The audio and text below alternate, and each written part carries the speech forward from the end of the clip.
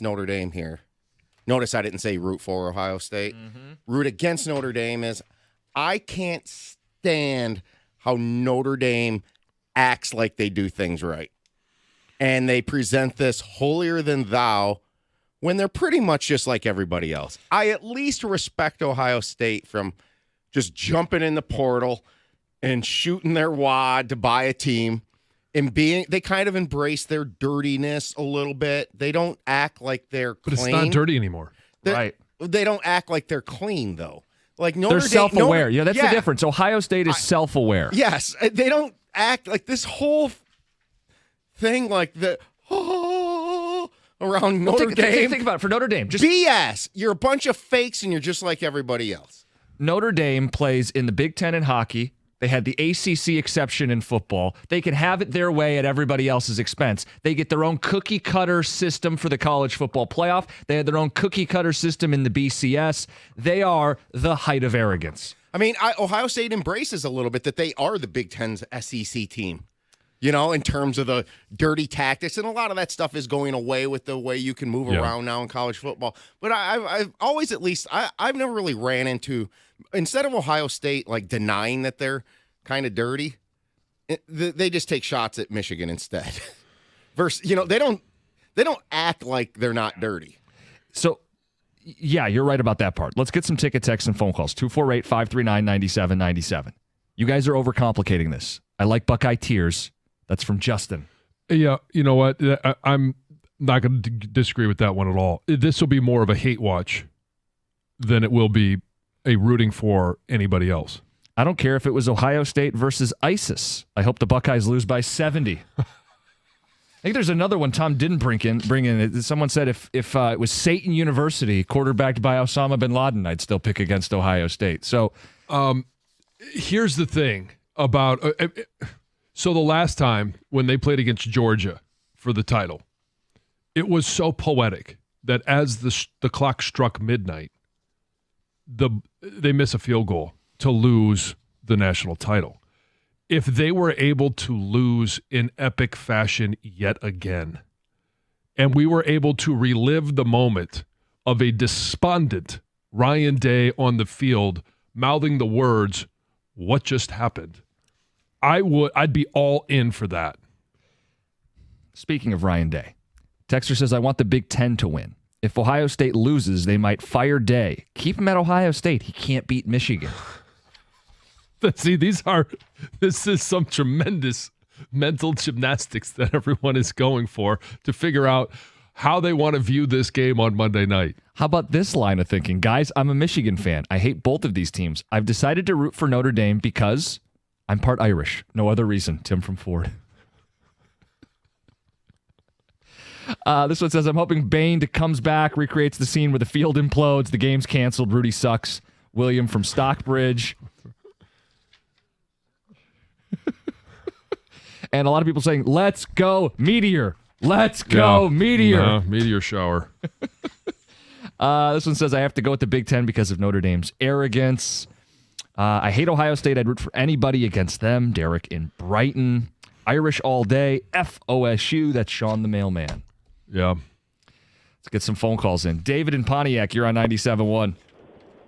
I got to go with Notre Dame because if Ohio State wins, then that'll put a damper on our win, Michigan winning over Ohio State. All their fans will gladly say that they'll rather take the loss to the Wolverines to win the national championship. So I'd rather see Ryan Day die as he cries, start dripping down his face. I'd rather see them lose and the Buckeyes have to deal with that. Now, I don't think Ryan Day is going to lose his job if he loses the national championship. I think he's done enough to keep it. You're probably but right. I'd rather see Ohio State lose. Done enough to keep it. He's been one of the most successful college coaches in the last 5 or 6 years. But he's done enough to keep his job. But at Ohio State, you're defined by two things. Oh, two my things goodness. he has not done. I mean, he beat Michigan, I think, his first year, but hasn't done it in a long time and hasn't won a national title. That was the year that I think that born was on the third base. Yeah. So Gov hates Notre Dame because they act just like Michigan? Right. See, that's the hypocrisy. I had to call that out. If people listen all the time. Nobody calls out Michigan for being a fraud and arrogant, and they got a cocoon and a liberal wall over there. The blue wall exists. The Michigan Mafia exists. I've said all these things all the time, and I said Mozzie should have been suspended, and it's a joke how they handled the tunnel.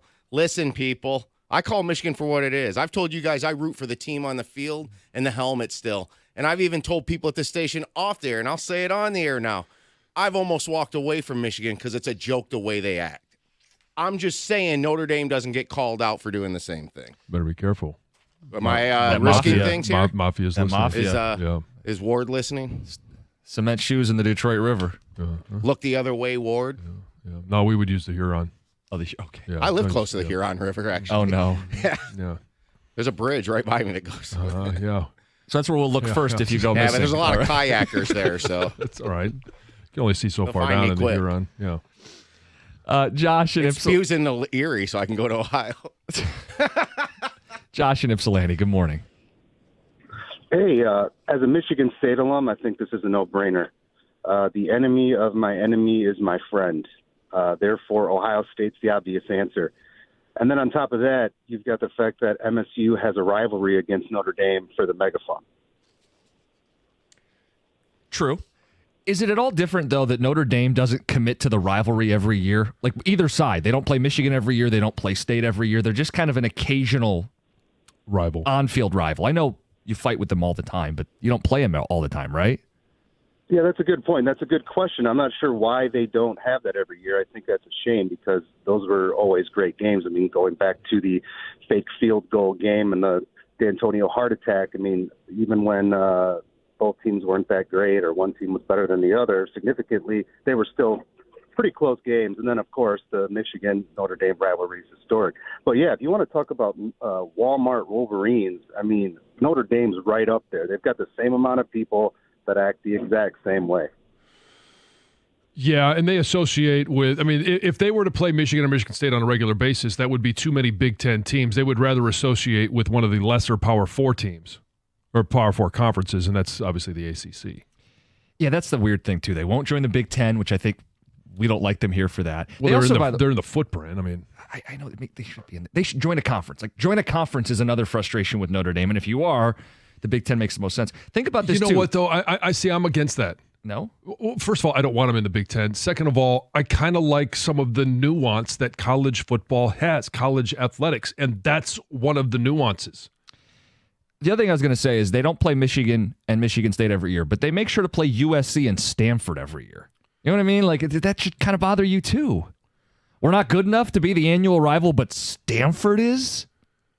Again, it's the nuance of college athletics. They have their own set of rules. Notre Dame, more than any other school, has their own set of rules. They play by their own set of rules, and I think that's what makes them entirely hateable. But when we are losing so much of the identity of conferences, like the Big Ten, or even like SMU, I didn't even realize or couldn't figure out where SMU, what conference they were in. And now you've got, Big Ten schools on the West Coast. Like it just... so much has eroded away from college athletics and rivalries. Even though Stanford is not a traditional powerhouse in football, I do like that there is a rivalry. I like the fact that they do play USC at the end of the year because it's a rivalry, even though now USC, that is a Big Ten game. Couple more ticket texters. It's as simple as Marcus Freeman being far more likable than Ryan Day.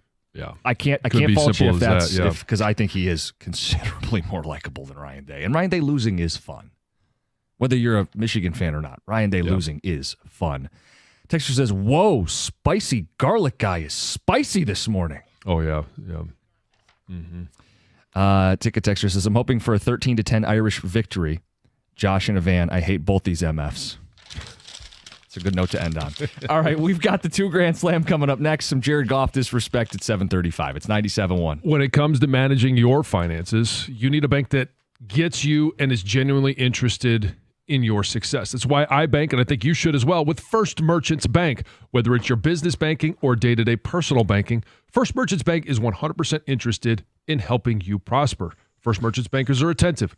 They're going to ask you a bunch of questions. They're going to take those answers and build a financial plan that is unique and fits your situation. It's exactly what they did with me, and they modify that game plan as I travel through this thing called life. When you make the switch to First Merchants Bank, you're also going to get access to their highly rated mobile banking app with innovative personal finance tools. Plus, they're deeply connected to the community's needs because it's their community as well. They volunteer and donate to local causes to ensure that we all prosper together. This is the difference of a 100% interest in you. For a better banking experience, visit firstmerchants.com. That's firstmerchants.com. First Merchants Bank, helping you prosper. Member FDIC, equal housing lender.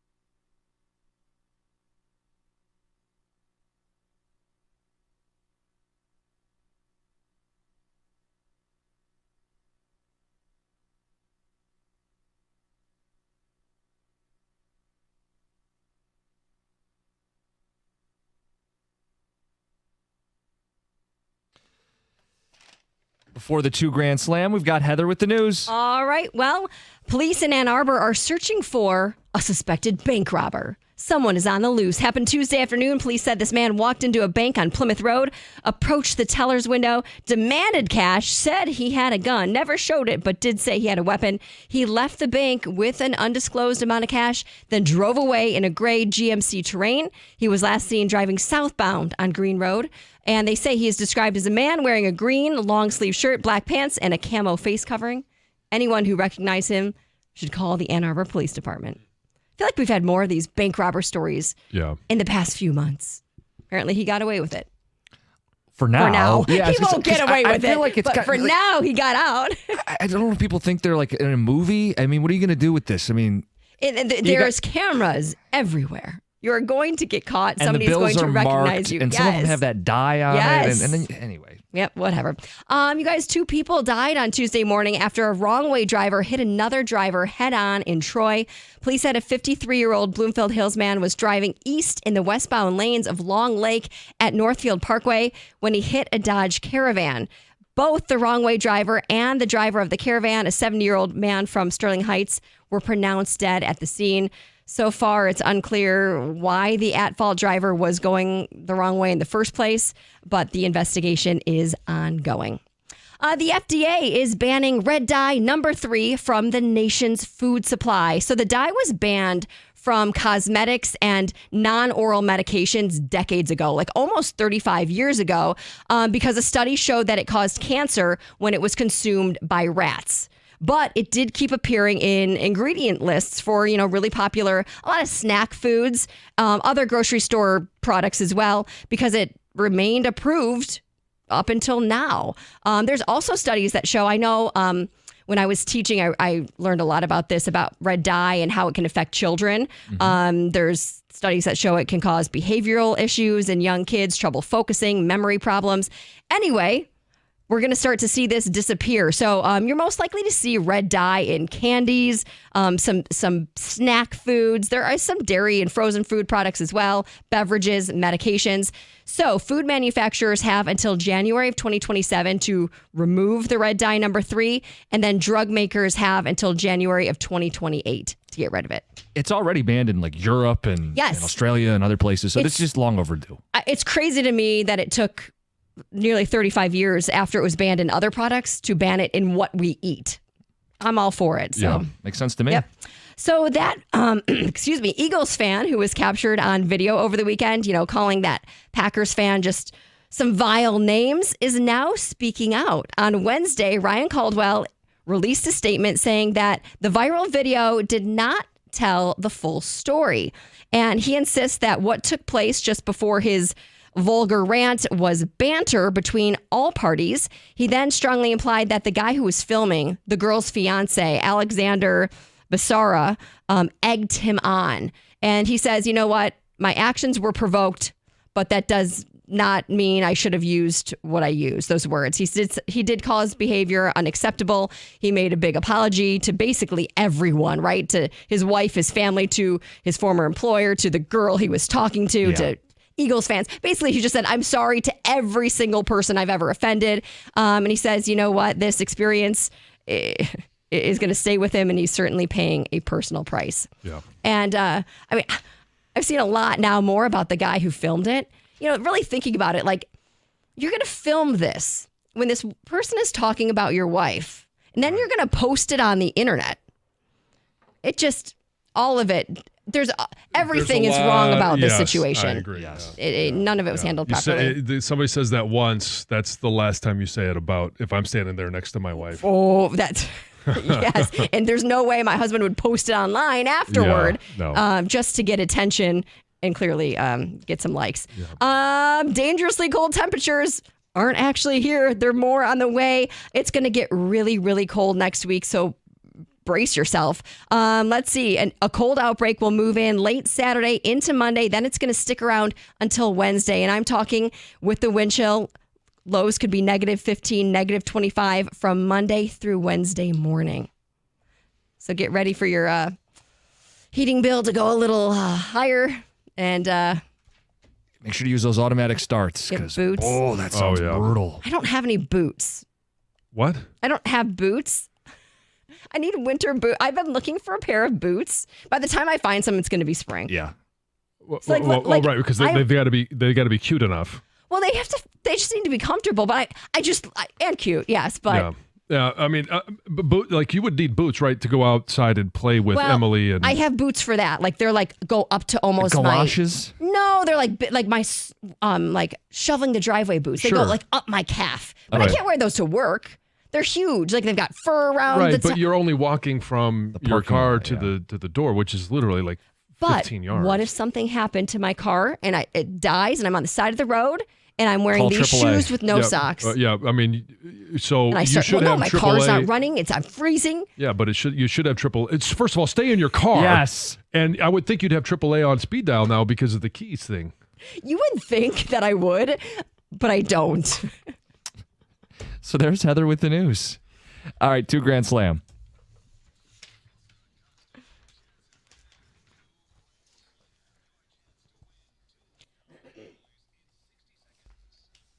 Yeah, this is great. You could be $2,000 richer in 1 minute. Let's do this. Let's give away some money. The rules, everyone knows, really simple. 60 seconds, 10 questions, $25 for each question answered correctly. $2,000 if they get them all right. Today's contestant. Yes. Andrew in Monroe. Today is your day, Andrew. Good morning.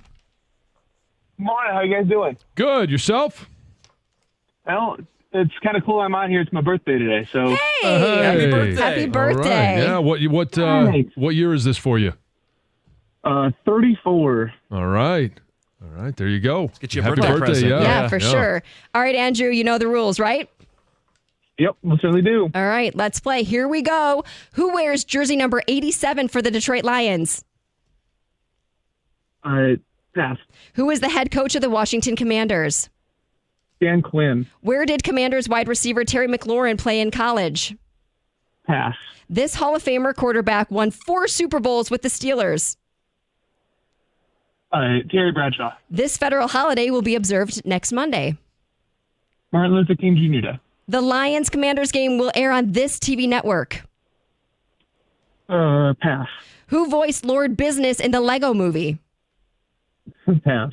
Who do the Red Wings play tonight? Florida Panthers. Who was the headline performer at the Super Bowl last February? Usher. Name the only active NFC head coach to win a Super Bowl. Pass. Who wears jersey number 87 for the Lions?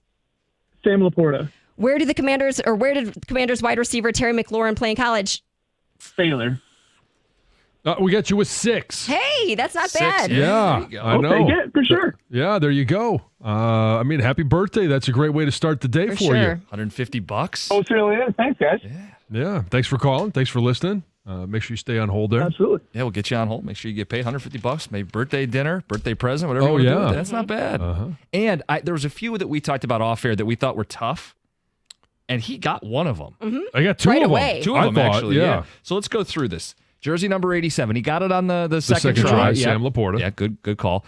Dan Quinn, Commanders head coach. Yep. Terry McLaurin, he passed it once, and then he said Baylor just at the end. It's Ohio State. They turn out NFL receivers. You're saying it wrong. The trademark. Hall of Fame quarterback who won 4 Super Bowls with the Steelers, Terry Bradshaw. Federal holiday that will be observed on Monday, MLK Day. Lions Commanders game will air on this network. He didn't get back to it. Yeah, there's really only 3 options at this point, but it is Fox. Who voiced Lord Business in the Lego movie? That is tough. Yeah. None of us knew this. Don't even know who that is. I mean, I know Will Ferrell is That's the answer, but I didn't know it either.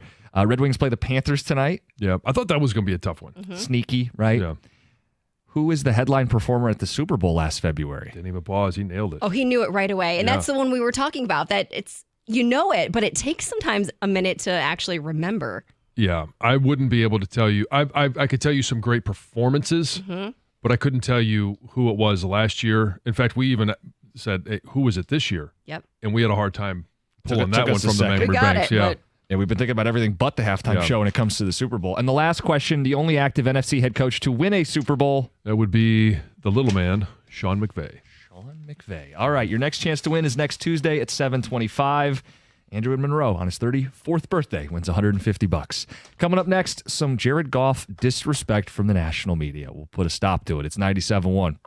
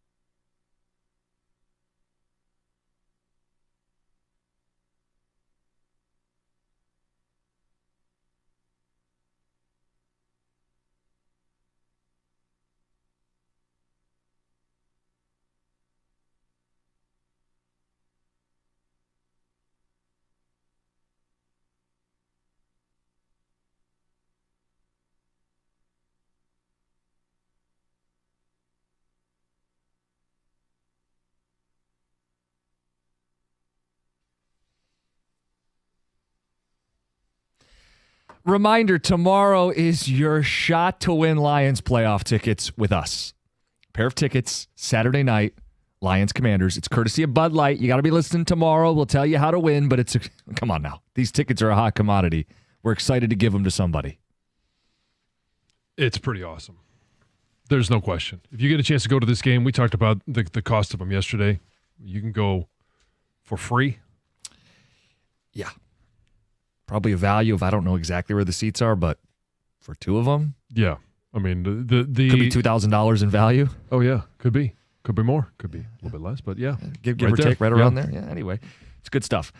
We have a bunch to do today. We have some ticket texters reacting to the 2 Grand Slam.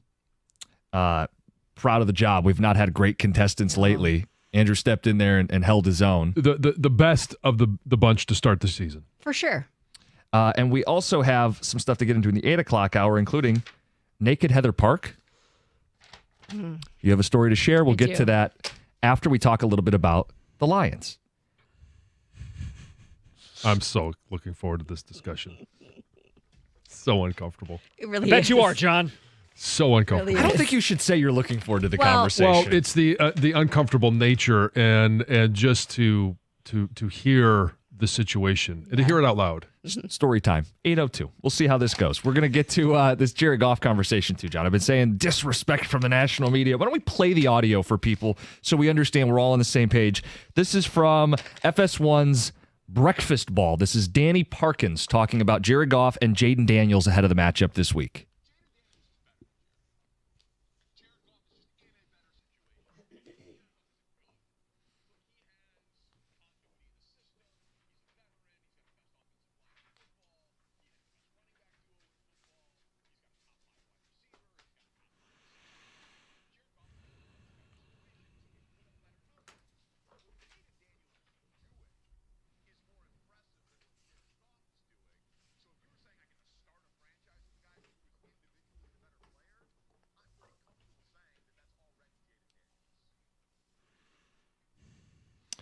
Some qualifiers in there. Right, but even at the point, would you trade Jared Goff for Jaden Daniels? You paused. I am That's pausing. a long pause. I am pausing. It's a dramatic pause. It's not disrespect. This year, next year, I'd take Jared Goff. I think Jared Goff is legitimately in the MVP conversation. Okay. I don't think Jaden Daniels is. So why pause? If you are when he talks about if you're starting an organization with a quarterback, would you rather start with a guy that is in year 1, produced 12 wins, and has the skill set of Jaden Daniels versus a guy? What year is Goff in? Year 8, 9? He's established, yeah. Right, yeah. And so if you're looking at the long view and a guy that could be your quarterback for the next 15 plus years, I don't think Jared Goff is playing for – does he play for another 10 years? Is he the starting quarterback here for how long? I mean, Dan Campbell said he's just getting into his prime. Right, and I agree with that. And for a quarterback, you can play into your late 30s. We see it with pretty regularity at this point. Right. So, okay, another 8-9 years of really good football. Yes. And so if you're looking down the road, which nobody wants to look that far down the road, there's an argument to be made regarding this year, next year, the Super Bowl window for the Detroit Lions. The clear answer is Jared Goff. Right. So I don't know what he's really getting at here. I understand propping up Jaden Daniels. I mean, what he has done in his rookie season should be highlighted, right? I mean, it's okay to give him credit, but I think we go a little far when we say he's better than Jared Goff. If you want to say, hey, I could see a world 6 years from now. Right. But that's not the world we're currently occupying. But so the one, that's why I mentioned it when he comes out of that audio, there's a lot of qualifiers in there. If you're starting an organization, would you rather have a quarterback in year 1 with the potential of Jaden Daniels or Jared Goff? Okay, counterpoint. Even as someone who was once on this side of the aisle. I think I surprised you a little bit with my answer. I did. I'm like, what the hell's this guy doing here? Just say Goff's better. Why are we even fighting Goff is better right now. Yeah. The very first words out of this clip are, Jaden Daniels is better than Jared Goff. And then he tries to make the case. Jared Goff, in a lot of ways, was part of a startup organization. When he got to Detroit, they had traded away a franchise quarterback. They had the worst defense in team history. The coach took over. They didn't win their first game until December. He very much started, we could say, like from ground zero. Right. One of the worst rosters in NFL history. And are we not pleased with how that's gone? Like, the idea here is, well, I wouldn't want to put Jared Goff on a bad roster because, 3 or 4 years later, you'd be chasing a Super Bowl? Like, I'm not really sure that Danny Parkins is making the point he wants to make here. If you want to just say Daniels has more tools, he's faster, he's more mobile, You like his arm strength? Like, fine, make the traits argument. But I think Goff has shown, and he's shown me specifically, that there is more to football than just the traits. I think Justin Herbert's a great example of a traits quarterback. Goff is a winning quarterback. And by that, I mean he's got enough arm strength, and he's a great processor. He's anticipatory. He's composed. He's all of the things you need to be to win in the postseason. And we saw Goff win multiple playoff games a year ago. I understand Detroit's got a good football team, but at some point we have to stop holding that against Jared Goff and acknowledge, like I have, that he is a franchise quarterback. Yes, he is. And I don't think that's the argument here. But let's go back to the Goff-Stafford trade.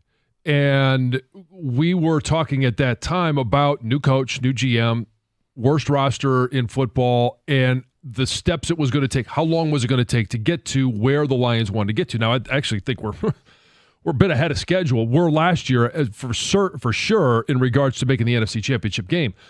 The timeline, because of Matthew Stafford's age, didn't match up with the build that it was going to take for the Lions to get where they are. Correct. And so Goff fit that timeline much better. And so you're kind of talking apples and oranges here, because the Commanders, I think they're not where the Lions were, obviously, in year 2 of Dan Campbell, because they didn't make the playoffs. The Commanders have made the playoffs. There's somewhere in between in regards to where the Commanders franchise is going. Now, I don't know if their general manager is going to be able to draft at the same level as Detroit and Brad Holmes has. Are they going to be able to build a team around? Because every team, even though you have a franchise quarterback, and I think Washington has a franchise quarterback as well, you're going to need other weapons around them. I mean, look at Lamar Jackson. Lamar Jackson hasn't won a Super Bowl, and he's played with great defenses. There's no doubt. I think the Stafford years in Detroit are a very localized example of your QB needs support. Jared Goff is also an example of your QB needs support. Sure. His career was resurrected in a lot of ways because of his own resilience, but because he has a great offensive line, because the run game is as good as any in football, because Amon-Ra St. Brown, as a 4th-round pick, is a 2-time All-Pro receiver, right? I mean, Brad Holmes has outfitted Jared Goff with a cushy situation. I understand that. Every quarterback needs support. Every quarterback. I mean, maybe not Mahomes, but even Mahomes in the Super Bowl, when he got pressured against Tampa, there's only so much he could do when they lost that game. Right. And part of the argument is also, and when you're just talking about the rookie quarterbacks, Jaden Daniels has done more with less than Caleb Williams did with more. Yeah. That's fair to say. Everybody was highlighting the situation that Caleb inherited. Right. Nobody was talking about Washington as a great destination for Jaden Daniels. That's a defensive head coach, one real wide receiver, and running backs that were kind of by committee, a shaky offensive line, and a defense that was wretched a season ago. They're still not very good, but they're a little better now with defensive head coach. We played the audio. What was your reaction to it? 248-539-9797. The idea that Jaden Daniels is better than Jared Goff. Let's get to Sean in Detroit. You're on 97.1. Hey, how's it going, guys? Good morning. It's going pretty good over here. Thank you. I just wanted to mention that I feel like the whole Daniels and Goff shouldn't be a conversation at all, considering the fact that Daniels is a rookie. He'll be a good comparison to Caleb Williams and all the rookie quarterbacks, but I don't see Daniels, especially with Goff's numbers and what Goff has endured the past 3 years. He came to the Lions without Laporta, without Gibbs, without Knuckles and Sonic, so I don't see where, Danny's argument is legitimate, because he's mentioning a bunch of points that Goff went through as well. So I also have another thing to say. Stafford left Detroit, went to the Rams, to a better team with a better offensive line and a better wide receiver corps, and he won a Super Bowl. Yeah. So at the end of the day, the NFL, football, it's a team sport. So I don't see where Danny's argument is coming from. Well, clearly this year it's a non-argument. And there's not much to support Jaden Daniels being better. But when he throws in there, if you were starting an organization, who would you rather start that organization with, Jaden Daniels or Jared Goff? And that is it's an answer that we don't really have a question to, because we saw C.J. Stroud last year, and the argument was it was C.J. Stroud or Jared Goff. And then in year 2, it's clearly still Goff. Yeah, when you have multiple years, like last year and this year for Jared Goff, he's in the prime of his career. I'm not getting a guy in his mid-30s. This is a guy who's got a lot of football ahead of him. It's Goff today. I'm starting a franchise today. It's Goff over Jaden Daniels. Even playing Danny Parkin's game, it's Jared Goff. Now, you guys tell us. Maybe you agree with him. The other question I want to know is, like, why does this keep happening with Jared Goff? Why is he not getting the proper respect? I know we're big on disrespect here in Detroit versus everybody, but why does this happen? We're winning now. He's successful. He's playing very well. Why is this continuing to happen? Coming up next, I want to throw out my rankings of all 8 playoff quarterbacks. See if you guys agree with me on that. It's 97.1. Hey, it is getting cold outside, and it's only going to get colder next week. You may need your furnace serviced. Do it today before it gets super cold. Do what I did. Call MasterCraft Heating, Cooling, Plumbing, and Electrical. They've got all the best equipment, the best prices, and they offer same-day service, so you can call, and they will be there today. Plus, there's a 5-year warranty on their work, so you know you're covered. Save a bundle with their winter bundle. That's up to $15 in savings when you buy a new furnace, AC, and generator. Call for details, or you can visit them online at mastercraftheating.com.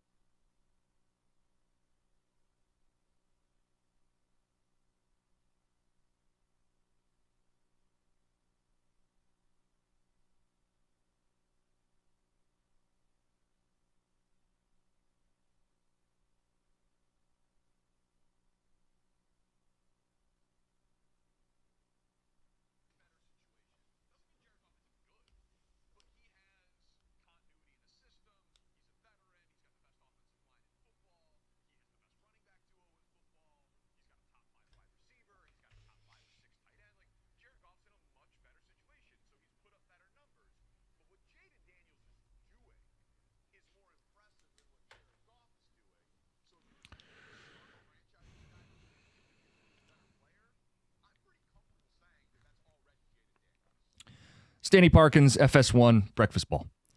Why doesn't Goff get more respect? Well, and so here's what Jaden Daniels is doing. He as a rookie, it's been impressive, right? It's 12 wins. Yeah. It's a new coach. He doesn't have there's no we talks about continuity of system. He's a rookie. By definition, there's no continuity in the system. It's a new head coach. Yeah. There's no continuity in the system. So it again, it's apples and oranges. If he is and looking into the future, if everybody wants to look into their, crystal ball, Jared Goff in year 3, you could say whatever reason they were there, he was the quarterback of a team that went to the Super Bowl. Does Jaden Daniels, is he able to get that done by year 3? Yeah, again, I don't know why Goff doesn't get more respect. And if you guys could help fill us in, 248-539-9797. John, the point he makes about if I'm starting a franchise today, Jared Goff has been in lousy situations numerous times in his career, and he has been a catalyst for making things better. When he got to Cal, they were a 1-win team. His last year, they were 8 wins. They went to a bowl. They won that bowl game. When he got to L.A., or I guess St. Louis at the time, they were the worst team in football. They had the number 1 pick. Yeah, they were one of the worst teams. They went to a Super Bowl. He got to Detroit, ground zero. Ground zero in Detroit. 3 years they're in the NFC title game. This year they're a Super Bowl favorite. Jared Goff, it's not like if you put him in a bad situation, the guy can't thrive. I mean, we've seen it repeatedly. Right. I think Daniels is more mobile. He's more athletic. He may be more physically gifted. Right now, Jared Goff is the better quarterback because playing quarterback isn't just physical gifts. See Herbert, Justin. Well, and here's the other thing about Jared Goff. And what we don't know about Jaden Daniels, this is kind of an argument in futility because we don't know how much is Jaden Daniels going to improve. What's he going to do to improve the mental side of it? Because the one thing that I love about Jared Goff and the one thing that I've always defended him about is, especially when he got to Detroit, he was willing to look at what he is doing and improve. He doesn't care about numbers or stats. If he did, he may be more in the conversation for the MVP, but the Lions might not be where they're at because he has no problem throwing the ball away. He has no problem throwing the ball into the ground. He has no problem running and barely getting back to the line of scrimmage because it's what matters most for the team on that in that moment. We don't know Jaden Daniels, will he be able to learn more about the NFL game and be a quarterback that is heady in regards to being able to make decisions at the line of scrimmage, put your team in the best play possible? Jared Goff does that. I love the fact that we have an experienced, smart, veteran quarterback that, yeah, he's got a lot of weapons around him. Washington hasn't been able to do that around Jaden Daniels yet because it is a new quarterback, a new coach. It's a new owner.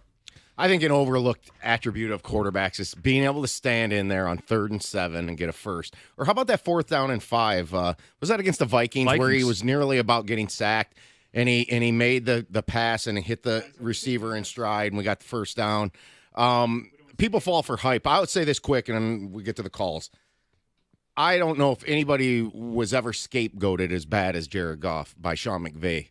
And he got painted as he was blamed, right? 100% blamed for why the Rams couldn't complete it. And by changing quarterbacks out there, Sean McVay bought himself time, right? I think we would agree that Stafford is slightly better. I think it's debatable. So it's really tough. Like, Sean McVay did scapegoat Jared Goff, but he was also right to get Stafford because it led them to a Super Bowl. Like, both things can be true. Does that make sense? I agree. Yeah, but when he came here, virtually everybody thought it was a throw-in because McVay painted him so far away from what he really was. It was too extreme. No, I think people thought Jared Goff was done as a starter. I remember him being ranked like 26th in quarterback rankings the first year he was here. You remember this term? Bridge quarterback? Yeah.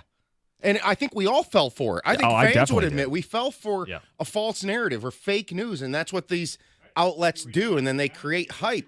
And I'll just say this about, you know what? I know Jared Goff can stand in the pocket and complete that critical pass on 3rd or 4th down. You know what? Lamar had his chance last year against the Chiefs, and he didn't.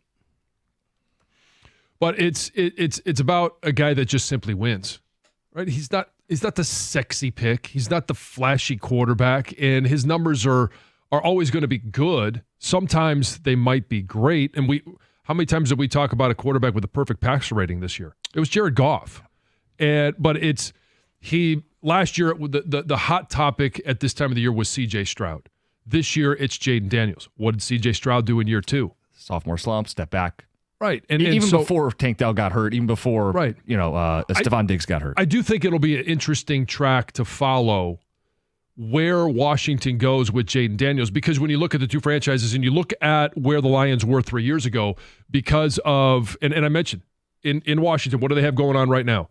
New ownership, new quarterback, new coach, and they're trying to build a roster.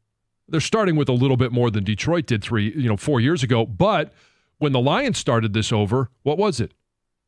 New coach, new GM, new quarterback, new owner. Yeah, I mean, it's why I disagree with the Parkins point of if I'm starting a franchise today, well, I get a polished, proven veteran in Goff who has inherited really lousy situations at 3 different stops. And yes, those rosters were good by the end, but he was part of those good rosters. And I think that's the thing that people don't realize. And part of the question is, and the why it's a debate, is the great unknown. We don't know what Jaden Daniels will be in 3 years. Right. So I think you just can't make the argument he's better right now. Right. But I think we can be confident that we know what Jared Goff will be in 3 years. And I think there's power in that. There's great power in that. Great confidence. NFL coaches love knowing what they have. Before we get the phone calls, I did say I had a ranking of the remaining quarterbacks. And I don't think this is very controversial, but I'm sure people will find a flaw or fault in it. Oh, a power surge on quarterbacks. Yeah, but I'm going to do it in like 60 seconds. I'm not going to drag this out. Number 1 quarterback to me right now is Josh Allen. I have Mahomes number 2. I have Lamar number 3. Put Jared Goff number 4. Is that okay to put Goff at number 4? Yeah. Okay. Yeah. I have Stafford at 5 ahead of Hurts at 6. Stafford has been to and won a Super Bowl. So Hurts is at 6. And then the final tier is the 7 and 8 spots. It's Stroud and Daniels. It's just too raw, too young. I mean, they've won a playoff game. This is not a slight to them. They're just not in the category of these other guys who have won multiple playoff games, in some cases Super Bowls, in some case, championship performances. There's my top 8. Allen, Mahomes, Lamar, Goff, Stafford, Hurts, Daniels, Stroud. We'll discuss when we return. Okay, 97-1.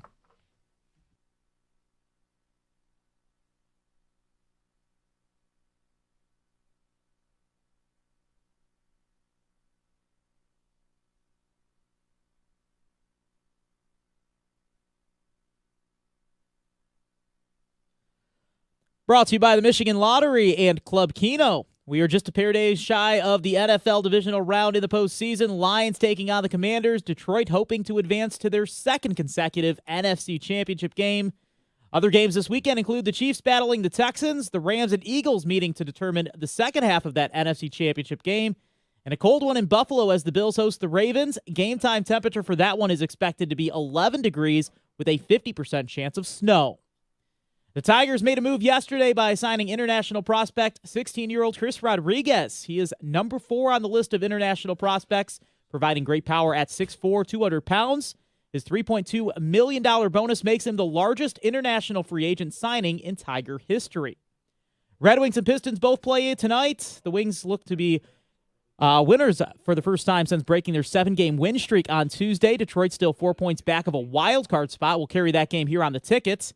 Then I'll have your Pistons pregame at 6:35 over on our sister station, 98.7 AMP Radio. They battle the Indiana Pacers. Only a half game separating those two teams, so the winner will end the night in 6th place of the Eastern Conference. From the Ticket Update Desk, I'm Dustin Fiocco. For details on these stories and more, you can stay right here on 97.1 The Ticket. You can also head to Odyssey.com.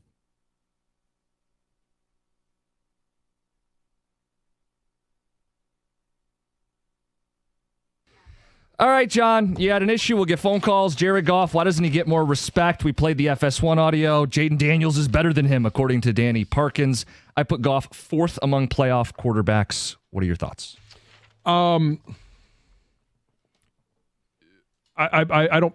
We could argue Lamar and Goff, I think, in regards to just results. Sure.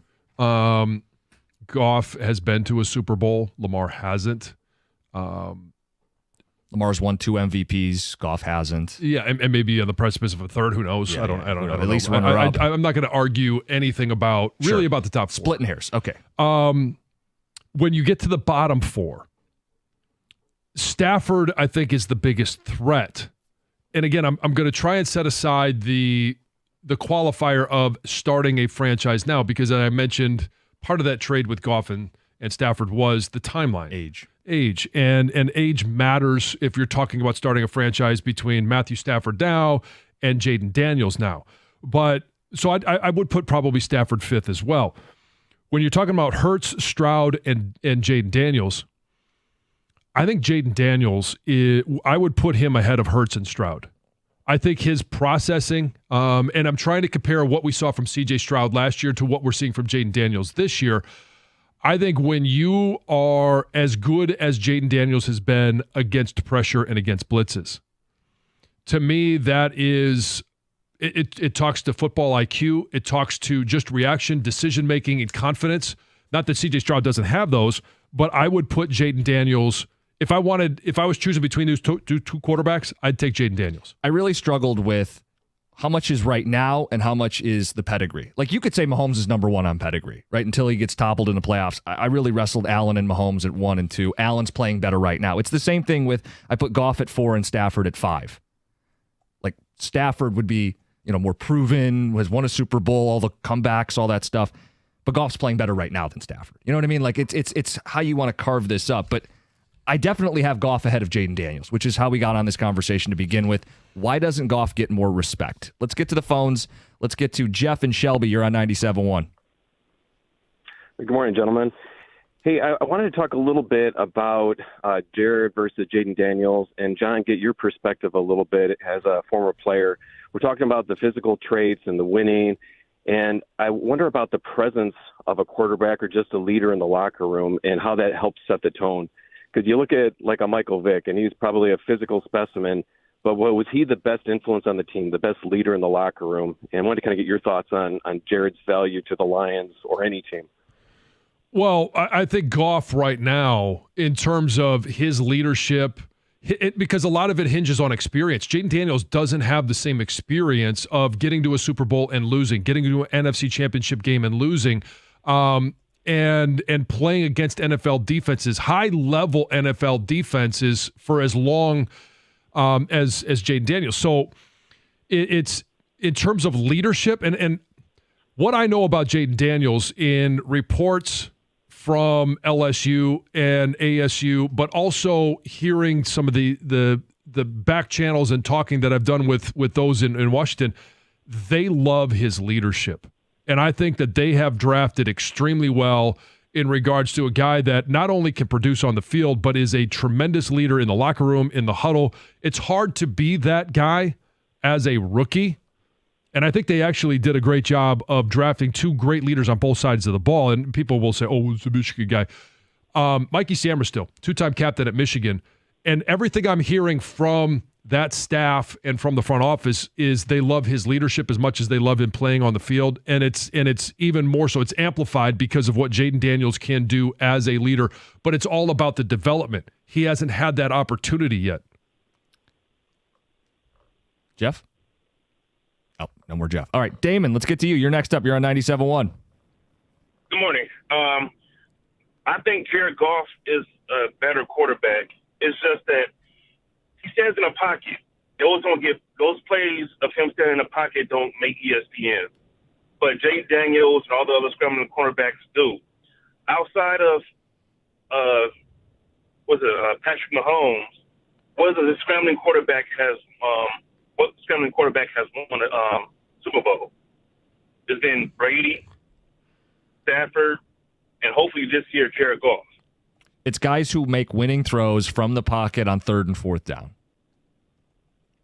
Primarily. Now, that doesn't mean it's going to always be that way. I think there's just so much more mobility at the position now and moving forward that it's inevitable that more mobile quarterbacks are going to win Super Bowls. But those mobile guys will also have to make throws on 3rd and 4th down. And Mahomes, in addition to being a mobile quarterback, can also dot you up from the pocket too. Right. And here's the thing. The biggest question I probably have about Jaden Daniels is going to be his durability. He is clearly really good at running the football. He's a tremendous athlete, but he's not built like Lamar Jackson. How many hits can he take? because he has a slighter build. And it's not a knock on him. No. It's just how his body was made. It's also a fair question about durability over the long haul. Right. And if he's their leading rusher this year, it's only going to increase next year. Now, do they go into the draft and they get a better running back, a better running game? Do they improve the offensive line so he doesn't take as many hits or he's more protected? Like, I don't know the philosophy that they're operating with in Washington, but I do know that is, and that was the big concern I had coming out of college. I thought last year, I was more worried that he was going to go to Chicago, that they were going to pull a rope-a-dope and take him at 1, that he would be in division versus him going to Washington. Now he's in the conference, and we're going to have to face him in the playoffs. We're going to have to face him next year. We're going to have to face him next year in the playoffs. I think this is going to be an ongoing discussion because Washington does have Jaden Daniels. He is a franchise quarterback. He's going to be damn good, and we're going to have to face him again. I'm just glad we're doing it in year 1. Yeah, exactly. Texter says, Cookies, why are you making it about respect with Goff just because someone thinks another quarterback is better? I don't get this perspective, Lance in Ann Arbor. It's not just any quarterback. It's a rookie quarterback.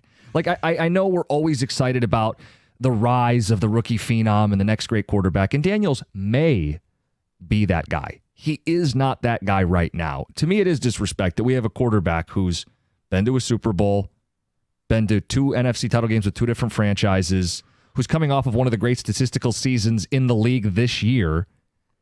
He's in his prime, and we're letting this guy who's played one playoff game, one season, is better than him. Like, that's why I get like, okay, what are we doing now? But it's always the constant disrespect for either Detroit, the Lions, or Jared Goff. It's the disrespect that he took a team to the Super Bowl on a rookie contract, one of the worst teams when he arrived, and then in year 3 takes him to a Super Bowl. And you can talk about the defense, you can talk about Todd Gurley and his weapons. All of those different things are true. But it was the disrespect that followed that of he gets his big contract and they don't go back to the Super Bowl. Sean McVay wants to throw somebody under the bus, so he points all fingers and shapes it that it's the quarterback issue and not anything to do with his coaching or the roster or injuries. It was Jared Goff. He comes here and everybody talks about him being a bridge. Like, where are the Lions going to get their franchise quarterback? How long are we going to have to live with Jared Goff? Those are all the conversations that have followed Jared Goff pretty much since he lost that Super Bowl. It's always been about somebody's better. You can always do better than Jared Goff. Well, Jared Goff is now with his second franchise. He is going to take them to a Super Bowl. And how many games this year? Last year, the Tampa game. That's really when people started to turn their head because both running backs were out. They were hurt. We were looking at Craig Reynolds, and it was a Jared Goff win. Can he take the team down the field when there's nothing, when there's no running game and win? He proved that he can. Yeah. I just think it's wild that we've got a quarterback who threw 12 more touchdowns, higher quarterback rating, more yards, higher completion percentage, more 20-yard plays, and we're saying Jaden Daniels is better? Well, because he's mobile and he's fun mobile. And he's new. Everybody wants that mobile, exciting. He's more exciting than Jared Goff. Unless you think winning is exciting. Stylistically, he's fun. He's very toolsy. He may have a better arm. He may have a higher ceiling. He's not at that ceiling right now. Well, and there's just been so many things and so many different issues that have overshadowed Jared Goff. His wife overshadows Jared Goff. Well, you're married to a model. That's going to happen. Yeah. Let's get some phone calls more. 248-539-9797. Corin, you're in 97.1. What's going on? What's up, guys? So I think what you and John kind of just hit on it. It's not even just Jaden Daniels. It's just the overall narrative in general. It's other quarterbacks are more dynamic, but they're not better. And I think we forgot about Peyton Manning and Tom Brady and Drew Brees and these guys that sat in the pocket and just destroyed the NFL for years. And for a long time, it was about, can mobile quarterbacks even win? And now it's, for some reason, because one quarterback has started to win, it's you can't win without a mobile quarterback, which is completely false. Jared Goff had a perfect game this year. Like, his highlights aren't, jumping around and stiff-arming people, but he went 18 for 18 with 4 touchdowns in a big game against Seattle at home. That game, he got hit on the shoulder, turned around, hit J-Mo, for a fantastic pass. This with the game against Minnesota, 4th and 5, sits in the pocket, free rusher, delivers an incredible pass to Jamison Williams. Like, those are the plays that don't get highlighted because he's not moving around, but he is lethal in the pocket, and he's never going to get that until he has to win a Super Bowl. He already went to an NFC Championship game, was up 17-0. We lost the game. No one blames it on Jared because he had, he still played his game. You know, you get a Jahmyr Gibbs fumble, you get Reynolds all those drop. things that happen. Yeah. You can't blame it on the quarterback. No, but he's never going to get it until he wins. Yeah, Corn, you got amazing dad focus. You didn't miss a beat. You didn't miss a beat. That's awesome. Thanks, guys. Thank you. Love it. Good phone calls as always. You guys really surprised by his focus? I mean, the way he drafts. Oh, I know. He never gets distracted. Calls in and defends Jared Goff when he's getting under Free hostile agency. attack. Yeah, never gets distracted. Ticket Texter says, what happened to Naked Heather? We are going to get to that topic at 8:35. The story of Naked Heather, 8:35 this morning. You guys have just been blowing up the lines talking Jared Goff, so we'll wrap up the conversation next. We'll get to her news and then talk the about story. her. Yeah. All right. It's 97.1. Oh, hey, I got distracted too. Hey, it's wintry driving season. You want to make sure you keep your eyes on the road. There's today, we've seen accidents everywhere. If you're amongst some of those and you get injured in an auto accident during this or any time of the year, you need an injury attorney that's going to be responsive to your needs and aggressive against the insurance companies. The injury attorney that you need to hire is David Feminino. You can pick up the phone right now and speak with David personally by calling 855-65-CRASH or go to the website, getdavidgetpaid.com. That number again, 855-65-CRASH or on the web at getdavidgetpaid.com.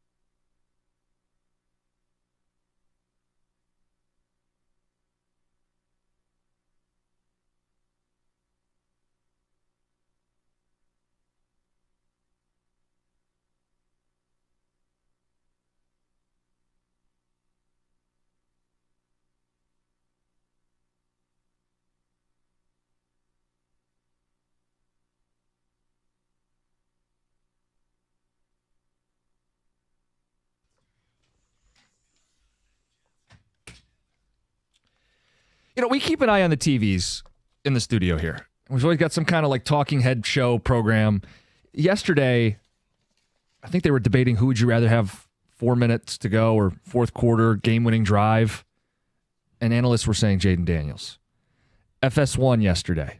Danny Parkins, Jaden Daniels is better than Jared Goff. I'm like, I get it. I wasn't Goff's biggest supporter for a long time. I just don't understand propping a rookie up over a guy who's proven and playing some of the best football of his career. So we've asked you guys, like, where is this coming from?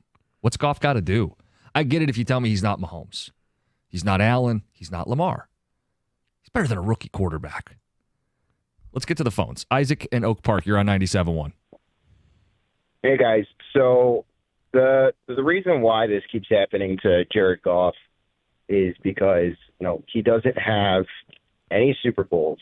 He doesn't have any MVPs. He doesn't make the flashy plays that make it onto the highlight reel. I know that I want to preface this by saying that I love Jared Goff. I think that he's a great quarterback, but I just don't see why he wouldn't be considered better than, Jaden Daniels easily. And then, guys like, you could go even farther. Lamar Jackson, Josh, you can make an argument that he's better than Josh Allen.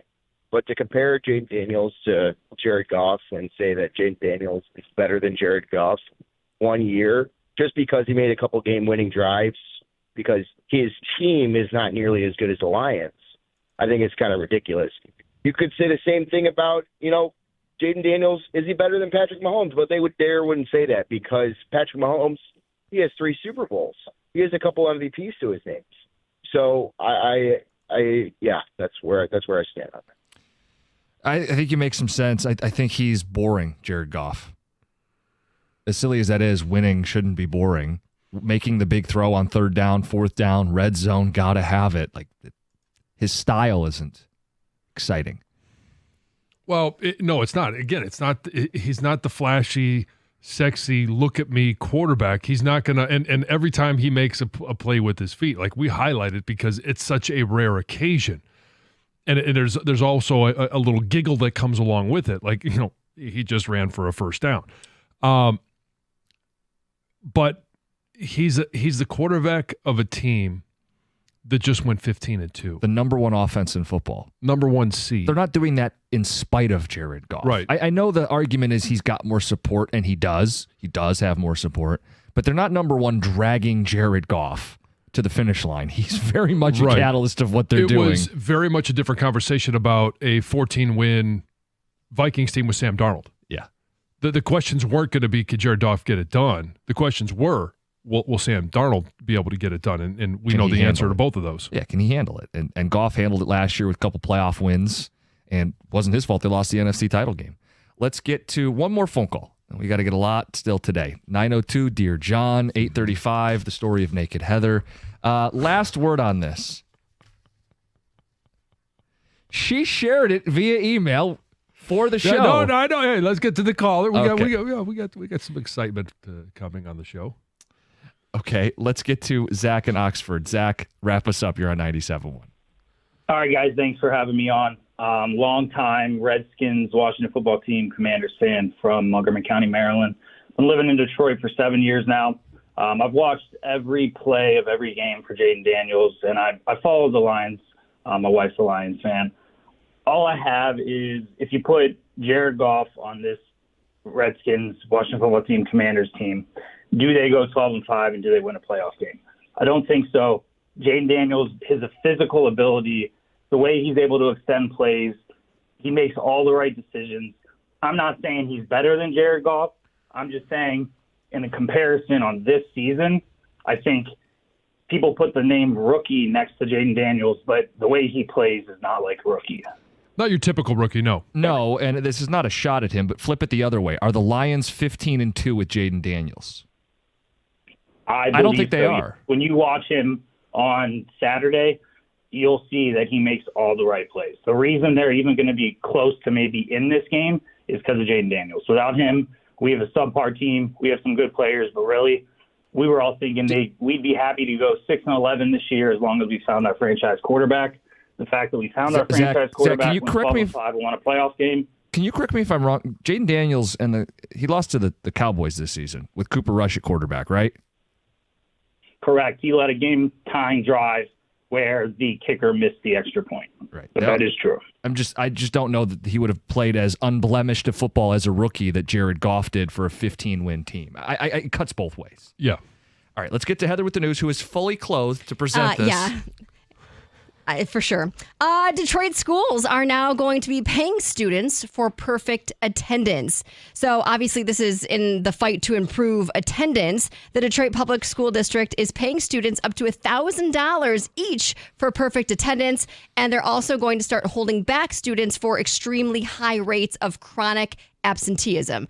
And students are considered chronically absent in Michigan if they miss 10% or 18 days of school in one school year. And listen to this. In the Detroit Public School Community District, 66% of students were chronically absent last year. Now, that's actually down from about 80% at the height of the pandemic. So it has improved. But when you hear 66%, that is a lot of students that are not making it to school. So they're trying to come up with a way to incentivize being in school. And they launched this Perfect Attendance Pays program, right? Yeah. They launched it this month, and it allows high school students to receive a $200 gift card for each 2-week period in which they have perfect attendance. And then students who have perfect attendance in each of the 5-day periods will earn up to $1,000 in gift cards. And they have to be selected 2-week periods, or is it just any 2 weeks? I think it's so the first period started on Monday. It runs through January 17th, and then we'll start over again. So students have to be in class for every hour of the day in order to have perfect attendance. So not just be at school, they need to be in class, and they need to be there the entire time. There's also different things going on for younger kids in elementary school, middle school as well. Students say they're excited to buy this. They think that it is a great way to get more kids in school. Also, depending on family circumstances, it gives kids money to get to school. Let's say mom and dad, they're already at work. They have no means of transportation. They could use some of the money to get an Uber and Lyft or whatever it is. They have a way to get to school in the first place. Unfortunately, there is some studies, though, that show this type of incentive or initiative hasn't really been that successful in the past. So it's not going to make a gigantic dent on this. Well, because is it fixing the root cause? No, and that's the problem. issue. Like, I'm all for incentivizing people getting to school and getting an education, but if it's not going to solve the problem, and also I don't know if it's in the story, where are they getting the money to do this? Is the school district flush with cash? Is this a great use of the funds if it's not going to address the root cause? Well, I guess we have to. No, it's see not how addressing, many but actually can do this. right, Yes. and how long will it Effective be it is. sustainable too? Right. A Detroit police officer was I was going to change my words, but a Detroit police officer was actually dragged by a suspect who fled a traffic stop, and now police are looking for this guy. So officers stopped a vehicle of a known narcotics offender. And when they stopped him, they said, "Hey, you know what? You need to step out of the car." The guy said, "No way," rolled up his window and just took off. Well, an officer got dragged on the passenger side of the vehicle. Ooh. Sounds like he's going to be okay, was taken to the hospital. They say the officer fired a gunshot, but it's not believed that the suspect was hit. But anyway, they're looking for him. So anyone who might know about this, help the police out there. A Southwest pilot was arrested at an airport in Georgia after allegedly showing up for work drunk. Uh-oh. Yeah, the pilot was charged with driving under the influence, and his flight, which was headed to Chicago, was delayed about 4 hours. He was removed from duty while the airline investigates. So there's a reason why Drunk on a Plane, Dierks Bentley. Yeah. There's a reason why in that song, but the pilot. Oh, I don't know. I mean, I know the song. I've heard the song, but I don't know the lyrics. Getting everybody drunk, comma, but the pilot. We can't have the pilot drinking, people. No. There was another athlete's home that was broken into over the weekend. No word if this is connected to all of the other break-ins that have hit Patrick Mahomes, Travis Kelce, Joe Burrow, but it sounds like it could be. Pittsburgh Pirates superstar, how do you say his name, guys? Evgeny Malkin. Evgeny Malkin. Is now the latest victim of this high-profile burglary. Rob Rossi of The Athletic says that he had 3 Stanley Cup championship rings stolen from his home.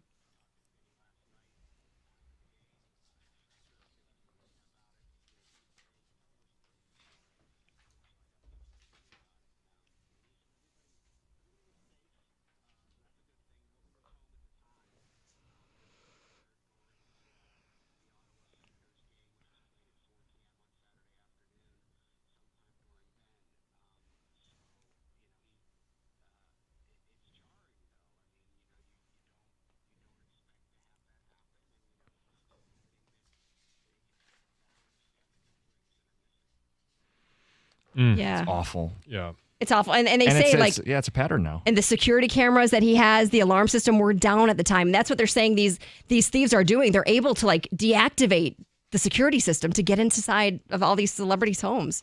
Scary. All right, it's Heather with the news. More Heather next. 97.1.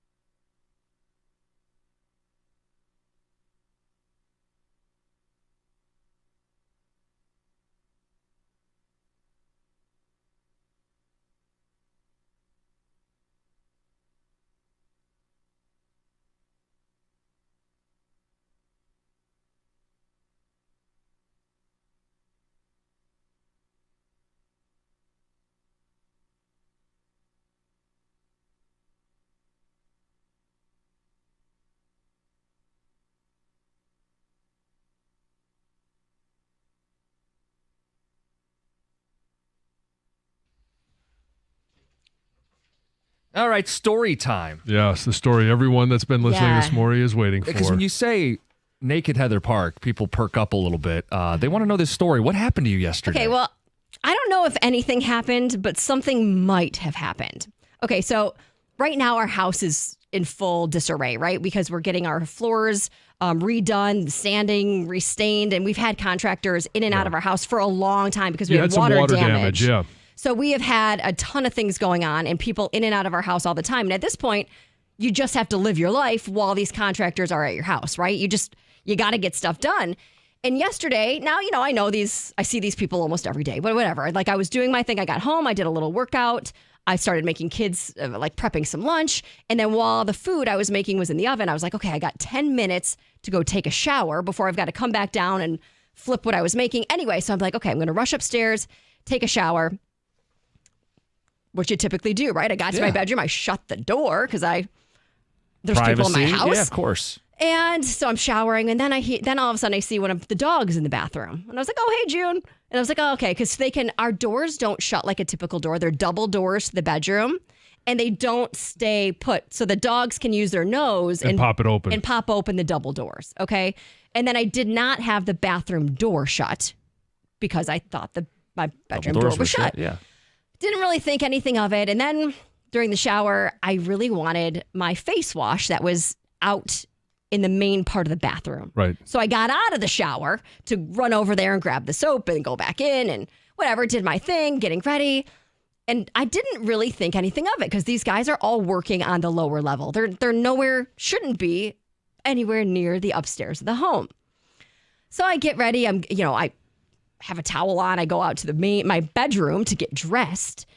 And all of a sudden I see they're like these I don't even know what they are, whether they collect dust or they're fans for the floors, was up on the landing of the staircase. And it was plugged in on the walkway upstairs. So, and it wasn't there before. Oh, no, it wasn't there before I took a shower. So now I'm thinking, my gosh, my double doors were wide open. I was outstanding, in my bathroom. Obviously, I was showering completely naked. I had to walk into my bedroom. I'm thinking, there's a slight chance that so after I got dressed, I went to the plug and I was like, okay, what can you see from standing here? If you walk up the stairs, can you see in the bathroom? You can see into the bathroom. You can't see the shower. Okay. But there's a big mirror. I don't So you're know. not sure if they saw you naked. So I was like, oh my gosh. Oh my, and now I'm kind of I was starting to kind of sweat a little bit. I was like, oh my God, did somebody come up here and see me naked? And then I thought, okay, whatever, Heather, you got to carry on with your day. I got to go downstairs and finish the food that's in the oven. So I throw on some clothes. I had my hair up in a towel and I walked downstairs and one of the contractors just kind of looked up and gave me this little smirk. And I was like, oh my God, yeah. he saw me. Did he wink at you? No. And I pretended like nothing happened because what was I going to do? Right, I'm not going to bring it up. Ask him, yeah, hey, did you see me naked? My God. So I continued cooking, talked to them about stain color, and then I was like, I'm out of here. But I felt embarrassed, even though I don't even think they saw me. But what percentage chance? Like 5%, 10% chance? Maybe 10. I mean, at this point, I don't know because. Well, life is all about timing. Did they notice and then stand there and watch? Well, no. I mean, I hope they didn't watch, but did they turn around? I don't know. Just I don't know. Take a quick peek. Bigger peek than oh, whoa. Wow. Is it uncomfortable now around them? I guess this was just yesterday. I felt a little uncomfortable for the minute of the one kid that he's not a kid, the one young man that I saw afterward, but I'll never know. No. I'll never have any idea. Say anything. Yeah. But I keep looking, every time I walk down, so we have a walkway from one side of the house to the other where the master bedroom is. So I keep standing there at the end. What if, you put the plug in and then you stand up and you go to turn around and you're more by the bedroom. What could you see? And then I was like, did I walk into the bedroom naked or did I have now I'm trying to retrace the steps. Has this ever happened to you? No, but I felt embarrassed and uncomfortable. You didn't do anything wrong. No, but I understand feeling uncomfortable and possibly embarrassed, even though it's your house, that somebody other than your husband would have seen you naked. It's funny because you asked me why every time this brought up, I keep smirking. Yes. And you said at the break, obviously they would have thought that you wouldn't have left the door open, that it would have been the dog. But if they didn't see the dog go in and open the door, they may have thought. Oh God! They may have thought that I opened it on purpose so that they could get a show. Well, John. Now that makes me more embarrassed. If they think I did it on purpose. I'm a dude, and I'm just trying to think about it from their perspective. All right, and they walk in to plug in the fan or the air purifier, whatever it is, yeah. And all of a sudden, the doors. I wonder if she did that on purpose. Oh, that's even worse, John. No wonder that little smirk afterward. Oh. We know how your mind works. Yes, it works in mysterious and weird ways. Do you want me to share the other thing you said off the air or no? Oh my God, what did you say? Oh, you mean like the plot of some adult films may have begun this way, or the contractor, woman in the shower. I left my door open just a little bit, and you just happened to accidentally see me naked. Yes. Oh no! How embarrassing! That's so awful. So we want to know if people can relate to what Heather just experienced. I've heard the plot of these films. Just to be clear, you would never have consumed such filth, but as you understand it. So when I read the email, I instantly thought that's where my mind instantly goes. I'm like, this is the start of an adult film. Have you guys been in this spot where you may have accidentally been seen naked or seen somebody accidentally naked? I have a story about that. Yeah. You know how people like to show you photos on their phone? Like, hey, I want to show you this picture, but they've got to scroll through all their photos to show you the picture they want to show you. And everyone always stands there as you're scrolling. Well, we were on vacation somewhere. A random woman, didn't know her, wanted to show me a picture of something. I don't even remember what sparked the conversation. She's scrolling through her phone, naked picture. Not of herself. Was it a guy or a girl? It was a man. Yeah. What was your reaction? Well, I just looked away for a second, and she was like, "Oh, excuse me," and just continued scrolling. Was it summer or winter? Oh no! Stop. Yes, it does matter. It does matter. Yes. Hey, first of all, Heather, this is your fault. Well, I should have shut the bathroom door. This is not the contractor's fault. No, not at all. Hey, it was accidental if he saw something. I know, mean, totally. He had no intent. I don't think. He took a picture, he did. No, now you're getting weird. Yeah. No, I'm not getting. That's what ticket texts are all over. You better hope he didn't take one. Not to scare you. So the other question I have, other than where my mind instantly went with this, is: did you tell Colin about this? I haven't told him. I never told him. Yeah. We are right now. You are now because we're not like really staying at our house because. If you saw my house, it is not livable right now. Like, you can't really be in there. So we're all over. We've got one kid at a grandma's house. One kid was at school. Like, we're just kind of like, and then when we saw each other, we were discussing floor stains, and that's kind of like where our night ended. And I never brought it up to him. Hopefully, but he's probably listening now. If Colin's listening, hopefully his friends are more grown up than I am, because the text messages he'll get the rest of today will be very entertaining. I think you probably should have told him this before you told the world. He'll find out. I don't know if anybody's ever seen me. I hope they haven't, but I think that's an unknown that we have sometimes. I mean, I don't try to put myself in that situation. I have seen it. I can at least 3 times I can think of. I've seen somebody naked when I didn't expect it. Oh, really? Like not at a gym? Yeah, like not in a locker room. Right. Yeah. So one was up in Traverse City. I walk in. We were out to eat, and I walk into the men's bathroom, and I open up the door, and I see this woman topless with a guy like from behind grabbing them. She was topless, and that's it. There was no other clothes or move, but they were like, and I'm like, oh boy, well, you're in a public bathroom. Yeah. What do you expect? Yeah, exactly. I walked back out. I did not go to the bathroom. Follow-up question, do you just go scoop past them and go to the stall? Maybe this would be expected, although there's the first time I was at South Beach in Miami, the only time I've been down there. And me and Kelly were walking up to the beach, and I saw somebody topless laying down, sunbathing. I guess that's sort of – but the kicker one is when I lived in an apartment and I was single, getting my start in my career, I went out on the balcony of my apartment, and I just was looking around, look over, and the lower – across from us, the other apartment building, the window was open, and I actually saw 2 people going at it. Oh! Like, it was tush pushing. Oh, okay. Well, I guess the question is, was she hot? Oh, John. I didn't sit there and stare. I went over and I saw this, and I'm like, oh, my gosh. I was like, wow. And then he rolled up with some binoculars. It got But they weren't doing other than Yeah. Yeah. Yes. There's another one of your Peeping Tom weird stories. scenes, those porns you watch. All right. What we're going to do coming up next is we're going to read some ticket text. I imagine it'll go smoothly, I'm sure. Dear John at 902, it's 97.1. Hey, how about this read? Let's talk about the D. Las Vegas. America's favorite place to watch sporting events and football games. It's at the D. At Stadium Swim. It's located at Circa Resort and Casino. Catch all the biggest games at a viewing experience built for sports fans. Chill at one of the 6 pools on 3 different levels for a perfect view of the TV.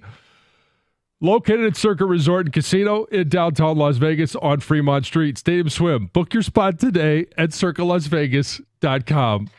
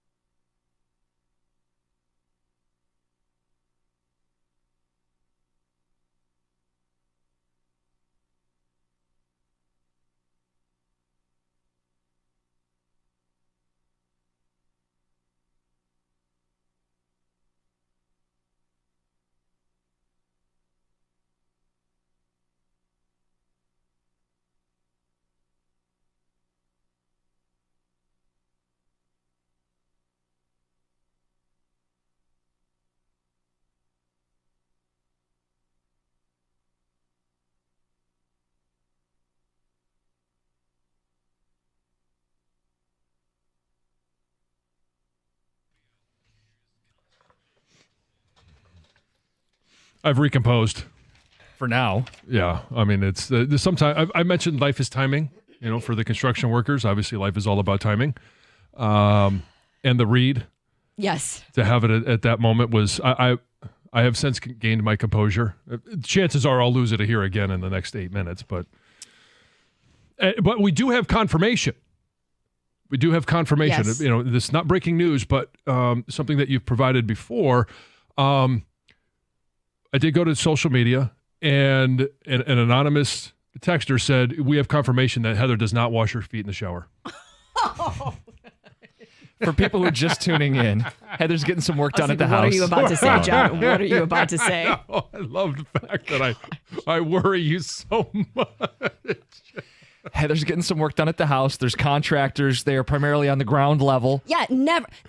Since they've been there, and this has been going on for months. For months, right? None of them have ever walked up the stairs, like to our upstairs level. You're aware of. Until yesterday. There's been no reason to. And then it just so happened that yesterday, the day that I'm in the shower and the dog opens the door, which I wasn't thinking about. Which they don't know. And then I come out and there is a piece of machinery plugged in upstairs on the upstairs landing, meaning they had to come all the way upstairs, right, which is like right across from my bedroom door. It just was odd timing, right? Yes. What? To John's point about timing being Life everything, is happens to be the same moment you step out of the shower with the bathroom door open and the bedroom door open. Ticket texters. I had a great day at work yesterday. Signed Joe, the floor guy. Yeah, honey, how was your day at work? Nothing really happened. Hopefully the contractors don't listen to the station. They might. This one says, John, stop. You're making us look bad. We've asked you guys, do you have similar stories where you have seen or been seen? And we don't even know that you were. No, chances are they didn't see anything, but there's that slight chance that they did, and I am unaware of it, and I felt kind of awkward, and it was just that little smirk after I was just, oh my God, I don't know. Yes, as one movie, as like the quote one. So you're saying there's a chance? Yeah. A small chance, but more there like was. 1 in a million. Mm-hmm. So you're saying there's a chance. Exactly. I do have, and I know we have many more as you peruse the text messages. It obviously in an NFL locker room, there's a certain amount of time after game, after practice, where it's just the locker room. You're allowed to change out of your pads, clothes, all that stuff before the media comes in, and every once in a while, right? It's going to happen where you're just naked. Yes. And things. The only time that I was ever kind of in an uncomfortable moment was I was there in the offseason. We just made a coaching change, and Jim Zorn was the new coach. I had talked to him on the phone, but I'd never met him in person. And this was a day where I was in working out. No one else was in the building other than, the strength coach and one of the trainers. So I'm walking out of the shower to my locker and carrying my towel because there's no one there. And all of a sudden out of the equipment room walks Jim Zorn. And so I'm meeting the head coach for the first time, and I am absolutely butt naked. And at this point I think, okay, well, all right, there's no secrets anymore. Nope. This is what it is. So I just walked over and towel on my shoulder and said, hey. Shook his hand. Yeah, I'm your right tackle. John Jansen, nice to meet you. So that was the first meeting. Yes. Quite the introduction. Yes. All right, some ticket text. A lot from UPS drivers, FedEx drivers saying when they drop off packages, they will see intentionally people naked. Mm-hmm. I imagine. Just walking around the house. Or some have even said, get it on. Yeah. 248-539-9797. Michael in West Bloomfield, you're on 97.1. I can totally relate to what Heather said. I got home from work. I lived in an apartment. I was married maybe less than a year. I take a shower after work. I come out of the shower to get something out of the kitchen. I'm naked, and I look up, and there's my mother-in-law standing in the hallway. Oh, no. Also the beginning of another adult film. Seriously, why do you leave your front door unlocked? Just anybody can walk in. I'm like, precisely. What the hell are you walking in for? Oh my gosh. Yes. Not everybody just walks right in, right? No kidding. Right. Is there anybody I worse can than the totally mother-in-law? relate. Like, is that the worst person that could have walked in? The mother-in-law? Who mentioned it to your wife first? Did your mother-in-law say, "Oh, I got to tell you something," or did you call your wife and say, "I got to tell you something"? No, I had to call my wife. My mother-in-law, her attitude, you've seen one, you've seen them all. She didn't care. Oh, that's uncomfortable, though. Yes. Yep. Yes. Hey, So Michael, that's my thank you for story. calling. That's a great Have a story. good day, guys. You too. Maybe my favorite ticket text. Thank you, Heather, but you're still going to have to pay full price. Sign the tile, guys. Yeah. Mm-hmm. Brock in Southfield, good morning. You're on 97.1. Hey guys, how you doing? Good. Okay. I live in Detroit, and my ex, she was out in Big Rapids in college, and she had our daughter. Our daughter is about 3 years old at the time. So I get off work, had to drive all the way out there to pick her up because she insisted I come that night. So I drove that night, and I'm driving back, and the drive was just so long, I couldn't drive any further without risking our lives. So I stopped at this quick hotel. So I'm just going to get a couple hours of sleep, and then I'll be able to drive the rest of the way. Got to the front desk, got the key, carrying my daughter with me. I'm walking down the aisle, and I had a bag. So I unlocked the door, and instead of me just opening the door, I had to kick it open. So I kicked the door open, and there were two couples learning different wrestling moves on each bed. And they turned around and said, "What the F?" And they looked at me, and of course, there's this big black guy in the room. And I just said, "Oh, wrong room." And I just closed the door, went to the front desk, gave her the key, and said, "Listen, you gave me the wrong key." And she gave me another key. But yeah, that was kind of embarrassing for all of us. Yeah. You're awake now. Might as well drive all the way home. Yeah, exactly. Thanks, guys. Appreciate the phone call. Wrong hotel room. Whoops. Nope. Texter says, shower while the contractors are there, conveniently not locking the door. What else? Did Heather not realize she only had an apron on while cooking later? Oh, sorry. Does anyone else feel warm in here? Oh, no. How about this one? This is embarrassing. Home inspector. I was looking over a shower. Oh my. It's so hot in here. Oops, I dropped something. Oh, no. No. The ticket texter's imagination is great. Oh, clearly not as great as mine. Okay, I'm going to read a couple more of these, and then we're going to get to Dear John. This one, great transition. Yeah. more wholesome at Yeah, what would 9:02. you, This one says, Ryan the pizza delivery guy here. Start of another adult film. Lady in a bathrobe opened the door and dropped her robe when I delivered the pizza a few weeks ago. Oh, boy. And talk about awkward. Home inspector looking over a shower and noticed multiple suction cup toys stuck to the wall. Homeowner walks in, looks at me. It was very awkward. I wonder if that pizza delivery guy was delivering a pizza. Yeah, well. Well, yeah. I mean... You don't have to say anything. I'm going to help you out here. You don't have to say anything. We're late for the update. Dear John is next. We have football in the 9 o'clock hour. We'll talk about golf and some disrespect at 9:35. You don't have to speak. It's 97.1.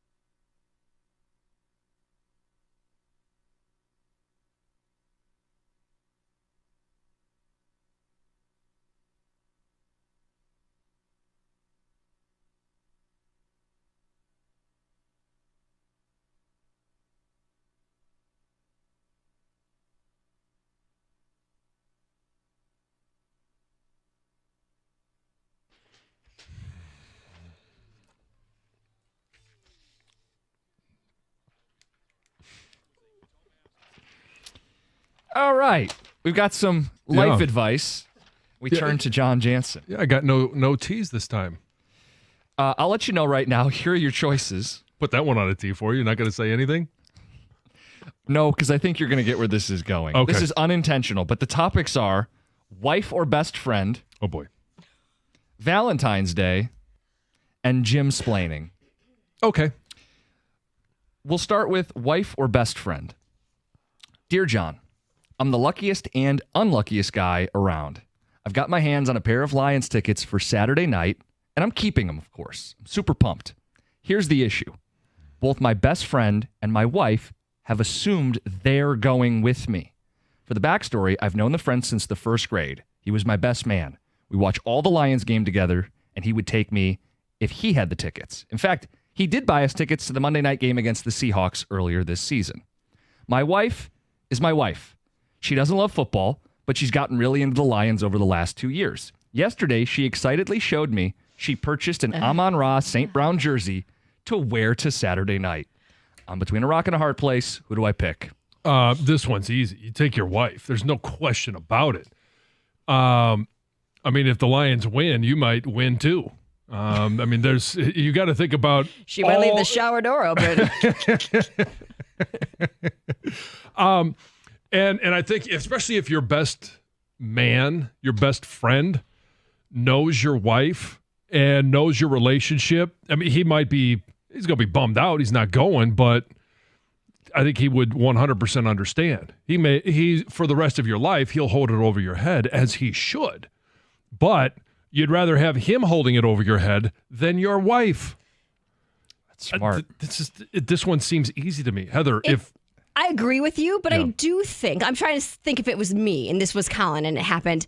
I do think I would understand if he said, you know what, I know you're really excited, but I was going to go with whatever, my best buddy. I would get that. Like and I would kind of say like, you know what, you're right. Like you guys have this is your thing. Like I want to go, I'm pumped, but I think I would understand. I would be mad and I'd be upset, but I'd get over it. Kids won't go to sleep, and they're up all night with them. He's out partying with his best buddy. He'd hear about it. Like, believe me. Right. That's John's point. Yeah, that's my point. I'd rather hear about it from my buddy than my wife. I think he should take his wife.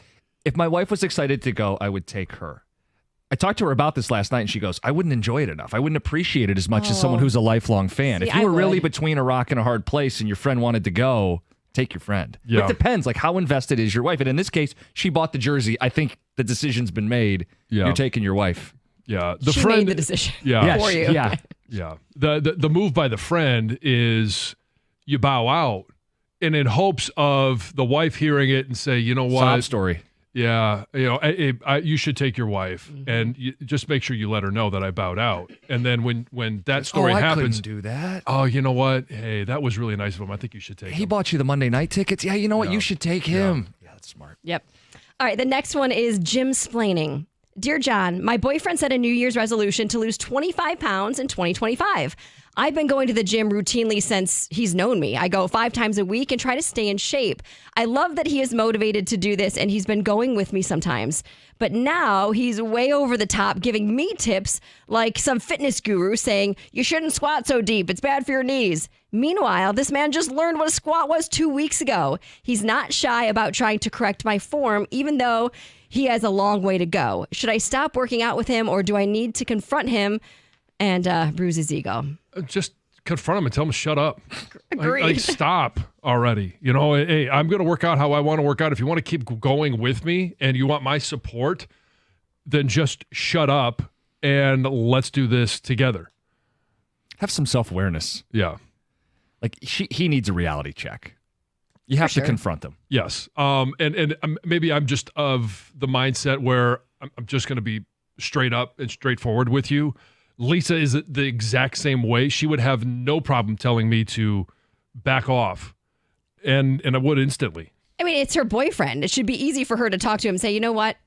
When we're working out, let's work out. We don't need all of this, right? Right. Should be easy. Yeah. And bruising his ego, like, it depends how you say it too, right? I mean, it's better just to be blunt. Say, stop it. Don't be a dork. Like, I don't want to be with a dork. This next one is Valentine's Day. Dear John, When is it too late to make a Valentine's Day reservation? My wife asked me this week what I wanted to do, and if I had made a reservation, I feel like I've got till February to figure it out. Maybe she's saying this because she's expecting a nicer restaurant. What do you think?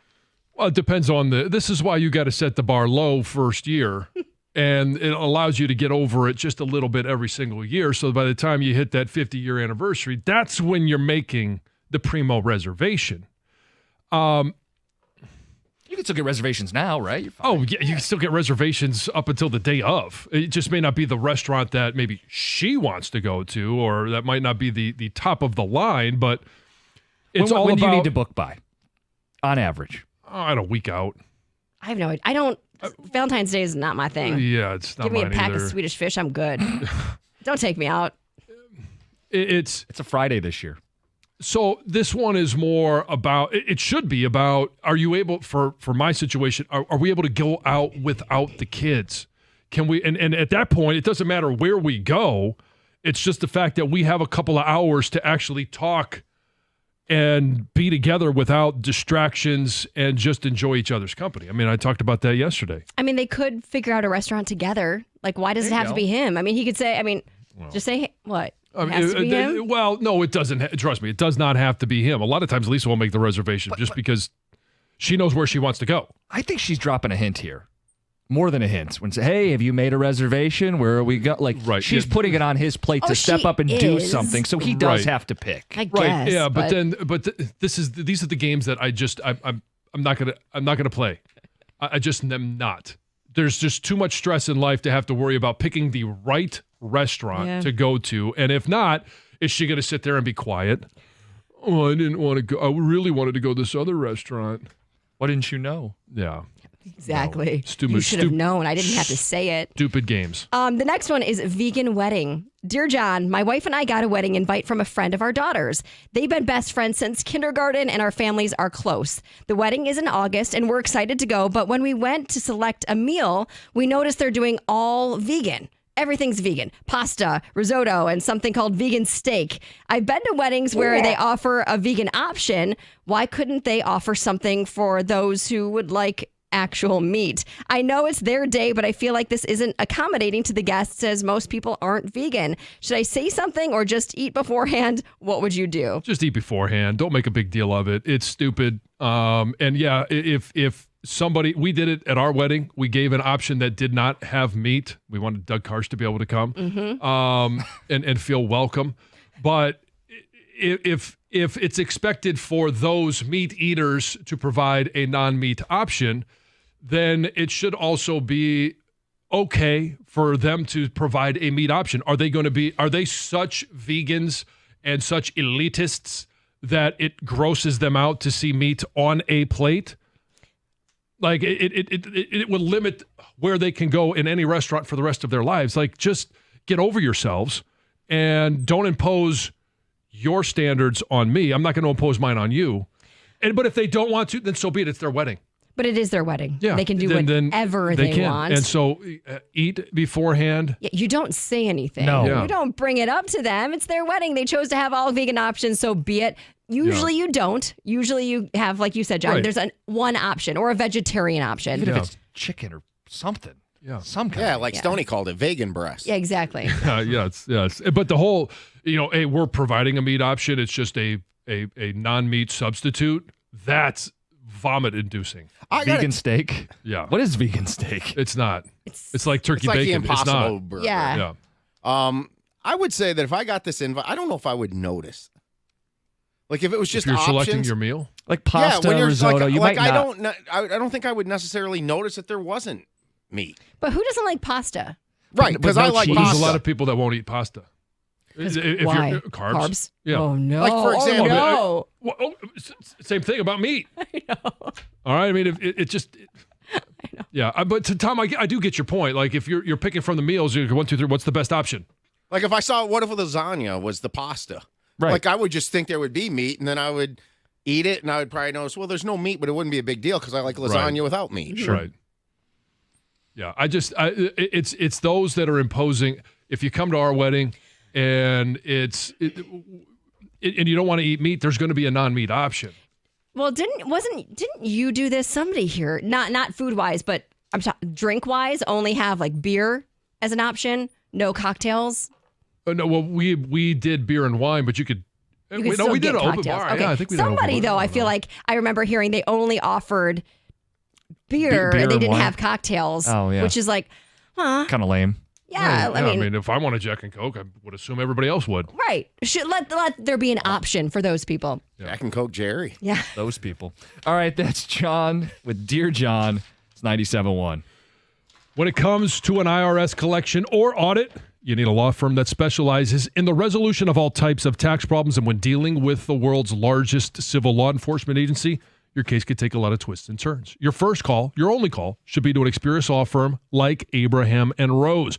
They're prepared to advocate on your behalf, no matter if it's civil or criminal or even the Michigan Department of Treasury. Whether personal income tax or business payroll taxes, you're going to need a real team of local lawyers, not some tax organization with a random dork you're never going to meet. Visit abrahamandrose.com today or call 248-539-5040 so you never personally have to deal with the IRS.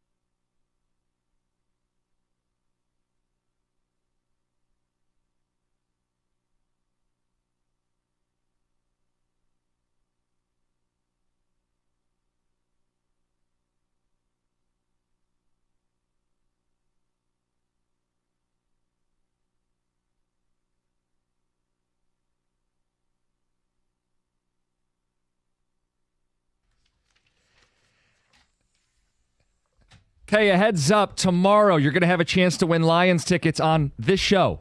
Be listening tomorrow for a chance to win a pair of Lions playoff tickets courtesy of Bud Light.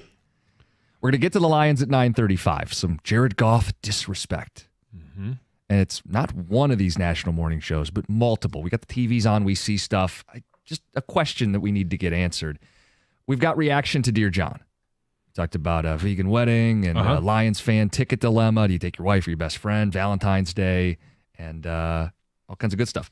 Ticket Texter says, when it comes to this, my wife would never assume that she would be going. I have the best wife. Yeah, but okay, your situation may be a little bit different. This person's wife bought the jersey and thinks she's going, and how do you handle it? Yeah. Texter says, Heather, if you were in that situation, it'd be easy. You take the ticket, you bring Colin's friend, and you sneak Colin in the game inside your purse pocket. You know what? Yeah, that's probably what I could do. Or just throw him on my back and put my coat over him. That'd be good too. Take one of the contractors. Well, hey, now. Hey, watch it. Texter says, the people who are getting married are vegans because they don't believe in eating animals, so they don't want to serve it at all. It's their day. Eat before and keep quiet. Yeah, that's what I said. Yeah. Vegan pasta is not regular pasta. You would absolutely notice. Oh, really? I've never had it. I can't say I have either. I mean, what's the big difference? There's you no don't have cheese. I guess it's not the made noodles. with egg. Yeah. Right? Yeah. You can't use egg if you're vegan. So no cheese, no egg. I mean, the noodles are different. The noodles would be different. No meat, no cheese. Well, how Yeah, does it even lasagna? I don't put meat or cheese on my pasta, but I use regular noodles. Yeah, I mean, I get you meatless lasagna. I get that. You can Yeah, have marinara sauce. Yeah. Yeah, there's ways around it. But you got to have cheese. Well, Heather, you don't. But You can yeah, have, there's vegan cheese. Yeah, but that sounds. Yeah, that sounds worse than you can put vegan that on meat. top of your fake steak. It says just eat the vegan food. Good chefs are versed in vegan food nowadays. Don't be closed-minded. Or just eat before you go. John, and then test it out because maybe you do like it. Maybe you do. Because on surface, I think, okay, like 2 meals is always better than one. Well, like pasta, rice, like these are potatoes. These are things you can eat if you're vegan, but you're just missing a lot of the things that take them to another level. Right. The cheese and the. Yeah. Can't use butter, right? Meat use gravy? butter? No. Yeah, I mean, would they have butter there? Is there vegan butter? I'm not vegan. No, I don't. I have no idea. Chef at a fine dining restaurant. If you want a reservation on Valentine's Day between prime hours, 6 p.m. and 9 p.m., your best bet is a week out or more. Otherwise, your chances are very limited. Chef Chris in Troy. There you go. Thanks, Chef Chris. I agree with the week. Yeah. A little heads up for people out there who haven't been thinking about it. Get to the phones. Roy in Toledo, you're on 97.1. Morning. I've been to what would be considered a vegan wedding, but there were other options. The vegan came from, it was literally two people from the country of Africa that got married. We went out to Dallas and our mind was blown. My thing is with the pastas, my girlfriend is gluten-free. She eats meats and all of that, but you have the gluten problems, which opens up a whole nother floodgate of things. But I will tell you from experience, vegan pasta is usually chickpea or something like that, and it totally changes any flavor of anything you're going to eat, and it is disgusting. Well, especially being out in Dallas, Bo, you got a couple of fine steakhouses you could go to before the reception. Well, we went for the brisket and different things like that because we've been to different areas of the country and we love brisket and ribs and stuff like that. So that was our experience there. They did have meat there. They had chicken and whatnot. I think there needs to be some sort of thing before you go. What would John Jansen do? And then do that because I'm eating beforehand. I know it 100%. I appreciate it. Thanks, Roy. Go Lions. Go Lions. Vegan wedding equals Uber Eats. Oh, jeez. You can't do that. No, you can't. You can't have something delivered. No, you want to talk about, the worst thing you could do. As an Italian, vegan pasta doesn't exist. Seth in Downriver. Someone is defending vegan pasta. It's actually pretty good, according to this person. Says you wouldn't even be able to tell. It's not a big deal. I've been vegan 22 years. And says, also, today I'm officially a huge Heather fan. I'm convinced she did that on purpose. Gosh, no, John brought that up, and it's the idea that it might have been on purpose. It was definitely not on purpose. Right. Which makes me more uncomfortable. Thinking from their perspective. Because they wouldn't have seen the dog. So I'm going to walk into my house today and they're going to be like, every normal people, no. No. Vegans, perverted contractors, doubt you'll hear any Pistons-Pacers talk, signed Mark C. Big game tonight. Yeah. Well, we'll see how they do. Yeah, excited to see how they do, Talk about it tomorrow. No smart. I'm excited to see how they do. All right, we'll get to the Lions at 9:35. Here's Heather with the news. There's a former Tigers employee that has sued the franchise in federal court, arguing that the team failed to pay him and many others who regularly worked overtime in recent years. So this lawsuit was filed on Tuesday. And this guy, he worked in shipping and receiving from 2017 to 2024. This lawsuit seeks more than just back pay for him and interest and damages. The lawyers are also arguing that all these hourly employees for the Tigers in the past 3 years are owed some money as well. And I mean, if there's proof that they weren't paying him what they should be paying him, he should be paid the money that he owes, right? I mean, no it doubt seems about simple to me. The Lions are calling dibs on a really massive baby. So on Sunday, there was a woman who posted a video on TikTok of her baby with the caption, "When your 6-month-old is 31 pounds. Whoa! It's a big baby. I mean, for reference, my daughter's 3. She weighs about 30 pounds. Okay, so she's 3. Yeah. It This took baby's Teddy at least a year. 6 months. Yeah. It's a big, big baby. Wow. And anyway, the Lions somehow saw this video and simply responded by saying, dibs. That's cool. We want him. She saw that. She responded and said, hey, just give us a little bit of time and we'll be there. That's cool. It's funny. It's just cute that they're seeing things like that. Very shortly, we're going to be getting rid of red dye number 3 from all of the foods here in the U.S. This dye was banned, nearly 35 years ago from cosmetics, from non-oral medications, because there were studies that showed it caused cancer when consumed by rats. But yet it was never banned from food products until just now. And you see it in a lot of candies, jelly beans, some like fruit roll-ups or fruit by the foot. Yeah. You can see it in like strawberry milks and some ice creams even. You can see it in like ice pops, gummy vitamins. Like, it's in a lot of different things. And there's also studies that show it has a big impact on young children. Well, it sounds like most of the foods you described would be consumed by those 10 and younger. Exactly. Or, like frosting on cookies that's red. It can cause behavioral issues or, focus issues, memory problems in these young kids. So this is, I think, a great thing. Goodbye. Get rid of it. We don't need it. And a lot of companies are already getting away with it as well. They're doing away with it. There's other things you can use to make things appear red. Right? Like, or maybe if they're not red, it might be a good thing that we're not eating cookies all the time or fruit by the foot. It might not be an awful thing. I think it's great. So anyway, by 2027, food manufacturers will have to get rid of it. Medicine by 2028. So there you go. If you're looking for a new job, perhaps driving around the country in the Planters Nutmobile is for you. Yes, Planters is looking to hire 3 new people to drive the Nutmobile around for a year and be a brand ambassador. Sounds like a fun, easy job. Yeah, it's a big nut. Yes, it is. The job starts in June and ends a year later, John. You'll have to manage event planning. You'll have to pitch the brand to local media. You might occasionally have to dress in costume. I'm guessing that's Mr. Peanut. Maybe not. Yeah. I don't know. The pay is $45,000 a year plus benefits. You can apply online up to February 14th. Yeah, thank you. Yeah. Thank you. Did you get a custom plate on that one? D's? No, well, it depends what state, because that's banned. I know for sure in Florida, you cannot have that license plate. D's? Well, if you add the next word. Well, I didn't. I know, but I mean, the vehicle speaks for itself. I guess you might not be able to. Maybe just that word, but I know the whole phrase can't be on a license plate. Anyway, if you're headed to the game this weekend, beware of parking scams. Not only are they getting you on tickets, they're scamming you with these fake tickets and stealing your money. They're also scamming you with parking. So make sure you plan ahead. Make sure you know where you're going to park. Make sure you know who you're giving your keys to if you're going to valet park. Watch out for fake tickets, fake text messages, because apparently these scammers are texting you saying, hey, you have an unpaid ticket. You need to pay it. They put in a QR code or even just a link for you to go pay. And they say by putting these fake tickets on your car, 2 people are getting their cars towed. Some of them are getting stolen because you're handing your keys over to some random person that you think is a valet. Park in a shady lot. Just know where you're going. Plan ahead. We say Don't common get sense. scammed. Like healthy skepticism will do Yes. you wonders. Trust your gut, right? It doesn't feel right. Probably not right. It's Heather with the news. Are you still laughing? He is. Yeah. Yes. I've moved on to what? You have not moved on from anything. Carpooling. Would they carpool with the Wiener Mobile? They might. They could tour Where do together. you park? Yeah.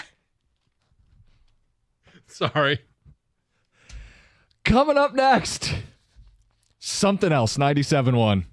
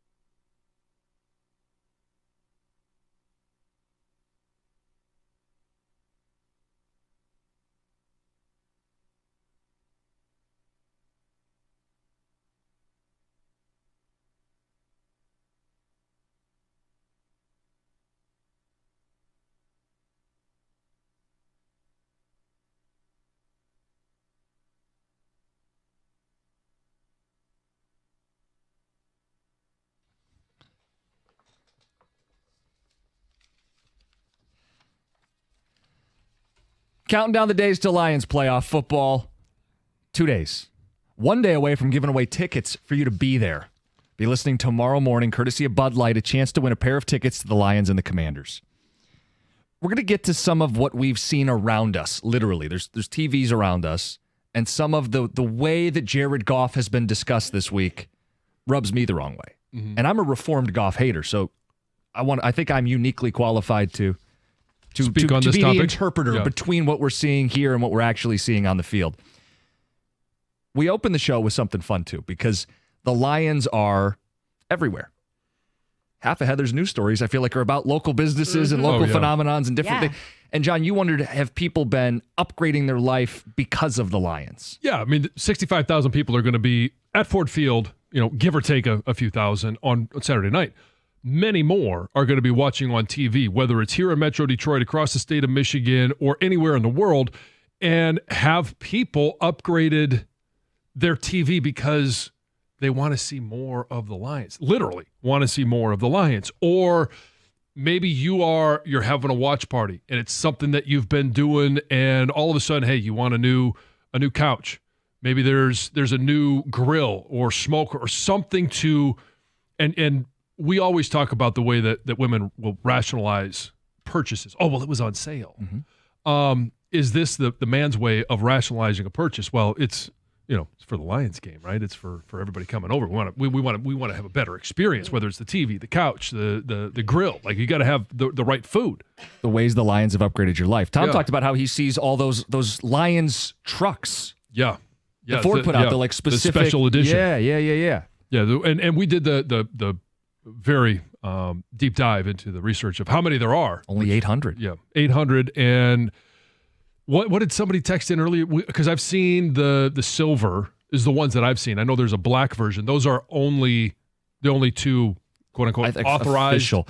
Well, yeah, and some people may have done like their own. Right, you got a Honolulu Custom blue wrapped. truck or Yeah. blue truck, and Yeah, you put no slap a magnet on there. Like I've seen that. But yeah, I mean, those are things 5 years ago, Ford wouldn't even put those in production because they wouldn't have sold. No. I mean, you're wearing a shirt you just got. Yeah, great point. I since I played for the Lions, I have not purchased any Lions gear. The only thing I've done last year at the Rams-Lions playoff game, I got a new hat. Every once in a while, on Victory Mondays, I'll wear that in. But I didn't have any other clothes that were Lions clothes. So it could be your truck, it could be your wardrobe, it could be your living room, it could be your TV, it could be a way that the Lions have nudged you, upgraded your life. Yeah. If you missed that earlier, then open the show. Odyssey Rewind. What was that, John? Yeah. Okay. So that's there for Lions fans. This Goff thing, okay? If we can move past that. Yeah. Why doesn't Goff get more credit? Well, because he's not flashy.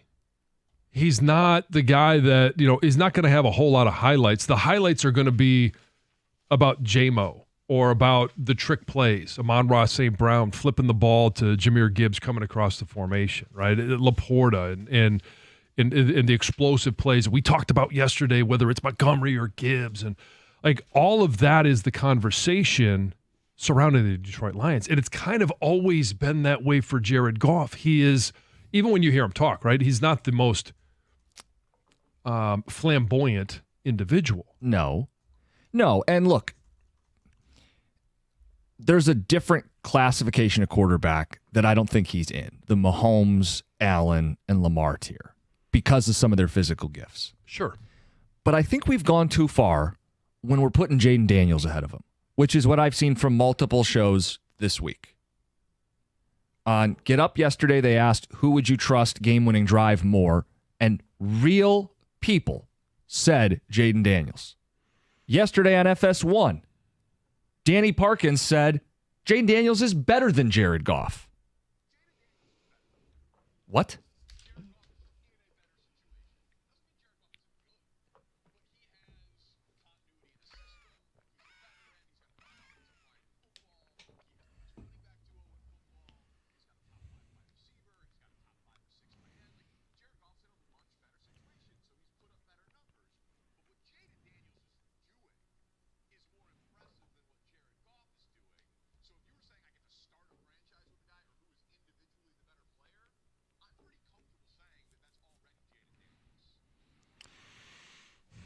So right now, no.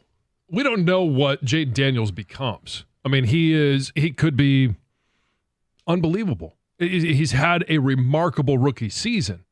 We don't know what he becomes. What we know about Jared Goff is he's taken a team to the Super Bowl. He is on his second organization, and he's taken them to the NFC Championship game. And when he got here, it was the worst roster in football. He is, and I'm going to try and consolidate some of the comments on Twitch where I talked about the playmakers getting the credit. It's also Ben Johnson who is getting a lot of the credit for the trick plays. Jared Goff's the one that delivers those trick plays. He's the one that makes it all possible, and yet he gets no credit for it. when they say if I was starting a team today, I would pick Jaden Daniels, is it just because of the age? Because I don't even think that's accurate or fair. Jared Goff is in the prime of his career. For an NFL quarterback, he's kind of at the midpoint. And if we want to say, well, Jaden Daniels has done so much with what he's inherited, do we not realize Jared Goff came to Detroit at a low point, both for him and for the team? They effectively started over with him at ground zero. And what's happened in a short span? He's leading the number one offense in football. And I know he has help, and he certainly is a quarterback that needs help like many of them do. But they aren't the number one offense in football in spite of Jared Goff. You know what I mean? They win on 3rd and 4th down from the pocket with precision. Like, I don't know how we're going to do this thing where we're going to hold it against Jared Goff. He is a guy who, when he got to Cal, they were a 1-win team. When he left, they won 8 games and went to a bowl game. When he got to St. Louis before they moved to L.A., they were a bad football team with a 4-win season. John, to your point, he did quarterback them in a Super Bowl and some big playoff wins. And he's only proven the point again in Detroit. So the idea that I'd want to start with Daniels because he's uniquely equipped to deal with a bad situation, it's all Jared Goff has done is be resilient and overcome and improve. And I don't think it's at all accurate to say that Jared Goff is below Jaden Daniels. Like, that's where I think we get a little too into the traits, where we say he's faster and has a bigger arm. So? Right. So? I mean, I think that's part of the case for Allen, Lamar, and Mahomes, but those guys are winning MVPs and Super Bowls. Jaden Daniels is a rookie. So we ask you guys the question, why doesn't Goff get more respect? Is it because he's not flashy enough? He's not mobile enough? John, maybe your point is the credit gets dispersed among everybody on the offense and he doesn't get enough of it. Well, so then you also have to look and say, okay, well, who's the star of the show? And in Washington, it's clearly Jaden Daniels, the star of the show. But they don't have an Amon-Ra St. Brown. They don't have a Gibbs or even a Montgomery. And they don't have a Laporta. They don't have a J-Mo. Like, you start talking about all the stars that Detroit has, and Jared Goff is the one that delivers the ball. He's the one that puts everybody in the right position at the right time. But he's also the guy when you talk about, and you're only talking about the skill set of the quarterback in regards to big arm and he can run. Mm-hmm. There are so many more traits that make up a great NFL quarterback, and Jaden Daniels may develop those. But as you heard in the quote there, where he's talking about the continuity of the system, right? It's year 1 for Jaden Daniels, year 1 for Dan Quinn, year 2 for the ownership of this team. Like, they haven't even had a chance to have continuity. So to make that part of the equation is dumb. You're not comparing anything that's the same. No, and he did if the guys switched places, would the Commanders be in the playoffs with Jared Goff? I think you could ask the other question. Are the Lions the 1 seed with a rookie quarterback, even one as good as Jaden Daniels? No, they lost to the Cowboys this season, the Steelers this season. He may have played more mistake-prone football, right, than a Jared Goff who's been largely clean this season. Do you think the Lions would be 15-2 with Daniels? That's what I just said. I don't think so. I mean, seriously, this is such a joke. It's somebody texts fake news. I actually think it is borderline. These guys, these talking heads on most of these networks now they get caught up in hype. You would never hear an original opinion right now. How about this topic for them? Sean McVay scapegoated Jared Goff. Look, was McVay right? I was going to say, hard to blame him when he did get the bigger arm quarterback and won a Super Bowl. But they both won. Yeah. Both things can be right. Yeah. So, I mean, he blamed it all on Goff. And while they did end up upgrading slightly at quarterback, I mean, Jared Goff was written off. Yeah. Who at the station said that they thought Goff would be the guy? Initially, I can't imagine very many did. And the bridge narrative was real. And I was one of the last guys to jump on board. Like, I mean, I don't know. I'm trying to come at this from a position where I think I have been where they are, right? Where you look at Goff and see what he can't do. But I think he's been here in Detroit long enough and he's shown us enough of what he can do. And I don't know why other people are ignorant to it. They're putting their blinders on. Like, we're propping up Jaden Daniels maybe the way some did C.J. Stroud a year ago. Let's let the guy get in the league, have teams adjust to him, go through some bumps and bruises before we prop him above more proven, winning, successful quarterbacks. And here's the thing. I mean, when Goff went to the Rams, when he was drafted number 1 overall, he went to one of the worst teams in football. That's the reason they were drafting number 1 overall. And in 3 years, took him to a Super Bowl. It's not all him. It's never just all one person. No. But now he's on the doorstep of doing it with the second franchise, of taking a team to the Super Bowl. And let's just wait and see in a couple of years. Is Jaden Daniels, does he get Washington to a Super Bowl in that 3-year time span? We got some great ticket texts coming in, some phone calls from you guys. It's dueling Lions topics to wrap up the show today. We have, of course, this Jared Goff thing. Why doesn't he get more respect? How are we going this far to prop up a rookie quarterback over Jared Goff? And then the second question was just, hey, more loosely, ways that you've upgraded your life because of the Lions. Cars, wardrobe, man cave, whatever. We'll get some of those as well next, 97.1.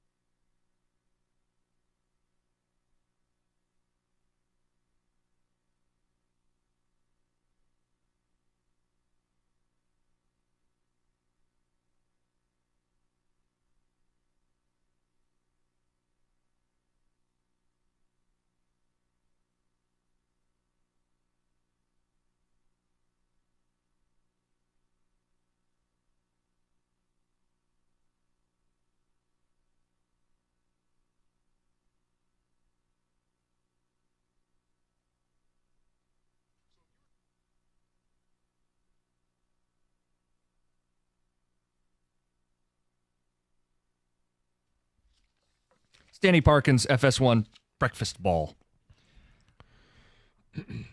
Okay. Jared Goff's limited, tools-wise. Doesn't have the biggest arm, is not mobile. We know this stuff. But I think we're taking it too far when we're propping up Jaden Daniels, a rookie, over the quarterback who's leading the number one offense in football. Okay? I understand that he has help. But I'm not putting Jaden Daniels over Jared Goff. Like, what are we doing here? What world are we living in? Why does Goff not get more credit? That's the question we've asked you guys. 248-539-9797. I think what's happened, as someone who is a reformed Goff hater, they've taken the tools argument too far. Like, I've always held it against him that he's not Josh Allen, Lamar Jackson, Patrick Mahomes, right? Arm strength or mobility. But he does a lot of things really well. He is anticipatory in his throws. He's composed. He wins on third and fourth down. He's accurate. He's resilient. Right? These are all, like, between the ear stuff is important too at the quarterback position. And while I'm not going to put Jared Goff ahead of the aliens, I'm not ready to put Jaden Daniels in the Lamar Jackson category today, the Josh Allen, Patrick Mahomes category today. He is still firmly behind Jared Goff at this point in his NFL career. I don't know what we're doing here. If I'd start a franchise, I'd start with the guy with one season under his belt as opposed to a guy who's playing at the highest level in his midpoint of his career. What are we doing here? Well, and let's just take a look at some of the opponents. Now, he did beat some good defenses, but just speaking of the defenses that he played against, the Giants twice. Good defense? No. Dallas twice. On paper, if healthy, they're all right, but no. No. Okay. The Bengals defense. Terrible. All right. You look at Panthers defense. No. Bears defense. Bad. I mentioned a couple. Titans defense. Saints. Falcons. Like a lot of certainly the none wins, of those are like top 5 or top 10. Right. Yeah. And so the schedule that they played, and we talked about this with Minnesota, they were not playing a first-place schedule. They were not prepared to play the Lions at the end of the year because they hadn't been sharpened like the Lions were. Lions were playing a first-place schedule. And when we did the schedule game at the beginning, and I said 14, it was they can't possibly win that many games. I had no idea I was underestimating them, but couldn't win that many games because of the schedule that they were playing. We're going to do the same thing again next year when we talk about the first place schedule because the opponents are out and everybody's looking at the road games going, they can't possibly win these games, or at least all of them. And you look at what Washington did, and 12 wins for a rookie quarterback is remarkable. I don't want to underestimate what he's done, but you're going too it far. hasn't been against the same level of competition. This ticket texter is great, and I've seen this stat. Only one quarterback in NFL history has done all of the following, same season or not: 15-plus wins as a starter, more than 4,000 passing yards, 70% completion or better, and 110 passer rating or better. Goff did all of them this season. Mm-hmm. Tony in Oxford. Does Goff benefit from a great O-line and a run game? And Amon-Ra St. Brown, who's a multiple All-Pro. Yes, they're the number one offense, though, and it's not because the quarterback doesn't know what he's doing. Right. Ticket Texters, with some of their thoughts, says, how about this comp for Goff? He's Tim Duncan. Not flashy, but there's substance. No attention-seeking. Says the reason the people in the media disrespect Goff is he's your average guy. He's a team player, doesn't want the attention. Well, and even when he clearly gets disrespected, he's not going to be the one that goes to social media. He's not wiping social media of a team or of a writer because somebody said something bad about him. He's just not a guy that wants to be a part of the drama on either side of it. And so when somebody disrespects him, he just goes out there and wins games. Let's get to the phones. Mike in St. Clair Shores. Mike, good morning. You're on 97.1. Hi, how are you? Good. Good. I want to piggyback on what John just said. If you look at the games that Daniels played, all the Washington's wins were against non-playoff teams. Except all the Eagles. The Washington's losses, with the exception of Dallas, were against the playoff teams. So I think Goff has played under better pressure situations than Daniels, and he's had more success than Daniels. I don't care about his prime players, his receivers, or anything else. Yeah. He still has to deliver the ball.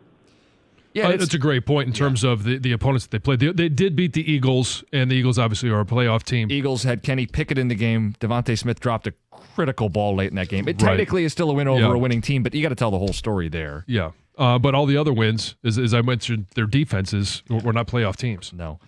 This one actually phrases it well, too. It's optics. Goff never looks smooth. It always looks like it takes every bit of talent he has just to dump the ball down, while other guys look more effortless making the most amazing play. I think Goff is a top 5 QB. He just never looks like it. He plays like it. That's what's most important. Nate in Detroit, you're on 97.1. Hey, how you doing? Good. Good. Good. I just want to put something in the heads of everybody. When did this mobile stuff started? Like what, 4 or 5 years ago when Mahomes came in and started winning? I mean, as on a regular basis, sure, but you go back to Michael Vick, you go back to Randall Cunningham. Yeah, I mean, there's been other mobile quarterbacks, but it is much more commonplace now. Yeah. Yeah, but we got to think before then. There's not many. Yeah, but it's not many mobile quarterbacks that have a Super Bowl. I think some of that. Yeah, I think some of that's going to change because the majority of the good quarterbacks are mobile. Like I think in the next 5 years we are going to see more mobile quarterbacks winning a Super Bowl. But not to cut you off, I think the point will always be you have to make winning throws from the pocket. It's an added benefit if you can run. It makes defenses have to respect you, but you have to make winning throws from the pocket. And Goff has done that, which is I don't get why that doesn't get acknowledged more. Gators in the studio. We know you guys acknowledge what Goff's done. Absolutely. I think. People think that they value, it seems that more people value the ability to scramble or to run than the ability to process plays and throw the ball and matriculate the ball down the field. Look at this guy. He can run. And? Are they scoring? Are they winning? Some guys do, some guys don't. Jared Goff has been fantastic for this team. This team is great all around. And this is I don't know if you get a better example of complementary football than the Detroit Lions on both the offensive side and the defensive side. But just looking offensively, what he's able to do it because of what he's got between his ears. Yep. The guy is smarter than just about every other quarterback that's out there, and he processes everything so quickly. He can deliver the ball on time. And, yeah, are there more mobile quarterbacks in the league? Absolutely. Is this going to be a trend where this has been a trend? People are looking at, they're considering Jalen Milroe as a potential first-round pick. Why? Because he can run? Okay, great. That's nice. Can he throw the ball? Can he process the game? I don't understand why Can he hold on to it? Such value put right. There's such value put on that, and it's just it seems a little ridiculous to me that it to the point where they downgrade the quarterback that doesn't have that ability but has everything else. We brought it up just so you guys know, walking in the studio. Multiple national shows while we're in here have disrespected Jared Goff. Said that Jaden Daniels is who they'd trust more with a game-winning drive. And another one said that Daniels is already better than Goff. What he's done is more impressive given what he's working with. I'm not going to argue with somebody that says if you want to start a franchise, start it with Jaden Daniels because of the youth. Mm-hmm. But I heard you say Goff's in the prime of his career. If I need a guy to win the game Saturday, right now, I'm taking Jared Goff. Yeah. 10 times out of 10. Mm-hmm. Sorry. It's okay. I think the more we do this, the more I realize we specialize in cold takes. Yes. Our show? Yeah. Yes. Just not. We've carved out a little niche in the sports world where we dedicate everything to cold takes. Sorry, we're not hot take guys that say things like Jaden Daniels is better than Goff in every way. We just Sorry, it's very hot. That's a very hot take. So hot. We'll just cold take our way through till 2 o'clock. I was going to say, what cold takes are on the agenda today? Oh, we got all kinds of them. Plus the Blitz singing at 10:30. Perfect. It's 97.1.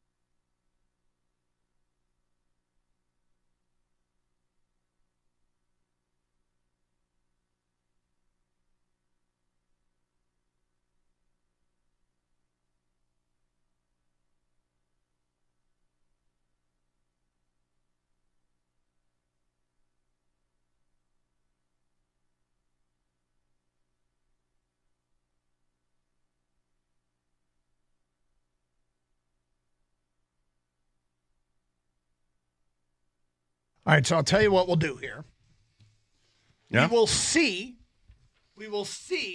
your Jaden Daniels is better than Jared Goff hot take, and we will raise it with a Jared Goff is better than Tom Brady hot take. Boom! Hot take.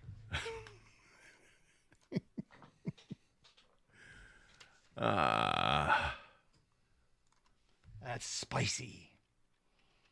That is spicy. Do you think they like Muy that? caliente. You think they like that? That's There you jalapeno popper. Fantastic. Mm-hmm. That's how good he is. Ghost Pepper Radio. Yep.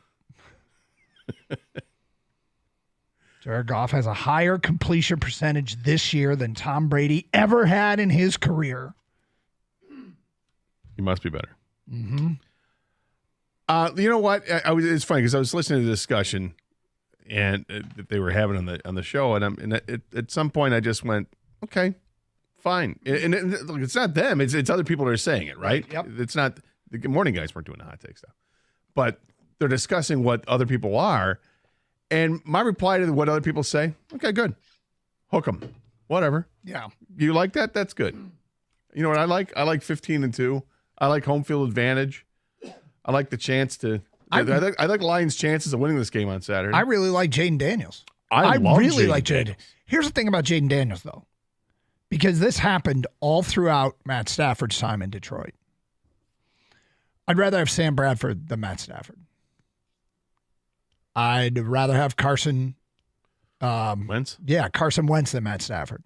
All these guys that came in that got off to hot starts as rookies that people would call us and tell us they'd rather have them than Matt Stafford. And Daniels has been awfully impressive. It is year one. And there are other guys. I mean, I guess this could have been done last year with C.J. Stroud and maybe even Jordan Love. But it also is completely irrelevant to the topic that is most important. Who's going to win this football game Saturday night? Is it going to be the Detroit Lions or the Washington Commanders? But Doug, what if they switch at halftime quarterbacks? Right. It's like that's how stupid the conversation is. All right. If they were to switch quarterbacks, who would win? And how does it impact the Cowboys? I think we just went up another 1 million Scopel units. That's what I think. Well, the thing We're is, hot. The truth is, your take is 100% spot on. I feel like I'm starting an argument that I don't even really care if I win or lose. All that matters is who wins the damn football game. 100%. That's all that matters.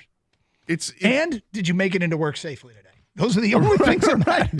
It's like when you can see yourself getting into an argument with somebody and you know that you can't convince that person otherwise, right? And this is probably most arguments.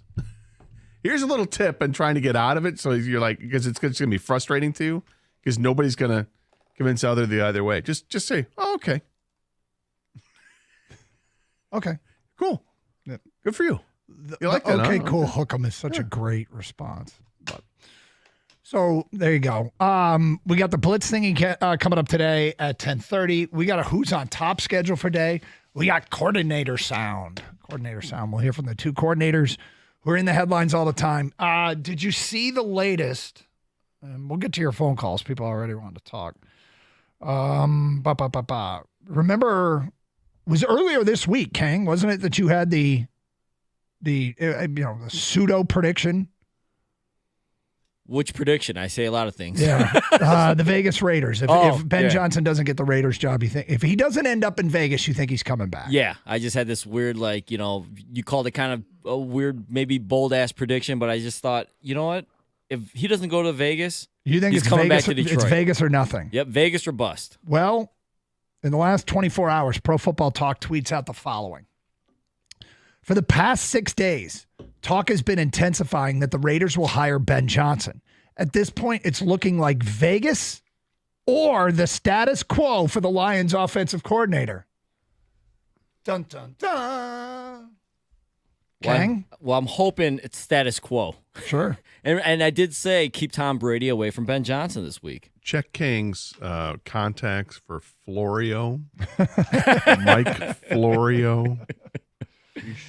Feeding him some information. Yeah. I mean, there's lots of information out there. Who knows what to believe, what to trust, and whatnot. And there are some people that say that Ben Johnson's only going to go somewhere where he's going to feel comfortable with the GM. And Raiders don't have a GM right now, so does he have a say in that? Are the Raiders going to try to follow some kind of familiar formula that the Lions did, where they hire the coach before the GM, even though it was kind of done at the same time, but that's behind the scenes stuff. Well, are they going to try to do that, or are they just going to do what's on the surface there and hire the coach and then hire a GM? And hey, maybe you guys can talk. I don't know. I tend to agree with Kang. I think this is where this is going, because the other, I don't think the Raiders' job is all that great right now, right? But there are only 32 jobs in the NFL, so that's the thing. It's the timing and where you want to go. I don't know what's in Ben Johnson's head of what he thinks is the best, system for him to go to, the best organization for him to go to. But if it were me and I'm interviewing for all these jobs, there is certainly a bunch of them that I would just cross off and say, no. Wouldn't work for Jerry in Dallas. Don't want to go to Jacksonville because that's just an S show of what they have with ownership. The Bears never get it right. And who's even calling the shots with the Bears? You still don't know that. You just start shooting stuff down. The Jets, do you want to go into the pressure cooker of New York? And that's been an abject failure for years. And what are the kids running the show there, watching Madden to figure out who to draft and stuff like that? So it comes down to basically the Raiders. And what do the Raiders have? Do they have a quarterback you think you really like? Are you going to be able to draft one? Do you love a quarterback that's going to be there? Where are they drafting, 6th? Are they going to be able to get Shedeur Sanders or Cam Ward at 6? And is that even who he likes? It's interesting because Ben Johnson's not doing any scouting right now. So it's like you're almost tied. If you're the Raiders, are you tied to a quarterback at this point? And what if the head coach comes in and is like, yeah, I don't like that guy? Have you learned nothing? Kangi's learned nothing. The way this works is you're supposed to say Ben Johnson will go to Vegas. He will draft Jalen Milroe at 6, and he will be better than Jared Goff. Sorry, you're right. My bad. Hot take. There it is.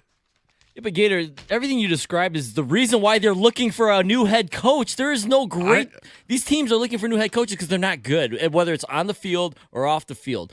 And I think that you can turn it around quick in this league. You can see that. And then whether you don't have a high draft pick or your quarterback in waiting, there are only so many positions available. As far as the upper management goes with the Raiders, listen, if they get Ben Johnson, that's one thing. They might poach the front office here and take a guy for Ben Johnson who's familiar with Ray Agnew, Dorsey, Spielman, maybe Lance Newmark from the Commanders right now. He worked with the Lions organization. So I think they'll figure all that out in the end. I think if he wants the Raiders job, if Tommy Brady's dreamy eyes gets him to take Las Vegas, then he's going to worry about the rest later. Well, that's another thing.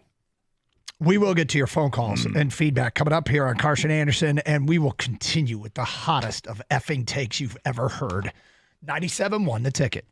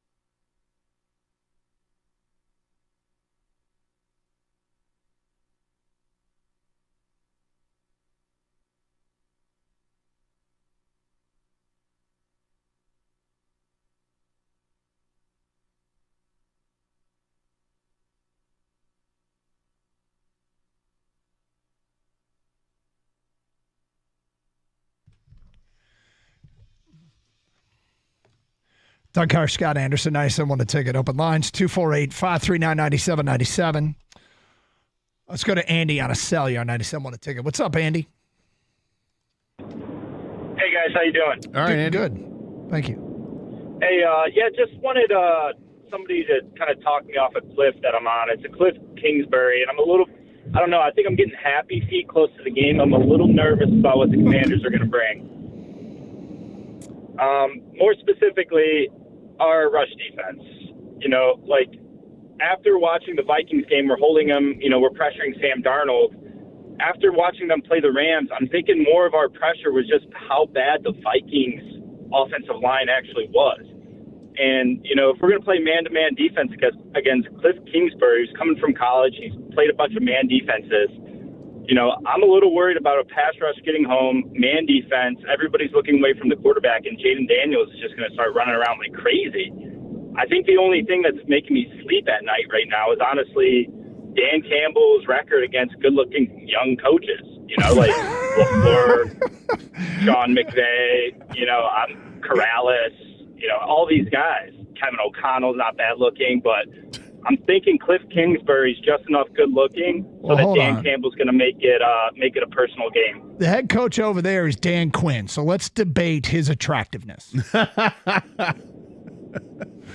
I think Dan Quinn, the backwards hat on Dan Quinn helps him, I think. He's bald up top, but, the backwards hat kind of gives him a little spunk. He's a defensive guy. I don't know. Typically, it's a really good look. Oh, would you flip that hat around, Doug? Which, by the way, Doug's been wearing his hat backwards forever. He hasn't stopped. Andy, I like the theory. If this will help, I'm sure they're not taking the Minnesota game plan into the Washington game. They're completely different offenses, right? I mean, they're completely different offenses. There's no reason that you would defend Sam Darnold the same way you defend Jaden Daniels.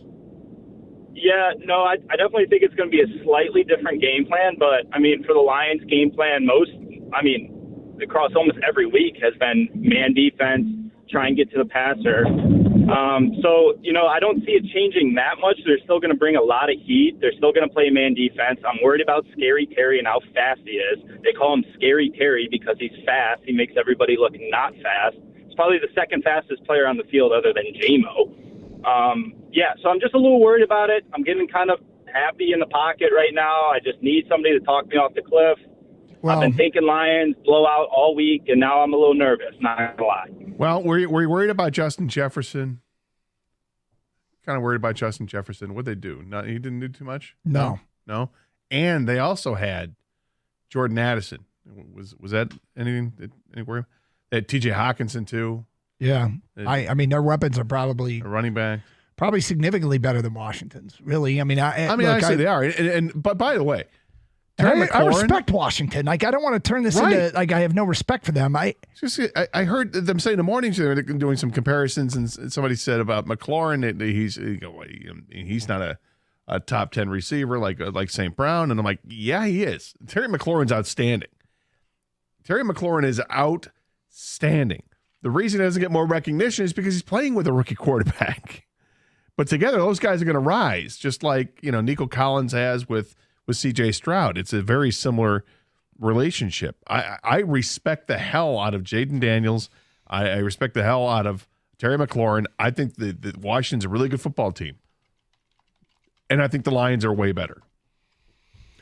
Yeah, when I'm getting ready for a game, I tend to try and find, I can't remember which president. We had a president, might have been Truman, that had the great quote, "Things are more like they are now than they've ever been before." And so I'll go watch the last few games because they're more like they are now than they were earlier in the season. And the thing that has happened with Washington is that De'Ami Brown has emerged as a legitimate wide receiver threat. He had 16 catches in their first 12 games. He's got 19 in their last 5 and has really developed. And he's a player to keep an eye on and could be a problem. They've got weapons. I do have respect for them, but I don't think that they are unstoppable. And the one thing about the Lions is you can make a case that they are close to it, closer than any other team in the league to being unstoppable. And that puts teams, and it'll be intriguing to see if Daniels, if they fall behind, does he play within himself and they just keep chipping away and try and steal a possession somewhere, or does he press? Right? He's still a young quarterback. Last week, they were a Jamel Dean slip away from giving up a pick six, 100-yard pick six. He will, just because he's been exceptional at the end of games, and it really is incredible because, we've seen it. We saw it on display this year. If you compare Caleb Williams in crunch time and Jaden Daniels, what he's done in crunch time, and the 6 wins with their last score coming within 10 seconds of the end of the game or overtime is a remarkable stat. It's hard to even find yourself in that situation 6 times, let alone win that many. Tons of respect for them, but they're not unstoppable. They're not unstoppable. Their last, and here are some point totals for them. They scored 24 against the Cowboys in a loss. They blew out the Panthers, which a lot of people do. They scored 27 against the Saints, and they scored 23 against – no, I got this wrong. I'm sorry. My apologies. That's wrong. I'm looking at Tampa's game log. One moment, please. Yeah, 23 against the Cowboys. That is correct. And 23 against the Buccaneers. That's their last 2 games. The Lions have 23 at the half. So it's – they have to score like every single possession. They have to, and they don't really, it's not literally, but you gotta feel that way when you're playing Detroit. You do have to feel that way. But Washington is also one of the top scoring teams in the league. They've been able to score points, but to your point, lately it's been a little bit harder to come by. So I think they are a dangerous team offensively because of Daniels. But it's funny. It seems like they can go off and score any time, and yet they don't have those games anymore. Like, they started the season doing that. Remember the beginning of the season, they were all these, like, every drive was a scoring drive. But then things changed because the league got to see them a little bit, and they came back down to earth to an extent. But this is a team that you have to be wary of what they do offensively. Defensively, this is where I think there's a major advantage. The Lions' offense versus Washington's defense, I think, is a major advantage to the Lions, whereas Washington's offense versus the Lions' defense, just straight up, I would say that Washington would have the edge, and yet we've seen the Lions rise up and be like, wow, where did that come from? How you doing? Like the last game of the season against Minnesota. We know what the Lions are capable of. Is Washington capable of the same to Detroit's offense? By the way, I know you're wondering, it was Dwight D. Eisenhower that said things are more like they are now than they've ever been before. All right. And I'll tell you what. So one after Truman. I think Dwight D. Eisenhower is better than Jared Goff. You like Ike? Yep. I think he's better than Jared Goff. I'd take him right now over Jared Goff. Well, maybe not now. Yeah, even now. Wow. Rick, you're on 97.1 A Ticket. Hi, Rick. Hey guys, how you doing today? We're good, Rick. Hey, I just want to follow up on a comment with the guy from that scared of Cliff Kingsbury. I'm not scared of Cliff Kingsbury. I know Daniels is a threat to run, and they got McLaurin, but we also got an offense too. And I know here's what we've got really: home field advantage with the noise in that crowd. Daniels played in some big college games. I don't know if he's ever heard the noise that he's going to expect this Saturday night. Another comment I'd like to make, I heard the other day something about one of the Commanders' tackles gives up quite a few sacks. So is that where Z. Smith lines up against? Hey, look, I'm looking forward to it. I'm not scared. The Detroit Lions has an offense. We got Arnold back there. We've got defense. We've got AA back. I know there's Commanders are going to score some points, but I don't think they can keep up with Ben's offense. I mean, that's the thing is we're talking about a very consistently performing offense here in Detroit, which is why I'm chesty about this one. And it's the kind of game that if they go out and they play their game, you don't football teams and players aren't chess pieces and move the same way every week. So there is that factor. But the Lions, their consistency offensively is where my confidence lies. Blitz thingy next, 97.1 The Ticket.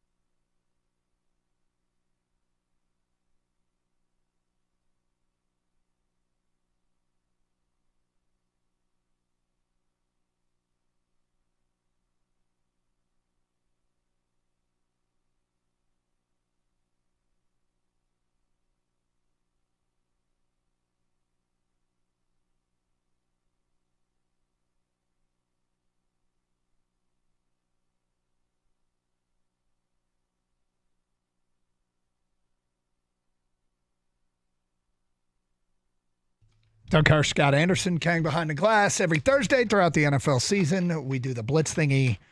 Let's tee it up and go.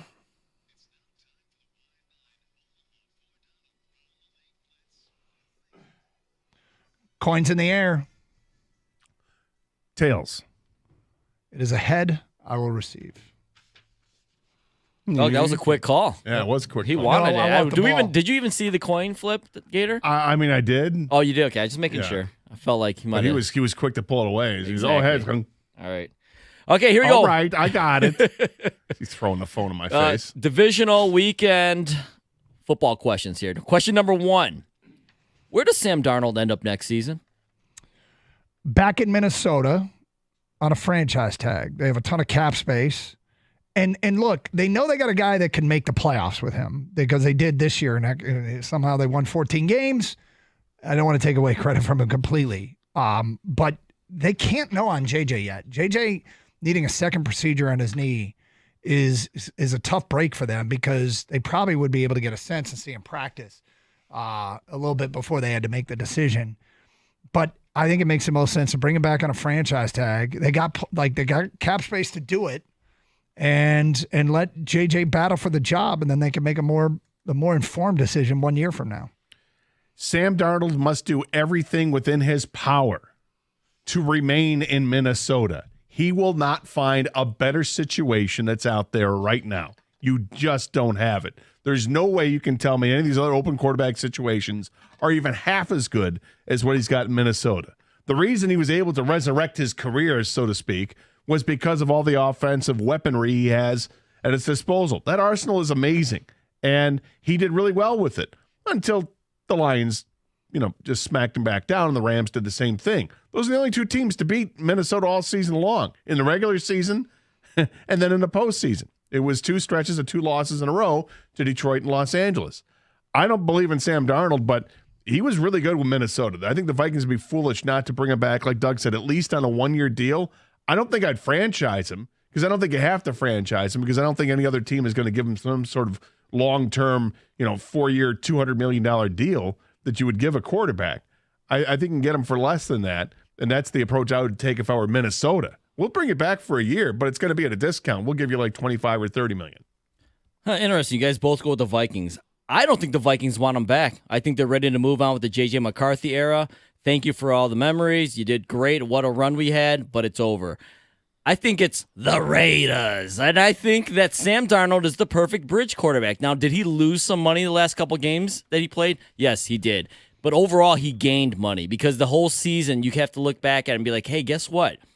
With the maybe right supporting cast, the right coaching, he can help you win some games. Now, maybe not 14 games, but he can help you get to the next quarterback. And I think the Raiders are in a position where they need that veteran quarterback, and he's shown he can do something until they get their real quarterback in there. I think he goes to the Raiders. All right, who has more on the line this weekend, Lamar Jackson or Josh Allen? I think it's Lamar Jackson because the media is so quick to turn on him and anoint Josh Allen as the next big thing. So there's more pressure on Lamar. He's got to prove he can win in the playoffs because that's the knock on him. He doesn't win enough. A 2-4 record right now in the playoffs. He's got to improve that. And the game they've got coming up on Sunday is a monster game. We're all going to be tuning in. We can't wait to see it. I think Lamar is an outstanding quarterback. I think that too many people just look at what he does with his feet, and not enough people are paying attention to where he's throwing the ball accurately, on time. He had a ton of touchdowns this year, touchdown passes this year. I think the pressure is on him, though, because the more you build somebody up, the bigger the distance is for them to fall down. And I think there's a lot of people out there that are just waiting for Josh Allen to overtake it so they can stop talking about the Lamar Jackson narrative. I feel like the Lamar Jackson narrative is somewhat cemented. I feel like the Josh Allen narrative could take a huge turn if they lose at home for the 3rd consecutive year in the playoffs. So I'm going Josh Allen has more to lose here because I think the opinion of him in the postseason can change more. I think you're both kind of right. So I'm going to go with Lamar right now. He's got the 2 MVPs. That's why, so many people expect so many things from him. He might have a 3rd MVP at the end of this season. But if Josh Allen doesn't win this game, Doug, you're right. At home, I don't care. He needs some heat on him as well at this point. And he might win the MVP of this season. everyone sees what he can do, and he makes some amazing and great plays, but at some point you got to get over the hump. And I think if he doesn't beat Lamar this year, he's going to start feeling Lamar heat that Lamar gets for the last couple years. All right, sticking with the quarterbacks. Is Justin Herbert overrated?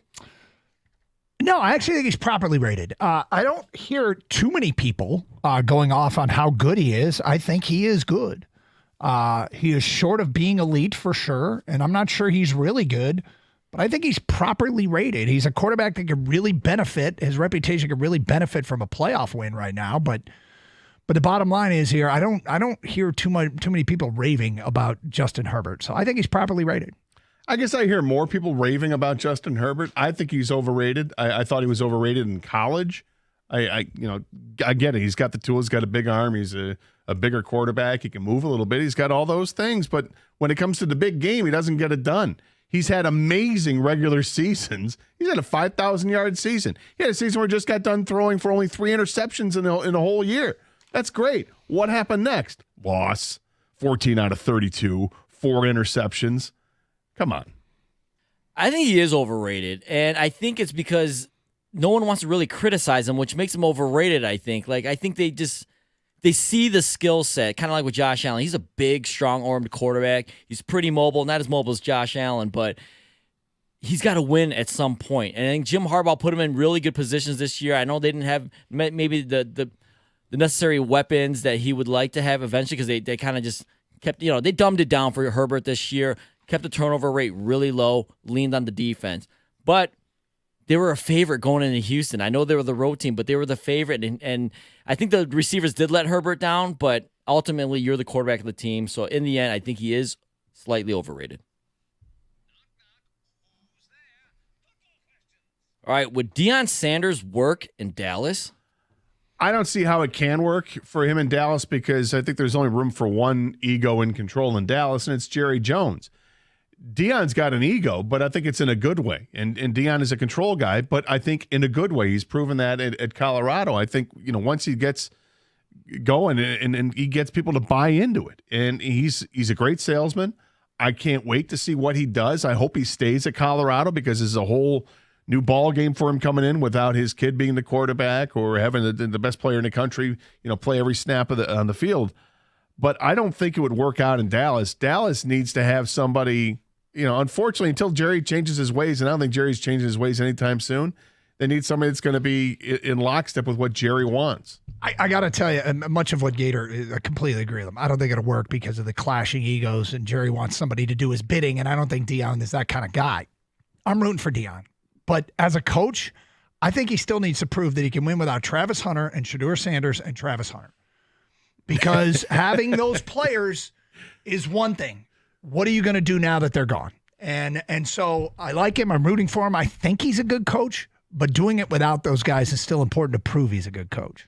Yeah, but you know what? If he goes to Dallas, he didn't have to do it without Travis Hunter, Shedeur Sanders, and Travis Hunter. He could do it with Dak Prescott, Micah Parsons, and CeeDee Lamb. So the question is, I think he's a leader of young adults. Is he a leader of men? I think in today's NFL, I think he is. And I think it would work for a short period of time. This would run old quick. I think maybe 3 years might be a Jimmy Johnson situation. I don't know if he gets the Super Bowls or anything like that, but I think they make the playoffs again. They're in the running for the Super Bowl. But then at some point, the egos do clash. And all right, we've had enough. We went it 3-4 years. We tried it out. We won. We didn't. Whatever. But I think it would work initially. I can't get away from Dallas radio. All right, Peyton Manning said on the Manning podcast or Manningcast this week during the Rams game that you don't have to give your offensive linemen gifts. He's hearing all these quarterbacks give their offensive linemen these extravagant gifts. He said, actually, if they didn't make the playoffs, Manning wouldn't give his offensive line anything. Are you with Manning on this? No, I'm not. These aren't trophies. It's not like I'm endorsing participation trophies, but there aren't hard and fast rules for gifts. Like if you want to gift somebody something, feel free to gift somebody something. So no, I'm not on board with him on this. I think there are two things really interesting about this. The first is Peyton Manning made the playoffs 15 out of 17 years. So 2 years he didn't give the offensive right, line exactly. anything. One was his rookie season. So maybe a little tone deaf on this thing when you made the playoffs every year. The other thing is, it's really interesting. He's talking about it as he's watching Sam Darnold hit the turf again and again and again and 6 more times for 9 sacks in the game. I mean, I think and in the moment, it'd be really hard to endorse Sam Darnold to say, go ahead and gift your offensive lineman when he's picking himself off the field 10 times. So I kind of think he's right. He did say, listen, these are gifts. You don't have to give them out. You know what I mean? So you kind of earn them. It's like, it is Christmas. Were you good? Were you bad? Depends on the kind of gift you get, if you get a gift at all. So I kind of understand where he's coming from, but they're your O-line, man. You got to keep them happy somehow, some way. You got to give them something. Even if you don't make the playoffs, a little something, for the effort in case they come back next year. All right, last one. This one's going to be a college football one, guys. The college football title game is between 2 teams that didn't win their conference, and they both suffered the biggest upset losses of the year. And in the end, it meant nothing because they're playing each other for the title. Is this a good thing for college football? Well, they went to the 12-team playoff format. So what you have is a mini tournament, okay? This isn't just we're going to pick the 4 teams and throw them in there, or the top 2 teams and put them in there like the BCS. This is actually a tournament to get in. So the format allows for you to have a hiccup. These are 2 of the blue bloods of college football, right? These are 2 teams that people would like to see match up year in and year out because it's always going to be a good matchup because they are good year in and year out. So they lost a game earlier in the season. Okay. What did you do lately? Well, lately, they picked themselves up, and they won those games. Ohio State convincingly against the SEC, and Notre Dame went off and rattled off, 10, 11 straight wins? They've earned their spot in this final, and I think it's great. I can't believe you gave us this question because, to me, this is not a short story. This is a novel. So here's what they did. Is it good for college football? And does it matter about those big playoff losses? Well, it doesn't matter because the playoffs are so big. So I guess the core of this question is having a big playoff good for college football? And they have to have a big playoff because the conferences are too big. You're crowning conference champions that play half the league. So it's a watered down champion. In my world, the playoff would have been 6 or 8 teams, and conference champions would be guaranteed spots. But you can't do that when you have 18 teams in a conference and you only play half of them. So at the core issue, what's bad for college football, in my opinion, is the mega conference. If you didn't have the mega conference, you wouldn't have to have a playoff this big. And you could see if you wanted those losses to be punishable, they would be. But they've had to make the playoff this big because the conferences are so damn big and the conference championships are watered down. I mean, Indiana, would they have won the Big Ten if they had to play Penn State and Oregon? You know, I mean, they didn't have to play a bunch of teams. So, no, I don't think this is great for college football, but it's also year one, so I don't let it cook and then we'll decide. I don't think it's good for college football, but I don't know what college football is anymore, and that's the issue. Honestly, I don't want it to be like the NFL. I want it to be different. The best things about college football are going away. The best things like the upsets, not winning your conference, all that stuff, it used to matter because it was college football. But I don't know what college football is anymore, so I don't think this is good for college football. It may be good for whatever they're trying to make it now, but for me, who was a college football fan, not good. There it is. That concludes the Wide 9 Omaha 4 Down Around the League Blitz thingy. Hey, get ready to elevate your game this NFL playoff season with FanDuel, because right now all customers can get a no-sweat same-game parlay for any game. Just place a 3-leg NFL same-game parlay, and you'll get bonus bets back if your bet doesn't win. Same-game parlay is the perfect way to combine your bets for a chance at a bigger payday. Build your own or choose from one of the popular same-game parlays pre-built for you on FanDuel's top-rated sportsbook app. So what are you waiting for? Get your no-sweat same-game parlay on America's #1 sportsbook. Visit FanDuel.com/Doug. FanDuel is an official sports betting partner of the NFL. Must be 21 or over and present in Michigan. The opt-in is required. Make sure you do that. Refund issued as non-withdrawable bonus bets that expire 7 days after receipt. Maximum wagers $5 unless otherwise specified. Restrictions apply, including token expiration. See terms at sportsbook.fanduel.com. Gambling problem? Call 1-800-GAMBLER.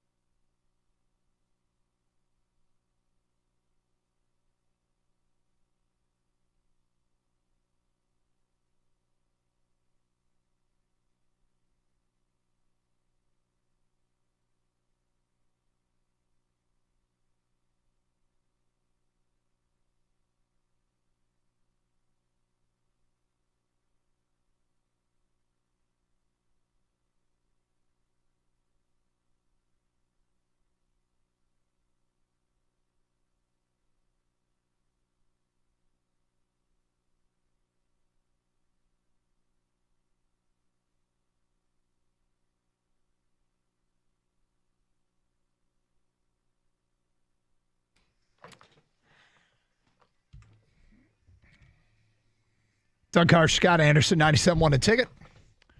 All right, so we had a bit of a reveal this morning. The Stadium Series game is coming up. Red Wings, Columbus Blue Jackets playing down in the Horseshoe in Columbus. And they've released the Red Wings Stadium Series jerseys.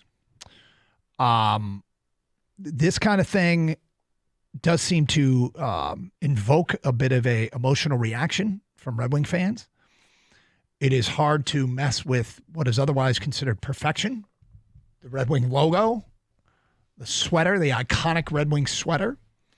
But every once in a while, there is, either through league promotion or otherwise, there will be a alternate jersey worn. Was it 2 years ago they had the reverse retro jerseys? You remember that? And the Red Wings one was so boring compared to everybody else. Yeah. And that one, it was just like a red sweater with black stripes, and it said Detroit across the front. And it felt like everybody else really did something pretty dangerous and fun.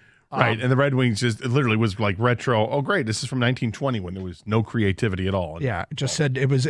Hey, Detroit. It looked like the kind of thing on a knockoff video game when you weren't allowed to use the Red Wings, markers, and you would just just said Detroit. These jerseys have been released. Gator, you have seen them. Kang, have you seen them? Yeah. Okay. I will describe them. Apparently, the Red Wings are going to be wearing the white jerseys for the Stadium Series. We'll start at the top, though. Red helmet with a stripe down the middle, like a football helmet.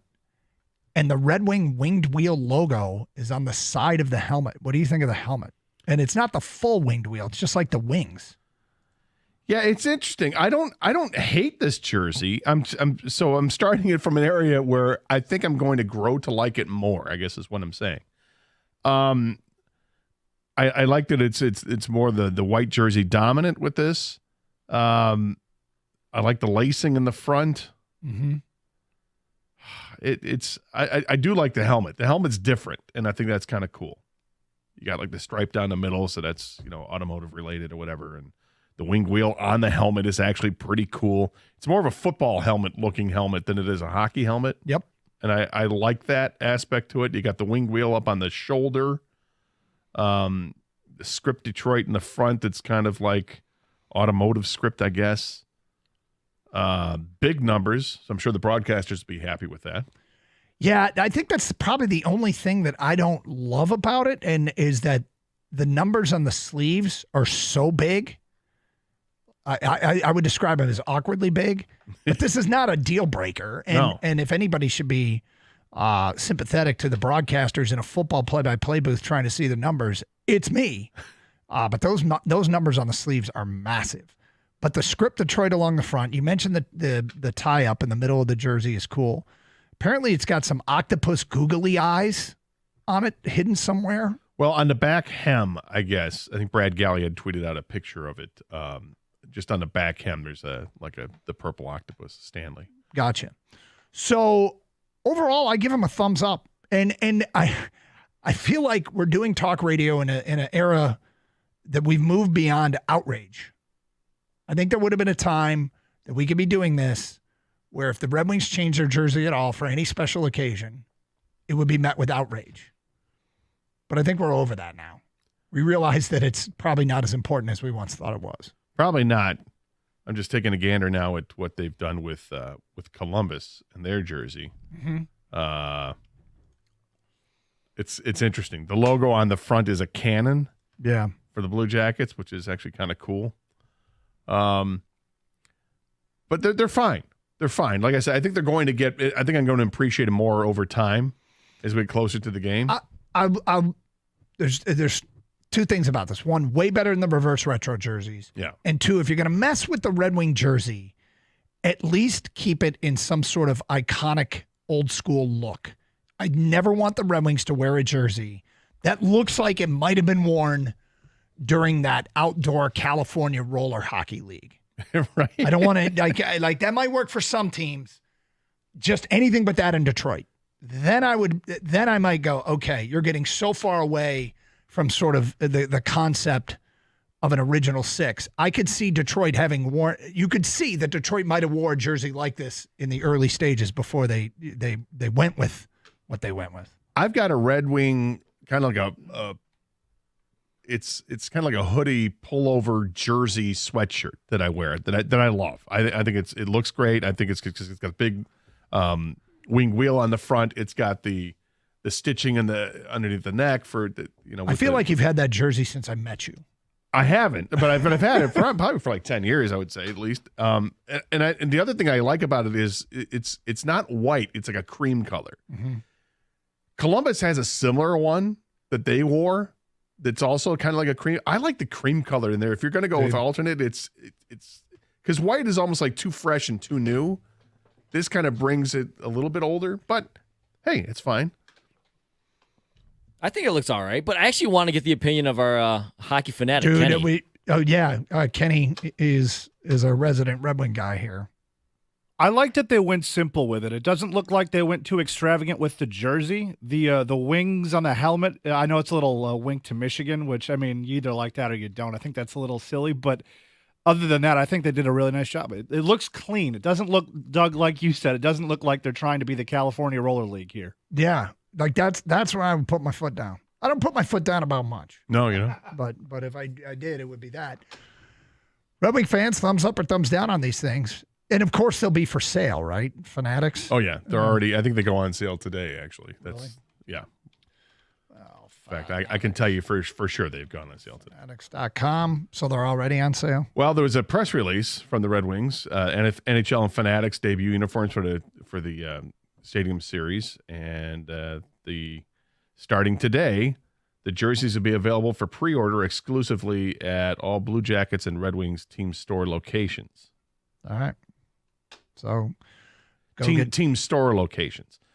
The Blue Jackets fans can pre-order their jerseys via their online store, but I think for the Red Wings, if you want to get these right now anyway, you have to get it from the team store. So you have to go to LCA.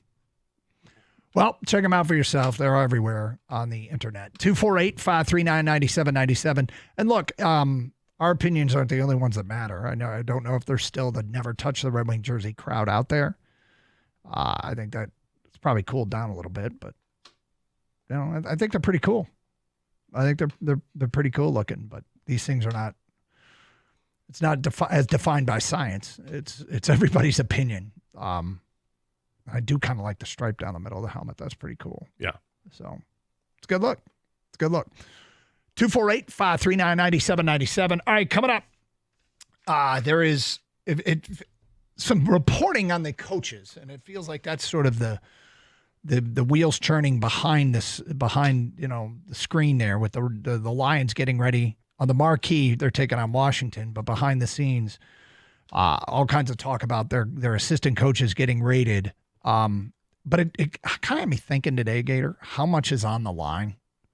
Like we get in today and Adam Schefter says he's certain that Ben Johnson and Aaron Glenn are going to get jobs this cycle. Yeah, both. He said he's certain that both will get head coaching gigs. And I'm willing to accept that as a fate, but it makes me realize how much is really on the line. Like the disaster scenario of losing this game. And I think they're going to win the game.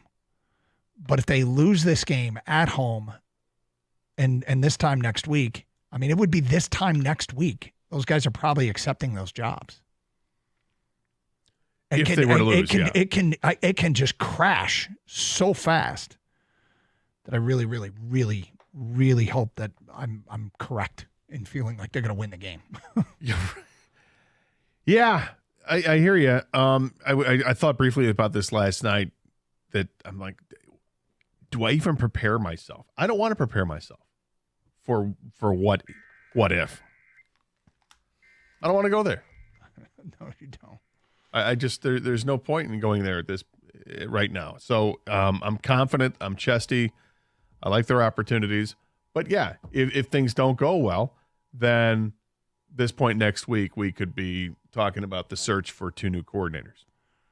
And it's funny because historically we're not talking about the playoffs as much as we are. I mean, we do talk about them, but we talk about them as outside observers. This year we're participants, A. B, we're not talking about the draft. And we certainly aren't talking about people rating our assistant coaches. All new things getting used to here. No, we're also not talking about why isn't the backup quarterback getting more snaps? Exactly. That's a good point. So he's mobile. And he's probably better than Jared Goff. Hot take. 248-539-9797. All right, coming up, we will hear from the coordinators next hour. Every once in a while, we reach out and we ask the audience for help. There are things that are happening, things that people around Michigan are doing that we don't know anything about. One of those is ice fishing. We've got an ice fishing story we're going to need some help with. We'll get to that today. They need some help. At 11:07 here on Carson Anderson on 97.1 The Ticket.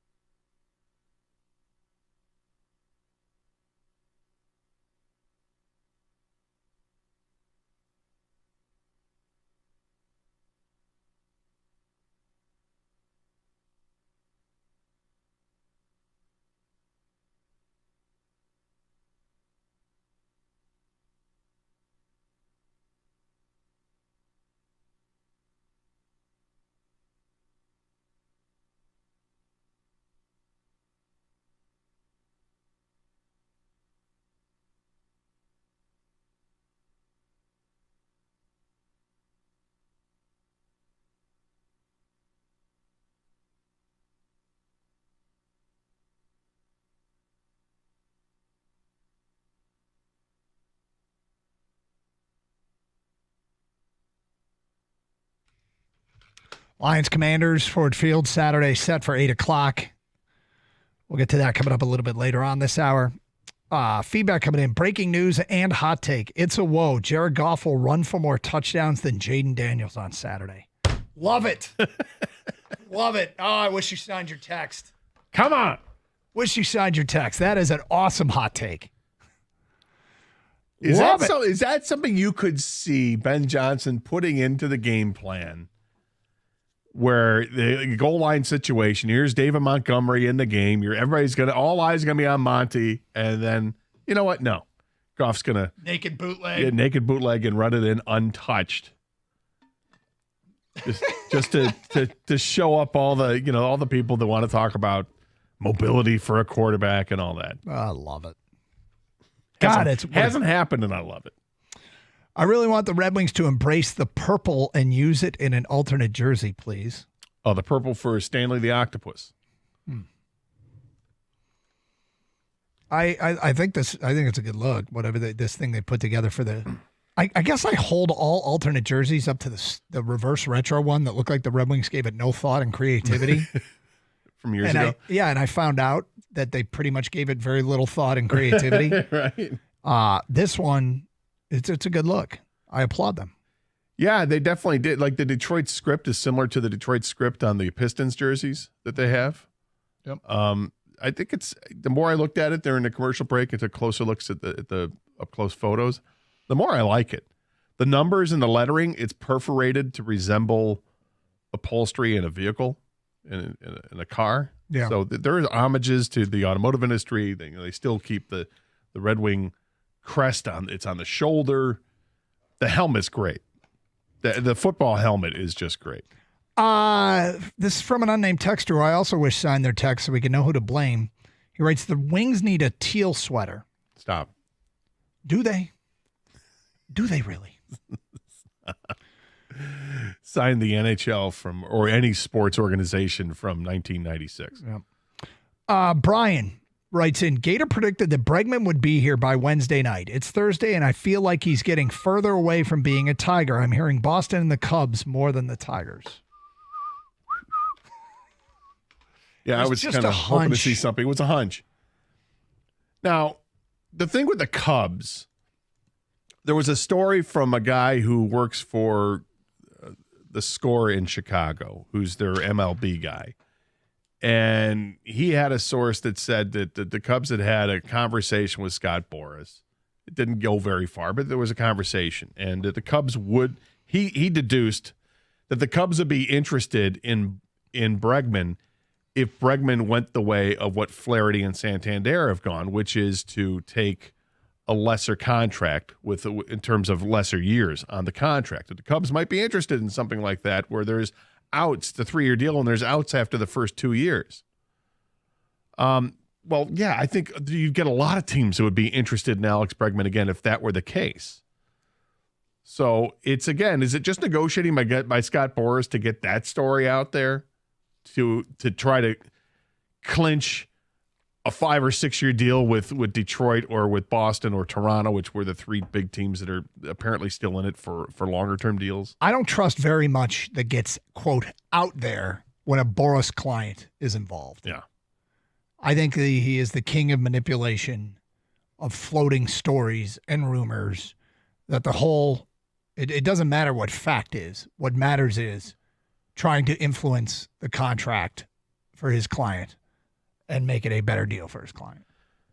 I do think this. We've had a lot of time go by in free agency here, and it's been a while since we've seen a long-term deal. Mm-hmm. I just don't see a 6-year deal being done for Alex Bregman. And he turned down a reported $156 million to return to Houston on a 6-year deal. So I think it's interesting because that almost said, okay, if you're going to go a long-term deal, the floor of that deal has to start at like $160 million because it's got to be more than what Houston was offering. And yet nothing's gotten done. And then Houston's moved on. So can something get done on a shorter-term deal? Can you get a 3-year, $100 million deal done with Alex Bregman with outs after the first year or second year? That'd be great. All right. Story coming out of Milwaukee. An Illinois man was arrested Sunday in Wisconsin after allegedly drawing a gun during an argument over ice fishing etiquette at Racine Harbor on Lake Michigan. Ice fishing etiquette. Ice fishing etiquette. So, we like to parachute in on popular things that we know nothing about and learn. We do this a lot with hunting and fishing. I don't know. We've done it with snowmobiling. We've done it with things like Mackinac Island and places that we're thinking about visiting and stuff like. We don't know anything about. I don't know anything. NASCAR. I don't know anything about ice fishing. However, I think we need to take this opportunity to hear from the ice fishing enthusiast here on the Carson Anderson program. And you give us an example of ice fishing etiquette. Teach us a little something. This is also an opportunity for you as an ice fishing enthusiast to out any ice fishing chode out there that has broken ice fishing etiquette. So if you've ever been ice fishing and you were irritated by someone who was breaking etiquette, we'd like to hear about it right now at 248-539-9797. Furthermore, when did you pull a firearm on another ice fisherman? 248-539-9797. Oh, no, we aren't going to do that. No, we won't do that. I hope nobody sorry. has other than this guy, because this is ridiculous. It is ridiculous, but it was all over one ice fisherman breaking ice fishing etiquette. Yeah. I couldn't even begin to think about. I wouldn't even know where to start with ice fishing etiquette. I had a couple ideas. Okay, hang on to those, and we'll see if we can get some ice fishermen to teach us. It's time to become more learned about ice fishing. Indeed. Here on the Carson Anderson program. Help a brother out or out a chode. 248-539-9797. It's Carson Anderson, 97.1 The Ticket. Hey, if you're looking for a new or used car, you've got to check out Sarah Chevrolet of Southfield. They got one of the largest inventories in the area, and you're going to find exactly what you're looking for, whether it's a sleek new model or one of their reliable pre-owned vehicles. And here's the best part. Guaranteed credit approval. No matter what your credit situation, they've got your back. Sarah Chevrolet of Southfield is the perfect spot. They're right there at 696 and Telegraph, making it easy for you to swing in and drive off with your dream car. And if you're short on time, there's no worries. They'll even bring your new ride right to your doorstep with at-home delivery. And if you're into the latest tech, you're going to be glad to know that Sarah Chevrolet of Southfield is one of the top EV dealers in the country, offering cutting-edge electric vehicles that are setting the standard for the future of driving. Best of all, they're open on Saturdays because they know weekends are the best time to shop for your next car. Come see why Sarah Chevrolet of Southfield is the place to go for your next vehicle. Together, let's drive.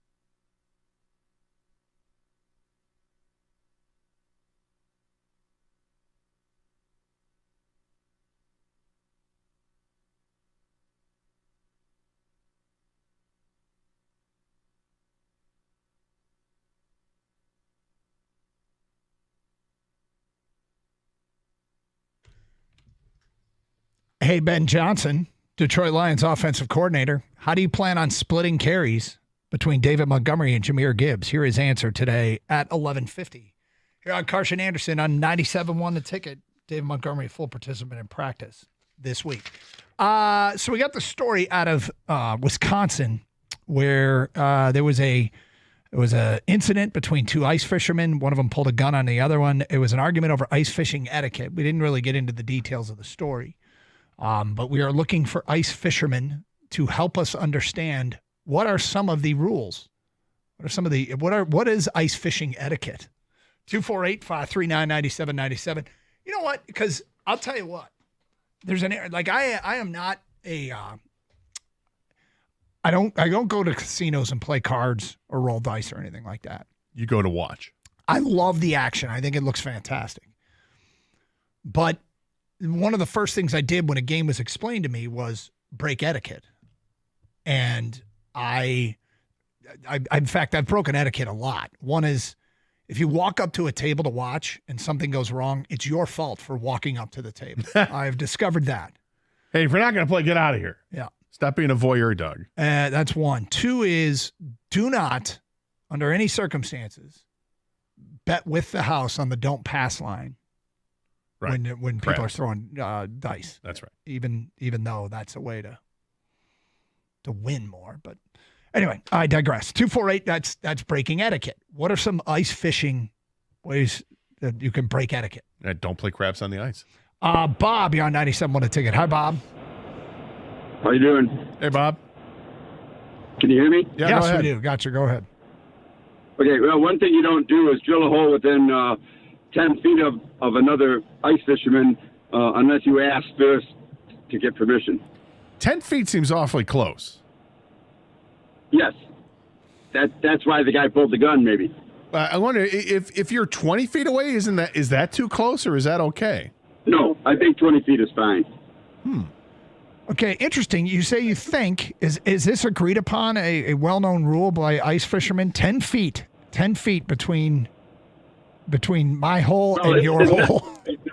It's not a written rule, but, if you're sitting there catching fish, even in the summertime, and you have some boat pull up right next to you, you got to scare them away. When you're drilling a hole, you could potentially scare the fish away also.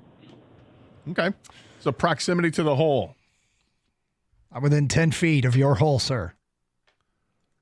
I'd want somebody a lot further away than 10 feet. Would you? Yeah. He said 10 feet. Yeah, I said 20. Is 22? I think 20 is too close. And he said, no, 20's fine. Okay, so among ice fishermen, perhaps 20 is fine. Tyler is next on 97.1 A Ticket. What's up, Tyler? Hey, guys. How you doing? All right. Hey, I want to say big fan of the show. My radio's always on 97.1, and that's kind of a recent thing because of the Lions. They really turned me on to sports radio. But when I heard ice fishing, I thought, this is my moment. This is what I do. Here we go. Let's go, Tyler. Break it down for us. Tyler's big moment. Let's go. go.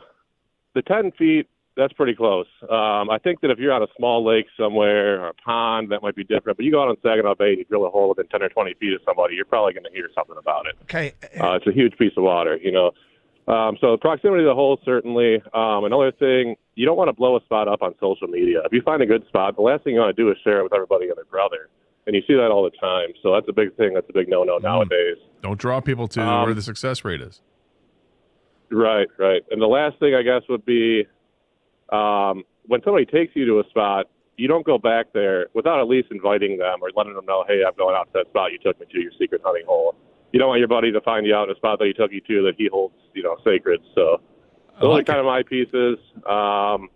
I didn't hear the story, though. I kind of got on and tell me about ice fishing etiquette. What happened in Wisconsin? We'll get to it. We'll get to it. We're going to leave. We'll tell what happened a little bit later. We're just trying to figure out, some of the rules before we get to it. But you said something. Well, I don't. Oh, and here's what I don't like, Tyler. Wouldn't. I don't like 10 or 20 feet. Oh. Like I want to know the rule. Is it 10 feet? Is it 20 feet? Is it proportionate to the said, lake size? If you're on a popular inland lake, there's not much you can do about somebody coming 10 or 20 feet away. But if you're out on Saginaw Bay, you got miles and miles, and somebody comes and punches a hole right next to you, or Lake St. Clair for that matter, that's a no-no. You don't want to do it. There's no law or rule against it. It's just etiquette. So. It's just etiquette. All right, well, break etiquette. Unwritten rules, Greg in Dearborn, you're next. Hi, Greg. Hey, guys. Yeah, kind of along those lines. I mean, it's really all about just if you see a guy fishing a spot, and it's your honey hole, it's your spot, just ask them. Walk up to them and say, is it okay if I poke a hole here? That's really the thing, is that you're sitting there in your shanty and you're doing good, and then all of a sudden some dude shows up with a power auger that sounds like a Harley, and then it just fish gone, totally gone. It's just, be curious, show up, ask him how he's doing, what you catching, that sort of thing. And then my other thing is, you'll see guys that will smoke 2 packs of cigarettes, leave all their dead minnows sitting there and just take off, and then they'll just leave a mess. So my big thing is just clean up after yourself. Okay, so there's 2 things here. One is, if somebody approaches you and you're having a good day and says, "Do you mind if I drill right over there?" You're allowed to say, "Actually, I do," and he'll respect that. You might have a conversation. Then. You might have a conversation then, and then see that gun pull out. But oh boy, see, that's the thing though, because if somebody asks me, let's say we're big into this, and I'm catching fish, I'm doing well, and I'm having a good time, and somebody says, "Hey, do you mind if I drill a hole over here?" I would mind. I would say, "Well, dude, I'm doing fine. If you do, maybe go down 100 feet over that way." Because this whole 20 feet thing just seems like that's way too close. And for what the other guy said, once you get the auger out there and you're drilling a hole and it's loud as hell, how could it not scare fish away? And it's going to ruin it for everybody. Most of the guys are fishing for panfish and that kind of situation, and they all kind of congregate in the same spots in the lake. So that's kind of the thing about ice fishing, is you just can't go pop a hole anywhere in a lake. You got to know the spot. So if it's a public lake, it's kind of hard for you to be like, "No, dude, you got to get out of here." No. 248-539-9797. Mike is next. Hi, Mike. Hey guys, ice fish a lot. I wouldn't drill a hole within 20, 25 feet of another guy without permission. And then there's another form of ice fishing. You use what's called a tip up. If I'm using a tip up, I wouldn't set my tip up within 100 feet of another guy's tip up. Just the tip up, because you're fishing. It's a tip up. You drill a hole. You put usually a large shiner type minnow or a chub minnow on it. Chub. You drop it down into the hole. Yeah, chub. There you go. And that chub or shiner will swim around under the water, and you're usually fishing for walleyes or northern pike with those. And when the fish grabs that chub, they run with it. So if you got guys with tip-ups closer than 100 feet, you're probably looking at a situation where you would get tangled with other guys' tip-ups. Now you got guys complaining. Yeah, complaining.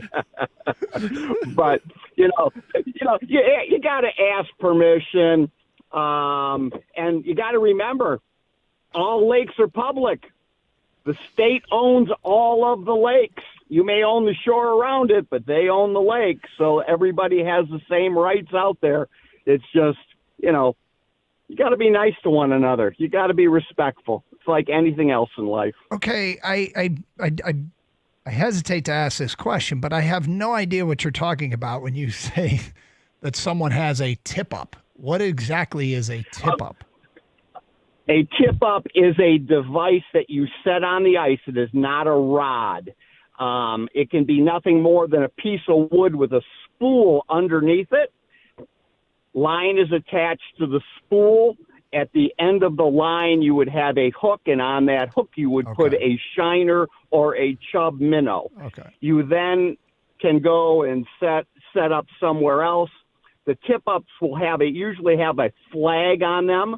So when the flag pops up, you know that the tip-up has very good. That's correct. All right. Thank you, Mike. And that's another part of the etiquette. How far space should you be when you're setting tip-ups? See, now, because we heard 10, then we heard 10 or 20, then somebody said 25. You just said 100 feet. Depends on the size of the lake. Yes. With a tip-up, you get 100 feet of clearance?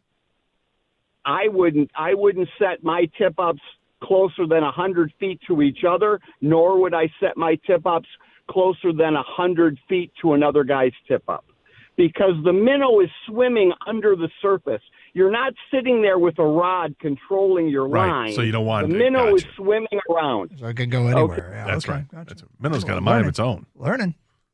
You got to ask, though, you can't afford it. That's the rule I live by. Probably. That's right. Yeah. We Yeah, I probably don't should have sus- called Jansen, asked Jansen what he would, how he would handle the situation.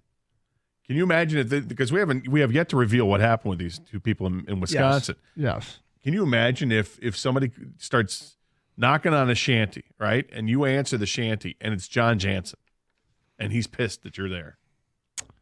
He has the ability to break you. How would John handle the situation? I've never been ice fishing. I have been in a shanty once. My brother-in-law set it up on a cold ski weekend in the parking lot. Like we backed the truck in, and it was kind of off in the trees a little bit when we were skiing. They do get warm. They get really warm. I was surprised. Well, compared to what it's like outside, yeah. It was a nice little setup we had. But all right, we'll read the whole story. We'll tell you what led to the gunplay over ice fishing. And hey, Ben Johnson, how are you going to split the carries between Gibbs and David Montgomery? A question that was asked of him yesterday. Here his answer at 11:50 here on Carson Anderson. 97.1 The Ticket.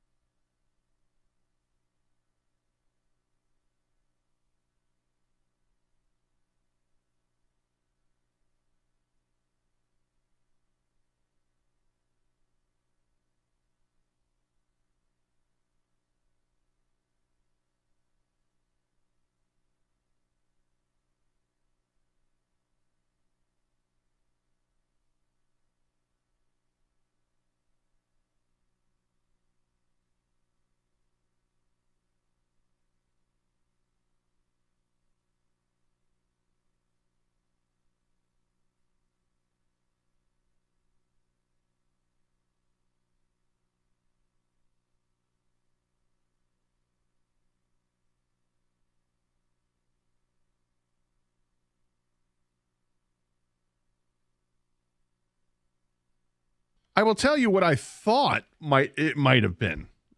If when you ask the question like, what's etiquette that would get somebody upset?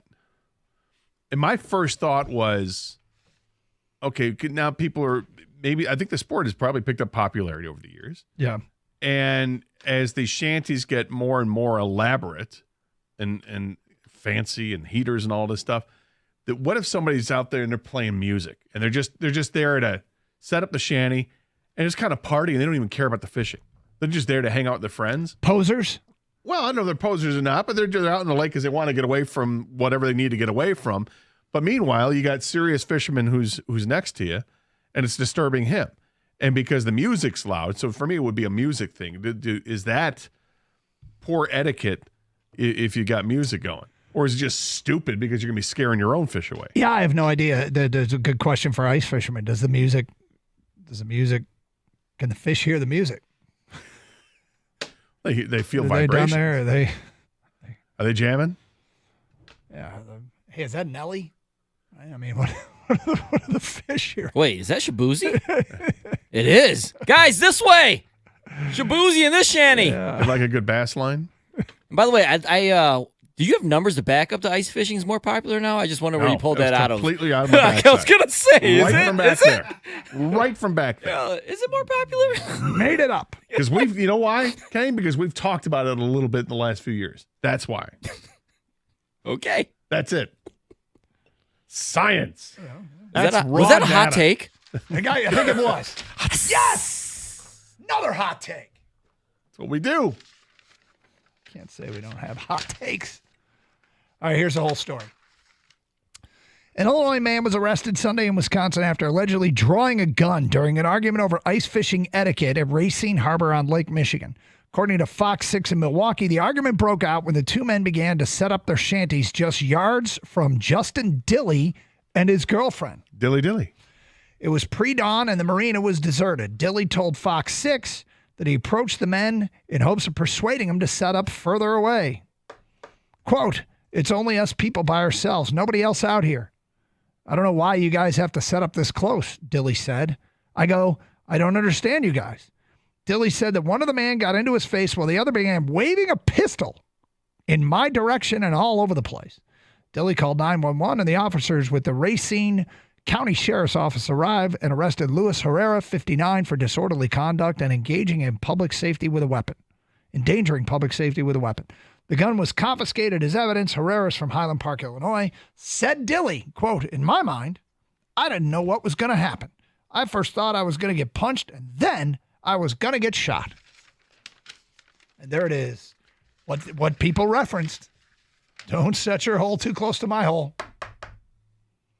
Words to live by. I think that is words to live by. Absolutely. Words to live by. Racine Harbor appears to be just north of the border of Illinois and Wisconsin. Is that right? On the Wisconsin side. Yep. Well, we've learned something, Gator. That we have. If you and I randomly decide to go ice fishing separately for some unknown reason, make sure that we keep a wide berth. Yes. Outside the arc. Keep your hole the hell away from mine. And I will do the same. I will keep my hole away from yours. All right. Let's get back to the Lions. Big game Saturday. Commanders in town. Terran Arnold, David Montgomery, both full go at practice. Some stuff to get into with the Commanders as the show goes on, but we like to bring you the best of what the coordinators told the media when they meet with them.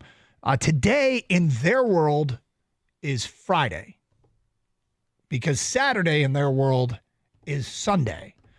So the media got the coordinators on a Wednesday, and we'll start with this. And this is Ben Johnson talking about where he's seen this Washington defense improve.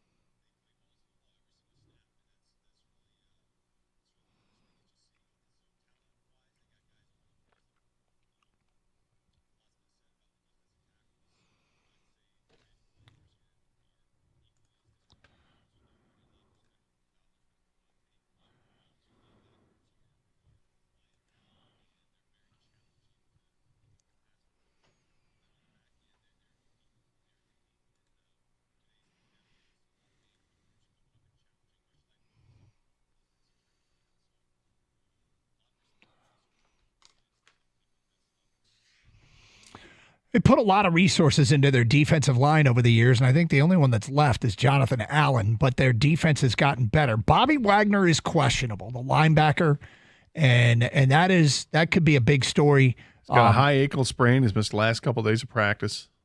But their secondary is pretty talented. Marshawn Lattimore, though, was banged up last week against Tampa. But did practice. He did practice. Mikey Sainristel has done what he did at Michigan. He is a playmaker. So tall corner and Benjamin St. Juste on the other side. It's a legit. I want to stop short of calling it a legit defense. They are a better defense than their stats indicate. I still don't know how good they are.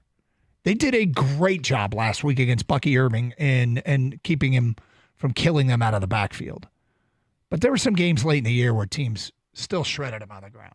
And so I don't think that game last week should dissuade the Lions from rushing the football against this defense, at least attempting to rush the football against this defense. As we know, the Lions can beat you in a variety of ways, but when you can just run the ball down somebody's throat, it's demoralizing and effective.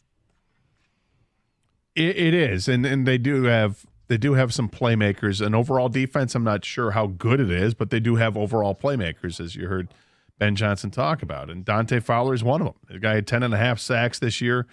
Frankie Louvu had 8 sacks, so it's a pretty good combo they have with those two guys.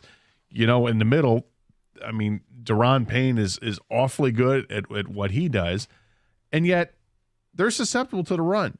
Mm-hmm. So in the Lions, we know that 1-2 combo they have, and now that Montgomery is back, it's back to being a 1-2 combo, that I feel like they can absolutely take advantage of that situation, and more to the fact that they also like to throw to the running backs, so they can take advantage of that. They also like to throw to their tight end. I just think the Lions offense, they're a problem for every defense in the league, but they're a real problem for a team that isn't, top notch or top 10 defensively.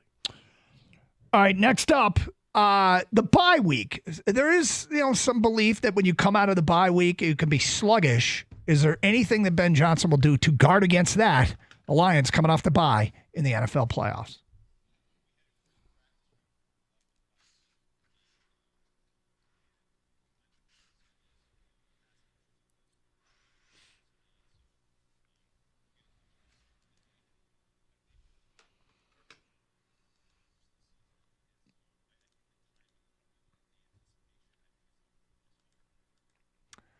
Yeah, it's one of those things that because they earned the bye, I'm really glad they played in the San Francisco game.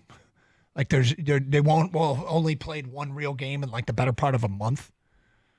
You know what I mean? Yeah, they had to play every game, all 17. They had to play them. Yep. They didn't have to play the San Francisco game. Oddly, the way it worked out, the next to last week was a game that didn't matter. But in retrospect, when you play those guys and they don't get hurt, I think there's less of a chance that you will have any rust when you do get just 1 week off going into the playoffs. Feels like that is a bigger issue for the teams that rest players. Have already locked up the 1 seed, rest players at the end of the regular season, then they obviously don't have to play, and you could be looking at 2 or 3 weeks between a live snap. I guess 3 weeks between a live snap, so doesn't seem to be a big deal. All right, 4th down play calls. Dan Campbell goes for it on 4th down all the time, and so you as a play caller, how does it make you feel that the head coach is saying, Ben, go get me a 1st down? Here's what he said.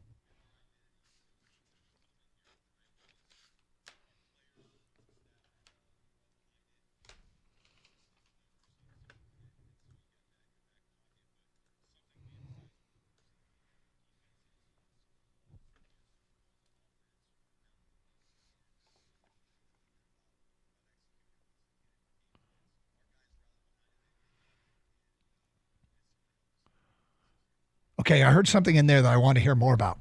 4th down of the week? You guys like each week, are you developing your 4th down play call? Like something special? A special book of plays over to the side that you have that you only break out on 4th down? Because I always felt like it was game dependent, but maybe I've misinterpreted what he's saying. Maybe 4th down of the week is looking back. They highlight the previous week's 4th down of the week and they just, this is our 4th down call of the week. I don't know. I want to know more about 4th down of the week. I've never heard of 4th down of the week. The game of the week. Yeah. 4th down of the week. It's our 4th down of the week. But, I mean, there is pressure on him. Dan Campbell's the guy that says go for it. But do you wonder, like, if Dan Campbell calls for the 4th down call and they don't get it, does he turn and look sideways at Ben Johnson? Hey, come on, man. I'm going to take some heat for that. Maybe. It is. I mean, the offensive coordinator is the guy that has to make that call. Well, and sometimes in down and distance situations, particularly when you're by the goal line, if you've got 4th and goal and you're at the 2-yard line. Yeah. You always hear the commentators say, well, you got to give me your best 2-point conversion play. Right. Okay, well, because the Lions run 4th and 2 with such frequency, right? I think it's actually a good thing because they do it so often that you can't just focus on, okay, well, here's what they've done in 2-point conversion plays, or here's what they've done in no, they'll do anything. They don't care. 4th and 7, they'll run the ball. We've seen them do it. All right, straight ahead, what do the split of carries look like with Montgomery and Gibbs moving forward? And how the job interview process, how's it going for you, Ben? Hear what he had to say. Starting at 11:50 here on Carson Anderson on 97.1 The Ticket.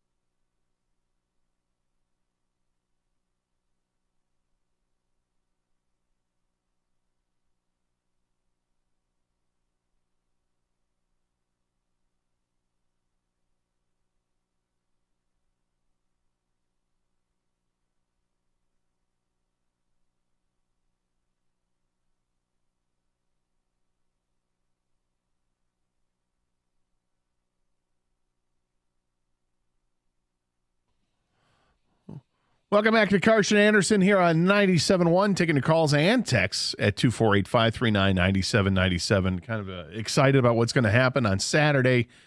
Looks like we might get some snow in the morning, get some snow right now, but could get some snow on Saturday morning. But then it stops snowing and it should be a decent day out there, but it's going to be a big day for sports. You got the Pistons playing at LCA. They moved that game up to 4 o'clock. To accommodate the Lions game later on, so it's not too close together. They only moved it up an hour, but nonetheless, it's an hour. The Red Wings are playing that night, not at LCA, but they are on the road. They're at Tampa. You've got the Lions game.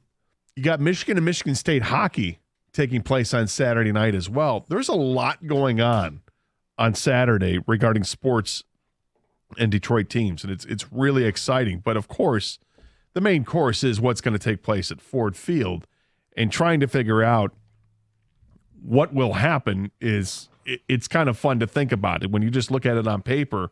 The Lions' offense against the Commanders' defense, I like the advantage there, but we're not counting any chickens, and neither are the Lions. And that's been the kind of the cool thing, Doug, with the way that the coordinators have, the way they talked yesterday about their opportunities last week to interview for jobs. Both guys said, yeah, it was great. Went awesome. Had a great time with it, and we'll see what ends up happening. But then in the next breath of and now it's all about Saturday. I'm not thinking about anything other than the game against the Commanders. And normally I would think and say, I don't buy it.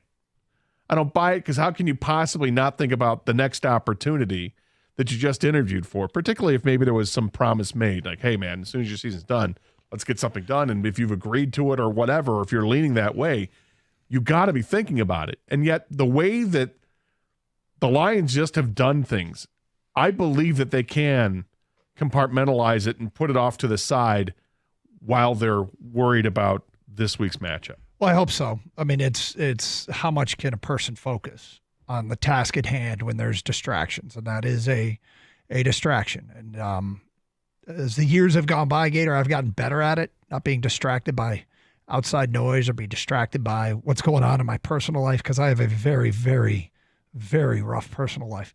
Do you know? Yeah. Right. I got all kinds of problems, man. Yeah. Anyway, so yeah, it's an effort to focus on the task at hand and make sure you take care of business here before you move on to the next thing. And these guys are pros. I hope they're good at it, but everybody's different. All right, so more from Ben Johnson.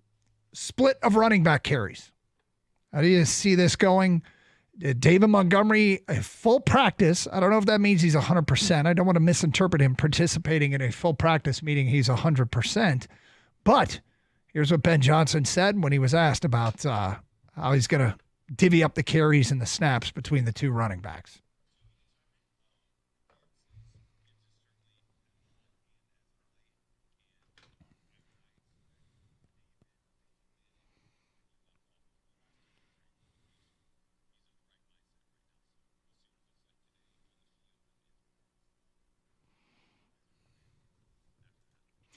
One thing that I would, if I'm in the position of one of these guys, a head coach, offensive coordinator, and I've done this when it comes to analyzing stuff too. Detroit is not in the business of best utilizing their running backs. Detroit is in the business of winning the game.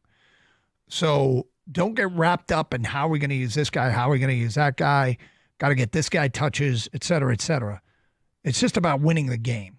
And if the thing about Jahmyr Gibbs is he has been so good of late. The running back splits, there are some games where you figure out who the hot hand is. I have a sneaking suspicion we're going to get a ton of Jahmyr Gibbs anyway this weekend, even with Montgomery back. He won't be ignored, don't get me wrong, but I think it's going to be a hefty dose of Jahmyr Gibbs. I could see it going that way, but my gut tells me that we'll see more Gibbs than we will Montgomery, but I think Montgomery's presence is definitely going to be felt. I think he's going to get plenty of carries there. This is an offense that between those two guys in the regular season, they had over 3,000 yards from scrimmage and 32 touchdowns between the two guys. It's a formula that's worked. Obviously, the last 3 games of the season with Jahmyr Gibbs, when he was the lead back with Montgomery out, he had himself 3 really good weeks, well over 400 yards from offense during that time, and all the touchdowns, and it's great. And we know that he's got high end ability, and I think the ceiling is higher for what he can do than what Montgomery does. But what Montgomery does is so good: power running between the tackles. He's got maybe some deceptive speed as well, but he's a guy that can break the tackle and take it another 30 yards. Whereas Gibbs is a guy that can fly through and take it for 80 yards. I agree with you, Doug, actually. I think this is a 75-25 Gibbs game to Monty. Honestly, I think I'm just trying to read I'm picking up on what Campbell and Ben Johnson are saying. If they're dropping any clues, maybe I'm overanalyzing it, but I think when Campbell says there's going to be a role in this game for Monty, well, why would you say that if his role would just be what it was before? You know what I'm saying? I think he's saying we're going to use Gibbs a lot, but we'll find our spots for Monty. So that's why I think it's 75-25 Gibbs. I think obviously Gibbs can handle it. We've seen what he can do. If he's the lead back on any team, I mean, he puts up monster numbers. But now you have Monty back there, and you can ease him back into this. I don't know. Ben just said to be determined, but I think they're trying to figure out how healthy he is. But there's no need to push Monty. I think this is Gibbs' show moving forward, and Monty is a great secondary back. I just laughed because I was trying to figure out if there's 20 snaps, how many of them are Gibbs and how many are Montgomery, and I'd come up in my mind with 15 are Jahmyr Gibbs, and then you come on and say, I give 75%. And I'm like, yep. Well, it's interesting. I look back at a couple games. The last Packers game when the Lions won 34-31, Montgomery had 14 carries for 51 yards and a touchdown. Gibbs had 15 carries for 43 yards. They both kind of struggled running the football, yet the Lions did just fine. They were able to win that game. The other one I looked at was the Vikings earlier in the season. The first Vikings game, the Lions won 31-29. In that game, the Lions ran the ball 27 times total. 15 for Gibbs for over 100 yards, and Montgomery had 9 carries for 31. It really depends on how much success they're going to have. But is that a distribution that you could see? 15-9 or 15-10? Or do you actually see it less for Montgomery and even more of a disparity there? Yes. I think it's going to be heavy Jahmyr Gibbs. All right, final thing here from Ben Johnson. The interview process, how's it gone over the years? He's interviewed for jobs before. This time around, how's it gone? Here's what Ben Johnson had to say.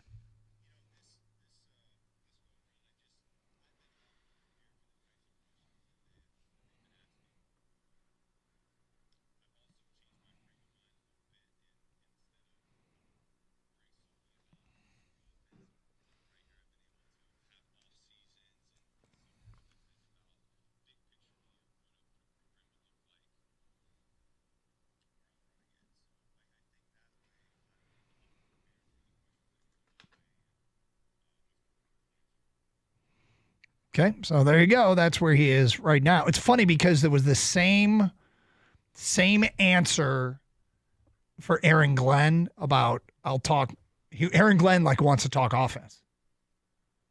He wants to talk offense because I think he knows that I want to check that box. I want to let them know that as he put it in his, and you'll hear some of his a little bit later on. I'm a football coach. I'm a coach. I can coach a whole team. Yeah.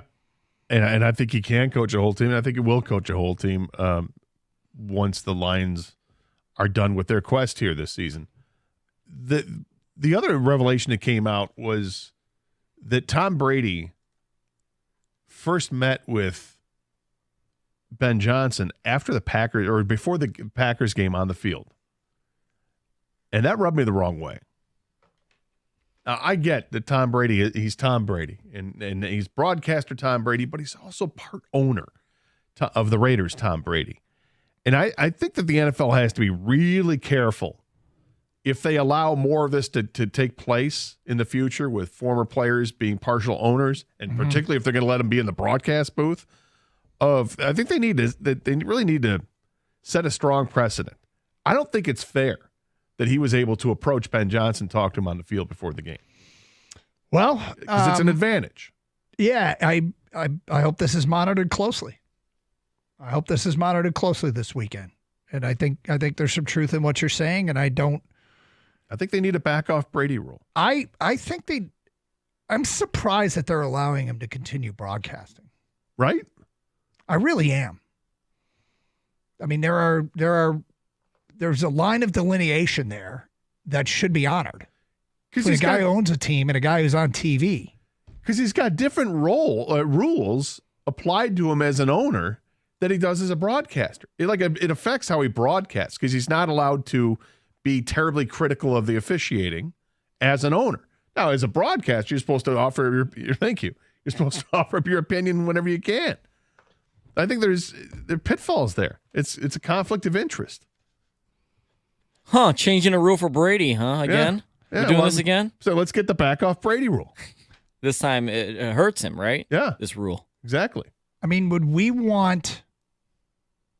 I'm trying to think of who, if there's a comp. Like, would we want Chris Spielman?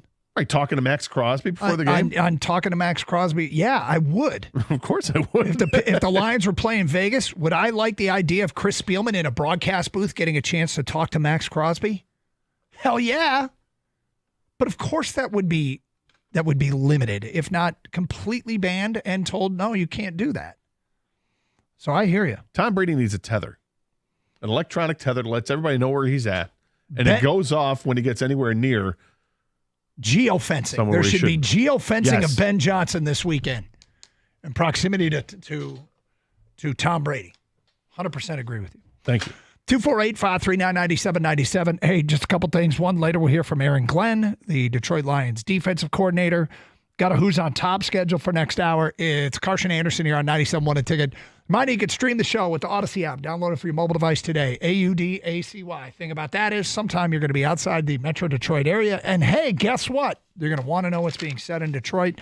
Huge game coming up on Saturday night. Well, you'll be glad you have the Odyssey app, so get it today. You also stream through our website, 971aticket.com, streaming with video on twitch.tv and youtube.com, both places where you can watch the show and participate in the streaming chat. It is Carson Anderson here on 97.1 The Ticket. Michigan Auto Law, auto accident attorneys. They specialize only in auto and truck accidents. Many law firms don't specialize, but focus on many different areas of the law. Michigan's largest legal newspaper reviewed all the law firms in Michigan and called Michigan Auto Law arguably the best in the business. Do your research at autolaw.com. They choose to take on fewer cases than other law firms. They take on fewer on purpose. This means they have more time for your case. I'd send a family member there to our guy Steve and his crew. They care more, so you win more. Michigan Auto Law, auto accident attorneys. Visit autolaw.com. That's autolaw.com.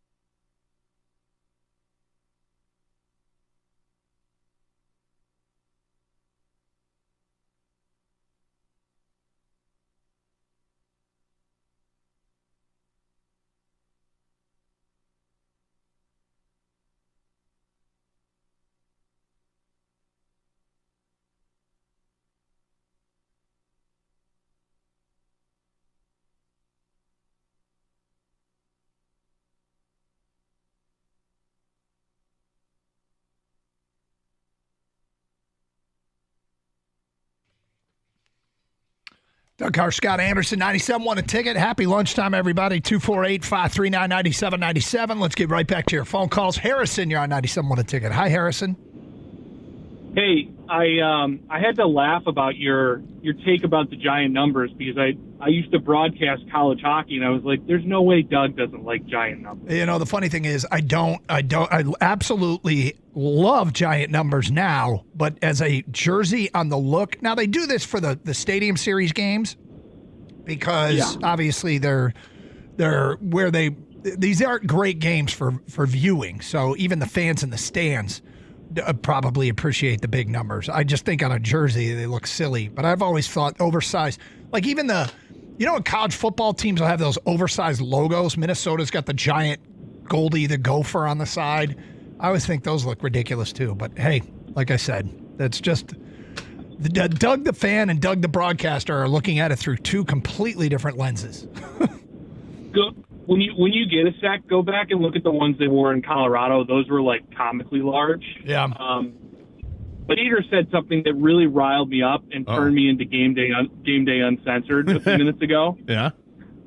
When you mentioned that Tom Brady met with Ben Johnson on the field before the Green Bay game, I don't have an issue with Ben Johnson getting hired. Good for him. He deserves it. And the Raiders seems like it might be a good fit for him to, align the organization and his image. But, man, he could be on the air this weekend just talking up Ben Johnson and how great Ben Johnson is, and Ben Johnson's family's going to hear that on TV, and it's tampering. It's, very blatant tampering, and I'm really bothered by it. It's okay if he gets hired by them, but it's not a good precedent to set. I'm stunned that the NFL, which seems to be buttoned up in every way as a league, allows this to happen. Well, Tom's got those blue eyes and that dimple on his chin. Yeah, well, hard to resist. Yeah, and I'm not gonna get into it. Actually, I am. I was really annoyed with the way he talked about Matt LaFleur too earlier this year about his stupid goatee and his stupid face. Enough, Tom Brady. Get off the air. Go be an owner. It's fine. I've had enough of this Tom Brady thing. Well, I'm admittedly a big Tom Brady fan, but there's a line there. There's a line of delineation that I'm shocked. I mean, I guess it goes to show they think Tom Brady can sell the product. They think Tom Brady, my guess is, will bring in a greater audience of fringe fans. But at the end of the day, to what end here? What cost is this? This isn't. There's no way in hell if Spielman was still doing games that Chris Spielman could go do a Vegas Raider game while being part of the Lions front office and have a pregame on-field chat with Max Crosby or any future free agent or something like that where you might be going at. They would. Or Brad Holmes does it. Right. Hey, man, you like playing here? You like being back home?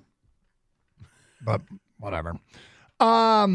Now, speaking of which, I just mentioned the fringe fan.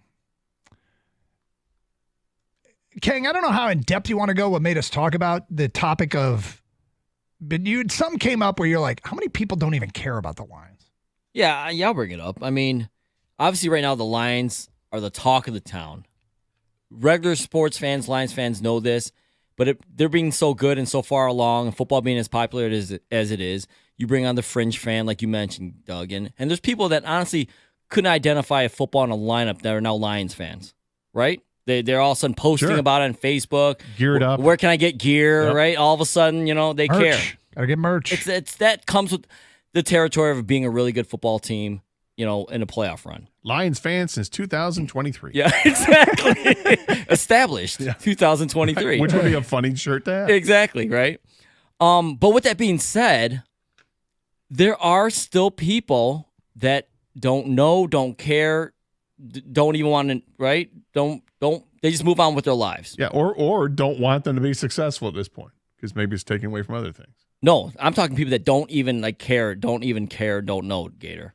And the reason I bring this up is because I have a friend who has a birthday party for their kid scheduled for Super Bowl Sunday. Come on. Dude, I cannot believe this, Gator. This is real, okay? So I was made aware of this through a mutual friend who was invited to the party. And he sent me the evite and said, dude, check this out. They're marketing this as a birthday party and stay for the big game.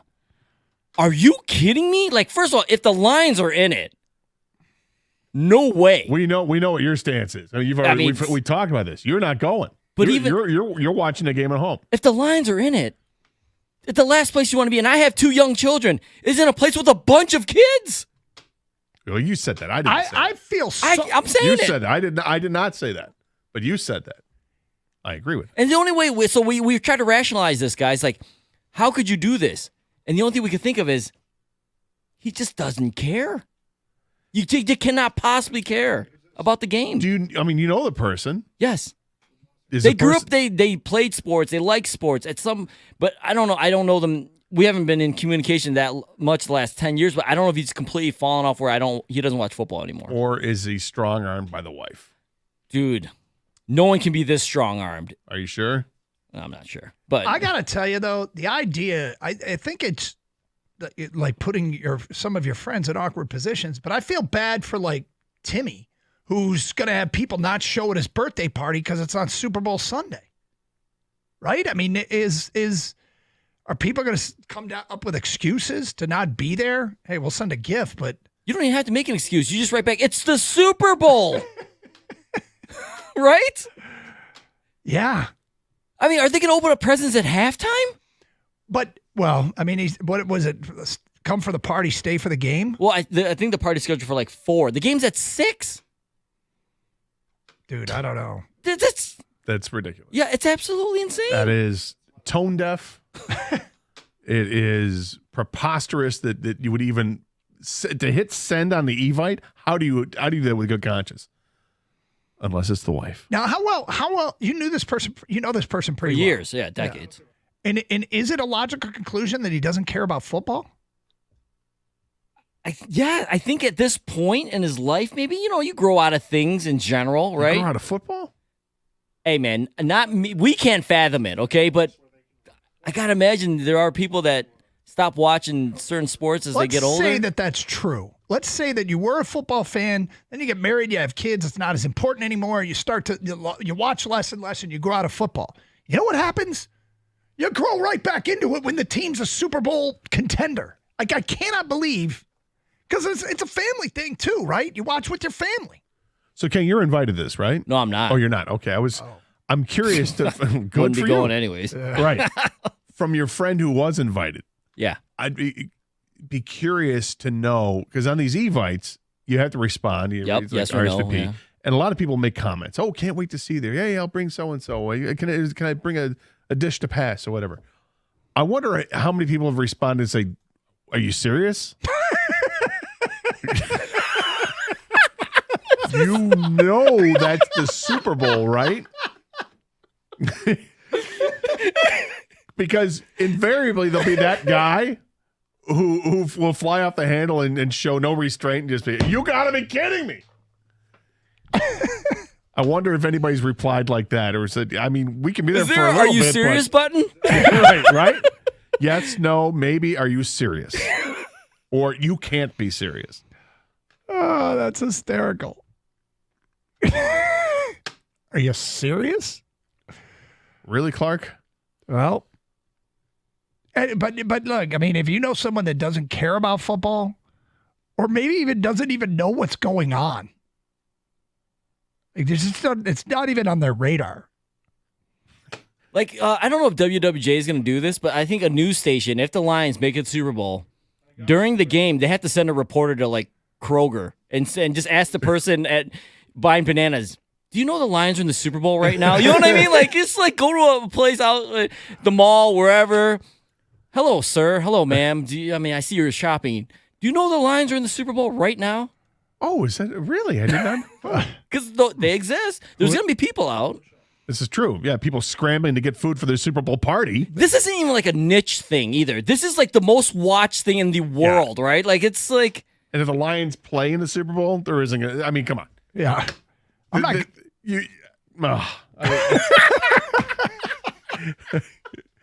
Would I be the person, if I got the Evite, that I would reply that way? Probably.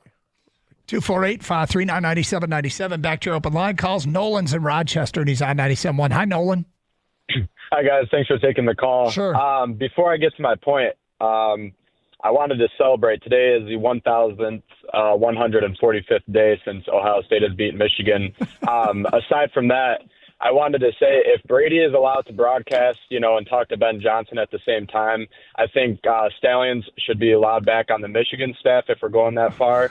But in all seriousness, if Ben Johnson were to go to the Raiders, let's just say how awkward it would be, or not even awkward, but uncomfortable it would be if, Tom Brady were to broadcast a Raiders game in the future after the Ben Johnson hire and stuff. And I'm putting it into perspective, and I'm trying to think if like Jerry Jones were to broadcast a Cowboys game, or Sheila Ford were to broadcast, a Lions game. And obviously they have more, ownership than Brady does. But at the end of the day, I think we can all assume that Brady is making, the really big calls and stuff compared to the Raiders owner. So that's my take and my thought behind it. And I almost want to see it happen. Obviously, I want Ben Johnson to stay, but in my mind, he's already gone. But I just can't imagine him broadcasting a Raiders game after he's the one that, got Ben Johnson to come there, going forward and stuff. Well, it'd be intriguing to see how he would handle that. Because if he had any part to do with the recruitment, I just can't believe this is allowed, honestly. Dude's a part owner of a team. So weird. 248-539-9797. It's Carson Anderson, 97.1 The Ticket.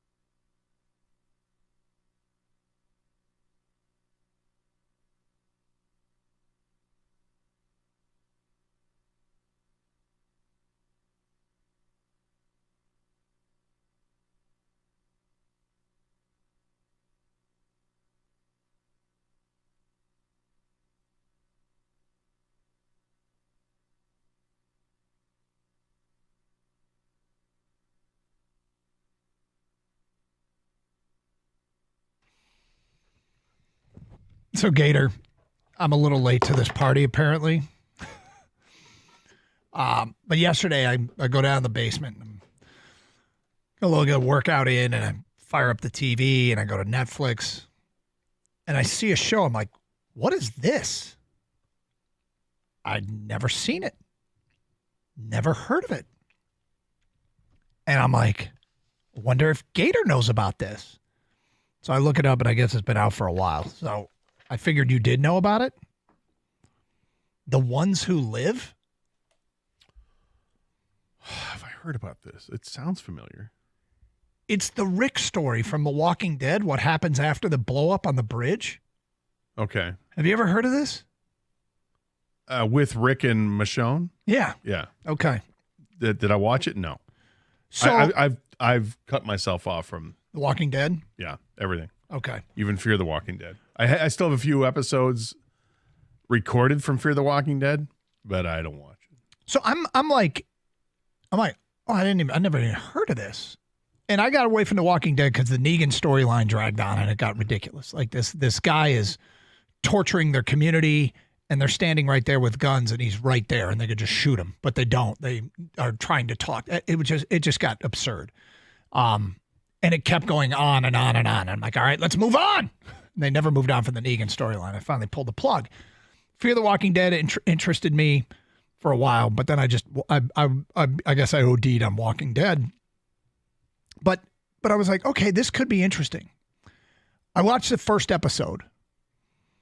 I watched the first episode. And I feel like the entire season was like they built it up like it was going to be one thing, and then it completely changed. I was like, I don't think I'm going to keep watching this. Because the end of the first episode, I mean, the show's been out for a year. There's spoilers. I've been I don't know. It's probably not worth even saying what happened, but I was like, one episode, and I'm like, that's probably enough.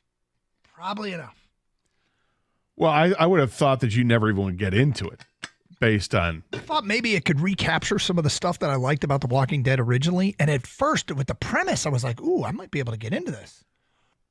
Well, but I mean, I forget if it was you or it was Kang that was out when Glenn survived his ordeal. That was my first dumpster. eye roll moment where I'm like, okay, we might be getting a little ridiculous. I mean, it's a show about zombies, so it's already ridiculous. But when you push us even too far under those circumstances. Like that one, I was willing to suspend disbelief there. I'm like, okay, I get it. How he could have survived that whole incident because he's under a dumpster. There's another live body with him that he can sacrifice to the zombies, and then they'll eventually walk away and leave him alone. He can escape the whole thing.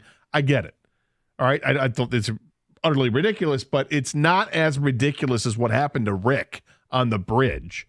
While he's literally impaled on the bridge, and now I'm supposed to believe he survives that, and that garbage woman Jadis or whatever, that she's gonna, save him and take him off in a helicopter, and he's an alpha or whatever the hell the thing was. That to me that's where I'm like, I don't care about the Rick story because I knew they were gonna bring Rick and Michonne back at some point. I'm done with that. But I kept watching to see what would happen with the crew of people. They end up it was interesting to a point, and now it's just all played out. It's done. It's been done for a couple of years, and I can't get back. But and then now what's his face? Who's the Daryl? Daryl, thank you. Daryl goes to Paris. What? No. Huh? Don't it's vacation tips. Yeah. Maggie and Negan working together in New York. Eat, Pray, Love, Daryl. Right.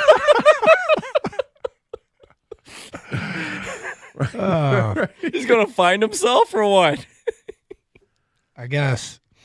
All right, feedback coming in. Come here out to Paris. Maybe we can hang out. D from Detroit writes in, 85% of the state has bought in. 15% don't give a damn about the Lions. I work with some of them. I'll name texter. I would just tell the guy I'm going to drop off a gift and I'm going home to watch the Super Bowl. I, like Kang, have a friend who is having a kid's birthday on Super Bowl Sunday, and they're wanting everyone to stay for the game after. That is such a hard no, especially if the Lions are in it. Selfish. On whose part? Yep. Everyone. I'd be selfish on everybody. But selfish on the people who are having the party. Oh, stick around for the party, for the Super Bowl party afterwards. No, I mean, hey, we'll go to the party for the birthday party part. I guess if it's early enough. But if it's not, if it's like a 5 o'clock start. Well, he said 4. 4. Yeah, this one's a 4. That's too close. It's just That's too way close. too close. Why aren't you having it like noon? Let people do what they want to do afterwards. But as Kang pointed like out in the holding office today, hostage. if the Detroit Lions play in that game, if there's a lot of time, I'm going to do what I've always watched. I'm going to get up at 9 a.m. I'm going to turn on SportsCenter, and I'm going to sit there for 15 hours. Enjoying all the coverage of our team. Everything. You never know when you'll ever get this again. If we get it. Everything. Yeah. How about this? Even if the Lions weren't in the Super Bowl, let's say that, I don't want to think about it, but let's say that they don't make it to that game. Does that make it easier for you to say, oh, I mean, I'll stick around? No. It's a Super Bowl. Well, you with the kids, you definitely ain't going. Well, you said that. I didn't say it. That was you that said you didn't want to be around a bunch of kids. I didn't say that. You literally said that. Let's get back I to your agreed phone with calls. We go to Kyle in Dearborn here on 97.1 Ticket. Hi, Kyle. Hey, guys. Thanks for taking my call. Sure. I know Gator just kind of touched on it, but I was going to say I think you guys were overreacting a little bit because most kids' parties, I have kids, are early. You know, I mean, the 4 o'clock, that's cutting it too close. I agree. But, you know, at the end of the day, it's like just do both. I think people are just extending the courtesy and just saying, hey, if you guys want to stick around and watch it, you guys might be being a little bit too hostile here. Are you throwing a kid's Super Bowl party on Super Bowl Sunday, Kyle? Not a chance. Bro. No way. However, I will say this, and this is going to sound like kind of a strange comparison, but it reminded me of when I was in college. I don't know if it was a survey or some question got proposed, and my roommates and I were talking about it, and it was what percentage of college kids drink alcohol, right? And everyone was like, oh, it's got to be like 80, 90%, yada, yada, yada. And the reality is, this is 15 plus years ago, it was like 30-something%. And the reason I bring that up is because sometimes you get your guys' entire life is sports. You get so like insulated into like your niche or your interest, you kind of assume everyone else is doing the same thing. And quite frankly, a lot of people don't care about sports, you know? You're right. You're 100% correct. And that's you get engrossed in it, and obviously our jobs are it, and our families. Look, the kids. You know, we've turned all of these things into family events. The kids, you know, going to games, watching games together, and it's just they're friends, and so you gravitate towards the people that are like you. And he's probably more right than wrong. I mean, it's kind of funny. We're asking, do you know anybody like this? But we're talking to an audience that's got the same priorities, that cares a ton about it, that would probably also gravitate towards people with similar interests. But because the team is so good and doing so well, it's getting people that would typically not even care to care. Like we said, been a fan since 2023. So that percentage is going to go up. And also, it's such a pop culture thing. It's this. I'm not asking anyone like Stanley Cup Finals or NBA Finals, right? Like the Super Bowl. Everyone talks about the commercials, the halftime show, all that. There's so much like pageantry that goes on with it. You have to know what's going on. I find it almost impossible, you know, especially when your team is possibly in it. Like your I think even my team. mom knows who Lizzo is, you know? I would hope of course. Just about everybody in Metro Detroit area is familiar that the Lions are doing really well right now. What's her favorite Lizzo song? I didn't say she had a favorite song. I said I think even my mom is aware of who Lizzo is. More feedback, guys. Did you ever think about that? Maybe the happiness of the kids matters more than the Lions winning the Super Bowl. They can be happy on a Saturday.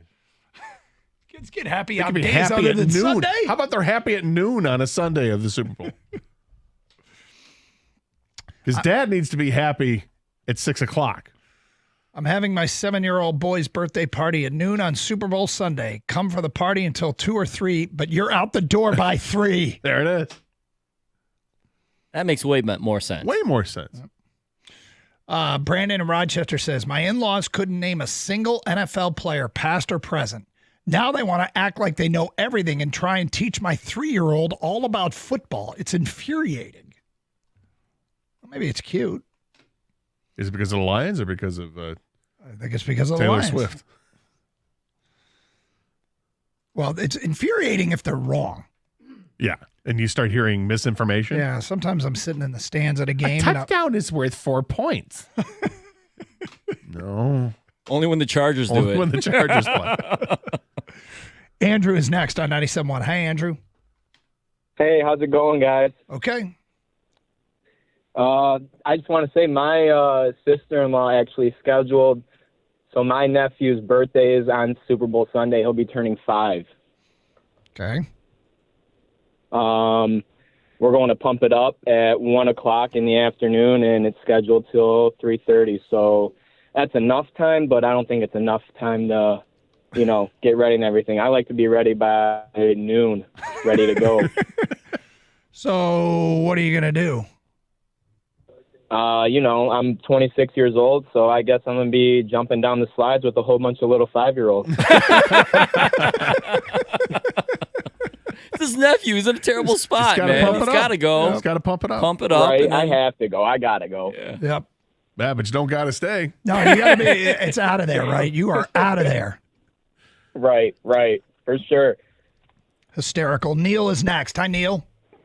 Hey, what's going on, guys? How you doing, Neil? So my birthday is actually February 8th, and it always falls right around the Super Bowl. And so, if the Lions are in it, my wife's like, oh, why don't we have a Super Bowl party for you? And then, I got all my nieces and nephews, and a part of me is like, I don't even want a party. I don't want them over because I want to watch the game and enjoy it alone or just with adults, not with younger kids. So I have the opposite. So I'm trying to see a way of, not upsetting her and telling her, no, don't throw me a party.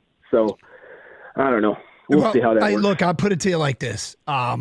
This is, as it stands right now, given what the Super Bowl is, all of these parties that are being planned make for some tough decisions, personal, family decisions. If the Lions are in it, families will have some serious issues because that's a game changer, a huge game changer. Got another edition of Who's on Top coming up. Also later you hear from Ben Johnson, Aaron Glenn, Detroit Lions defensive coordinator. We already did Ben Johnson. It is Carson Anderson, 97.1.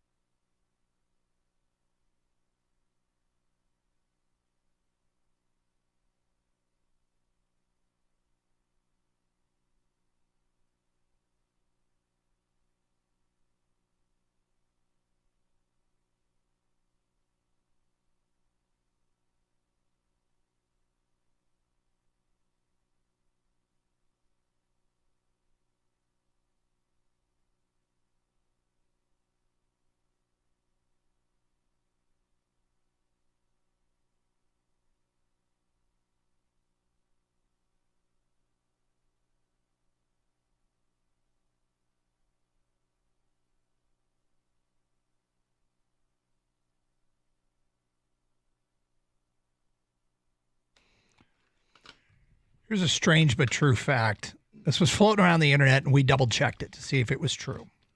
You start thinking about this, and you go, how is that possible? Sean McVay is the head coach of the Los Angeles Rams. Blah, blah, blah, blah, blah. Yeah, I know. You don't like Sean McVay. Sean McVay has coached this weekend, will coach in his 12th postseason game. And Sean McVay will have played 12 different opponents in the postseason. Say that again. This will be his 12th postseason game. It will be 12 different teams. Wow. Which, you start thinking about it, there are only 15 other teams in the NFC because the Rams can't play themselves. And he will have played 12 different opponents. Now, 2 of those opponents were in Super Bowls. So he played Cincinnati and New England in Super Bowls. But off the top of my head, they got Philly this weekend. They have played the Lions. They've played the Vikings. They've played the Packers. Head, huh? Well, I'm looking at the standings here. I didn't. They've played Atlanta. They've played New Orleans. They've played 11 of the 15 teams. Arizona. They played San Francisco. It's easy to say who they haven't played. Well, they haven't played Washington in the playoffs. Yes. So for some reason, there's some mystical force that's making Sean McVay play new teams every time out. We got a problem. But I don't think there's a mystical force. What's the question Stoney always asks? Is this something or nothing? Is this something or is this nothing? It's kind of amazing when you think about it, but it's totally just a coincidence. Yeah. I mean, it's not like he's been coaching for 30 years, and to have only he's faced 11 of the 15 teams in the NFC. He's faced them in the playoffs. No. He's faced 9 NFC teams, 2 AFC teams. Because they've played 2 Super Bowls. I'm sorry. So this weekend he's playing his 10th. Gotcha. 10th different NFC team. So it'll be 10 of the 15. Yep. But nobody twice. That's incredible. It kind of is, but it's nothing more than a mere, coincidence. It's just weird. Yeah. It is weird. All right. It means, you're right, King. It means nothing. Let's go to another edition of Who's on Top. Okay, what we are doing here is we are looking for your list or for your guesses of what is near the top of the following list. The question was, which fast food chain would you have cater your wedding? A top 10 list.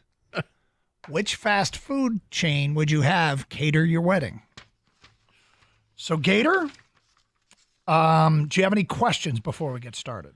Because I do want to seek make a point of clarification.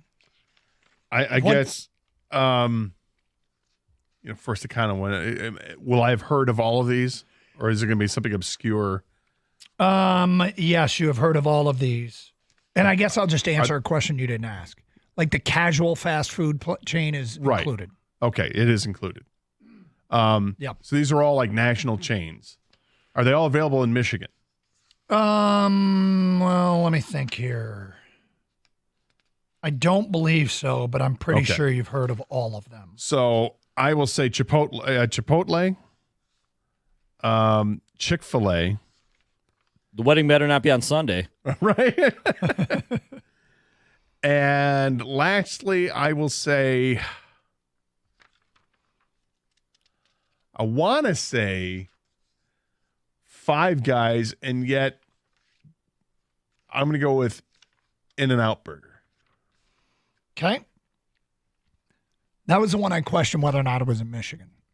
Yeah, I don't think In-N-Out Burger's in Michigan. I don't think so either. Gator got 2. You got number 2 and he got number 4. Not number 1. Nope. Oh. Number 2 is Chick-fil-A. Number 4 is In-N-Out Burger. 248-539-9797. Not number 1. Nope. Okay. Number 1 still out there. Wow. This is a list of the top 10 fast food chains you would have cater your wedding. Now, I know that many of you out there would say, not in a million years would I have a fast food chain cater your wedding. But if you were limited to only choosing a fast food place, What would you choose? 248-539-9797. The way this works is we try and hope that the listeners come up with all of the top 10, help Gator round out the top 10. There are 8 still out there, including numbers 1, 3, and 5 through 10. So 248-539-9797. Were these your guesses as to what you think number 1 is or what you would do? No, what I thought number 1 would be. Okay. Because I totally understand. I mean, I would definitely consider all 3 of those. I thought for sure you would say Chipotle, based upon your love of the taco bar. Do love the taco bar. Yeah. So I would think if in that day, when that day comes, Gator, that I am attending your wedding, if I am invited, which sometimes I think is put into question, I would expect it to be Chipotle. I think you'd be invited, Doug. I'd definitely be invited. Gator, let me ask you this question. If you had to do this, would you do it family style? Would you let them order ahead of time or buffet style? If I were forced into doing it with fast food or casual fast food? Yes. I think it would be, it would be like buffet style. Okay, so everyone call table number 1, table number 2, exactly. go up there. Yeah, let's all, strap on the feed bag and get at it. Let's talk to the people. We go to Ethan. You're on 97.1 A Ticket. Hi, Ethan. How's it going, boys? Love the show. Thank you. Go Lions. I am very cautiously optimistic about this weekend, but I think the Lions will win. I just wanted to say that. Good. I gotta think that because of the age demographic of the people who are typically getting married, I gotta guess Taco Bell. I think that would be number 1. I mean, Gator, I love Taco Bell. Do you think Taco Bell made the top 10? I don't think it is. Oh, in top 10, yes. Checks in at number 9. Yeah, I don't think it was Bell, number 1. 9. Sorry, yeah. Lisa in Pontiac, you're next on 97.1 A Ticket. Hi, Lisa. Hello. Hi. How's it going today? It's going great. Great. I'm confident about my answer. Okay. I think it's Panera. Panera. That's a solid call. Gator, you think Panera made the top 10? Yes. It did not. Wow. Oh, surprise. They got a great menu. I know someone who's not a fan, but 248-539-9797. Nonetheless, it's a wide menu. Fred in Waterford, you're next on 97.1 A Ticket. Hi, Fred. Hi, I say Olga's because there are some redeeming qualities about the quality of the food. Well, there's a lot of redeeming qualities about Olga. Olga's is delicious. Do you think Olga's made the top 10, Gator? I don't, because I don't know. Is Olga's all nationwide, or is it just more like a Midwest thing? But I'm going to say it's not in the top 10, but it's delicious. It did not make the top 10, no. 248-539-9797. We go to Tom next on 97.1 A Ticket. Hi, Tom. Hey, guys. Love the show. Thank you. Go Lions. Go Lions. Hey, it's got to be on there. Subway. Subway, Gator. Do you think Subway made the top 10? Yes. It did not. Oh. I am shocked. 248-539-9797. It's just, you could debate what Subway is and it isn't, but you can't debate that it's working and it's everywhere. I like the tuna fish. People don't want to wait for the sandwich artist to make their food at these weddings. Let's go to Lenny in Fenton. You're on 97.1 A Ticket. Hi, Lenny. Hey, how you guys doing? Great. Hey, let's go with the Colonel, KFC. Gator, do you think KFC made the top 10? Yes. Lenny, it checks in at number 7. Lots number of sides. 7 on the list. People are going crazy over the sides. And we need more mashed potatoes and gravy. Which fast food chain would you let cater your wedding if you had to? 248-539-9797, a top 10 list. We go to Matt. You're next on 97.1 A Ticket. Hi, Matt. Hey, what's up? So first, Wendy's, I'll say. I don't know if anyone said it. Nobody has said Wendy's. Gator, do you think Wendy's made the top 10? I do not. Matt, Wendy's checks in at number 5. Wow. Number 5 on the list. Well Really? done. Yep. 248-539-9797. John is next on 97.1 A Ticket. Hello, John. I think I know what number 1 is. Hello. Hey, John. How's it going? How about Culver's? I'm eating it right now. Culver's, Gator, do you think Culver's made the top 10? I do not, because it's more of a sit-down restaurant, I would think. Culver's, actually, I've got beyond 10. It came in at number 13. It's outside the top 10. 248-539-9797. Keenan is next on 97.1 A Ticket. Hi, Keenan. All right, how you doing, guys? Good. All right. So my first guess, was El Pollo Loco, but I know it's not a Michigan brand. I was just in California last week, and I would actually have them cater my wedding, but my guess is Jersey Mike's. Jersey Mike's, Gator. Do you think Jersey Mike's made the top 10? There is no Subway, but Jersey Mike's is the new hotness with subs. I'll say that it is. Jersey Mike's is number one. No kidding. Number one on this list is Jersey Mike's. Well done, Keenan. Wow. It is the number one response to which fast food chain would you have cater your wedding? Those Danny DeVito commercials, man. Yeah, listen. I mean, I'm a Jersey Giant guy up in East Lansing, and Jersey Mike's is as close to a Jersey Giant as it comes. I can understand that. We'll take a couple more to try and round out the top 10. Top 10 fast food joints you'd have cater your wedding. Jason and Royal Oak, you're next. Hi, Jason. Hey, guys. Great job by Keenan, man. That was awesome. I'm going with White Castle, man. White Castle better be on there. Gator, do you think White Castle made it? I could see it being on there, but I don't think it's in the top 10. It's got to be in the top 20, though. It did make the top 10. Did not make the top 10, nor did it make the top 20. Oh, that's a mistake. Well, it's more of a midnight snack, if you ask me. It's an after wedding. Yeah, exactly. Gotcha. After the dancing, you the start drinking. with the Jersey Mike's. Yeah. Everybody dances, parties, drinks a lot, and then here now come the White everybody's Castles. smashed. Yeah. Woo! If you do it at main course, people are going to be off the dance floor in the bathroom. Yeah, that's true. Mike, you're next on That's 97 Won a Ticket. Hi, Mike. Hey, guys. How about a little Asian persuasion and some Panda Express? Panda Express, do you think that made the top 10? Yes. Let's get some Asian persuasion in there. Orange chicken.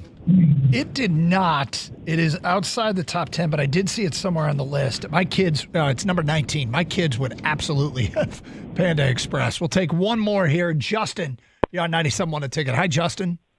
Hey, guys. I'm going to go with Jimmy John's. Jimmy John's, Gator. You think Jimmy John's made the top 10? If Subway didn't, I don't think Jimmy John's did, even though Jersey Mike's did. It did not make the top 10. We will come back and reveal the top 10 fast food chains that could cater a wedding. Also got a Lions scenario to throw at you. Want to know what makes you more comfortable in this game against the Commanders. We'll get to that at 102 here on Carson Anderson on 97 Won the Ticket.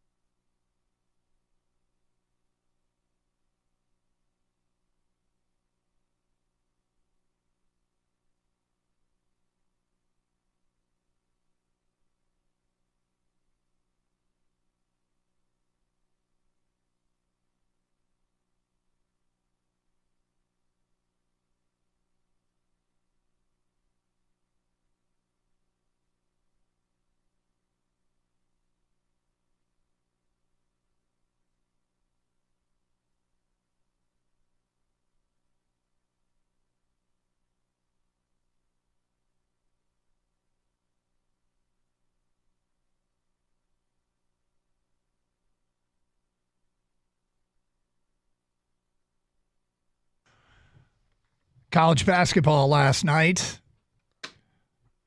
I think I got something right here, Gator. Did you watch the Michigan State-Penn State game? I did. Okay. I'm going to go with a verb here. Michigan State fended off Penn State. Was that a quality fending? That was quality fending. Yeah. It just felt like Penn State was hanging around the whole game. Michigan State might get up by 11, and then next thing you know would be Michigan State by 6. And they got, a little tight here by 3. Then they'd knock down a 3-point shot, make it 6. They never got a ton of distance between them. They won the game, which is great, and they remain unbeaten in the Big Ten, and it looks it's a pretty good basketball team. Did you see Izzo at halftime when they interviewed him? No. Andy Katz interviewed him on the court. No. And Izzo was like, oh, we're not defending, and I'm not going to do the Izzo impression, but they weren't defending well. They're leaving these guys open to score, and it's just he said, it's going to be a fun halftime. For who? Well, that's what he said. He said, it's going to be a fun halftime. Maybe I did an Izzo impression, but to imagine what he would say to his team at halftime to light them up. Yeah, they scored a bunch of points in the first half, but they gave up a bunch of points in the first half, and they gave up a ton of points in the game, which is not very Michigan State-like.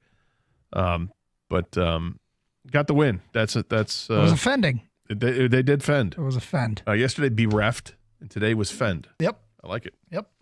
All right, so we got this who's on top. These are the top 10.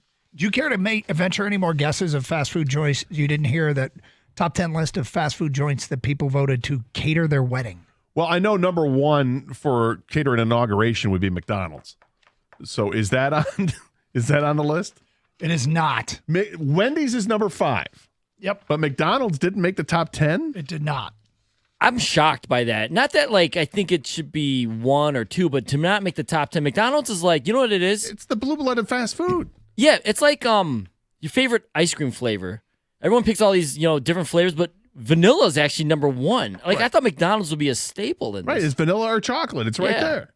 Nah, no McDonald's. No McDonald's. 37. That's crazy. Wow. It's crazy. This is voted on by people. This is not somebody's opinion. There 36 more places got votes. Are these people assuming that the McRib is not available? Like the wedding only during the limited time? You have to have the wedding. That could impact its ranking, yeah. If you want a Shamrock Shake, wedding's got to be in March. That's just it's not even a top. It's 30? Yep. Wow. Man. Far be it for me to judge fast food because this is not my wheelhouse, but maybe old and busted. What about Five Guys? Five Guys is number 6 on the list. Are you tapped out or? Well, somebody mentioned Taco Bell, right? And Taco Bell came in at what I say? So no Chipotle. 9. No Chipotle, but what about Chipotle was 11. Was there? I'm sorry. Chipotle was 11. What about the other one? Qdoba? Qdoba, which I like a little bit better than Chipotle. It is down the list. Doesn't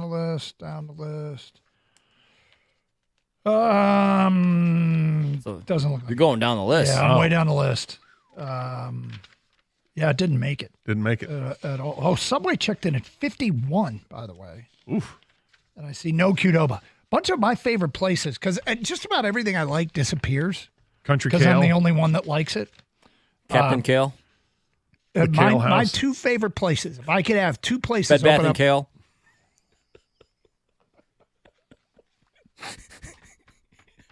Don't know if we have enough time. No. The Kale Depot. Yeah, keep going. Kale Garden. Yep. There you go. Come on.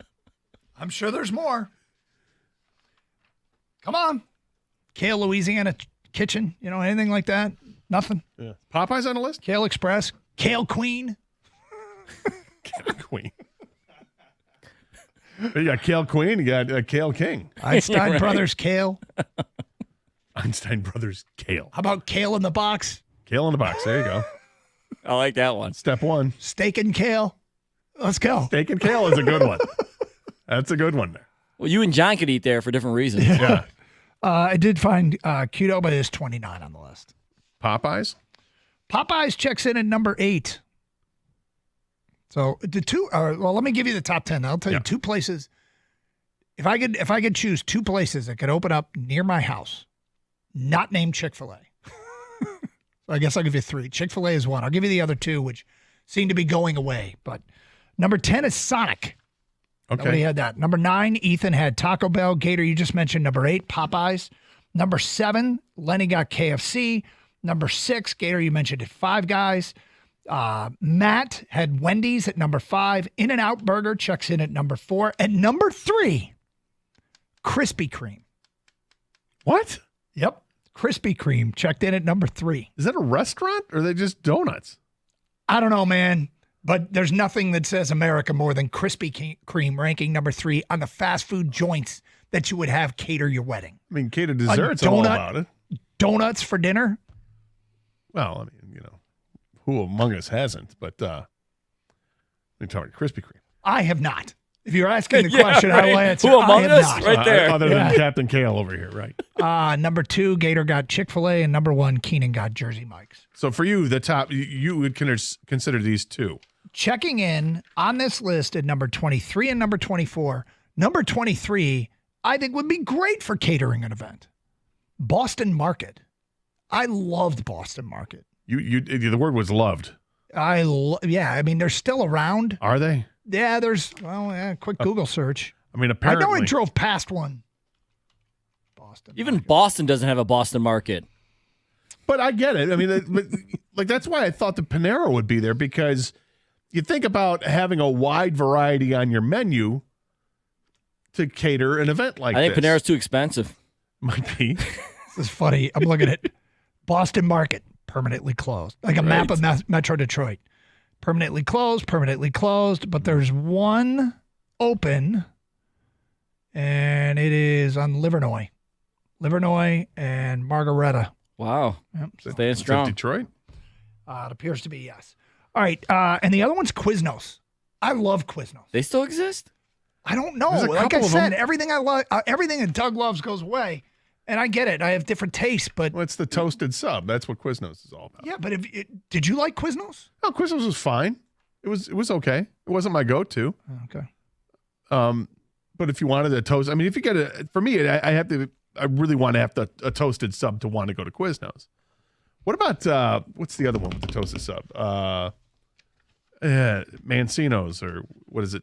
Bellasinos, or whatever they call it, depending where you're I don't think I saw it on the list. Firehouse Subs checked in at 18. Another sub place.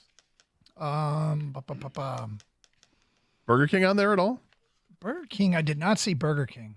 Starbucks finished 31. Well, the iced lemon loaf. Who can? One of your favorites. Yeah. Amongst us. Let me see. Portillo's at 43. A Baja Fresh Mexican Grill. What about? It didn't make the list. Del Taco. Del Taco. There you go. Del Taco. And the guy did say El Pollo Loco. I'm wondering if that did make the list. Del It's Taco. way down. Del Taco's 47, and El Pollo Loco is like 36. Oh, there you go. Enough of this. We've carried on long enough. Maybe I'll have Mexican food when I get home. All right. So I was thinking back to big stretch. Last year's playoff. Lions played 2 games at home. They won them both. They both came down to a kill shot play at the end of the game. What's the kill shot play you prefer this weekend when the Commanders are in town Saturday night? One of the biggest games in Detroit sports history. We will get to that today at 102 here on 97.1 The Ticket.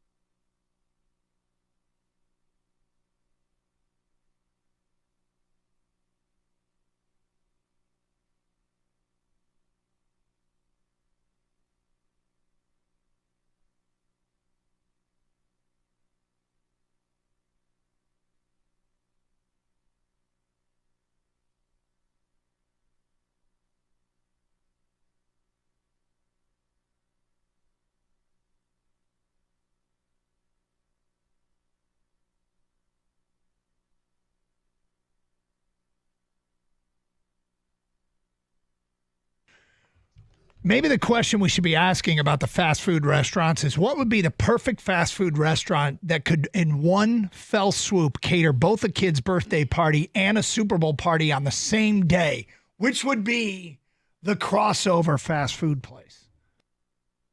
Which would make the most sense? Appeal to both kids and adults alike.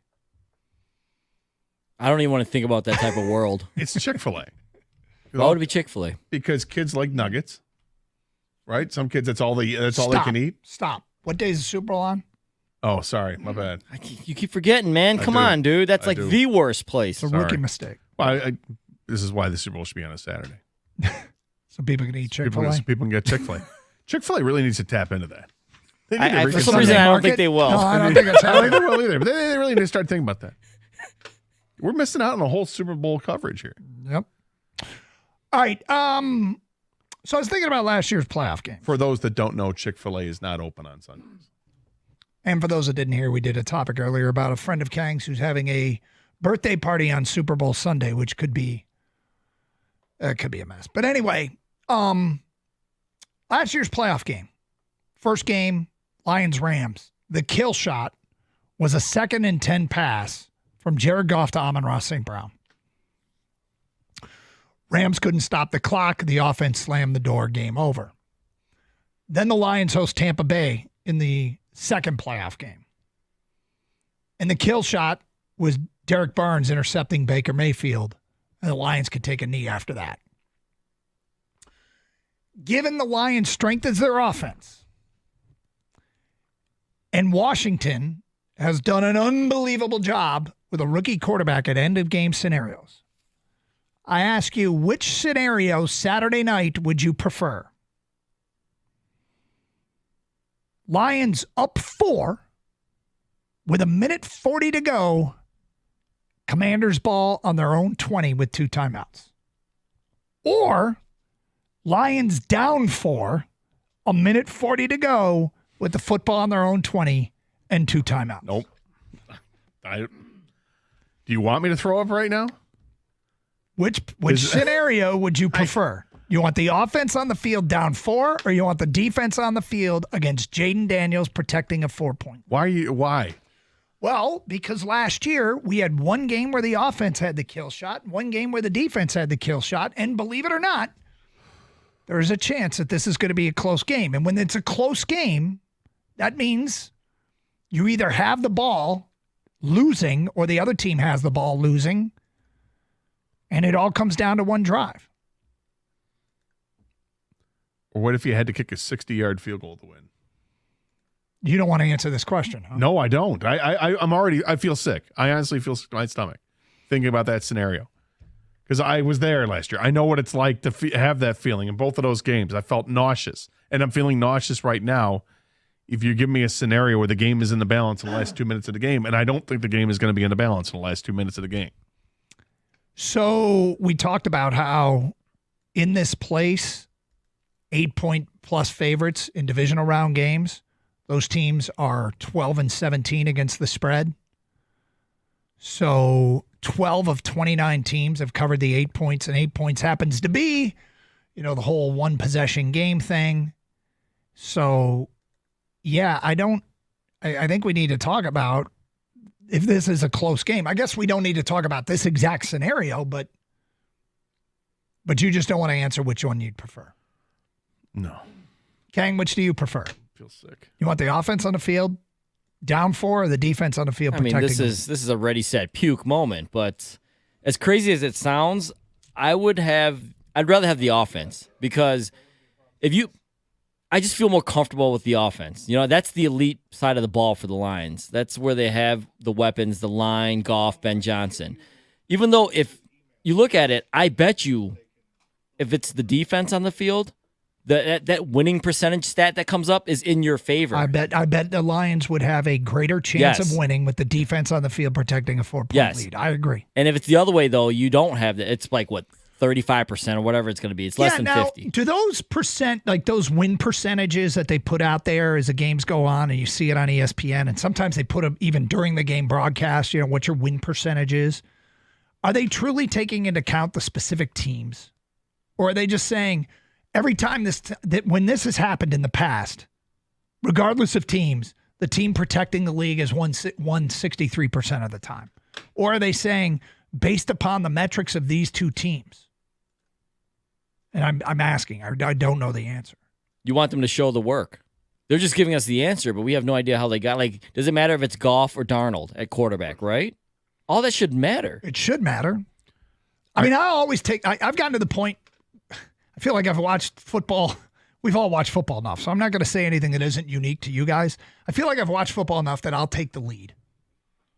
I'll take the lead and put the defense on the field. That's the smart money, I think. That's why I'm saying that analytics are in your favor if you have the lead. But I'd feel more comfortable with. I'm with Kang. I mean, I think you're forcing me to answer the question. I'd feel more comfortable with the Lions offense having a chance to come back and win it, because I think that there's a calm about them, that it is the elite group in the National Football League. They're the best offense in the National Football League. And I would imagine that not only is it a boost of confidence in the offense, they can get the job done. Imagine how much pressure is on the Washington defense to try to stop that. How do you think Washington fans feel if they had the lead with a minute 40 to go, a 4-point lead, and here come the Lions with the ball in 2 timeouts? I think if you could ask them, would you take this right now, they'd be thrilled. Maybe, I guess, because they'd have a lead. But yeah, I mean, they've got – I can't say enough about – there is no stat or any trend that I've heard with Jaden Daniels. It feels like that doesn't impress me. He has had such a good year, and the whole thing about, he'll come back to earth in the future. Well, it doesn't matter. All that matters is how he plays Saturday night, and he's going to take a bunch of confidence into that game. He's going to take a bunch of experience with late game successes. 6 come from behind, fourth quarter wins, 6 wins where they scored the game-winning points in the last 10 seconds or in overtime is awfully impressive. Yet I'd still take the lead and put the defense on the field. But it's a tough one. It's a tough one because if it's a close game, there's going to be a series like this that feels like, oh my God, if they score here, Lions are in trouble. Season might be over. Or if the Lions don't score here, that's postseason football. All right, Aaron Glenn spoke with the media yesterday, and of course, he is going through job interviews as well. How has the experience in Detroit helped you prepare to be a head coach? Here's what Aaron Glenn had to say.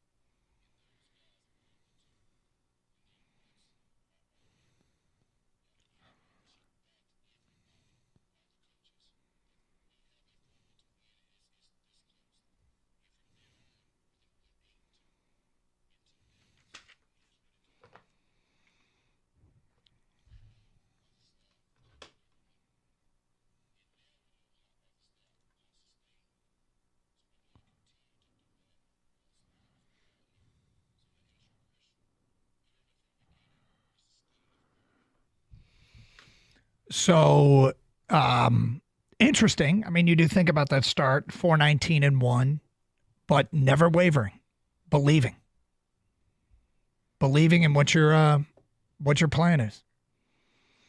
They've been through a lot here. They've been through a lot. And Aaron Glenn survived. I mean, there were times where we were taking calls of people saying Aaron Glenn's got to go. And they kept the train on the tracks. Others were let go. So Dan Campbell saw, in spite of the lack of production for the defense, it was the competency from the coordinator spot. Yeah, I mean, they let go a defensive backs coach, and then Aaron Glenn kind of took ownership over that, and things got better. It just adds to his resume of how good of a coach he is. To recognize we need to make changes, and I'll take over, I'll oversee this, we'll get this thing back on track, and they do. But this season has been one for the ages, with all the injuries that they've had on the defensive side of the football, and yet to be as good as they have been, you know, as a whole, to allow, 20 points a game? To be the best third down defense in the NFL? Unbelievable. Okay, remember the guy called earlier this week and talked about Jaden Daniels getting flushed out of the pocket right and flushed out of the pocket left? There's a huge difference. Yes. Is that a real thing? Aaron Glenn answers that question at 11:17 here on Carson Anderson on 97.1 The Ticket. Winning Saturday night won't be easy. It will take grit. The whole city will be decked out in Honolulu blue and silver. And if you're looking for something new to wear, then head to showsome.com and get some Showsome athletic apparel from their limited grit line. Hoodies and long sleeve performance tees, my favorite, with the word grit on the front. And after the Lions win, you'll have something to wear at the victory parade. Go to showsomerespect.com and get playoff ready in Showsome's grit line. Go to showsome.com and don't forget the discount code Doug at checkout for an extra 20% off. Showsome.com. SHOSUM.com.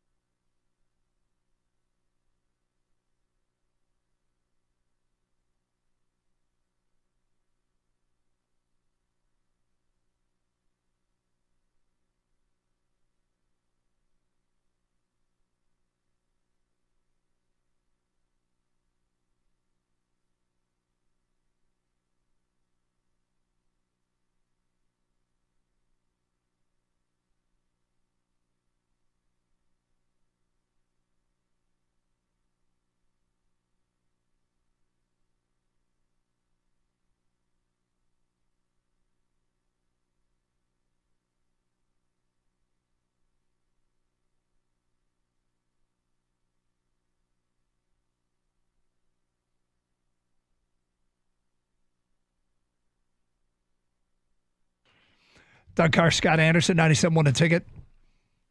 Glad to be with you here on a Thursday in Detroit, previewing what is one of the biggest games in Detroit sports history. This has a lot to do with inflation, of course, but the fact that TickPick said it was the highest secondary market ticket they've ever had, average price outside of Super Bowls, pretty amazing. And they are back practicing again today for this game Saturday against the Commanders. We're hearing from Aaron Glenn right now. So the dude called and cited some data, although he didn't say where he got it from, and I haven't seen it anywhere. But Daniels, when he's forced out of the pocket to his left, way less effective than when forced out of the pocket to the right. And I think it's probably true of every quarterback when they're forced to their offhand. They don't have as many options to burn a team, but apparently it's a stark contrast. That question was asked. It wasn't specific to Daniels, but they said, is keeping a quarterback, forcing him to one side or another, a real thing in the NFL that a team tries to do? Here's what Aaron Glenn had to say.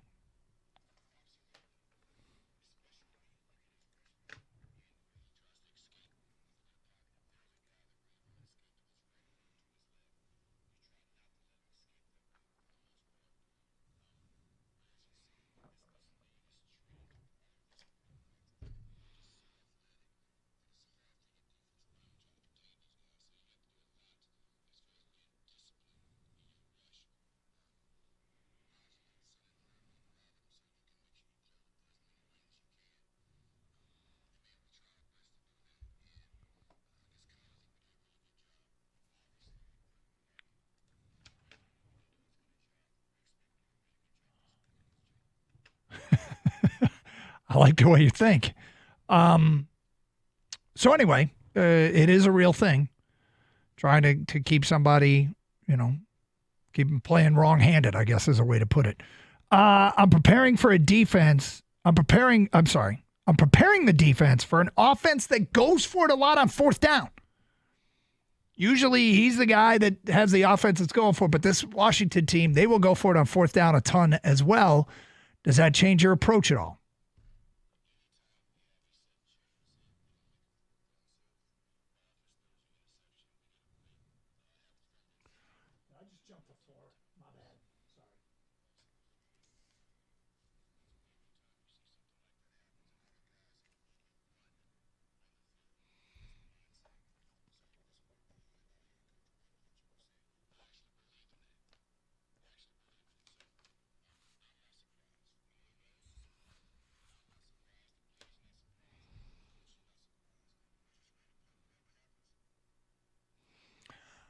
That's my apologies. I led into the wrong cut. That's him talking about playing defense when the offense doesn't convert on fourth down. As he said, they sprint onto the field. More TV time for us. Great approach. Great approach. Ready for the action. Yep. All right, here's the final one. This is him talking about going against a team that goes for it a lot on fourth down.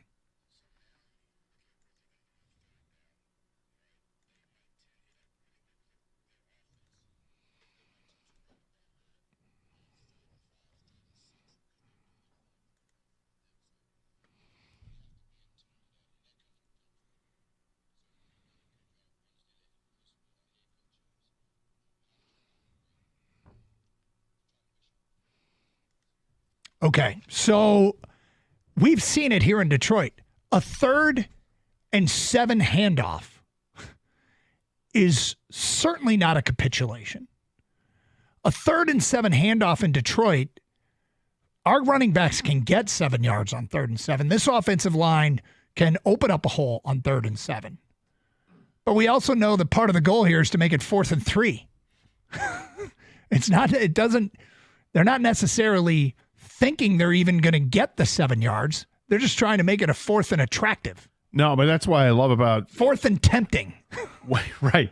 One of those byproducts of them going for it all the time on fourth down makes you confuse the defense about what's coming on third down. Typically, you'd think 3rd and 7, absolutely they're going to throw the football. And with the Lions, they've shown that that's not the case. Now, Washington does some of the same stuff. They've gone for it a ton on fourth down as well.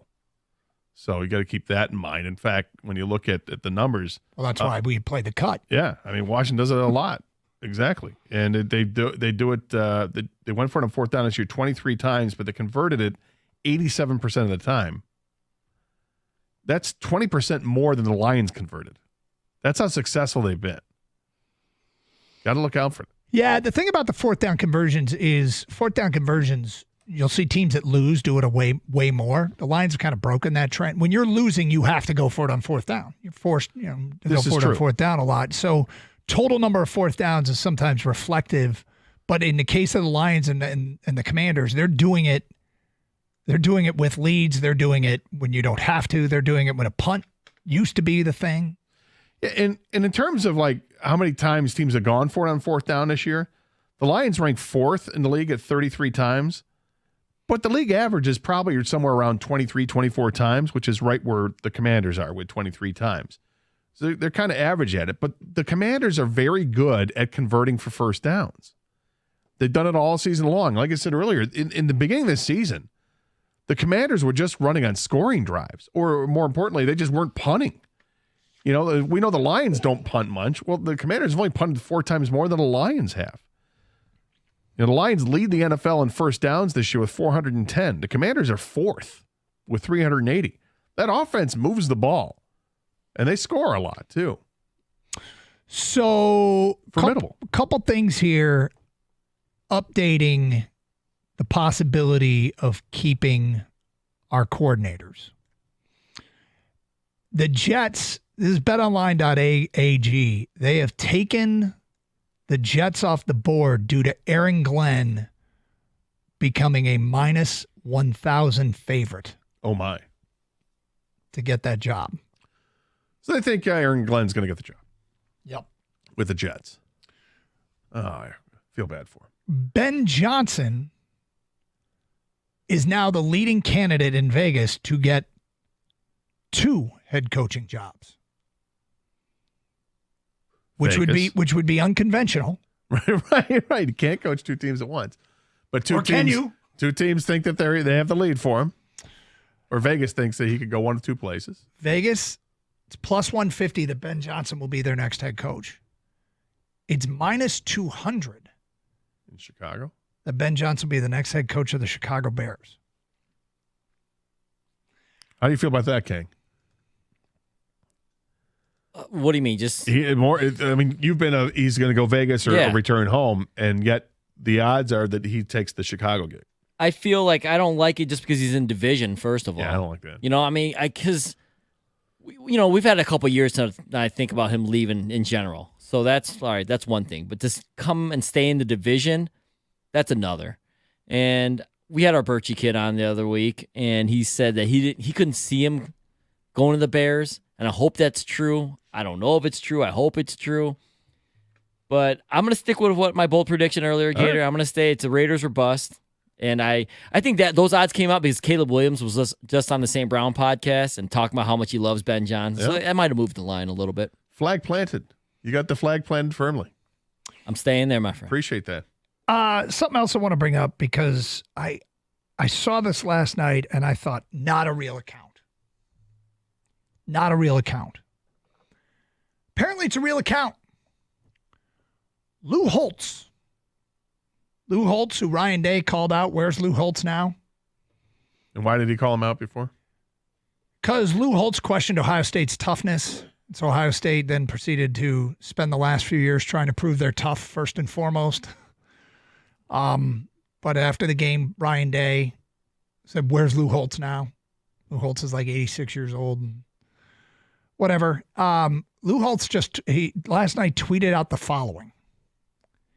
If Notre Dame doesn't win, it's because we want to preserve Ryan Day's job. Wow, the old man trolling, huh? Wow. Now, I'm not, even if it is a verified Lou Holtz account, I'm not sure that the 88-year-old actually typed that out. Right. Did somebody else type that out for him? Like the Iron Sheik still has a Twitter account that's hysterical, but Iron Sheik's been dead for a couple of years. So wait a second. Yeah. Somebody works the account. This could be the same thing with Lou Holtz, that somebody else runs his account. Can you imagine doing that without his permission, though? I can't imagine doing it without his permission, actually. If Lou Holtz is going to put somebody in charge of his account, I would think it'd be somebody he trusts. Or and would clear. He's 88 and he just doesn't care. Ah, yes. The old, I'm so old, I don't care what I say. Yep. No filter anymore. Oh, we've seen that. Definitely seen that. Age gets younger and younger every year. But, yeah. That's something out of Lou Holtz, huh? It is. It is a little more, you know what? It's trying to get in the head of Ryan Day because Michigan's clearly in the head of Ryan Day. If Lou Holtz can do it, does that give Notre Dame an advantage? I don't know. I would normally scoff at these things, but given Ryan Day's propensity to seem to have some issues with stuff getting into his head and them impacting game plans. Do you think he'll respond? If he was smart, he'd say something like, I have a ton of respect for Lou Holtz. I was caught up in an emotional moment. I hope I get to shake Coach's hand. That's what he would say. That's what I would say. If I got caught up in a moment and said something emotional, I would try and make good. Because trying to turn an 88-year-old guy into the bad guy is a tough sell. Even if it's Lou Holtz? Even if it's Lou Holtz. And I would not describe myself as a Lou Holtz fan for most of my life. No. However, in this particular showdown, I think Lou Holtz is going to come across as legend. I mean, if they win the game. If they win the game. Yeah, it's a legendary tweet. That's for sure. I don't know. I find it amusing. And I mean, Ryan Day was asked this week, Did you see that exchange? No. Have you talked to Lou Holtz since that night you called out Lou Holtz? And Ryan Day said, no. Okay, so you answered the question. The answer is no, I haven't. Yep. Any follow-up? I didn't hear a follow-up. Okay. We swing around the NFL next. 97.1 The Ticket.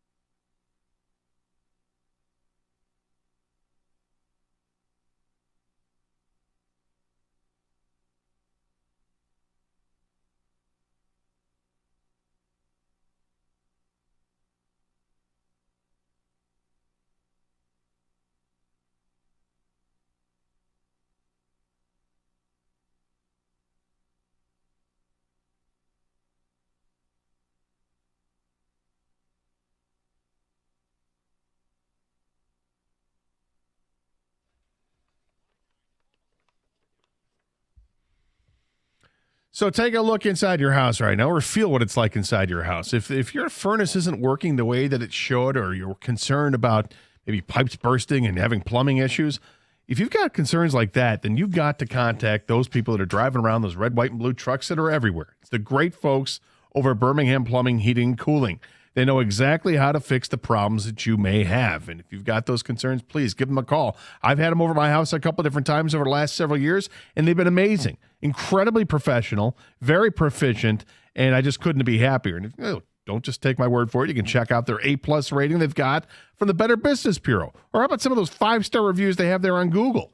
So whether it's your furnace or your water heater, a boiler, or water filtration, schedule an appointment online at birminghamplumbingco.com. Birmingham Plumbing, Heating, and Cooling, your Metro Detroit boiler experts.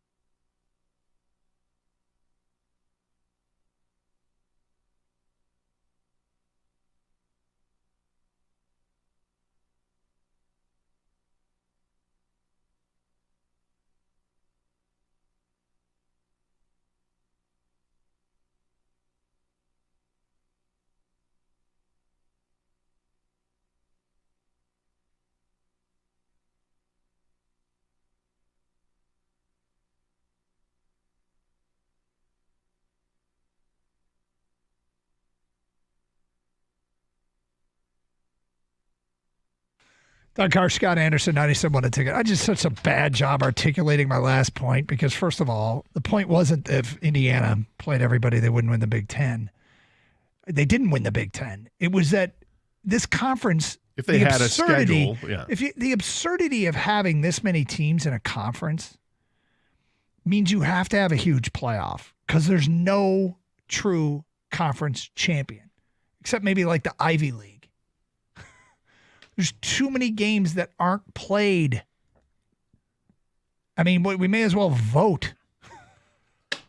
You know? Well, look, you're right in that. Who's a Big Ten champ? Vote released. It's a novel to try to just get everything out, because it's impossible to get it all said there succinctly in 60 seconds. But it's an issue with, like, I know you're big on the conference championship, and I understand that. Yeah. But you'd have to shrink the conferences so much in order for that to really matter to me, because you'd have to play everybody within the conference. I mean, this is what's so stupid about it is convince Stanford and Cal to join the Big Ten. Then you could have a Big Ten West made up of the Pac-12 schools and a Big Ten East made up of the Big Ten schools. You'd have to give like Minnesota, Nebraska, and Iowa to the West to go with the 2 LA schools, the 2 Pacific Northwest, the 2 teams in the Bay Area, if you could convince them, and then have the rest of the footprint over here be the Big Ten East. And then you'd only play the Big Ten East and West. You'd have a true West champ, a true East champ. Then they'd play one game for the automatic bid. But it's a short-term. What it was a short-term money grab. Everybody involved made money on these conference expansions without the hell with the long-term ramifications of it. Well, it's going to be it's always a work in progress, and I do like the expanded group of teams that can play for a national championship because it's more of a tournament. Mm-hmm. But what I initially thought that it was too many teams when you go to 12. But you're still going to have all the problems you have, which is, okay, if you go to 8, how do you decide who goes? You go to 12, how do you decide who goes? And you get automatic bids, and not, and Notre Dame's still not. They're not going to be in a conference. You still have all the same issues you would as if it were a 4-team playoff, an 8-team playoff, a 12-team playoff, or a 16-team playoff. You're going to have all these same issues. But I agree that I think it starts with you have these mega conferences, and they're too big. There's no like right or wrong answer. I actually felt bad. It's how you prefer your college football or how you prefer to find a champion. But I felt bad asking the question after because, Doug, you were like anguished. And I know. And I felt like I put you in a terrible position. I probably overreacted. It's okay. But like for me, my college football viewing is different now, and it's not the same, and I don't like it. I don't like the fact that Michigan upsetting Ohio State didn't virtually just end their season. Like the kids still get that moment. You still get the victory, then Ohio State just goes on and maybe wins the national title. Like it definitely doesn't mean as much as it used to. We'll probably get into it Monday, but it'll be a question for Michigan fans because Monday's the national championship game. Do you feel better or worse right now about the win over Ohio State? Like, does the fact that they're winning make you feel better about the win, or does the fact that they're winning make you feel worse overall because they're winning? But well, I got some news regarding the Lions game on Saturday night. Let's hear it. From Adam Schefter. After missing practice the past 2 days due to an ankle injury, Commanders linebacker Bobby Wagner practiced in a limited capacity today and is good to go Saturday night versus the Lions. Okay. So, but you know how that is when you got a high ankle sprain. Those things, that's a lingerer. Doug. Yeah, look, I mean, there's no sympathy going to come from Detroit towards any other team with their injury issues, but if they at full strength, I still like the matchup for Detroit. With what the Lions have put on the field and what the Commanders have put on the field, I still really like this matchup for Detroit. Red Wings play tonight. They're in Florida, which is an interesting game. A little bit of a test. Response. Well, that's what I'm watching tonight for, right? How do they respond to losing badly against San Jose, which is not a very good hockey team? And Red Wings, it ended their 7-game win streak. They did not look good in that game.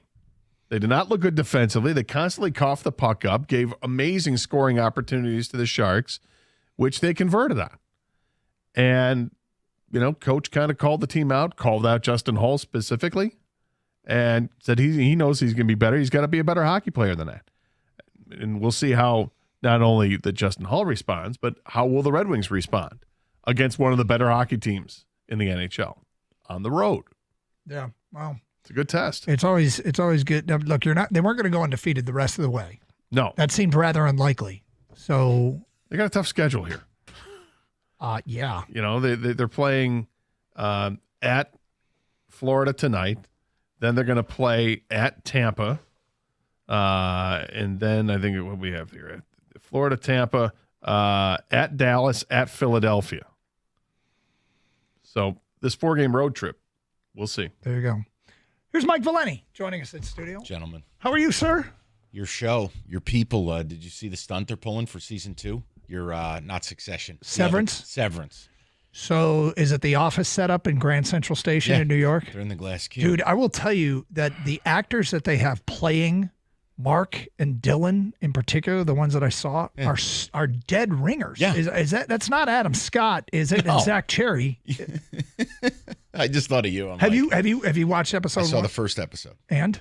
I don't know what to do. Okay. I'm going to stick with it. That was a lot to process. That's all I can tell you. I got to tell you, on a rewatch, I just finished the rewatch, which is unprecedented for Doug Karsh. On the rewatch. That's ridiculous. But I've caught so much more. I've caught so much more. Wait till you get to the hanging of the kelp. All right, listen. I'll get there. Will you let me clear football season I haven't I'll watched get it there. yet. Doug's watched it twice already. I haven't watched it. I haven't gotten to a single February's episode. a good TV month. 1923 is back. Reacher is back. Some good shows. Yeah, I'm going to have to break down and get Paramount Plus. Reese on Twitch says it is the actual actors. Really? They got them sitting in a cube in Grand Central Station. Wow. That's crazy. I thought it was like a wax figurine like Todd Bowles. I mean, Sorry. Mike gonna Mike. Yes. All right, what do you guys got planned coming up? We're going to talk about Tom Brady. Tom Brady. Why is he effing with us? Right? I just want Chris Spielman back on a Fox broadcast doing a game in Vegas recruiting Max Crosby. Yeah, yes. I like that he's Tom Brady. Yep. We're going to talk about it. Rico is a conspiracy. A conspiracy? Oh, yeah. That's his jam. UFOs, drones. That's his world. This Is this Brady a sports conspiracy or Yeah, not? it's Tom Brady. Oh, okay, gotcha. It's not our fault Giselle left. Why you got to F with us? Oh, you should have paid the same attention to her you paid to Ben Johnson, damn it. I'm just a free thinker. Maybe she would have been banging the jiu-jitsu teacher. Oh, boy. I'm just saying. Why's he got to screw with us, man? Oh, he is. Mm-hmm. I want to know what the mega offer is. Doesn't that fascinate you how NFL head coaching jobs, you never get to know what exactly they're getting offered? It's like this skulls. It's like Rico's frat. It's shrouded in secrecy. Did you see what happened with Kellen Moore? What now? The offensive coordinator of the Eagles is interviewing for head coaching jobs tomorrow and I think today. Like, what? You got a game to worry about. I didn't think he could do it either. I didn't. I thought wouldn't that have to be remotely? This was. It might be remotely, but, Yeah, but the fact that he's doing it is unbelievable. I'd actually be pissed if Ben Johnson was doing it 2 days before a game. Because if you lose. Yes. Everybody's Divided gonna- attention, yeah, distraction. We're going to talk about that, and then a question regarding Detroit sports. Are we back? Feels like it, doesn't it? Are Yeah. we back? We're getting Doug back. Maybe we're going to talk about it. All right. Have a great show. Stay safe, everyone, and treat each other with respect. 97.1.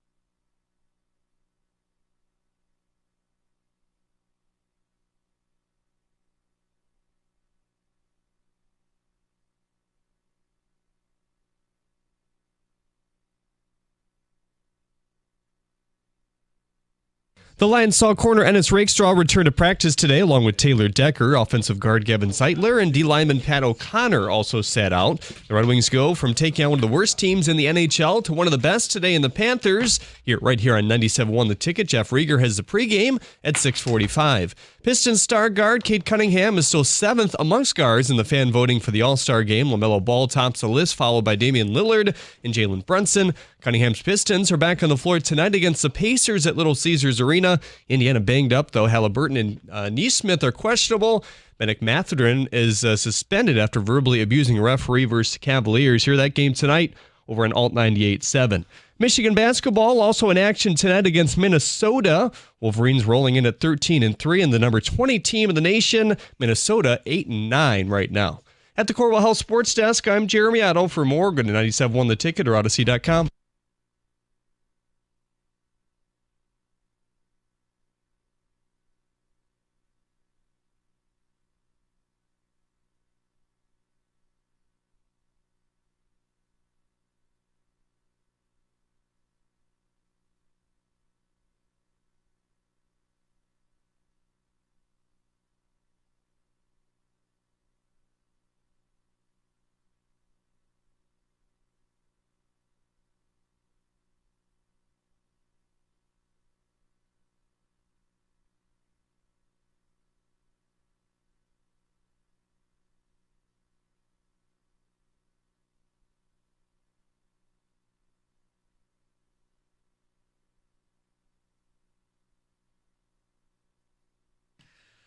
Welcome in on a Thursday. Oh, boy. We can build upon this Ben Johnson story, and we are going to ask a critical question of you. Are we back? More on that at 3. Also, Rico has a critical number for Lions Commanders this weekend as we start to turn our attention to the football aspect of it. But we do begin with this, Rico. This is a report today in Rappaport. Massive offer. Tom Brady allure has Raiders closing in on Ben Johnson as their next head coach. So this is not my words. These are words of experts. NFL's Ian Rappaport saying those, quote, associated with the job believe Johnson is the leading candidate, and many believe, frankly, he's getting it. Be a stunning turn of events given that he's been picky choosing his destination and has passed on chances even though he was viewed as the favorite. Well, why would he do that? Glad you asked. Basically, even though Vegas lacks the potential to grab a quarterback, or you're stuck with Gardner Minshew, Johnson interviewed last week, and Brady, a minority owner, has a significant say in who's going to be the team's next head coach. Apparently, he got Mark Davis to fire Antonio Pierce. My dog would have fired Antonio Pierce. You want to tell me he pushed him to fire Tom Telesco, the GM? Okay, I'll believe that.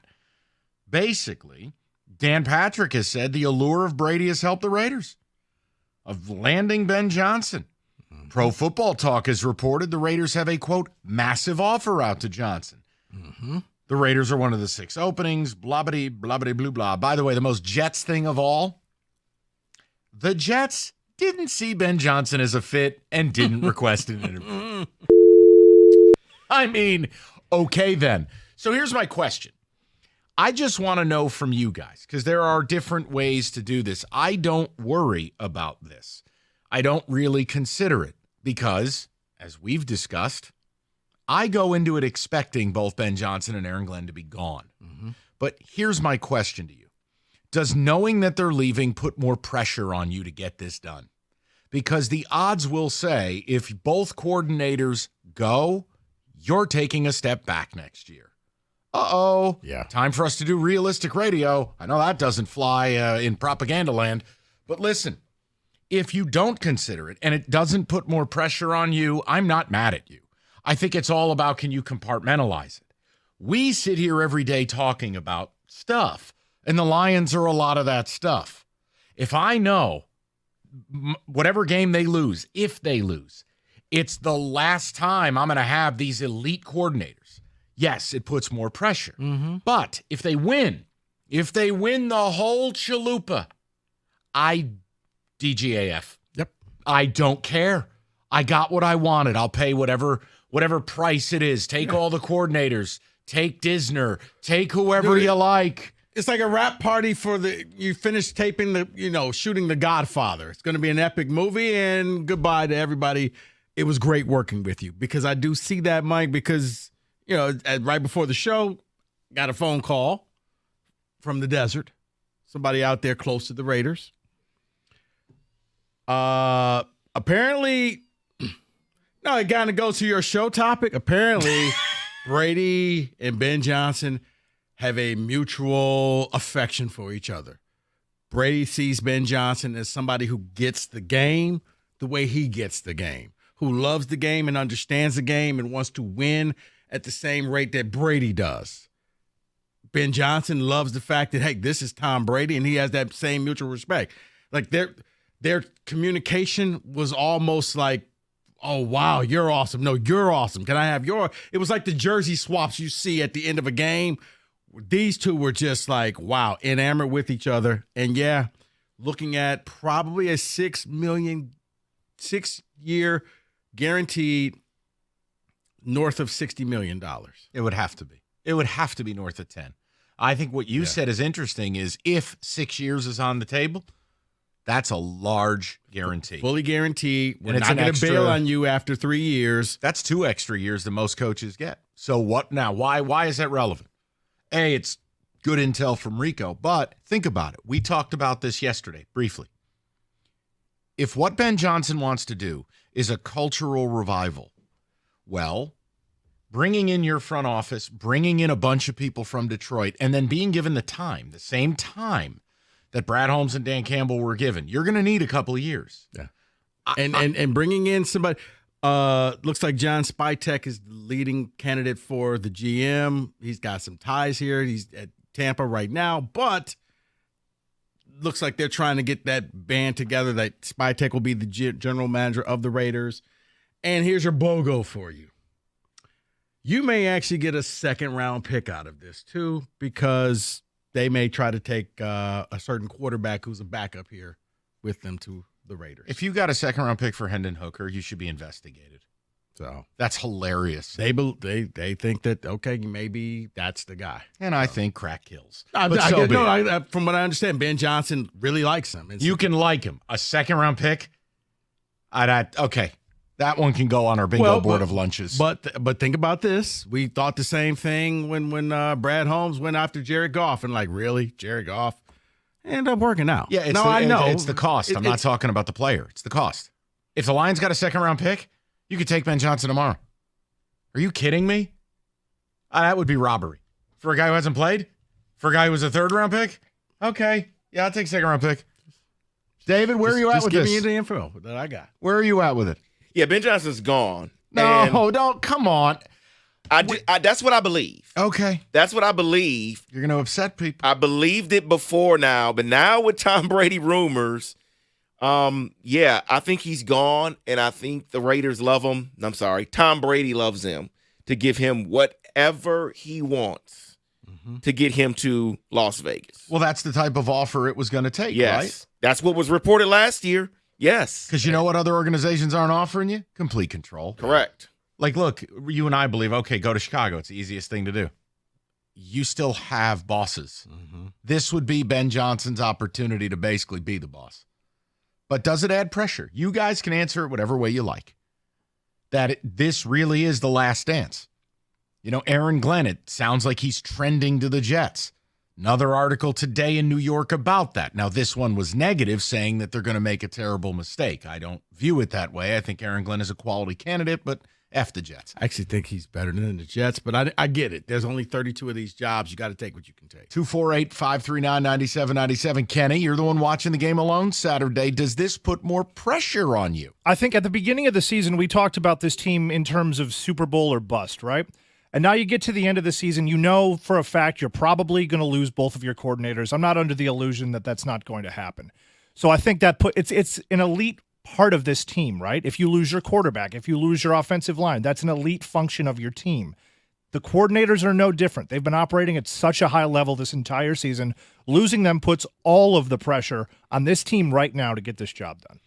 248-539-9797. We'll get some people in the mix. We've got some blitzes planned. We do have an all-sports topic at 3 we want to get to, and Rico's critical number for the matchup. Tons and tons of stuff today on a dreary, snowy, yikes day. By the way, you see the weather next week? 4 degrees Tuesday? -1. Come on, man. Low. What are we doing? And pray to God it's no wind blowing, because then it gets ridiculous. Oh, man. Okay.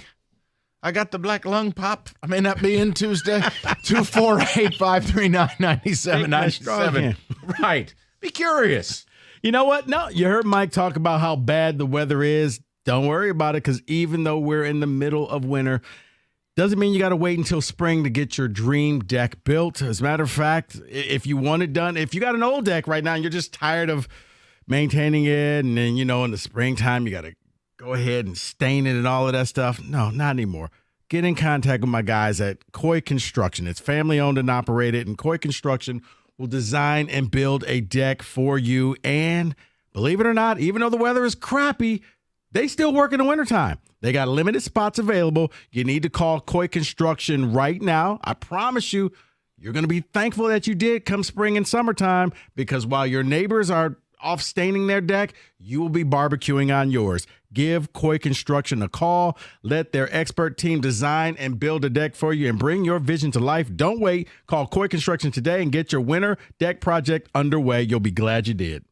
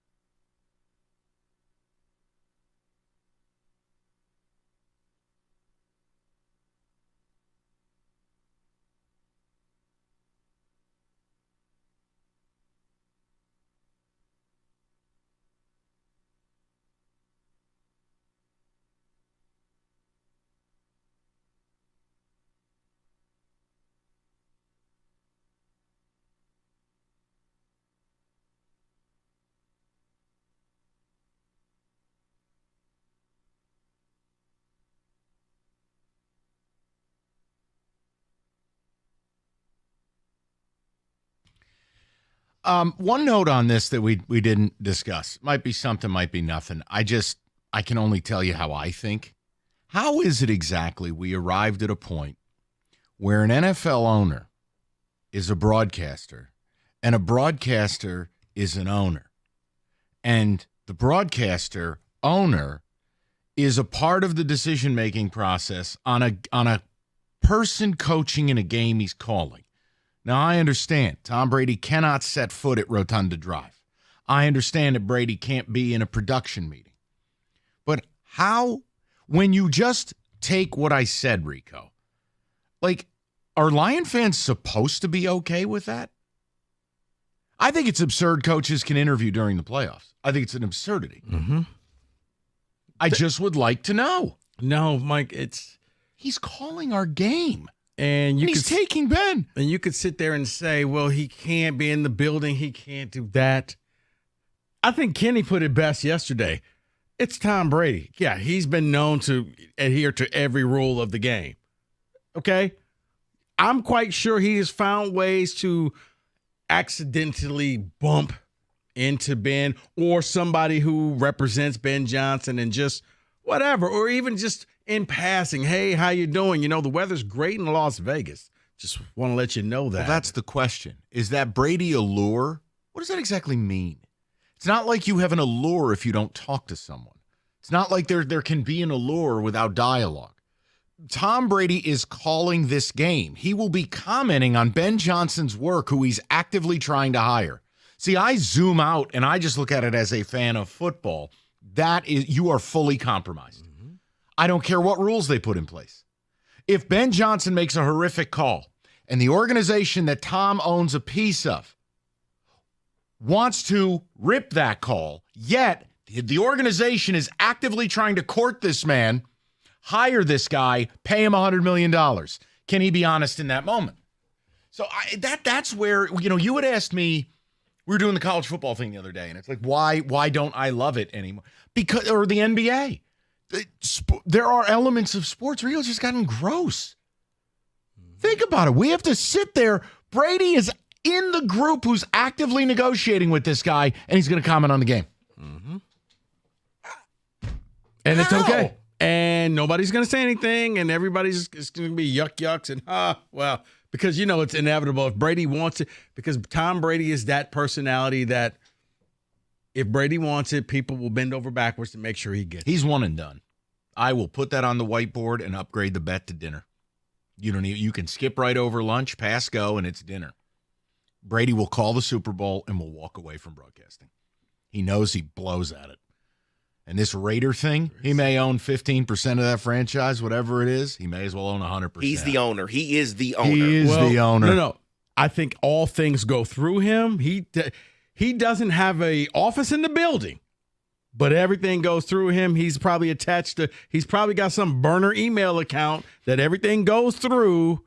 But yes, he somewhere knows. He's got Mark Davis tied up in a janitorial closet. He knows. And I think the fact of the mutual respect that these two have, Ben Johnson and Tom Brady. Yeah. I mean, it's Tom Brady. It's like if you're in basketball and Michael Jordan shows up and says, hey, I've been a big fan of yours, David. Man, Michael Jordan just said he was a big fan of mine. See, but that's why Lions fans should be upset about this, because the NFL, there's nothing they do is they're not blindsided by anything. This conversation about being a part owner of the Raiders was happening last year. And when I bring that up is why Tom Brady didn't call games last season, which means they knew what was out there. They knew the discussions that were happening. Nothing blindsided them for them to say, well, we got to create these rules all of a sudden because Tom Brady's in the broadcast booth now. No, you knew about this, and you could have stopped him being in the broadcast booth before the season, and you could have said, you know what, Tom, we would love for you to be there, but you're going to be an owner. We can't have it. Yeah, You're Tom, done. you pick a lane. And look, if you don't think the NFL can dictate to networks who calls games, then you're not living in reality. Look, Fox offered this man $371 million sight unseen. Then he becomes owner of a team. No, at that point, you have to divest. Look, I'm not trying to do Kennedy assassination conspiracies. I'm just making a point to you. I think it's in bad taste that this guy is calling this game while actively courting a man coaching in this game. That's not right. And you can't prove anything. This isn't like I don't have Zapruder film to show you or a secret recording.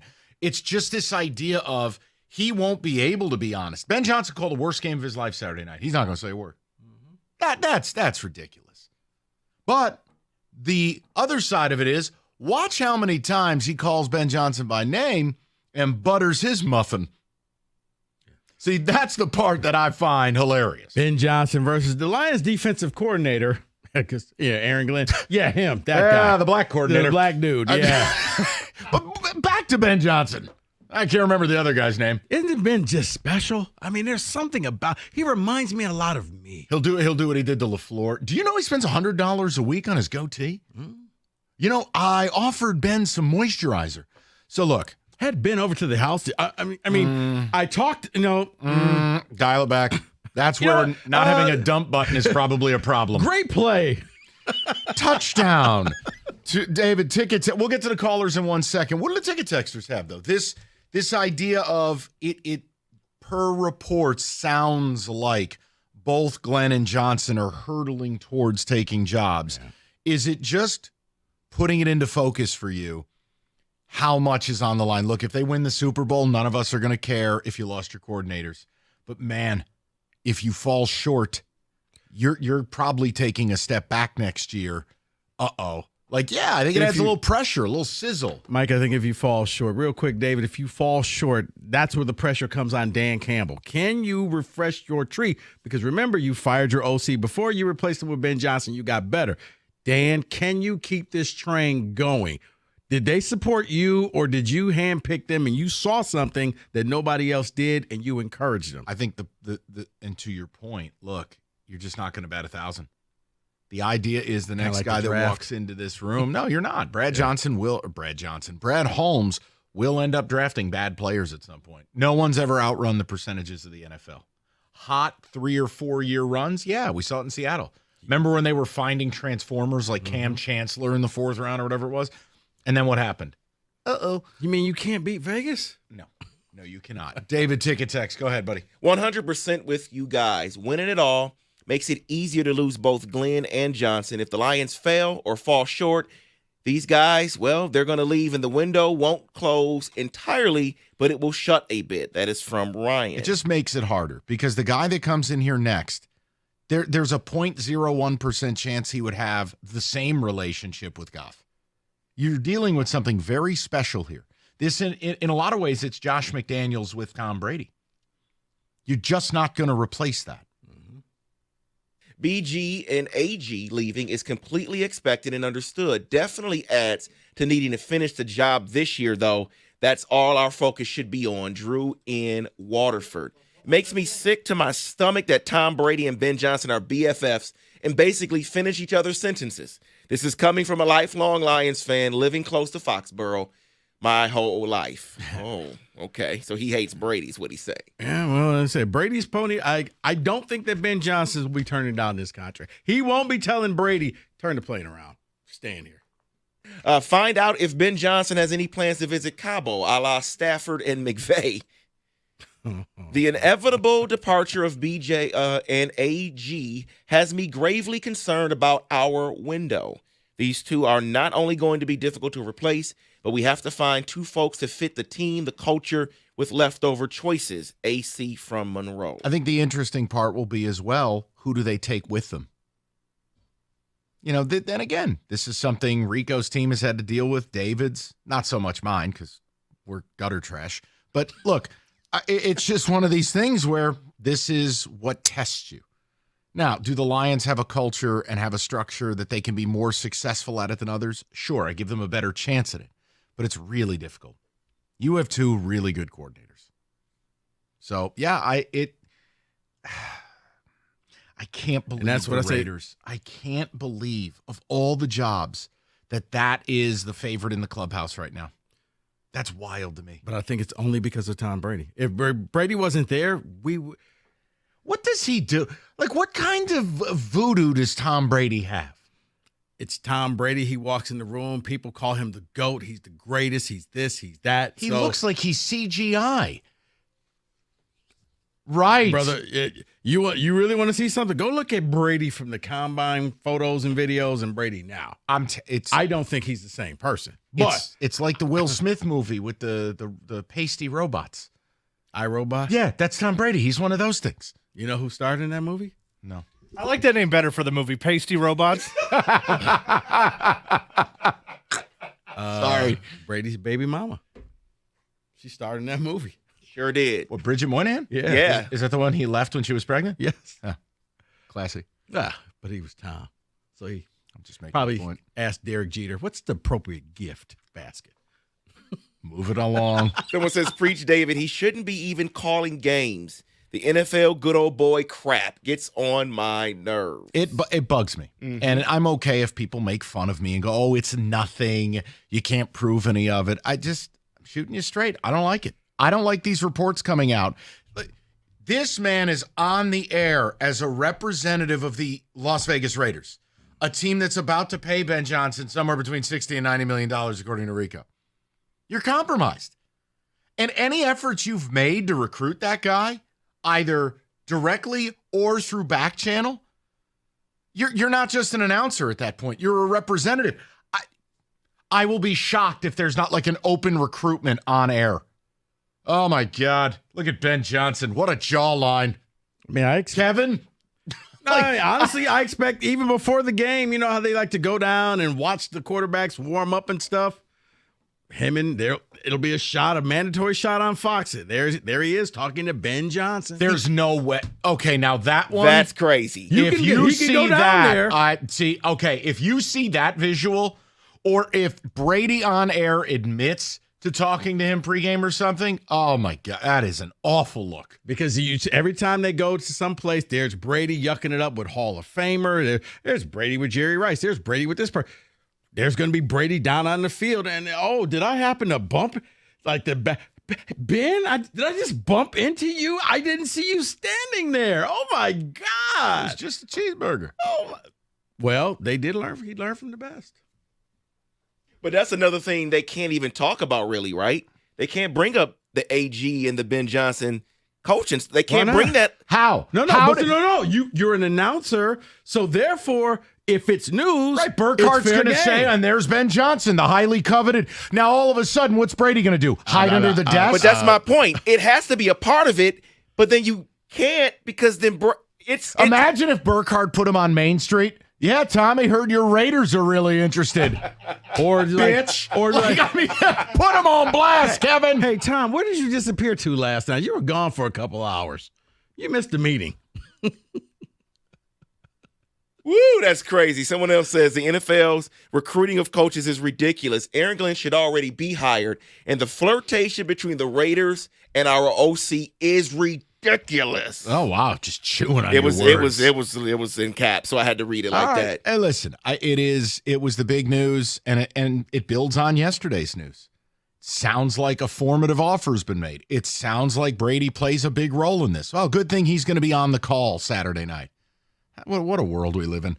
248-539-9797. We'll get with the people. We got a blitz to get to, and the top of the hour. A question of, are we back? I will explain. Rico, be curious.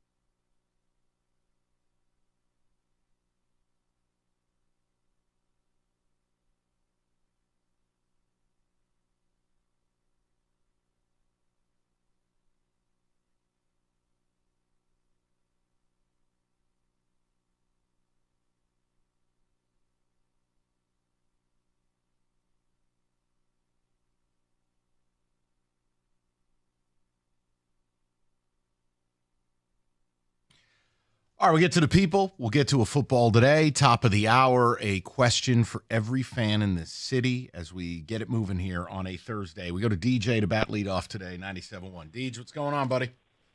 What up, though, my dog? Hello. What's up, man?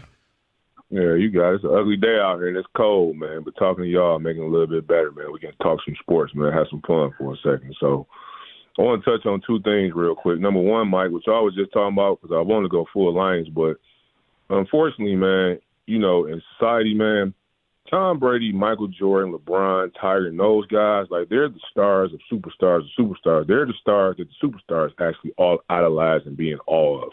So a lot of them owners and people with Fox and in power, they're fans of them guys. You get what I'm saying? So they get, like, that special differential treatment. Fair or unfair is just what it is. Like, look, LeBron oil canned the Lakers into taking his son, who averaged 4 points a game in USC, because he has that much power. Don't draft him. Yeah. Yeah, you see what I'm saying? Like they're the stars that other superstars are in awe of. So I just don't even pay no attention, Mike. I just don't. So let's get to our Lions. I don't care if AG or Ben leaves. I'm in peace with both of them leaving for the simple fact that us Lions fans have reached a rare point that only happens every so often, in my opinion, to where our organization has finally got it right. Meaning we got a GM that can draft for some studs, and we got a guy who can put a Hemi in those studs back and get them to perform at their highest peaks. So I really don't care who the coordinators are. You guys made a point. We ain't going to always draft the right players, but as far as I know, AG ain't had nothing to do with Brian Branch becoming an All-Pro, or Kirby Joseph, or Amon St. Brown. You get what I'm saying? And I also think that Dan Campbell is smart enough, because he fired Anthony Lynn. He picked these guys. He fired the linebacker coach. I think he's the dude who kind of identifies who's good and who's not. So I ain't even worried about it, to be honest. Okay. So you're just saying that he'll be able to pick that next person, and he'll have his own Dan Campbell coaching tree soon. Yep. Now, mind you, like Mike said a little bit earlier, 'cause I was listening, there's not going to be perfect, but think about this, guys. Remember, he fired Anthony Lynn because he wasn't cutting the cheese. He fired the linebacker coach. He is that man of men who are able to identify, nah, this ain't working. Let me go find the next guy. So I really do think it's going to keep on rolling. As long as Brad keep picking the players and Dan keep doing what he's doing, we're going to always be around the playoffs somewhere like the Steelers and the Ravens. It don't matter who their coordinator's been, fellas. For the last 20, 30 years, they're always there. I think we've reached that rare point, in my opinion. There it is. That's the gospel today by DJ. But just a reminder, the goal is the Super Bowl. Now, if you win the Super Bowl, I completely agree with DJ. Nothing matters in the post-haste. If you don't, being the Steelers ain't what this is going to be. Being the Steelers is not the goal. I'd rather be the Giants than the Steelers. I'd rather just bottom out, sink to the bottom of the damn ocean than be tortured like David. I was about to say, even worse, being the Niners. Getting to her and losing. I know, multiply. Imagine if you had a lead in the fourth quarter of both games. Yeah. Dude, oops. It's been a long time since Steve Young threw the pass to Jerry Rice. Long time. That's what you get for rooting for those scumbags. I mean, put it like this, Rice had a kid, and his kid bottomed out in the NFL. He also had a hairline. Let's go to Tyler, 97.1. What's up, Ty? How you doing, man? Good. What's on your mind? Well, I think the last guy made a good point. If Ben Johnson and Aaron Glenn ultimately move on, regardless if we win the Super Bowl or not, I think Dan Campbell and Brad Holmes and, quite frankly, Sheila Hamp are the people that are going to make the right choices. I mean, Sheila built this organization from the ground up without Dan Campbell, without Brad Holmes, and she brought them in, and they ultimately got all the guys that they needed that make this perfect puzzle that we got. Now, do I think we can capture lightning in a bottle twice with our coordinators? I don't know. But I think that Dan Campbell and Brad Holmes and Sheila are the people that I can trust to ultimately bring in the coordinators that we're going to need that are going to work with our guys. I mean, we've struck gold multiple times between Sam Laporta and Jahmyr Gibbs and Jack Campbell that I can trust these people enough to say, regardless of the coordinators we bring in, I think they're going to work well with our guys. Now, is there added pressure? Is there added pressure though as you get ready to watch? Every game is now potentially the last game. Does it add a little bit more sizzle to it, knowing if you lose, you're probably losing both of these guys? Absolutely. Because I mean, I think ultimately everybody's goal is to win the Super Bowl. But right now, some of these guys got, they've got some money on the table for them. And regardless if we win or not, like they've already turned down positions once last year. I mean, how many years are they willing to do it where we consistently fall short? So I think win or lose, these guys are going somewhere. And that, I mean, it sucks to watch. Like I've been a fan for this team for years, and this is the most excited I've ever been. And this is the team that I love the most out of all the ones that I've seen. But to see these guys go is not going to be the end of the world for this organization, I think, because, like I said before, I trust these people to bring in the right coordinators that are going to work with this team, that are going to work with these dynamite players that we got, who the players I'm not really concerned about leaving. I think these players want to be here and play for Detroit. I think they want to win as many championships as they can. I think they want to go to as many playoffs as possible. So how do we bring in the right coordinators to work with these guys? I think Dan Campbell, Brad Holmes, and Sheila know the answer to that. Yeah, listen, I agree with a lot of it, Ty. I think the problem you face is, look, quality organizations, when they lose great coordinators, it's very difficult to replace them with someone even approaching what you had. How much of Ben Johnson could be replaced, or how much of Aaron Glenn? Look, I think the Aaron Glenn one could be easier based on Glenn's been operating with half a deck of cards this year. Right there. You got live bodies. The next defensive coordinator is going to look like he's a genius because But the Ben Johnson one is tricky because while they have all the toys, nobody knows the launch codes the way that guy does. I mean, you are talking about, see, I disagree with the idea that Ben Johnson or Aaron Glenn don't play a role in launching careers. And that was DJ, I think, who said that. And I'm like, I'm not going to get into a fight. I'm in a good mood. It was just the idea of, oh, no. I think that matters quite a bit. Because the next coordinator, especially the guy that follows up Ben Johnson, do you try to be just like him and run the trick plays, or are you willing to take the Lions in a different direction? And it could be a better direction. It's just not the same direction as Ben Johnson. That's where the pressure is going to come. Because if all of a sudden they're starting to punt the ball more and you don't see all the little gadget plays, it's like, well, when Ben was here, now you're going to get treated like the stepfather. Like, yeah, you know what? You can just leave. It adds some pressure. I'm not worried about losing them because I feel like they're going to be gone. But now that a game is happening, see, the bye week is that's why it's fun. You don't have to concern yourself with anything. Now, it's real. Yeah, it's very well. At least to me, it does. Oh no, it's very real. I mean, it's funny. 17 years ago today. What'd your Giants do to my Niners? No. Oh. They went in on the road against the number 1 seeded Dallas Cowboys and beat them in their own house in the divisional round. Like, it happens more than people want to admit. So that's why I just approach it with, let's be careful here. Let's play a really good game and just survive this. Get out of this. This divisional round and 1 seed's tricky, man. Very tricky. No, not everything's about your Niners. Okay. You know, couldn't I just have an Amani Toomer moment? No, because you like to hurt me. A Brandon Jacobs moment where he tried to break the play clock with the football. Oh, because here's what you just got to hope that this team is in sync because they've been sitting for a week for that 1 seed. I expect the same with the Chiefs. They're not going to come out firing on all cylinders on that first drive. It may take a little bit of time, but then they'll be back. 248-539-9797. Phone calls, ticket texts, a football today, and 3 o'clock. A question for all Detroiters who like sports. It's very simple, but I think it's a complicated conversation. 97.1.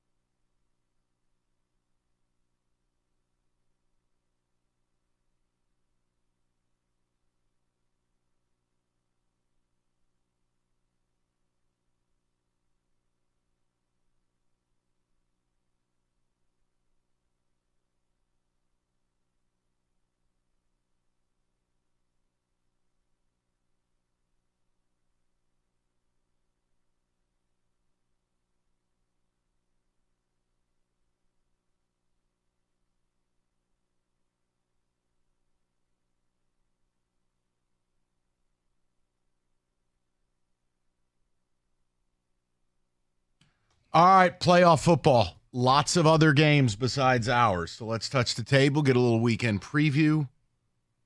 On what are we calling this?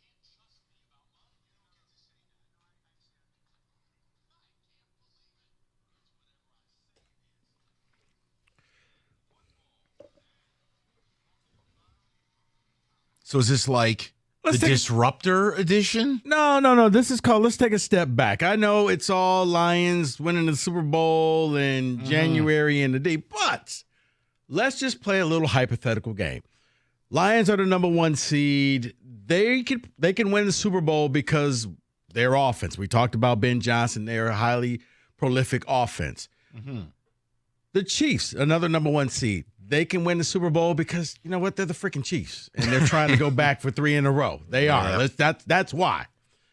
But let's talk about all the teams that played last week and won and give a reason of why they could go on a run and win the Super Bowl. So this is where all of the wild card teams, we have to give reasons that will then be misconstrued and misquoted by you and used in a receipt segment that somehow Kenny picked the Texans. You know what? You can hold the stylus if you want. No receipts. It's just it's just thinking of the other teams, because I know we're so focused on the Lions, but what do the other teams have that can lead them all the way to hoisting the Lombardi Trophy in New Orleans? No receipts. Let's have fun. Kenny, feel free to join us.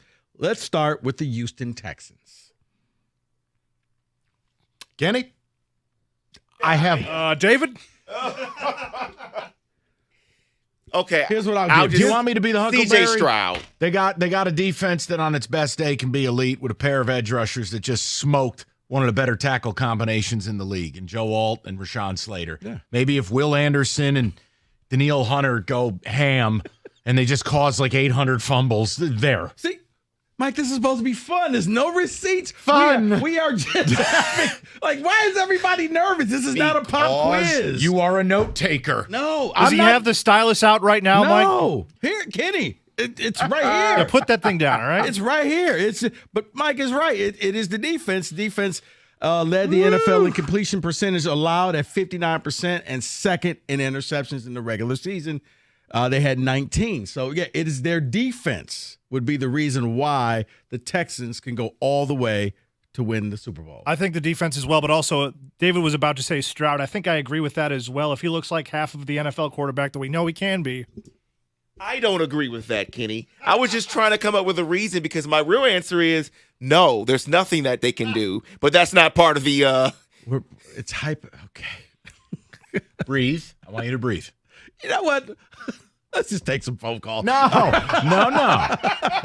be able to be more creative with some of it. I'll be better. The Texans just threw me for a loop.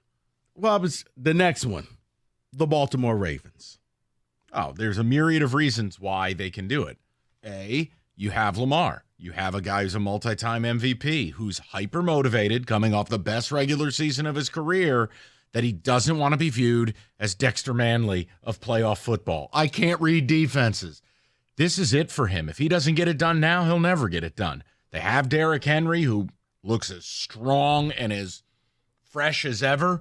Yes, Rico, this is it.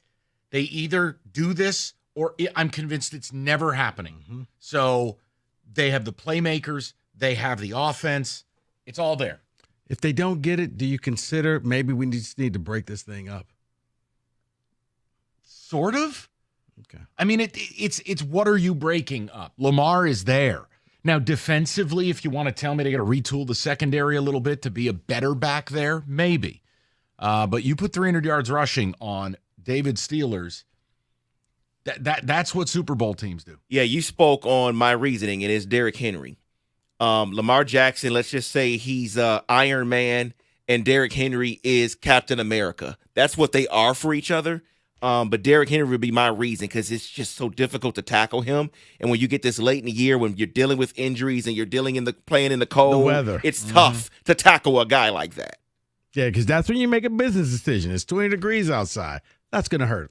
Yeah, I believe between Lamar and Derrick Henry, the rushing attack, you can control TOP a little bit better. That's, like David said, the Avengers. Kenny, cash. How much money for you to stand there and let Derrick Henry run through you? life-changing money? Enough to cover all the medical bills and enough to change my life? Now, let's say the medical bills are assumed. Okay. And I promise you won't die. It ain't going to be good. How much money? I'm talking you stand there. We're and talking Derrick Henry is going to steamroll you. 15-yard head start. 15 yards? 30. 30-yard head start. No, I say 50 because at 30, he may start to get tired. At 15, he's at peak speed. 22 miles an hour. You're dressed like Bobby Boucher. We're talking tens of millions. Oh, my God. Okay. Yes. I want to be paid like a player if I'm going to act like a player. I mean, if you're going to take care of my medical bills, I was going to say like 6 figures. Absolutely not. Kenny wants the gross domestic product of some lousy nation. All right, go ahead. The next one, the Los Angeles Rams. Stafford, a physical running game, elite playmakers, and a defense that no one can name the players, but they're plucky, as Cookies likes to say. They've done a great job landing their mid-round picks. There's this Colby Young, Jared Verse, Fisk. They're well-rounded. How did they pull off that kind of getting the two teammates of Verse and Fisk? Fisk and, Because the dirty secret is the people who probably taught Brad Holmes a little something know a little something. And on any given day, Matthew Stafford can still be the best QB in football. So if he had a hot Joe Flacco 2011 run, doable. Okay. See, this is fun. This is fun. But when you threw the Texans out there, I mean, that was they're playing this weekend. That was tough. I'm going to simply say. That was the appetizer. I'm going to simply say just one player on the defense, and it's going to be Jared Verse. If Jared Verse plays the way he just played in that wild card game, the Rams can go anywhere. He was outstanding, disrupting the run and rushing the quarterback. I think I saw him in the Minnesota huddles. Like, wait, no. Let's run this play instead. Jared Verse is not a bad answer, but I think the fact that Matthew Stafford can do that and has done that before, he has this experience, he's been to this stance before, I think that is incredibly valuable. Okay. This is good. All right. Let's go with the Buffalo Bills. Similar to the Ravens in that you have the unicorn. Josh Allen, you have an all-pro caliber running back.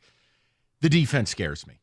I still wonder in a big moment, can the Bills defense get a big stop? But that offense is capable, as Lion fans learned. They can put 40 on anybody. And let's face it, they're battle tested. I mean, they are one of the rare teams. Or Josh Allen, what is it? Josh Allen's like 4-0 against Mahomes in the regular season and 0-4 in the playoffs. But they know they can beat that team. There's something mentally, they know they could go to Arrowhead and do it. Just make sure you leave less than 13 seconds on the clock. Oh, that's right. I still that has to be the ultimate kicking the balls moment. Like, really? 13 seconds? Really? My answer would be James Cook. Simple as that. I know Detroit Lions fans are in love with Jahmyr Gibbs, but you're missing out on what James Cook is doing this year if you're not seeing it.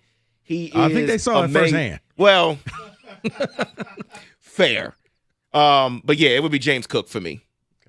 It's a combo platter for me of James Cook, and I'm a cowboy, yeehaw, Josh Allen doing cowboy things, and it actually paying off. Okay. The Philadelphia Eagles. Line of scrimmage. They have the offensive and defensive line to do it. They have a power running game that's pretty non-negotiable. They run for 180, 185 yards a game, and they can control TOP, go hostile environment. Now, my problem with the Eagles, the loss of Nakobe Dean.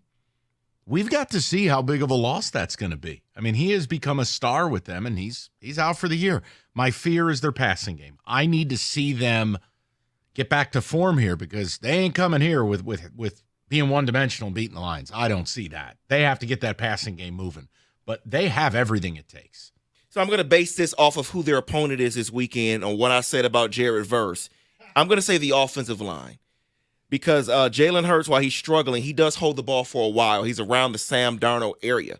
And so what they did this past weekend against Sam Darnold, they have to have that offensive line to have that fort that in front of him so that he can be able to pass the ball. So it's the offensive line. Yeah, I piggyback off of basically combining what Mike said and what David said. Controlling the time of possession is huge, and I think they can do that. Okay.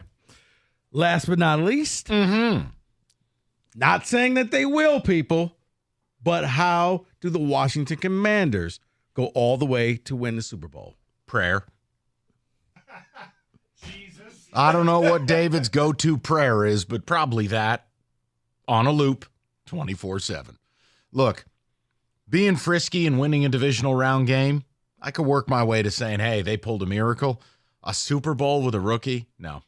I'm just out. I would say alien abduction. I feel like can I get a football term?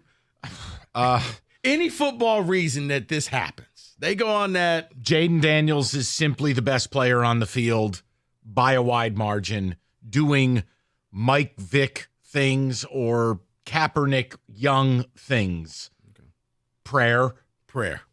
David, you leading the prayer? I'm going to say Brian Robinson Jr., meaning they need someone else to step up outside of Jaden Daniels. Terry McLaurin will get his a little bit deep threat, but they need something else out there. Prayer. So it has to be Brian Robinson Jr. other than prayer.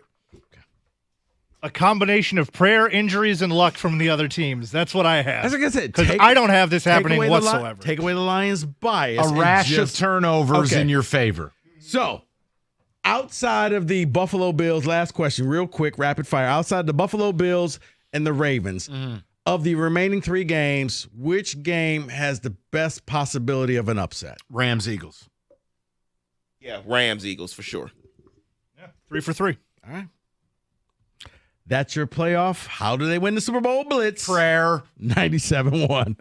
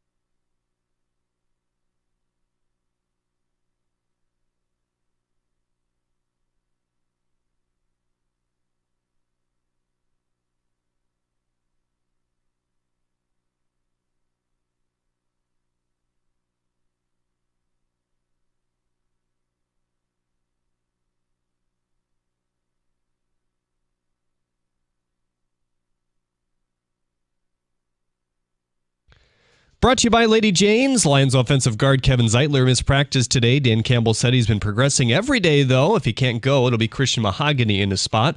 The Red Wings begin their 4-game road swing tonight against the Florida Panthers.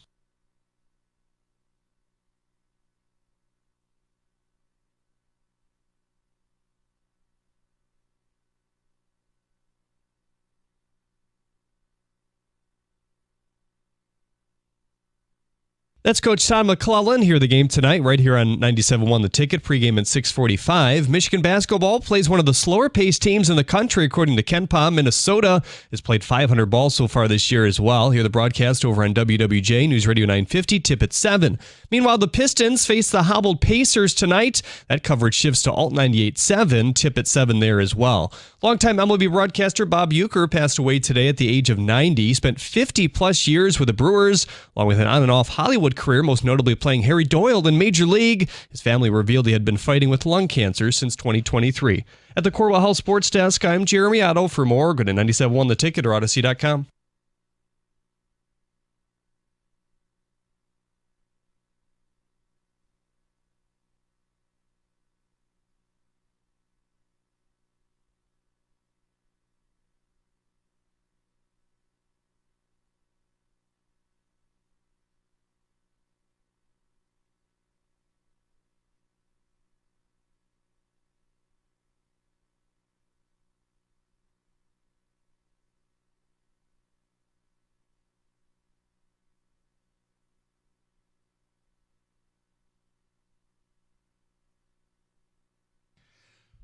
Three o'clock, and a question that I think everyone in this town will be able to have an opinion on. So the Lions are in a Super Bowl draft. In case you live in a cave, the Lions are fantastic. But it's the other three teams in concert that drive this question. So the Tigers had this cosmic playoff appearance. The Red Wings are trying to get their season back online, and they're at 500-ish. Okay, so at least they're in the mix. A lot of work to do, but in the mix. The Pistons, 2 games over 500 in the 7 seed. Look, when you were 3-37 at this point last year and you're 21-19 this year, that's something. So this was the question I had. And it is all about what you define as being back. But are Detroit sports back? Question mark. You know, there was a time this was one of the, if not the best sports city in America, where the Tigers were competing for the World Series. The Pistons were routinely in the Eastern Conference Finals. The Red Wings were a consistent Stanley Cup threat. And the Lions were 3 out of 4 ain't bad. The point is, are we back?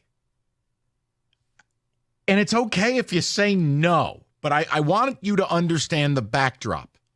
For about the last decade, of the towns in America, not the horse bleep towns that have like a pity team or 2 teams, of the 4 sport towns, the only real sports cities in America, Detroit had the lowest winning percentage of all. I mean, we were a morbid like 355 over a 10-year period. It was dreadful.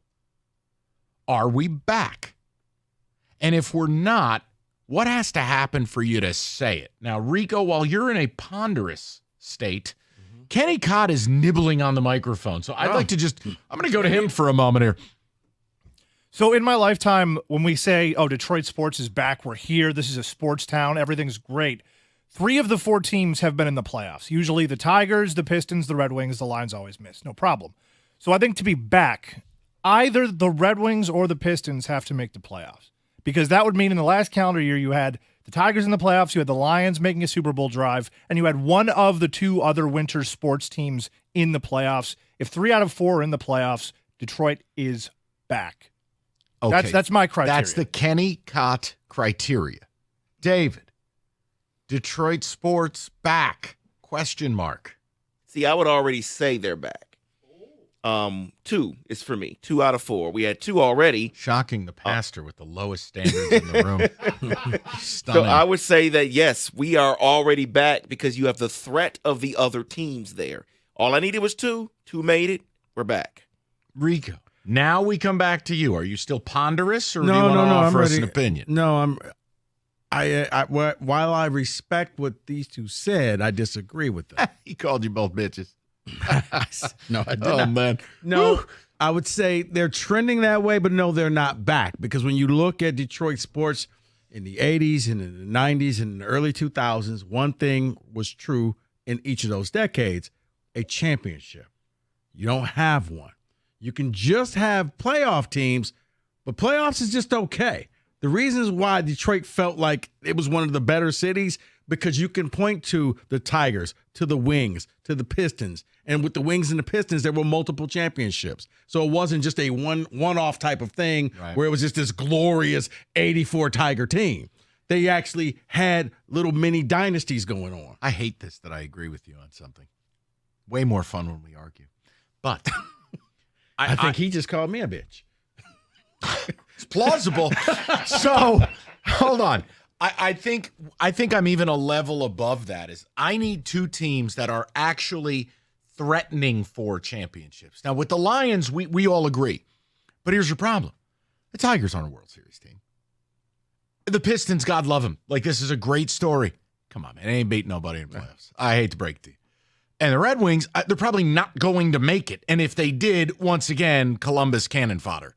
So I would say there's still, I need one of the other teams to not just make it, but be, I hate saying relevant, but you know what I mean, is when teams make the playoffs. Competitive. Yeah, right off the rip, half the teams get thrown in a wood chipper. You got to get out of that line and get into the one that you don't get turned into jello. Yeah, you need to have a team where Detroit sports team, whether it's the Pistons, Tigers, Wings, or even the Lions, are consistently in that top 4. They're threatening. Where they're in that final 4 in their division, where it's like, okay, you know what? If everything breaks correctly, they could win this thing. And yeah, I think they're trending that way. But right now, no. I need to see some titles, because the titles is what made Detroit what it was when they were feeling good about themselves, was that we had parades. You don't have a parade for just winning a division. You don't have a parade for winning a playoff series. Wednesday, February 12th. No, but I'm or saying 11th, whatever it is, middle of the week, that week after the Super Bowl. All right, let me mark that parade in so people are going to be happy. I don't want to deal with angry people, but I'm with you. The other teams have to do more. Here's the question. I know this is a lot to unpack. So if you're listening, it's really not about, well, who's right? 248. I don't know. Any of us are right. You may say we are back. For the last decade, all these teams were regrettable. And now I have a football team and F the other teams. I'm not mad at your perspective if all you care about is the NFL. But as a city, what if you're not back, what'll get you back? Uh-oh, he's pointing at me again. Hold on, Kenny. You're back. Stop pointing at me. I'm pointing up. It just feels so judgmental when you do that. No, it just means I think at least I have a good point. I don't know. It's scary.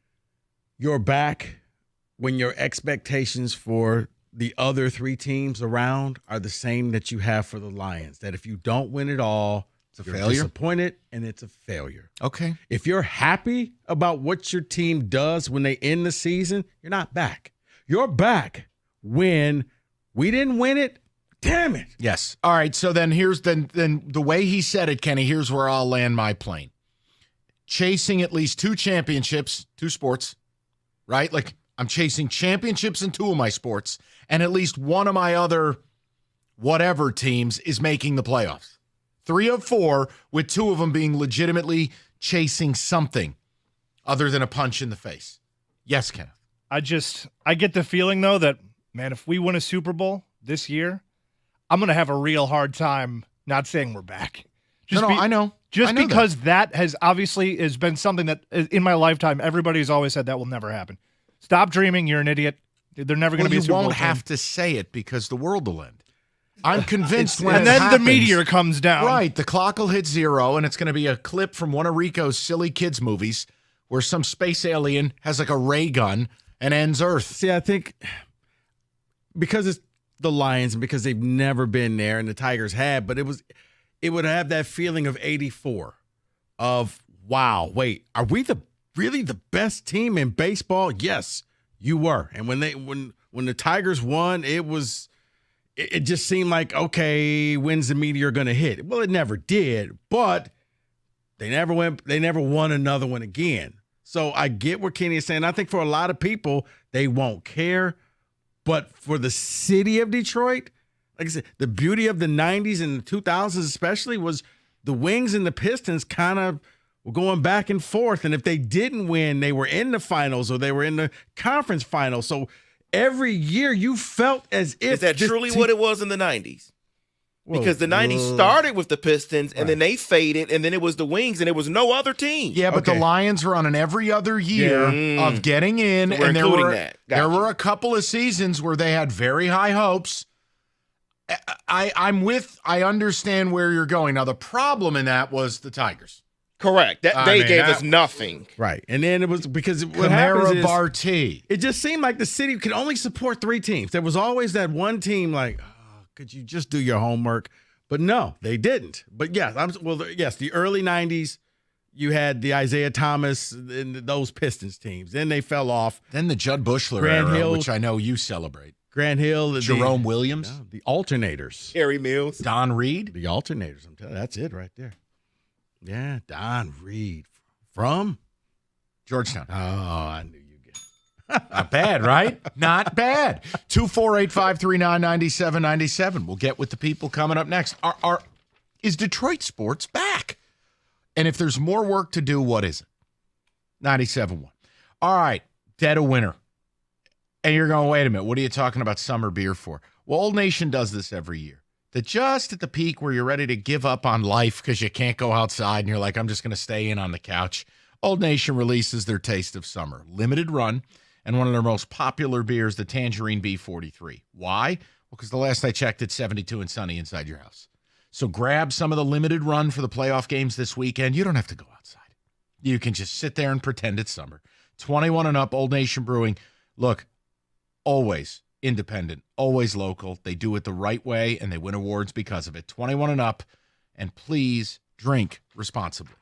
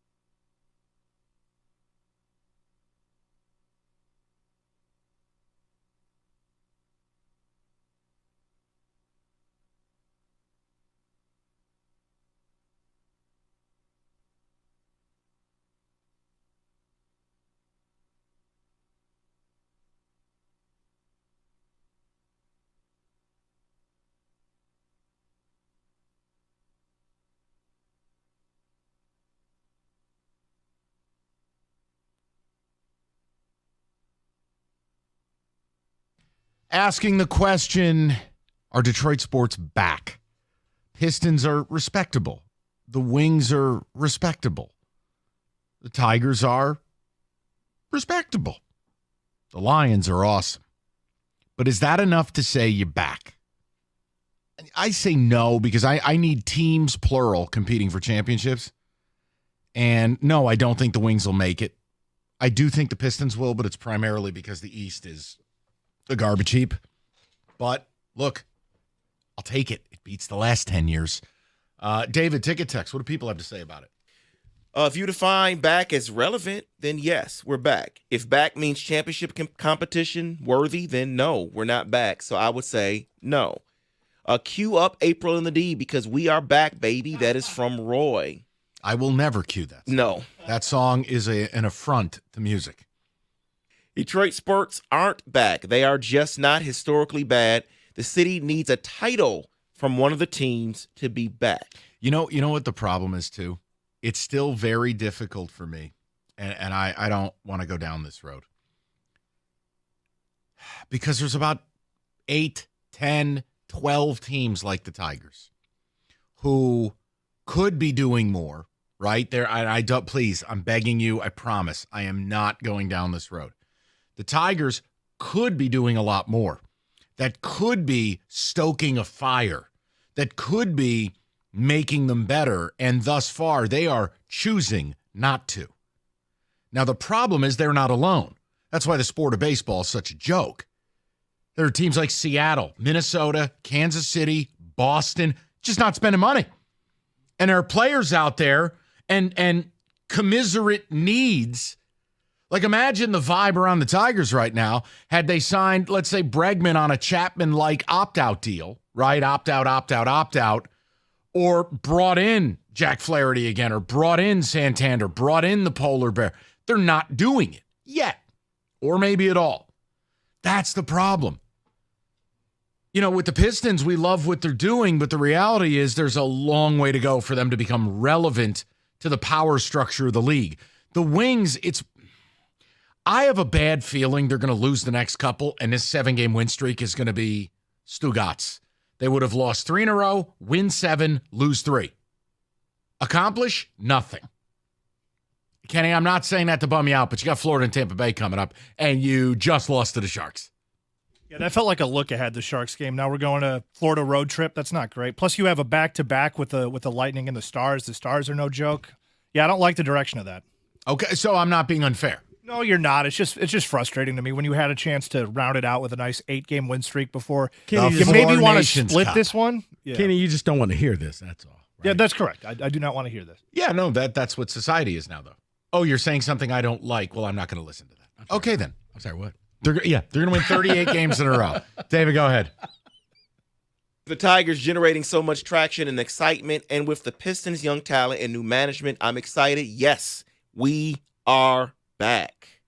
Only people who say we are back are Kool-Aid drinking, slap happy, pathetic, emotional Lions fans. Andrew the hater from Macomb. Well, you know what? At least he owned it. Yeah, he's the hater. That's he what owned he it. said. And that's why I said you're trending. So I didn't think that you two were off, but I think that in order to be back, you need a parade, you need a title, and with then you others need chasing. Right, and then you need okay, you made the Eastern Conference final. You made it this far, and you're a piece away from winning the whole thing.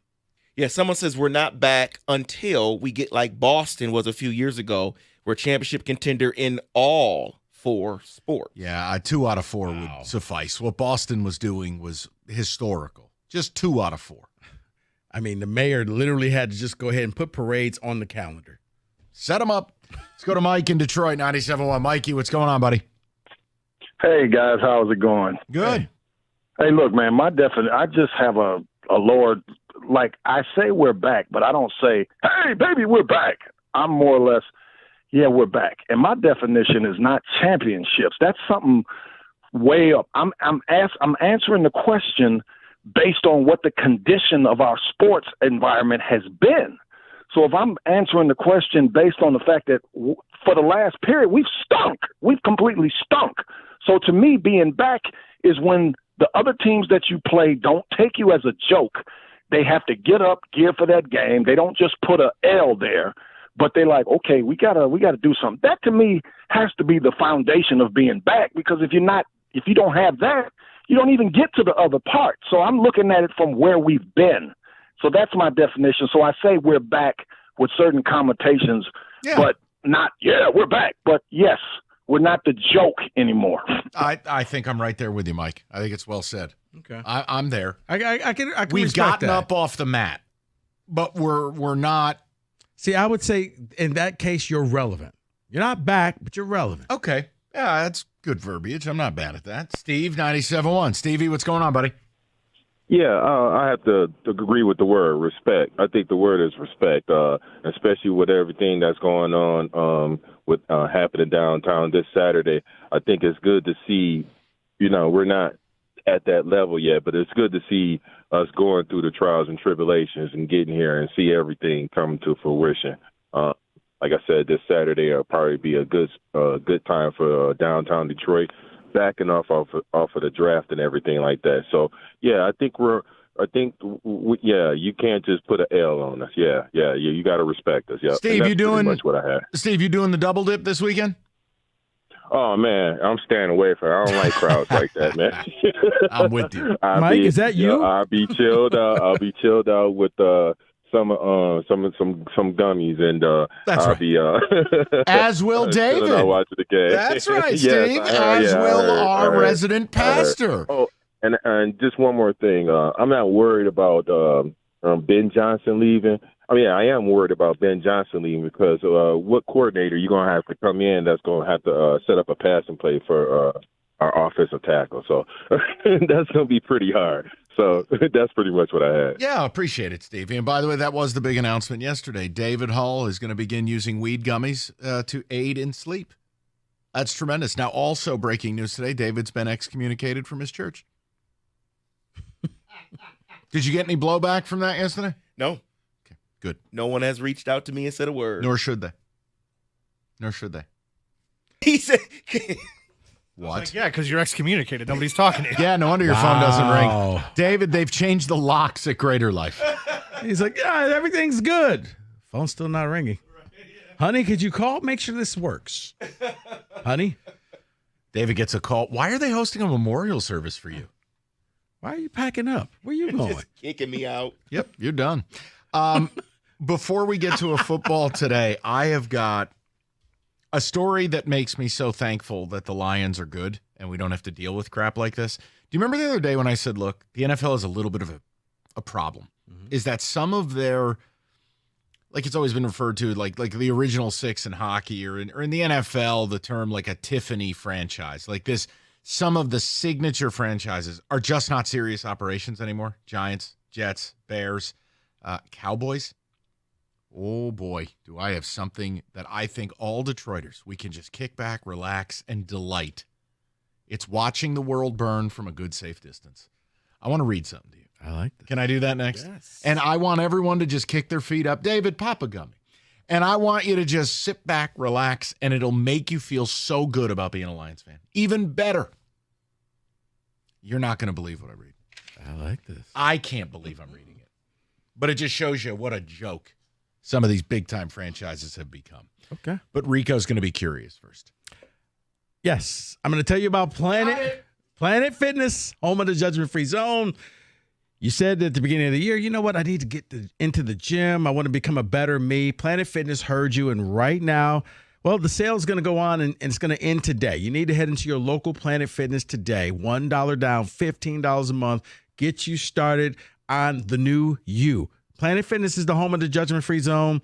You're going to walk in there. You're going to be amazed. You're going to see how much equipment is in there. Some of it is brand new, from strength training to cardio equipment. And there's free fitness training from knowledgeable trainers that will focus on you if you need a little bit of help. But you need to head into your local Planet Fitness right now to get started. $1 down, $15 a month. That's it. There's over 50 Planet Fitnesses located throughout the Metro Detroit area. Find the one closest to you and get started today. Or you can just simply go online to get started, planetfitness.com.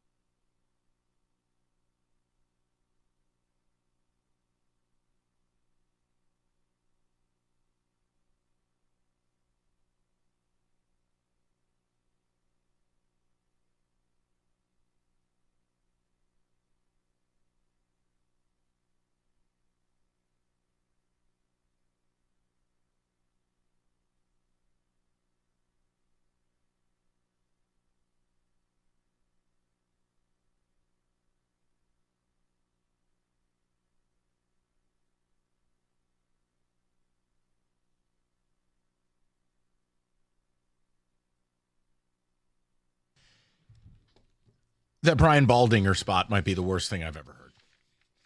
Note, Brian, here's a note. Don't record in your bathroom. You think they noticed? Nah. Here's the big match. All right, so listen. Let's get the bus back on the road, shall we? I want to read you a story. And as Lions fans, I think it's just take a moment and smell the roses. Meaning, you get to be the team that laughs at other teams. You get to laugh at other people's dysfunction. Beyond me and my Giants. I'm talking about everybody. And I've said this. There are a lot of signature franchises in the NFL that I truly believe are just not serious operations right now. Now, long-term, that's a problem for the NFL.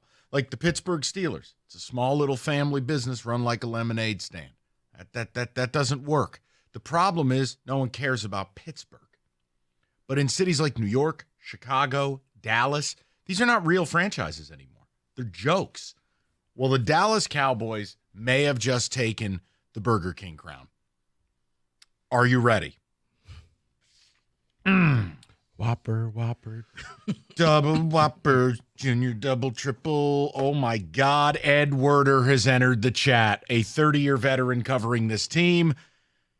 Regarding Deion Sanders, I'm being told he would certainly accept if Jones offers to make him the next coach. Those around him are encouraging to pursue it, and Jerry Jones is enamored with the idea. But wait, there's more. Jane Slater, who covers the Cowboys for NFL Network. There's a lot to unpack here.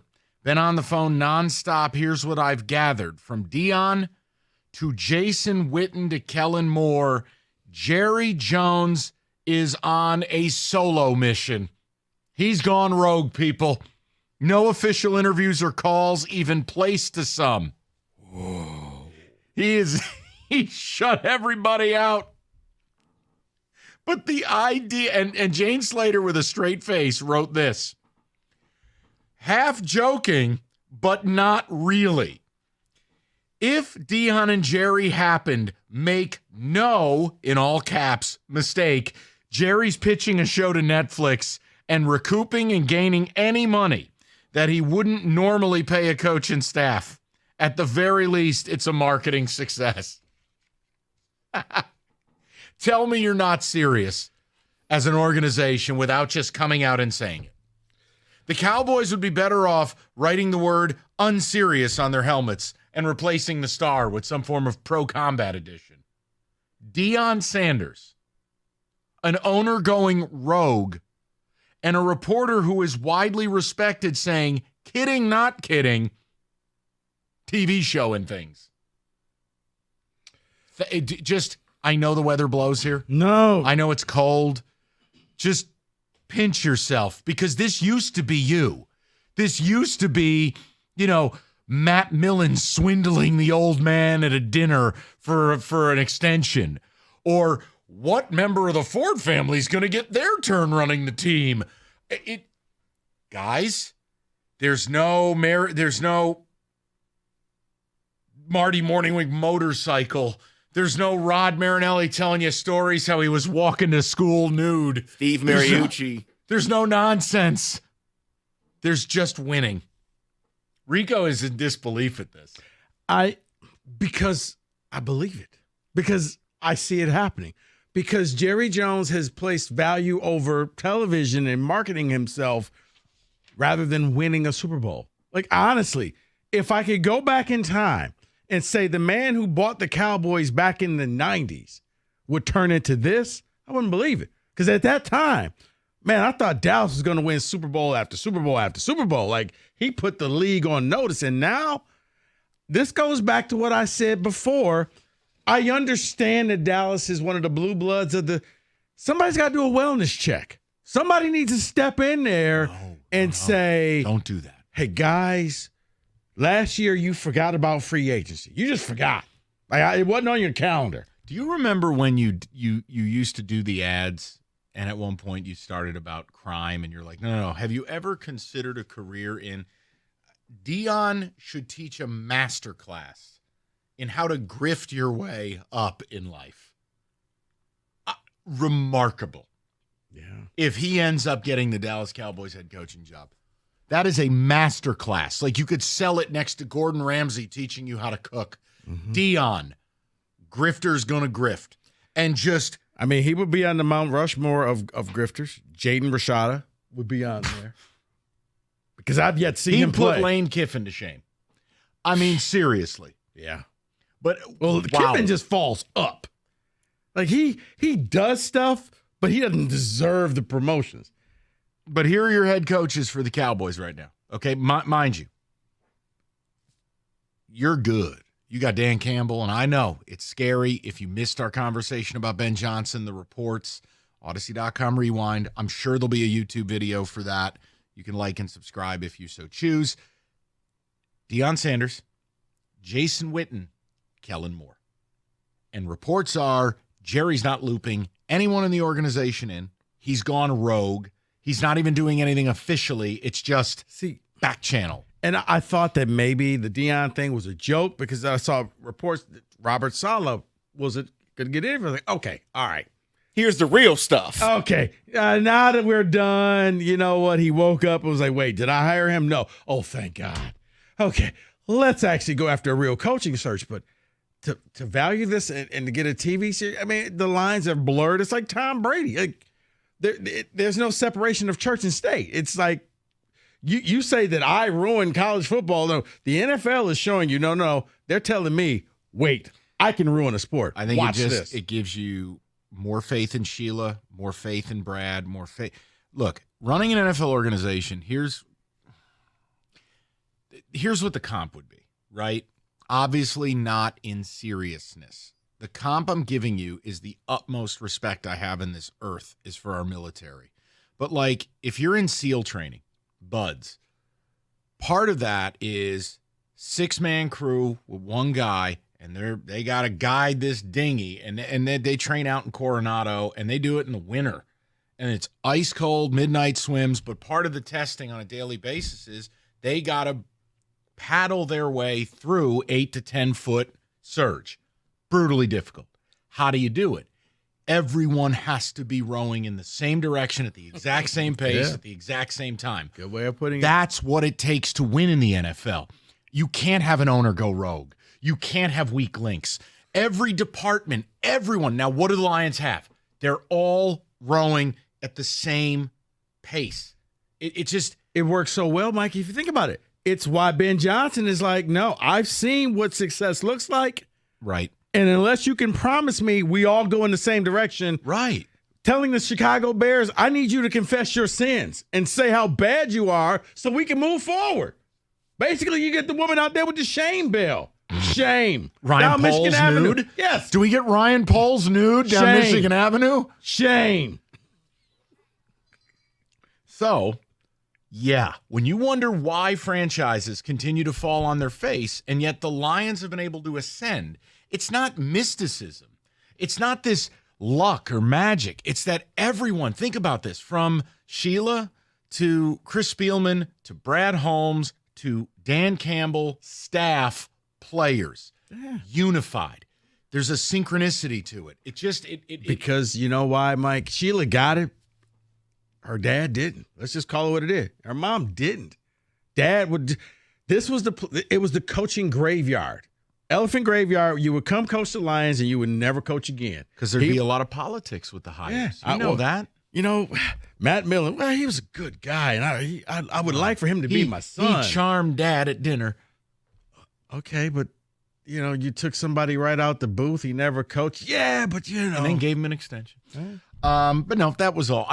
When you want to know why teams like the Giants or the Cowboys or the Bears, that they can't get it right, it's actually an exploration in your history. And only by now looking at other teams and going, wow, that's effed up, can you realize how effed up it was here. Because sometimes you're too close to it and you just want what you want and you want to see the world the way you want it, not the way it is. Much easier to see the truth when someone else is struggling with it and you go, oh, that's effed up. Oh, that was you. But we don't have to worry about that no more. You are correct. We don't.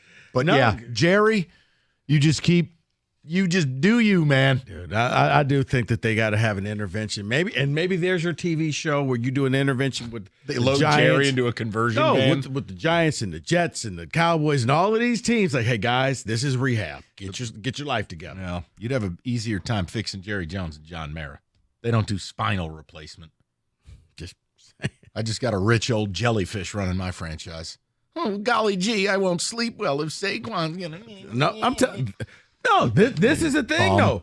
Wait, Jets, did you guys really say it's based on what your kids You will address me as Mr. Ambassador, bitch. No, you're in rehab.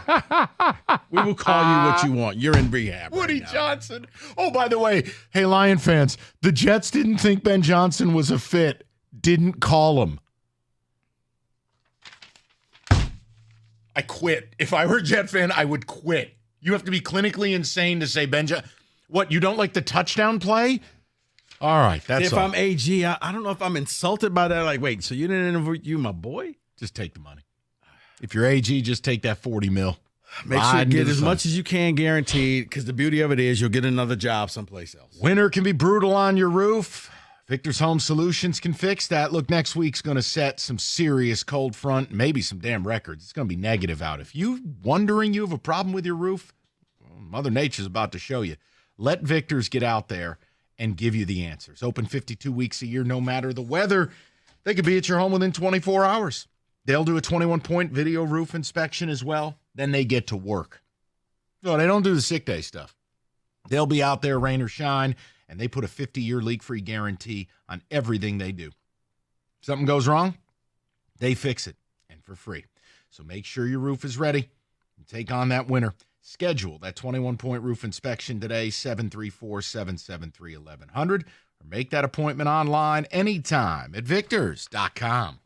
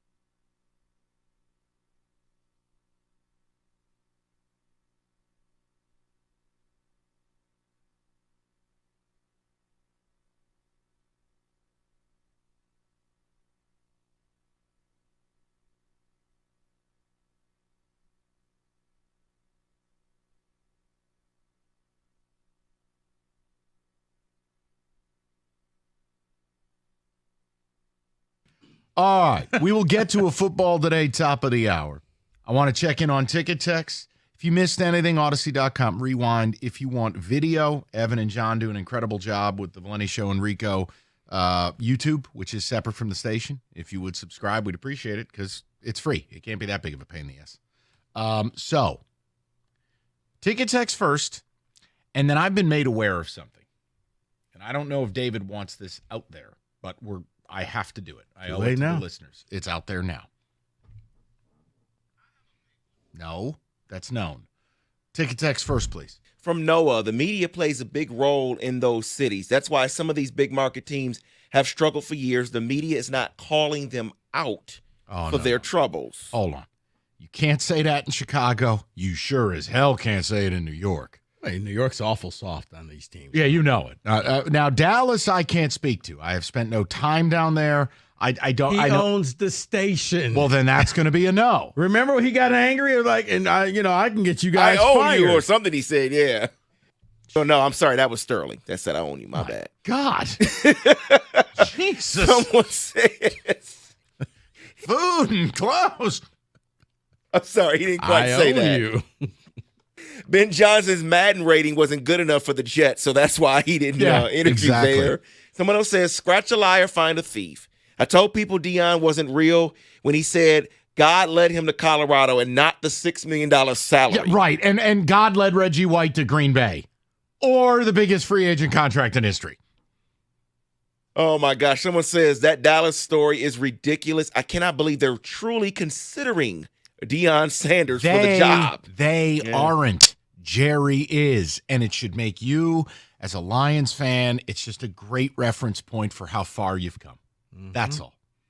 Yeah. One more, and then, David, I have a question for you. It's Jerry Jones, Deion Sanders nonsense reminds me of why I have completely shut off my news feed. Yeah.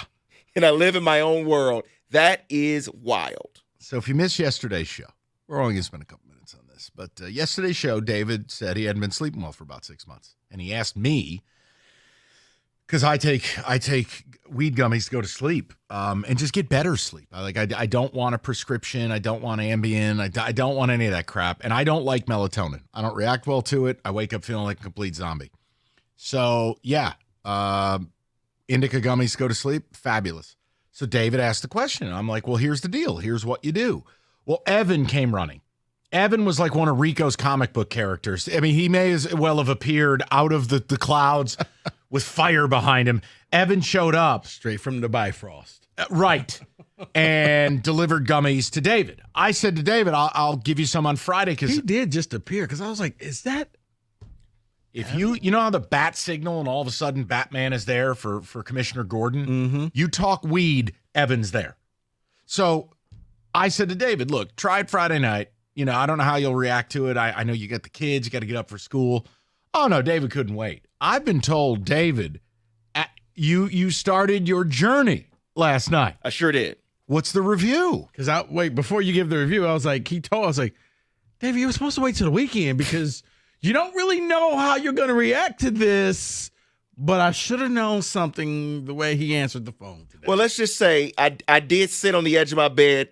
I was debating with myself, do I do this tonight? Do I? And I said, you know what? Screw it. And so I took it, and let's just say it was around 10 o'clock. Okay. And what did you take? I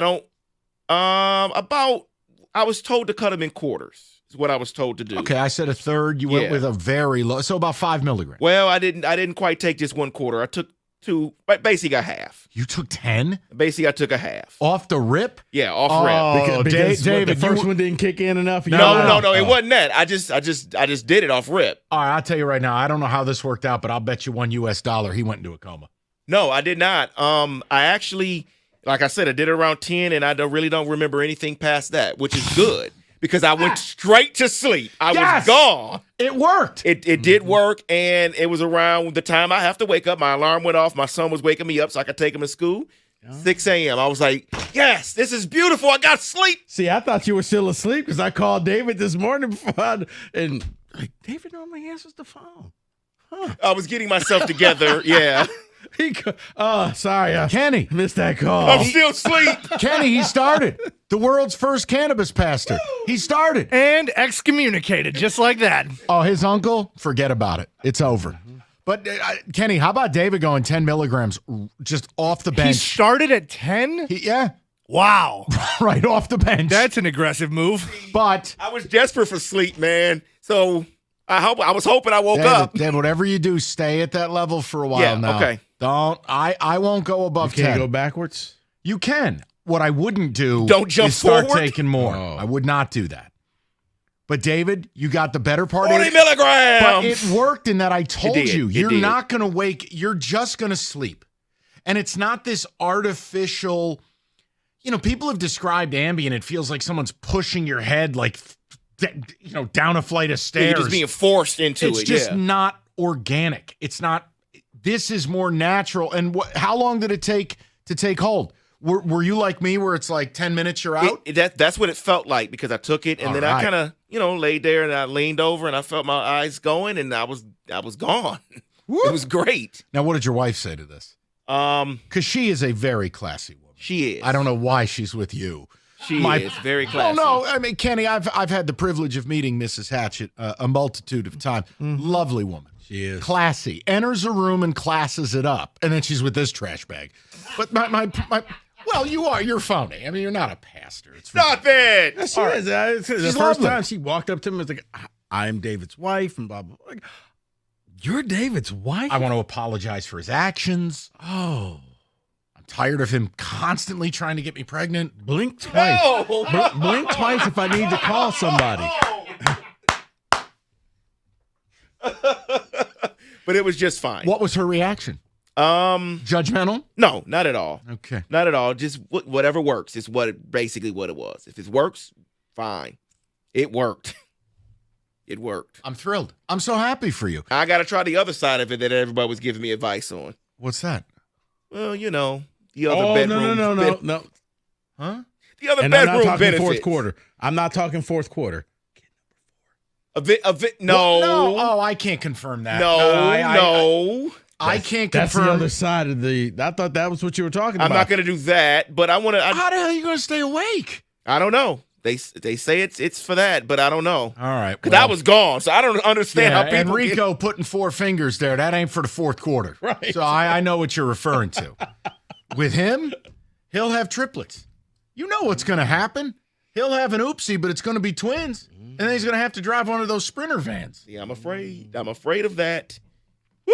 You should be.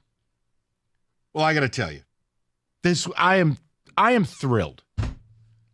This puts me in a great mood. It worked. It sure did. We corrupted a pastor. Oh, stop it. What a win. It's just All right. medicine. Let's do football today, shall we? We'll do it next. 97.1.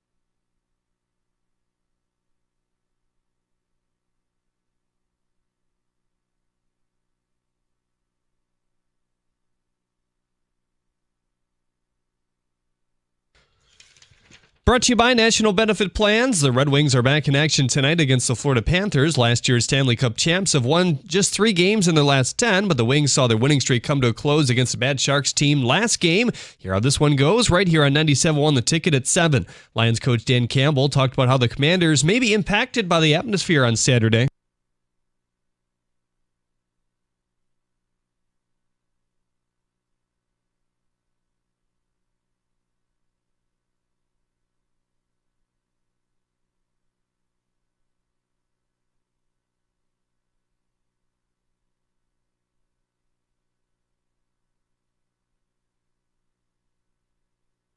Jaden Ivey is the lone player out for the Pistons tonight as they host the Pacers. As for Indiana, Mathurin misses due to his 1-game suspension, while Tyrese Halliburton and Aaron Nesmith are questionable. Your Mark Champions call on Alt 98.7, tip from LCA at 7. According to MLB writer Bob Nightingale, after a conversation with agent Scott Boras, free agent third baseman Alex Bregman is not considering long-term offers, or short-term offers, I should say. Boras says there's substantial interest in a long-term deal instead. The number 20th ranked Michigan basketball team takes the floor tonight against Minnesota. Hear it on WWJ at 7. At the Corwell Health Sports Desk, I'm Jeremy Otto. For more, go to 97.1 The Ticket or Odyssey.com.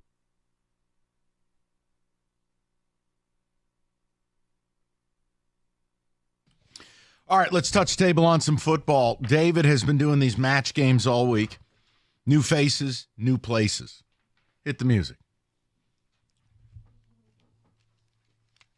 So we did the head coaches, coaching carousel first. We did quarterbacks. The quarterbacks yesterday.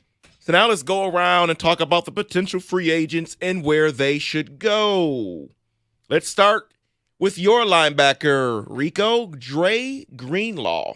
Potential suitors, it says, Rams and Eagles. Wow. I think for the Rams, it would mean that they're going to keep the thing together and they're really going to try to grow that defense and they're not going to blow the team up, and it probably means Stafford sticks around. I would think the Eagles will probably be the better fit, or he can just stay at home. Okay, so now that we're done with NinersPod.com. He just asked me a question. Rams. Eagles have Baum. They still have Nakobe Dean. Rams. But I think he's an upgrade. Whatever team he goes to, he's going to add, especially because the Eagles are a young defense. Rams. Okay. I want him to bust your ass twice a year. That's what you deserve. David?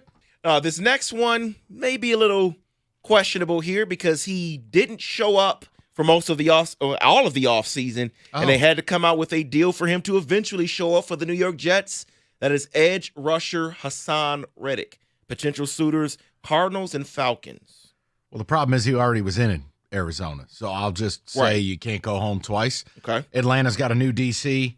That defense was morbid. They couldn't even line up correctly. So that's like process of elimination for me. Yes. Yeah. Next on the list. Now, we have to pick these teams, or can we go off the board? No, you can go off the board. You can match them with someone else if you want to. Look at this guy. He takes one weed gummy, and all of a sudden he doesn't tell us the rules. So Greenlaw, Hassan Reddick, anywhere else other than I told you what Greenlaw.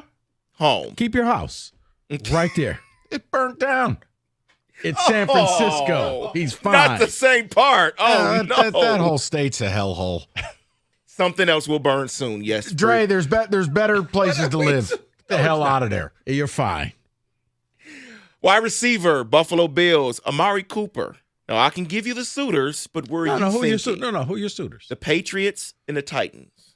Ugh. Stay.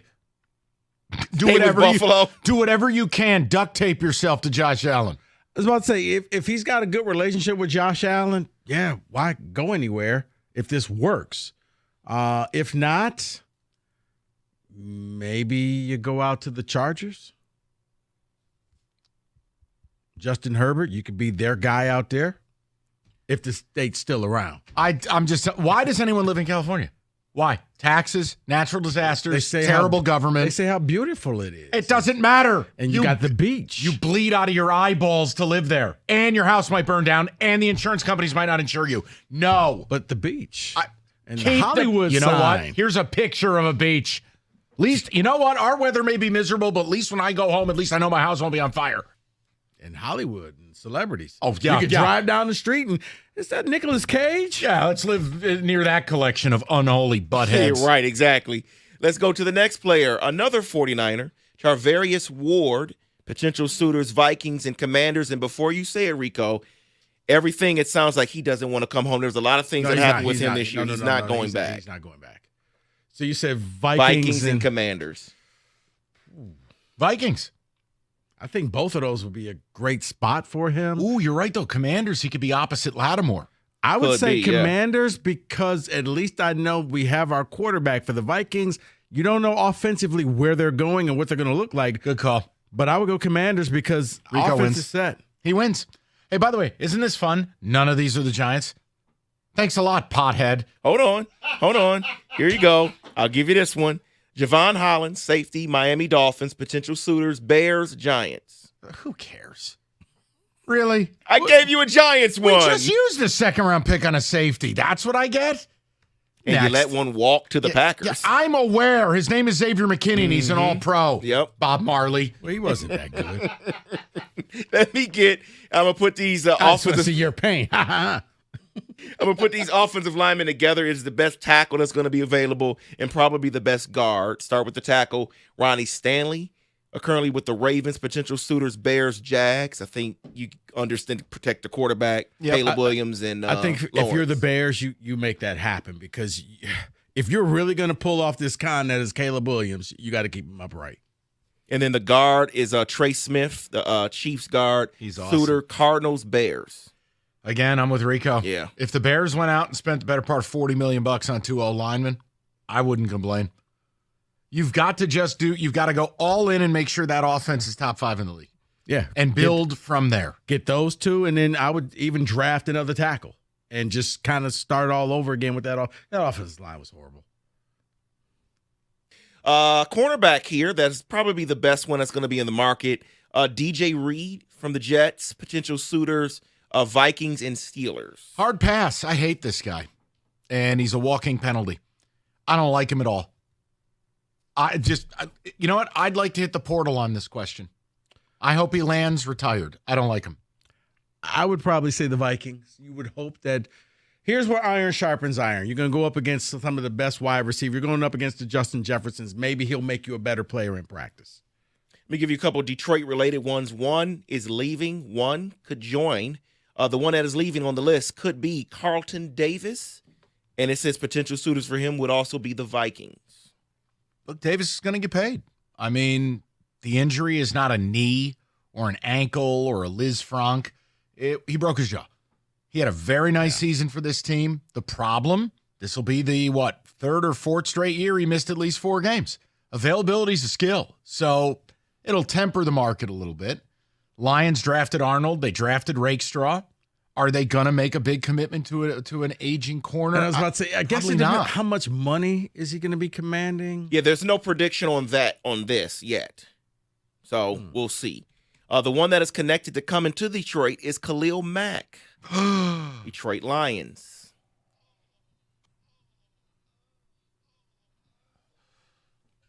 One more. Wait, I was about to say, come on, one more. There you go. Wow.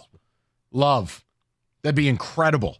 And again, at this stage of his career, I don't need 65 snaps from you. You're going to play opposite Aiden? Mm-hmm. Oh, my goodness. Yes. Yeah. Where do I sign? Bring in DeMarcus Lawrence, too. Go get Tank.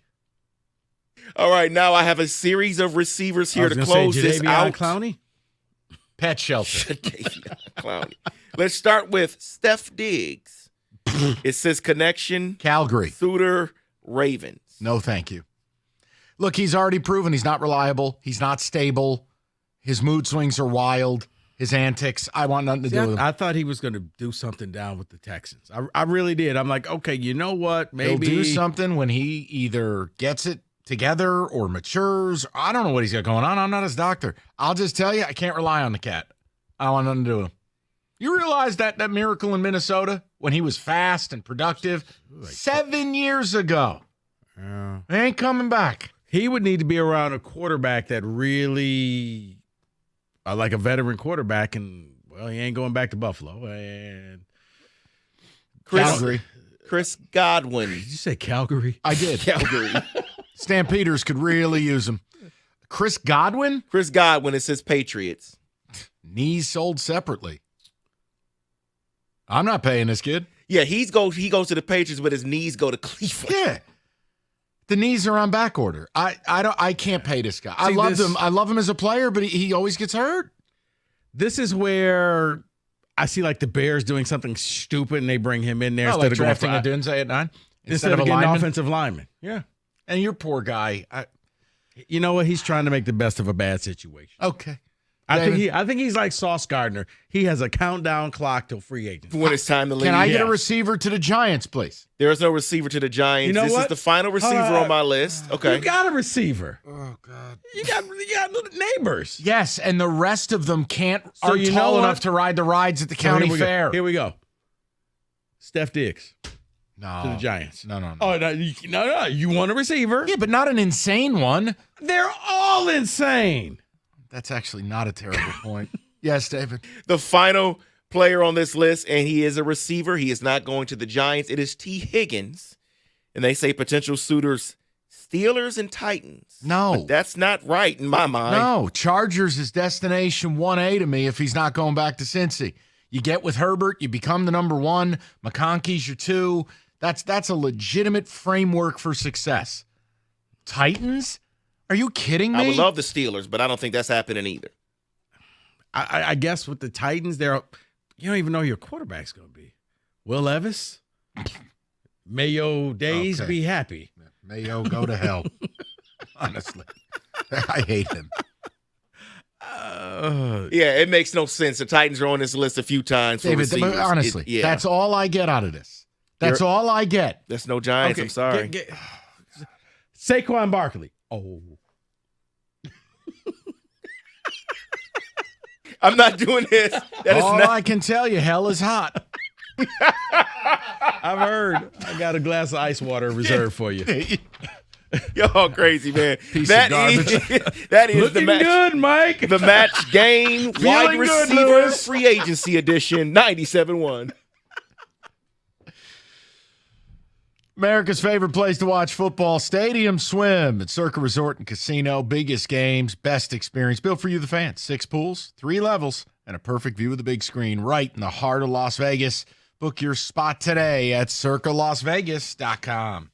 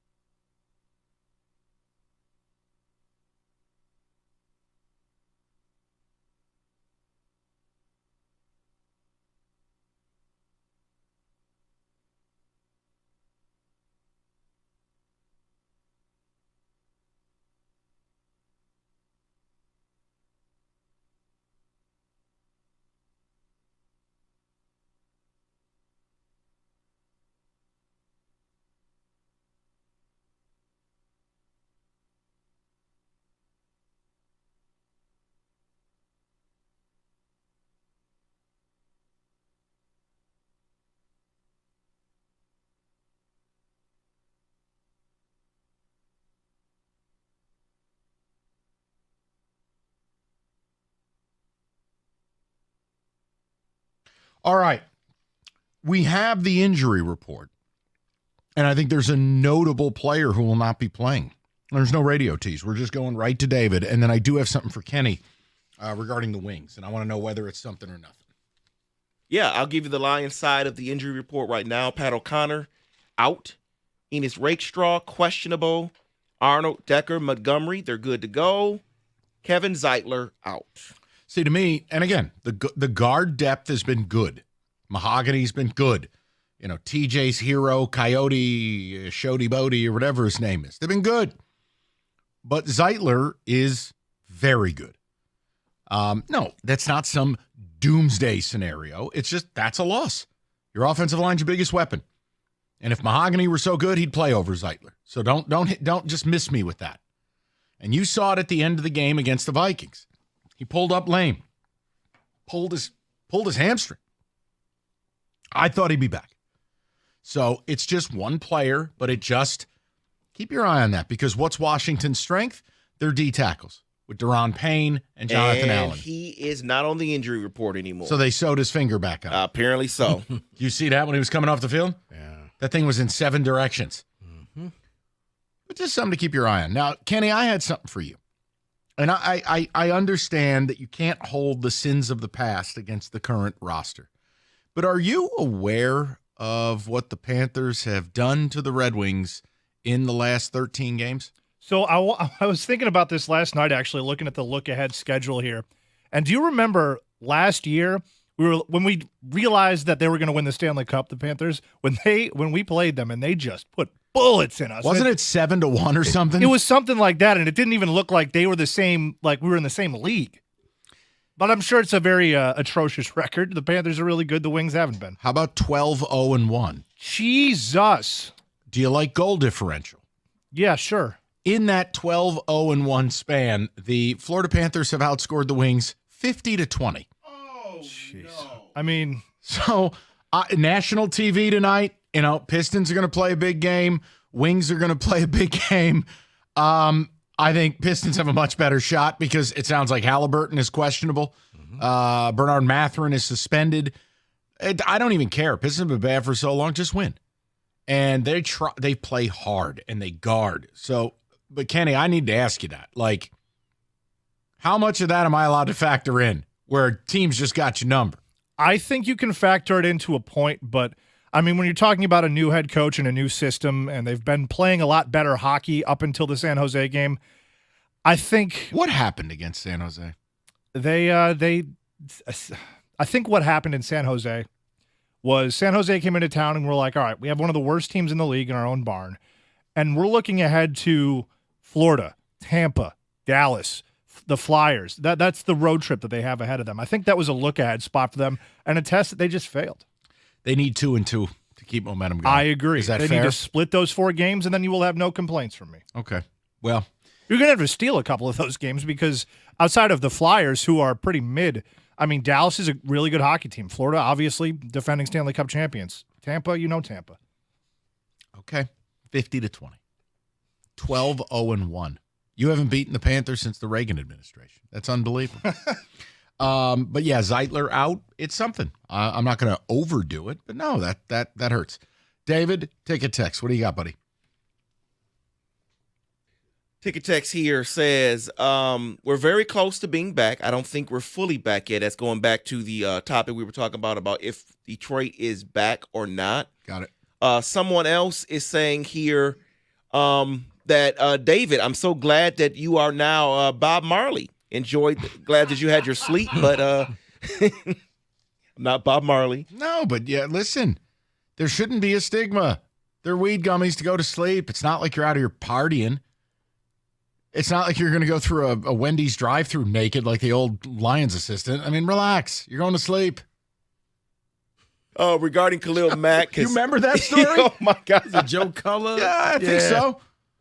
Seriously. I mean, I'm just saying, like, David, you're not hurting anybody. It's just a different form of medicine. It's not like you went home and did a bunch of meth.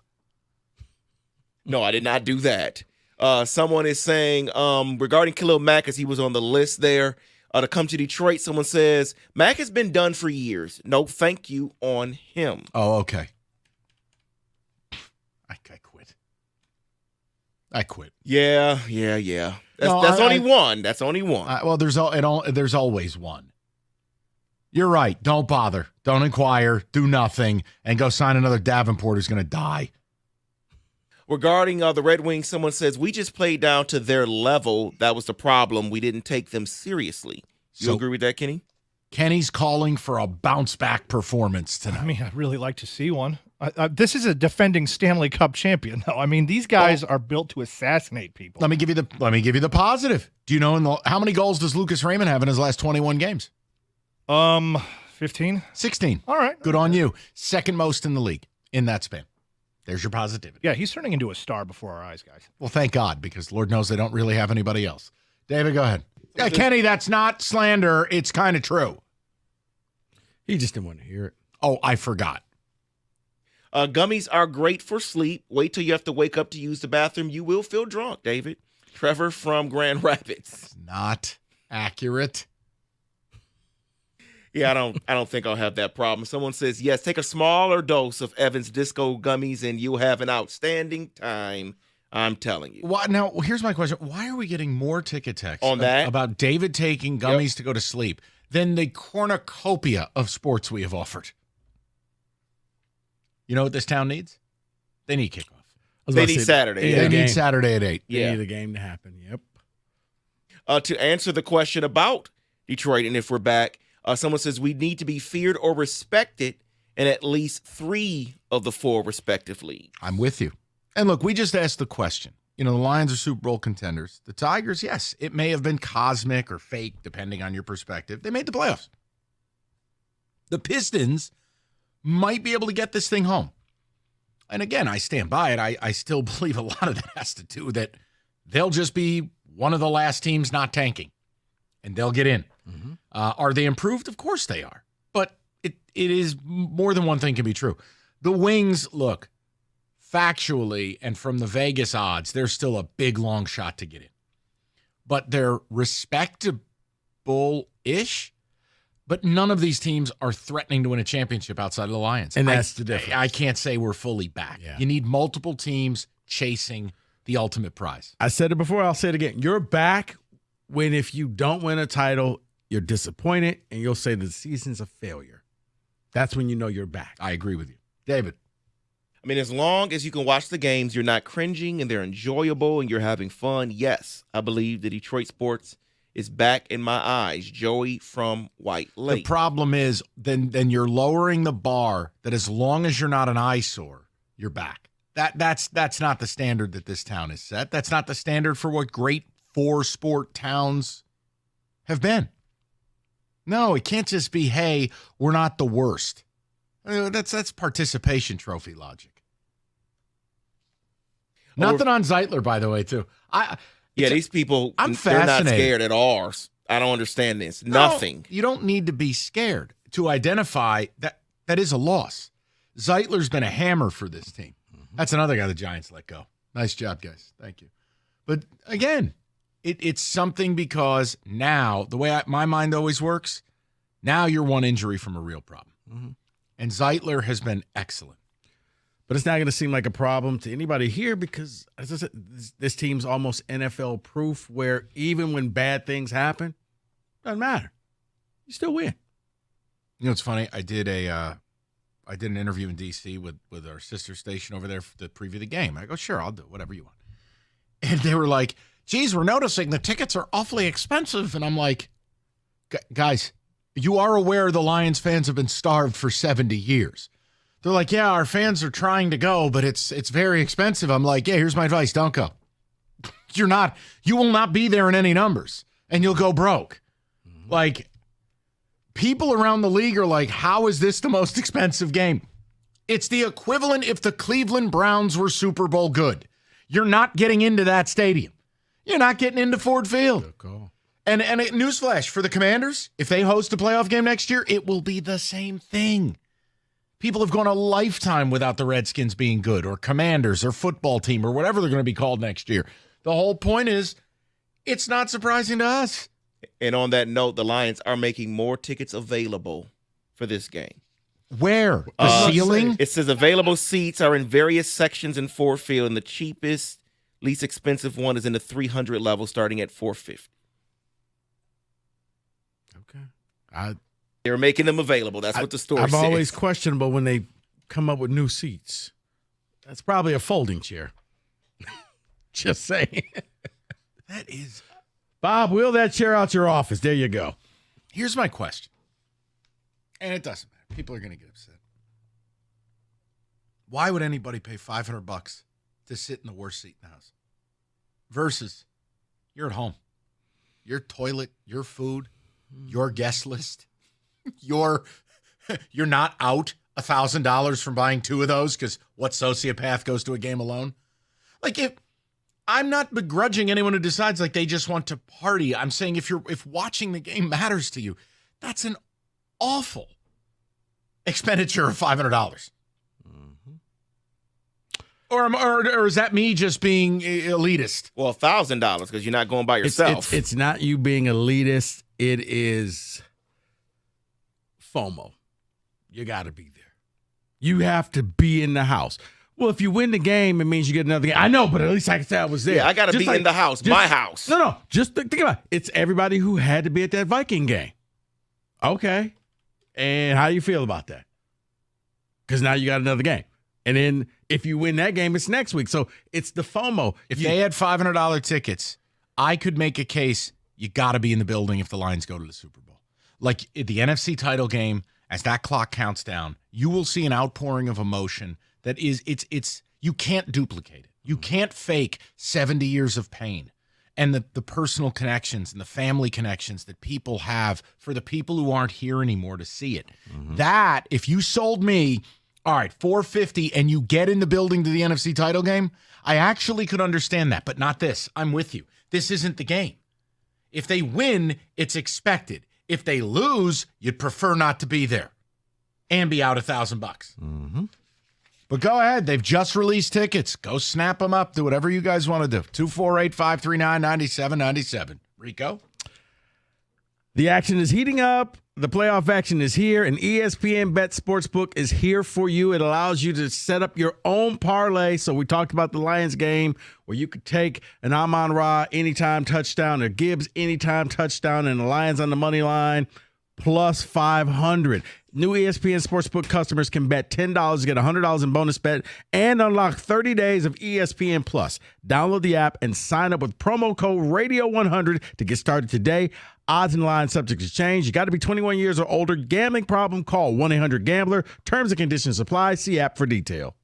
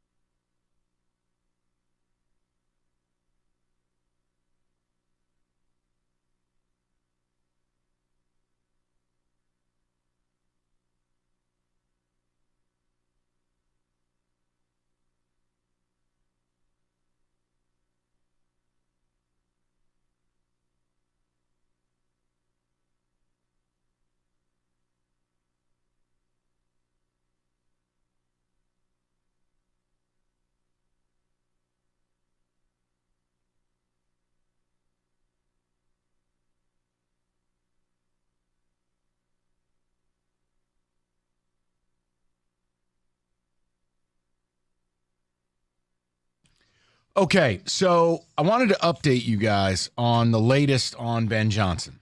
And I know some of this is going to come across as like me being a curmudgeon, but I don't like Tom Brady broadcasting this game when the news today is Tom Brady is one of the main, quote, allures of Ben Johnson trending towards the Raiders.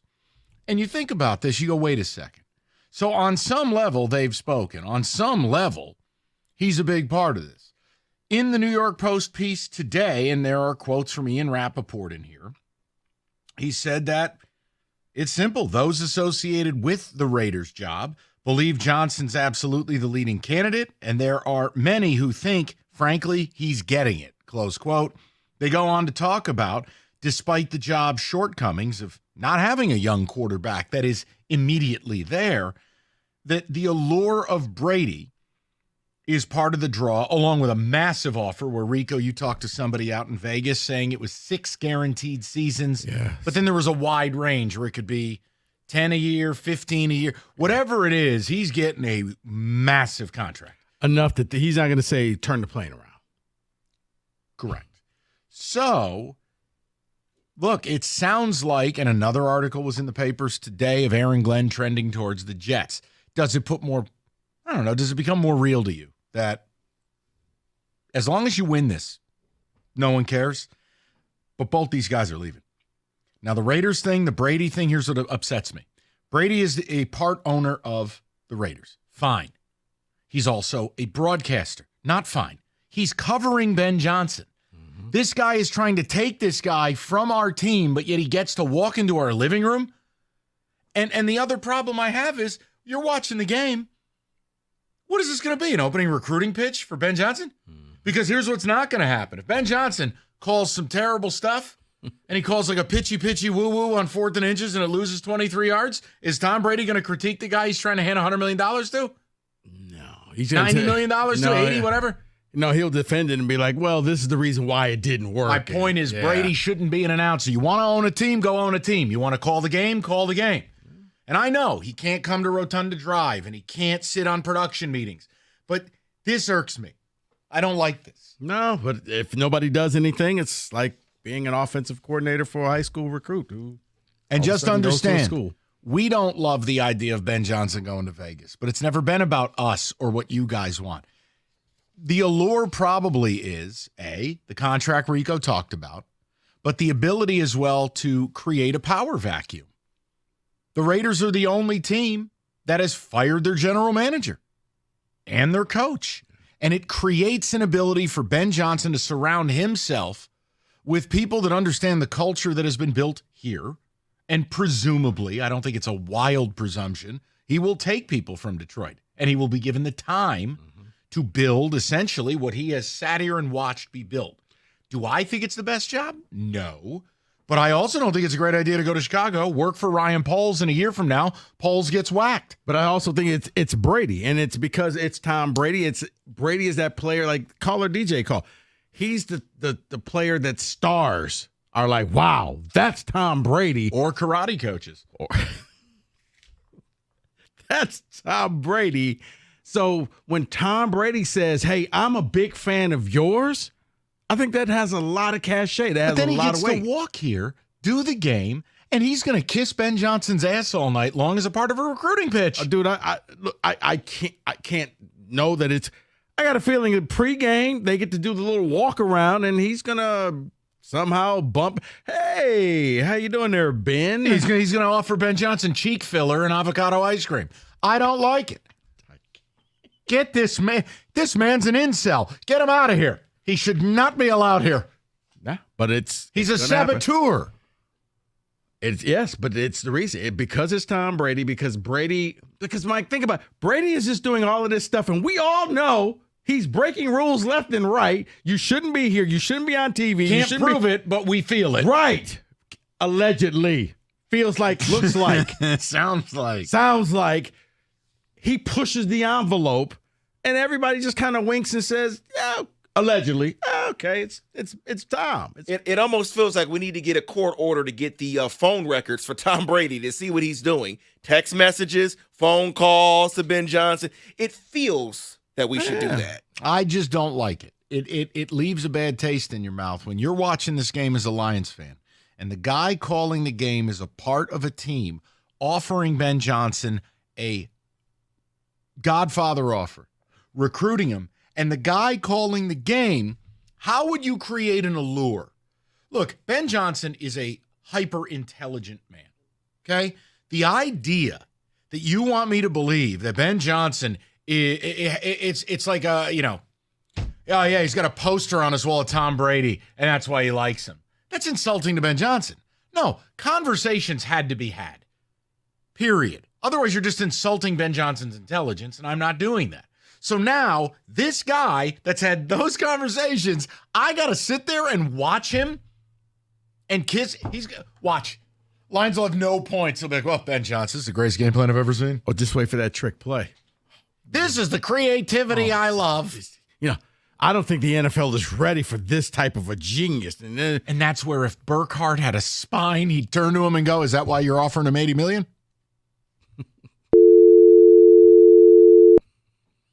We've lost all fun in broadcast. I know. You know what's going to happen pregame.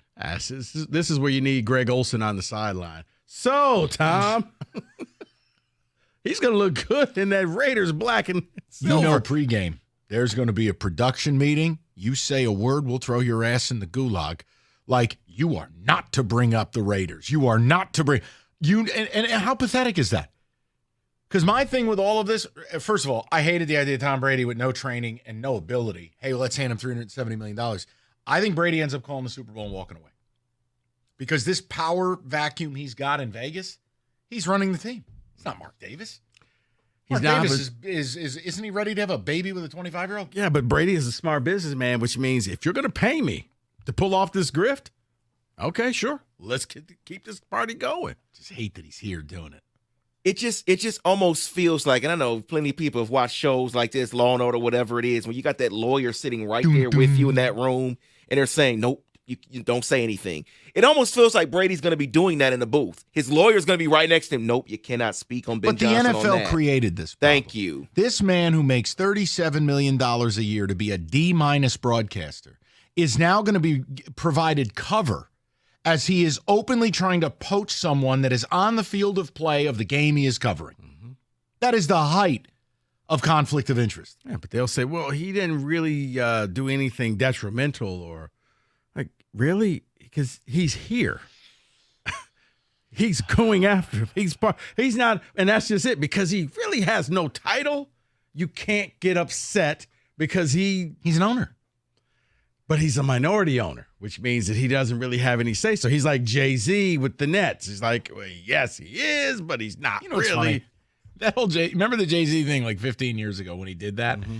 Dude, it turns out he owned like 1%. Right.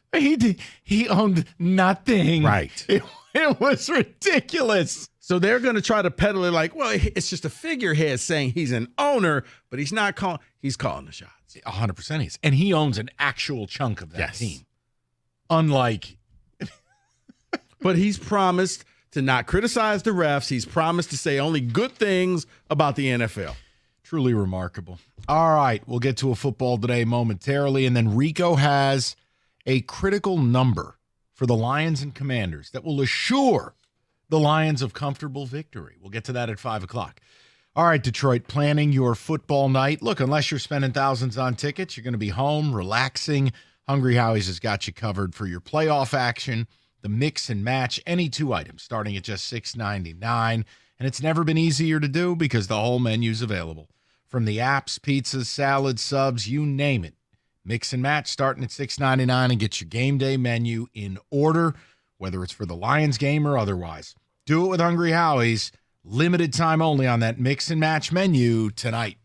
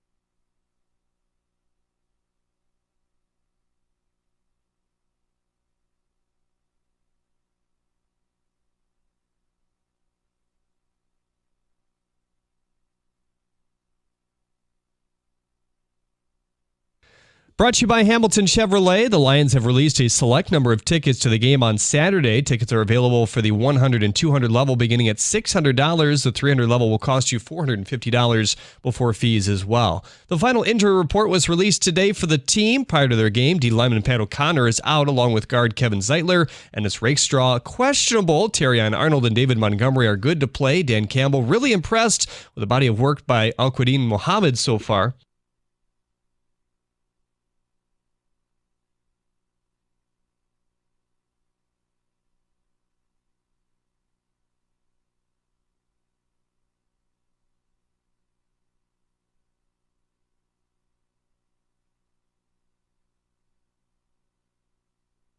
The Red Wings will send Cam Talbot in between the pipes for their game against the Panthers tonight in Florida. Christian Fisher is back in the lineup for Tyler Mott. Jeff Rieger has the pregame right here on 97.1 The Ticket at 6:45. Pistons star Kate Cunningham is still 7th amongst guards in the fan voting for the All-Star game. LaMelo Ball tops the list, followed by Damian Lillard and Jalen Brunson. Cunningham's Pistons are back on the floor tonight against the Pacers at Little Caesars Arena. Indiana banged up. Hear the game over on Alt 98.7. Michigan basketball also has a 7 p.m. tip against Minnesota tonight. WWJ has you covered for that one. At the Corwell Health Sports Desk, I'm Jeremy Otto. For more, go to 97.1 The Ticket or Odyssey.com.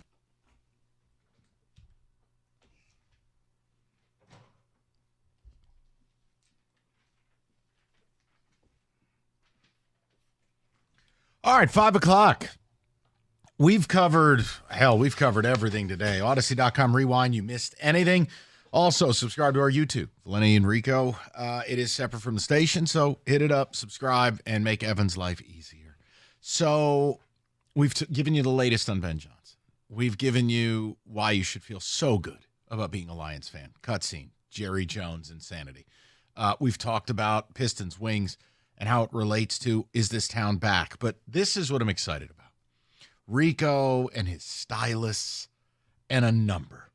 A number that Rico claims ensures absolute victory and Kenny comfortably enjoying the second half.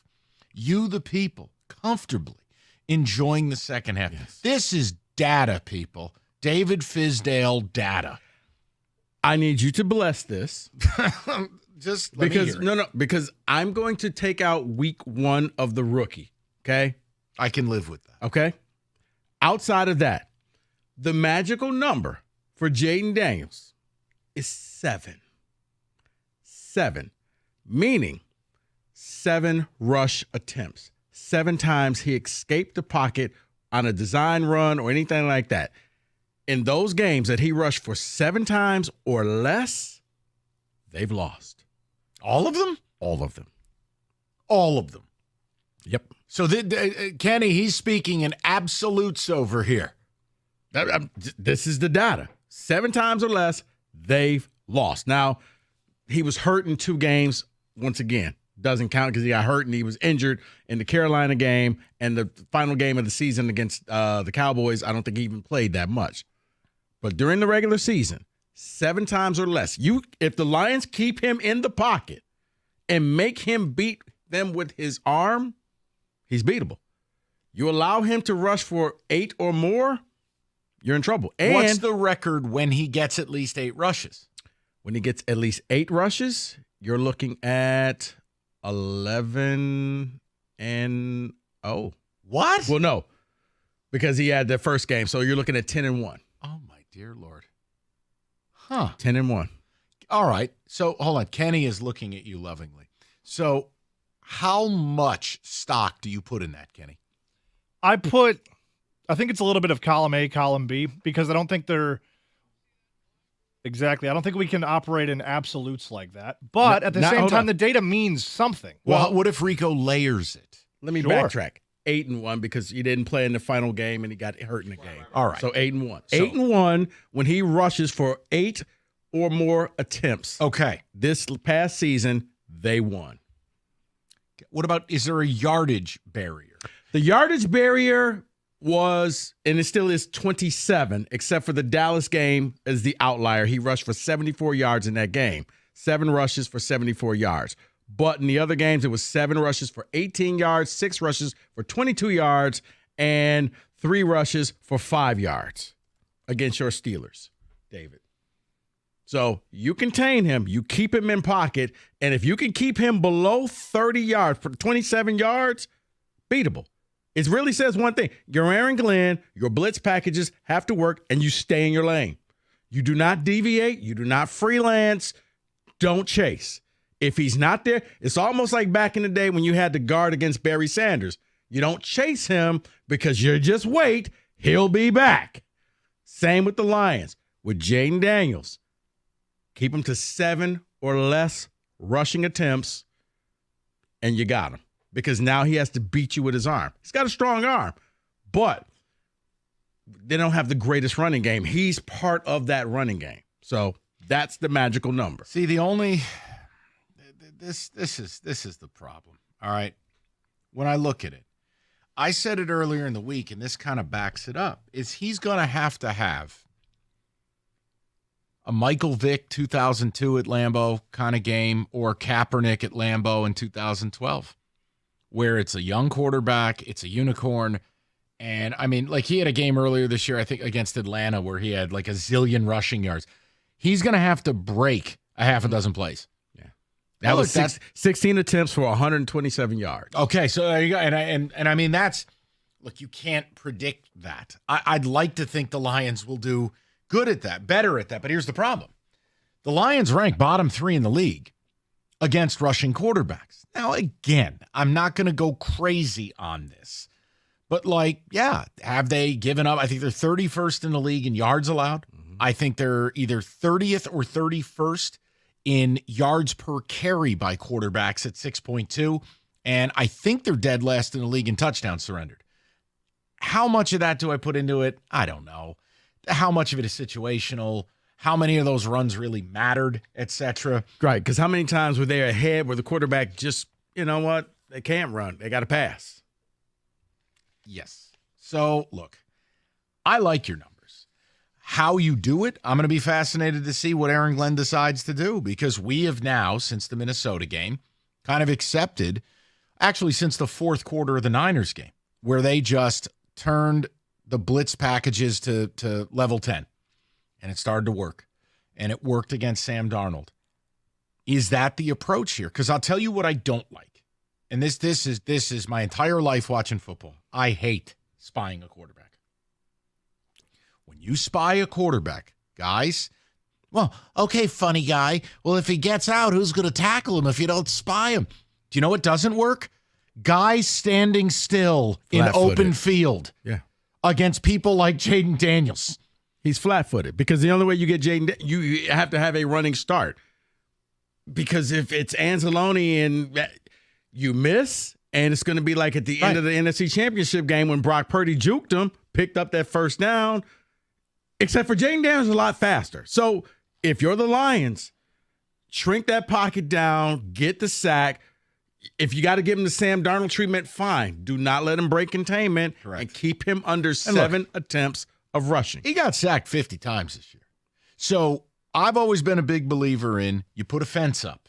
You know, if you want to go way back to it, it was back when Michigan had Denard Robinson and teams would be all afraid. And Michigan State was like, F it, we're going to bring 6 every play, except everybody stay in your lane and just put the fence up. And once he knows he can't get out, now he's got to hold the football. You walk it up. Mm-hmm. So I would expect Aaron Glenn to still blitz. Because part of the way you end a drive is, this is how you're going to stop a team. And Daniels has had games like, I just pulled this up, Rico. Here are his sacks by game.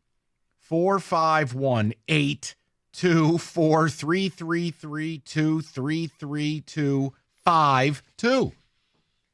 I think we talk about the Lions sticking to who they are with fourth downs. I think you stick to who you are with the blitzing. Mm-hmm. But when you are you with me on the spy? I hate. I don't think you can spy because you kind of take a man out and. Did you see what Bowles did last week? Rush 3, double spy, 24-yard completion. That just makes sure you lose twice as fast. Right. You may as well play with 9 people on defense. Because the thing is, when you spy, that person is not in coverage. Like it's almost a wasted position because they're not in coverage. They're in no man's land. Right. They're in no man's land. Just waiting to see what's going to happen. So it's at that point, he's got one less defender that he has to worry about throwing to, and you're not going to beat him coming off the edge. I'm sorry. He's just too fast. I think the biggest thing this weekend, if you're watching, and these are great stats. I love stuff like this. I don't know if we're hemorrhaging audience, nor do I care. This is interesting. I knew you would appreciate it. It's interesting to me. Because I say this to say I did this because everybody was like, oh, we look at the point spread and this is going to be a bloodbath. And I was like, it could be. It could be, but this is what's going to cement that bloodbath that all Detroit wants. 7 or less rushing attempts. Like I said, I take week 1 out because that was his very first game. Yep.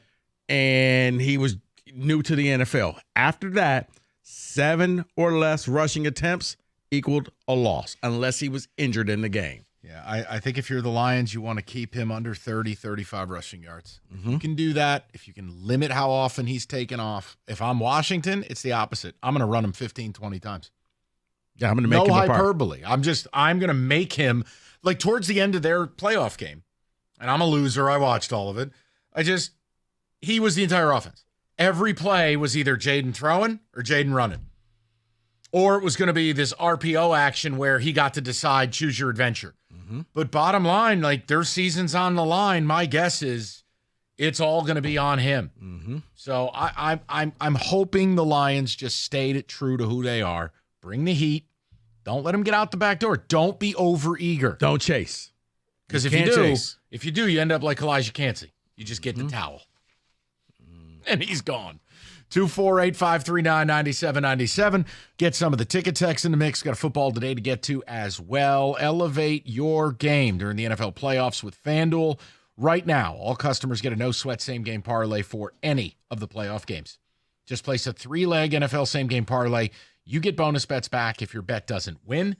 They have got you covered. Same-game parlays, great way to take a shot. It's not an investment plan. But you got anytime touchdown stuff? You want to line up a couple of different scenarios? That's what they're for. It's FanDuel, America's #1 sportsbook. 21 and up, present in Michigan. Opt-in required. Refund issued as non-withdrawable bonus bets that expire 7 days after receipt. Max wager $5 unless otherwise specified. Restrictions apply, including token expiration. See terms. Sportsbook.fanduel.com. You got a gambling problem? Call 1-800-GAMBLER.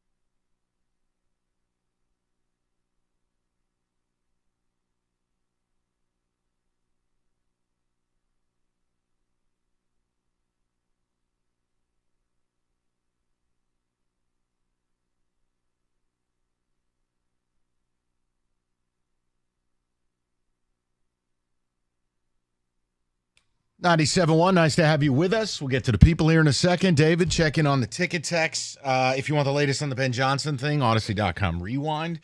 David, what do you got? One simply says, whatever the defense did against the Bills, don't do that. And we'll have a much better shot against Jaden Daniels. I also think it's a much different assignment. Correct. Josh Allen can make anyone look like that. Like if you told me, let's say they beat the Ravens, right? If you told me he went into Arrowhead and had 4 touchdowns, 2 in the air, 2 on the ground, 350 total yards, I wouldn't blink. He's capable of that. The great players that have duality at the position of quarterback, that's what they do. Look, I cited 2 examples in history. That's all I got in recent memory of young, mobile quarterback who beat a team he wasn't supposed to beat. Vic in 2002 and then Cap in 2012. Yeah. And I think he had like 140 yards rushing in that game against the Pack, including icing it when everybody knew he was going to pull the ball on a read option and went right up the sideline. That's why we have such confidence in the Lions winning the game. Yeah. I don't get into the margin stuff. And here's another stat I had to adjust from the Rieger Institute of Technology. Terry McLaurin, Scary Terry, when he catches 6 or more passes this year, they're 6-1. Well, that's going to be their plan because they're going to have to throw it up to him. And you go, well, what does that mean?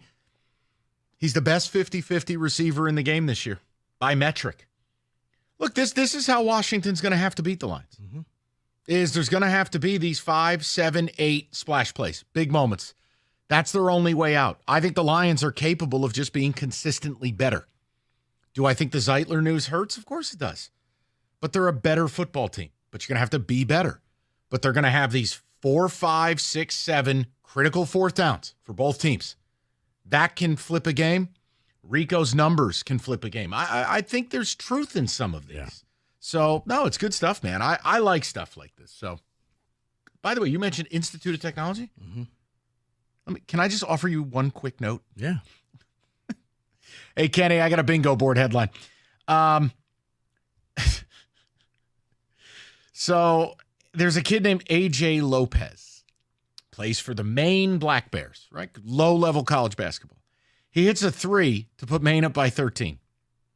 And he proceeds to shush the crowd. One problem. They were playing the New Jersey Institute of Technology. The only people there were 8-year-olds on a field trip. It was education day for all the local New Jersey elementary schools. Oops. And he's shushing the crowd. Shut up, 8-year-olds. Listen. If you want to see video of it, you can. And when I tell you he's shushing 8-year-olds, you can watch it. But you mentioned Institute of Technology, and I had this in my notes, and I'm like, well, there's never been a better time than right now. All right, let's go to Colton, 97.1. Colton, what's going on? How are you guys doing today? Good. What's up? Good. Hey, I was just calling, actually. You know, you're going over the Commanders and Jaden Daniels' legs, and the ticket text comes in about Josh Allen and hoping we have the defense fixed up from that. And honestly, I think that kind of all ties in with Terry. Jaden getting out of the pocket, we got to find a way to make sure he's not escaping, because those splash plays with Terry, we play a lot of one-on-one, we blitz a lot. Those are exactly the kind of things that happen when you get a Colin Kaepernick and Mike Vick going in somewhere and causing those issues. I think that's our biggest key to kind of coming out with, you know, we all want to blow out. That's the big key right there, in my opinion.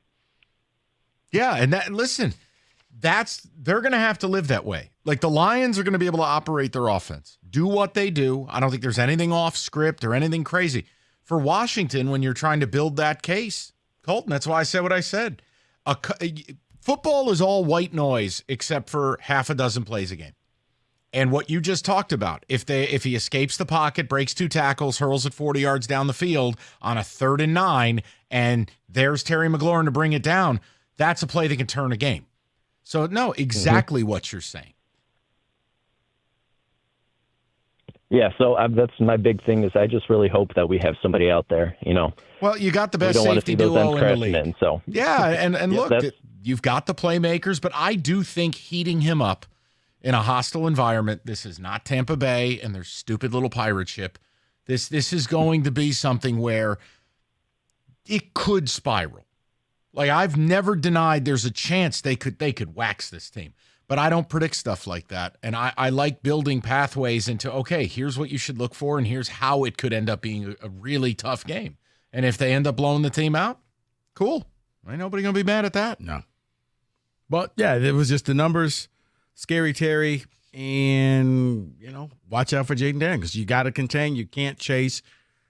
Don't spy. Just stay in your lane. I hate the spy. David, we got any ticket texts? I hate the spy. Sure do. From Jerry says, I might be the only fan in Detroit that's worried about Jaden Daniels and his legs. I think it's only going to be a 3-point game.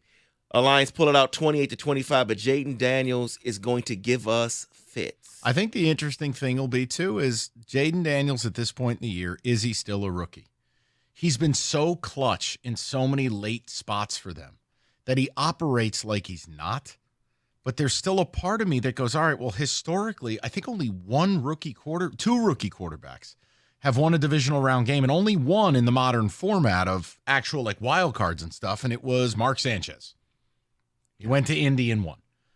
But that's what Jaden Daniels and the Commanders are up against. It's why I absolutely believe Lions are going to win this game.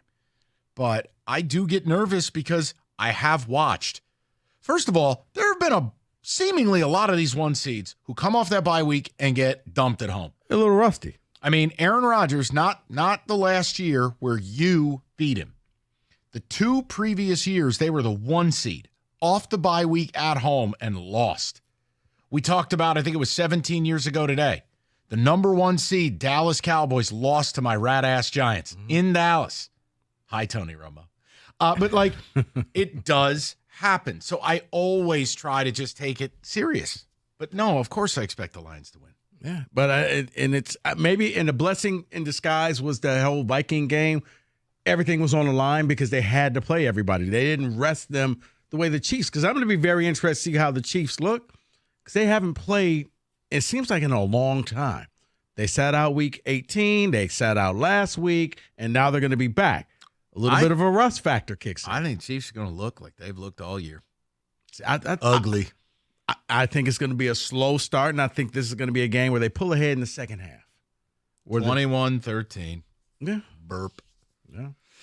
I hate the Chiefs. I actually really, if I could pick a team, if I got to somehow get this team to the Super Bowl, if I could pick a team to play, it'd be them. Really? Yeah. No. Yep. I know you're going to fight me tooth and nail. Mike, I'm telling you. I think the Chiefs made a sweeter deal with the devil. So. Oh, okay. So just Satan and stuff. No, I'm just saying. Like, I've already seen the Bills drop a bomb on you, and I do not want this team playing the Ravens because I worry about, can you really stop their ground game? Right. But the Chiefs is just, it's just that. It's like the Lions. It's like, but I got to beat Mahomes. I got to have it. Nothing sweeter than the Lions. It's the ultimate vindication because you beat the Chiefs. No one can say anything. You stop them from winning 3 in a row. History will be on your side because nobody's done that before. If there's a God in the sky, just give me Ravens-Chiefs AFC Championship game. Give me the storyline and the drama of Lamar. And then, look, we're guaranteed something in the NFC title game if we win. Because you're either getting the Stafford storyline, which I'm tired of, but I know fans might like, or it's the Eagles. Mm-hmm. It's 1v2. I mean, you're setting up an all-time good championship weekend if you can take care of business Saturday night. Right. Also, as a note, tickets have been made available if you want them. So a smattering of tickets has kind of hit the marketplace. If you've been looking for tickets, I think the cheapest ones that are out there are in the 300 levels. I mean, you're basically going to be wrapped in a banner in the ceiling, and I think they're $450. But I ain't trying to tell you to do. But you're there. You do whatever you want with your money. I'll just tell you, I'd rather be at home than sitting way up there. I'd rather just be on a couch. People undervalue having their own toilet. They really do. No, Mike, people value waiting in line to pee. It's something I just don't accept anymore. I can't do it. But see, here's what you're moved on. And a lot of people, especially right now, because this is all still relatively new. I was there when, and you can tell those stories. The problem is if they win this game, or let's say they win next week, You realize 4.3 million people are going to tell you they were there when the Lions I went was to the just about Super to Bowl? say, everyone's going to tell you they were there. Oh, yeah. It's like a Justin Verlander no-hitter. Oh, Thank I was you. down there in the park. No, you weren't. Sure you weren't. But that's why you have people who are just like, no, I got to be there. And they don't mind standing in line for bathroom. They don't mind the nosebleed seats because they could say, I was there cheering on the Lions, doing the Jared Goff chant. And what if? Yeah. I was in attendance in the game with Eminem. What if Daniels just turns into a pumpkin like Darnold? What if the train just goes right off the tracks and rookie quarterback syndrome steps in? Good. And he just looks lost. There's always that. I could say something, but it'd be negative. So I'm just going to read this and be curious. Hater. Or Texans game. Such a bitch. Go, will you read, please? All right, guys. If you're interested in a career in radio, you want to go into television, or you are a graphics design artist, let Specs at LTU get you started on your new career path. It's very simple. You just need to be curious. Go visit the website, ltu.edu/specs. You will learn more about the broadcast media arts, digital media arts, and graphics communications program taught through Specs at LTU right here in Southfield on the campus of Lawrence Tech. Going to be taught by instructors like myself. What does that mean? It means that you're going to learn from people who actually work in the business. It means we're not going to waste your time. You're going to learn all the essential things you need from day one to make it in your new field. With the hands-on approach and the expert faculty, you're going to learn the practical skills you need to succeed in today's media industry. So once again, what are you waiting for? Be curious. Visit the website, ltu.edu/specs. That's ltu.edu/specs to learn more. Then make magic by enrolling in Specs at LTU certificate program. Do that today.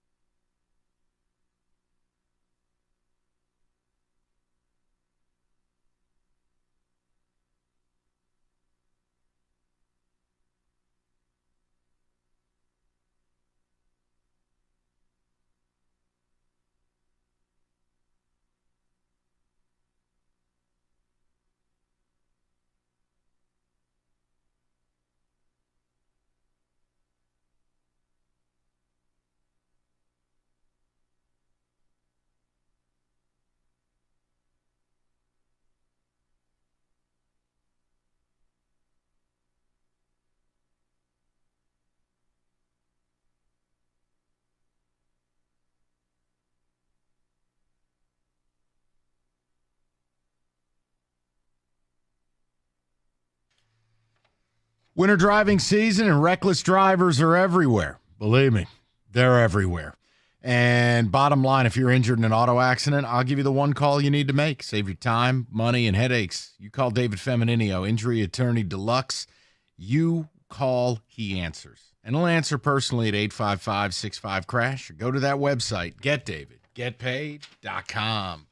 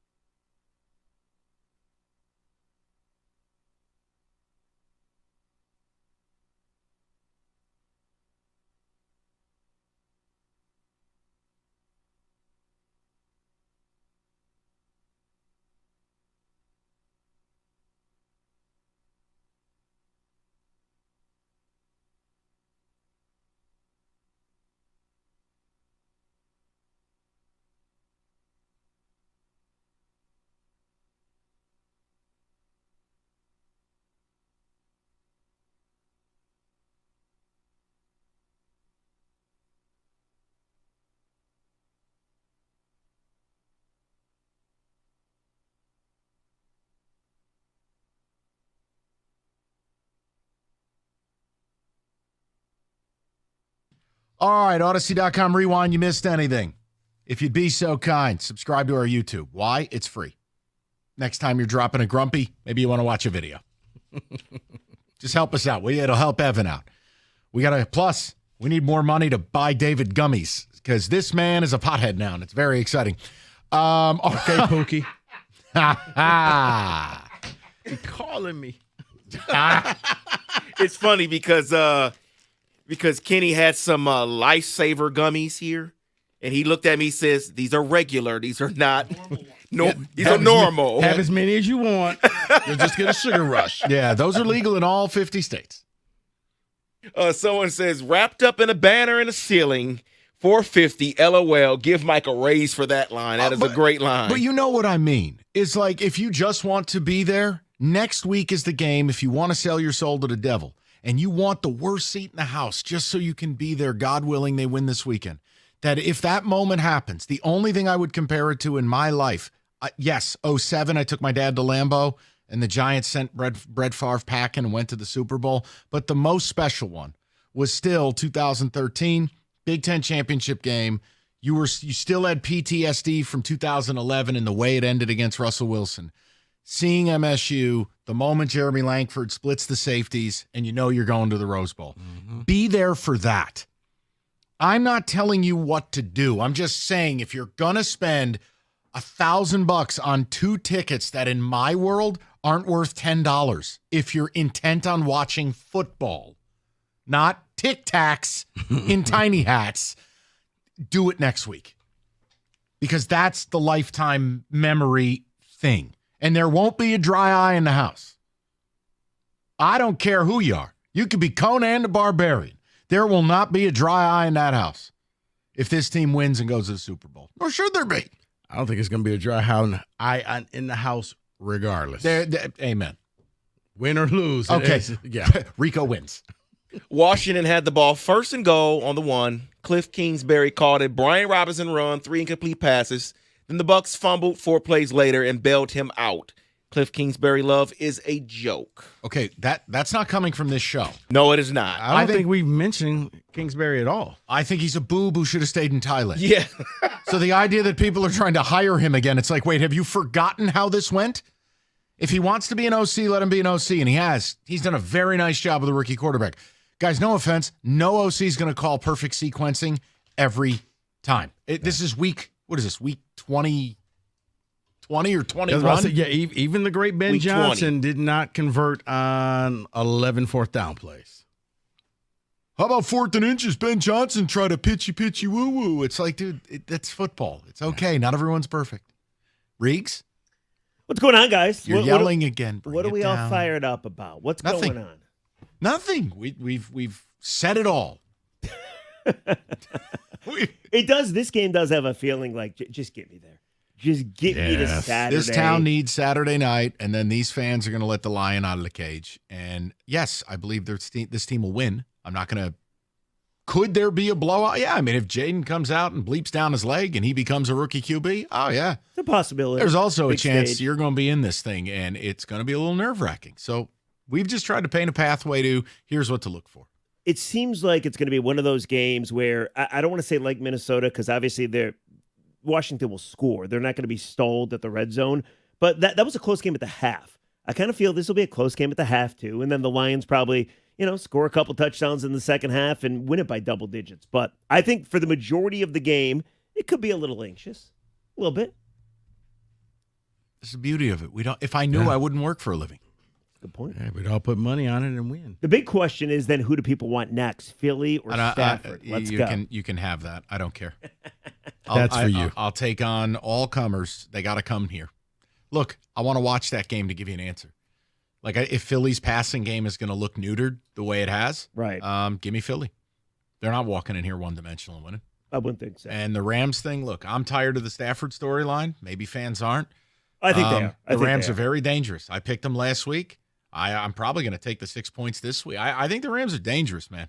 That defense is full of no-names and young kids, and as Rico put it, they might be just dumb enough not to know they're supposed to lose. Plus, they get to the quarterback pretty easily, and then on the other side, like say whatever you want about Matthew, the one guy, he's a motivated dude. On any given day, he still possesses the ability, right? If his fastball's right, he can be the best quarterback in football on any given day.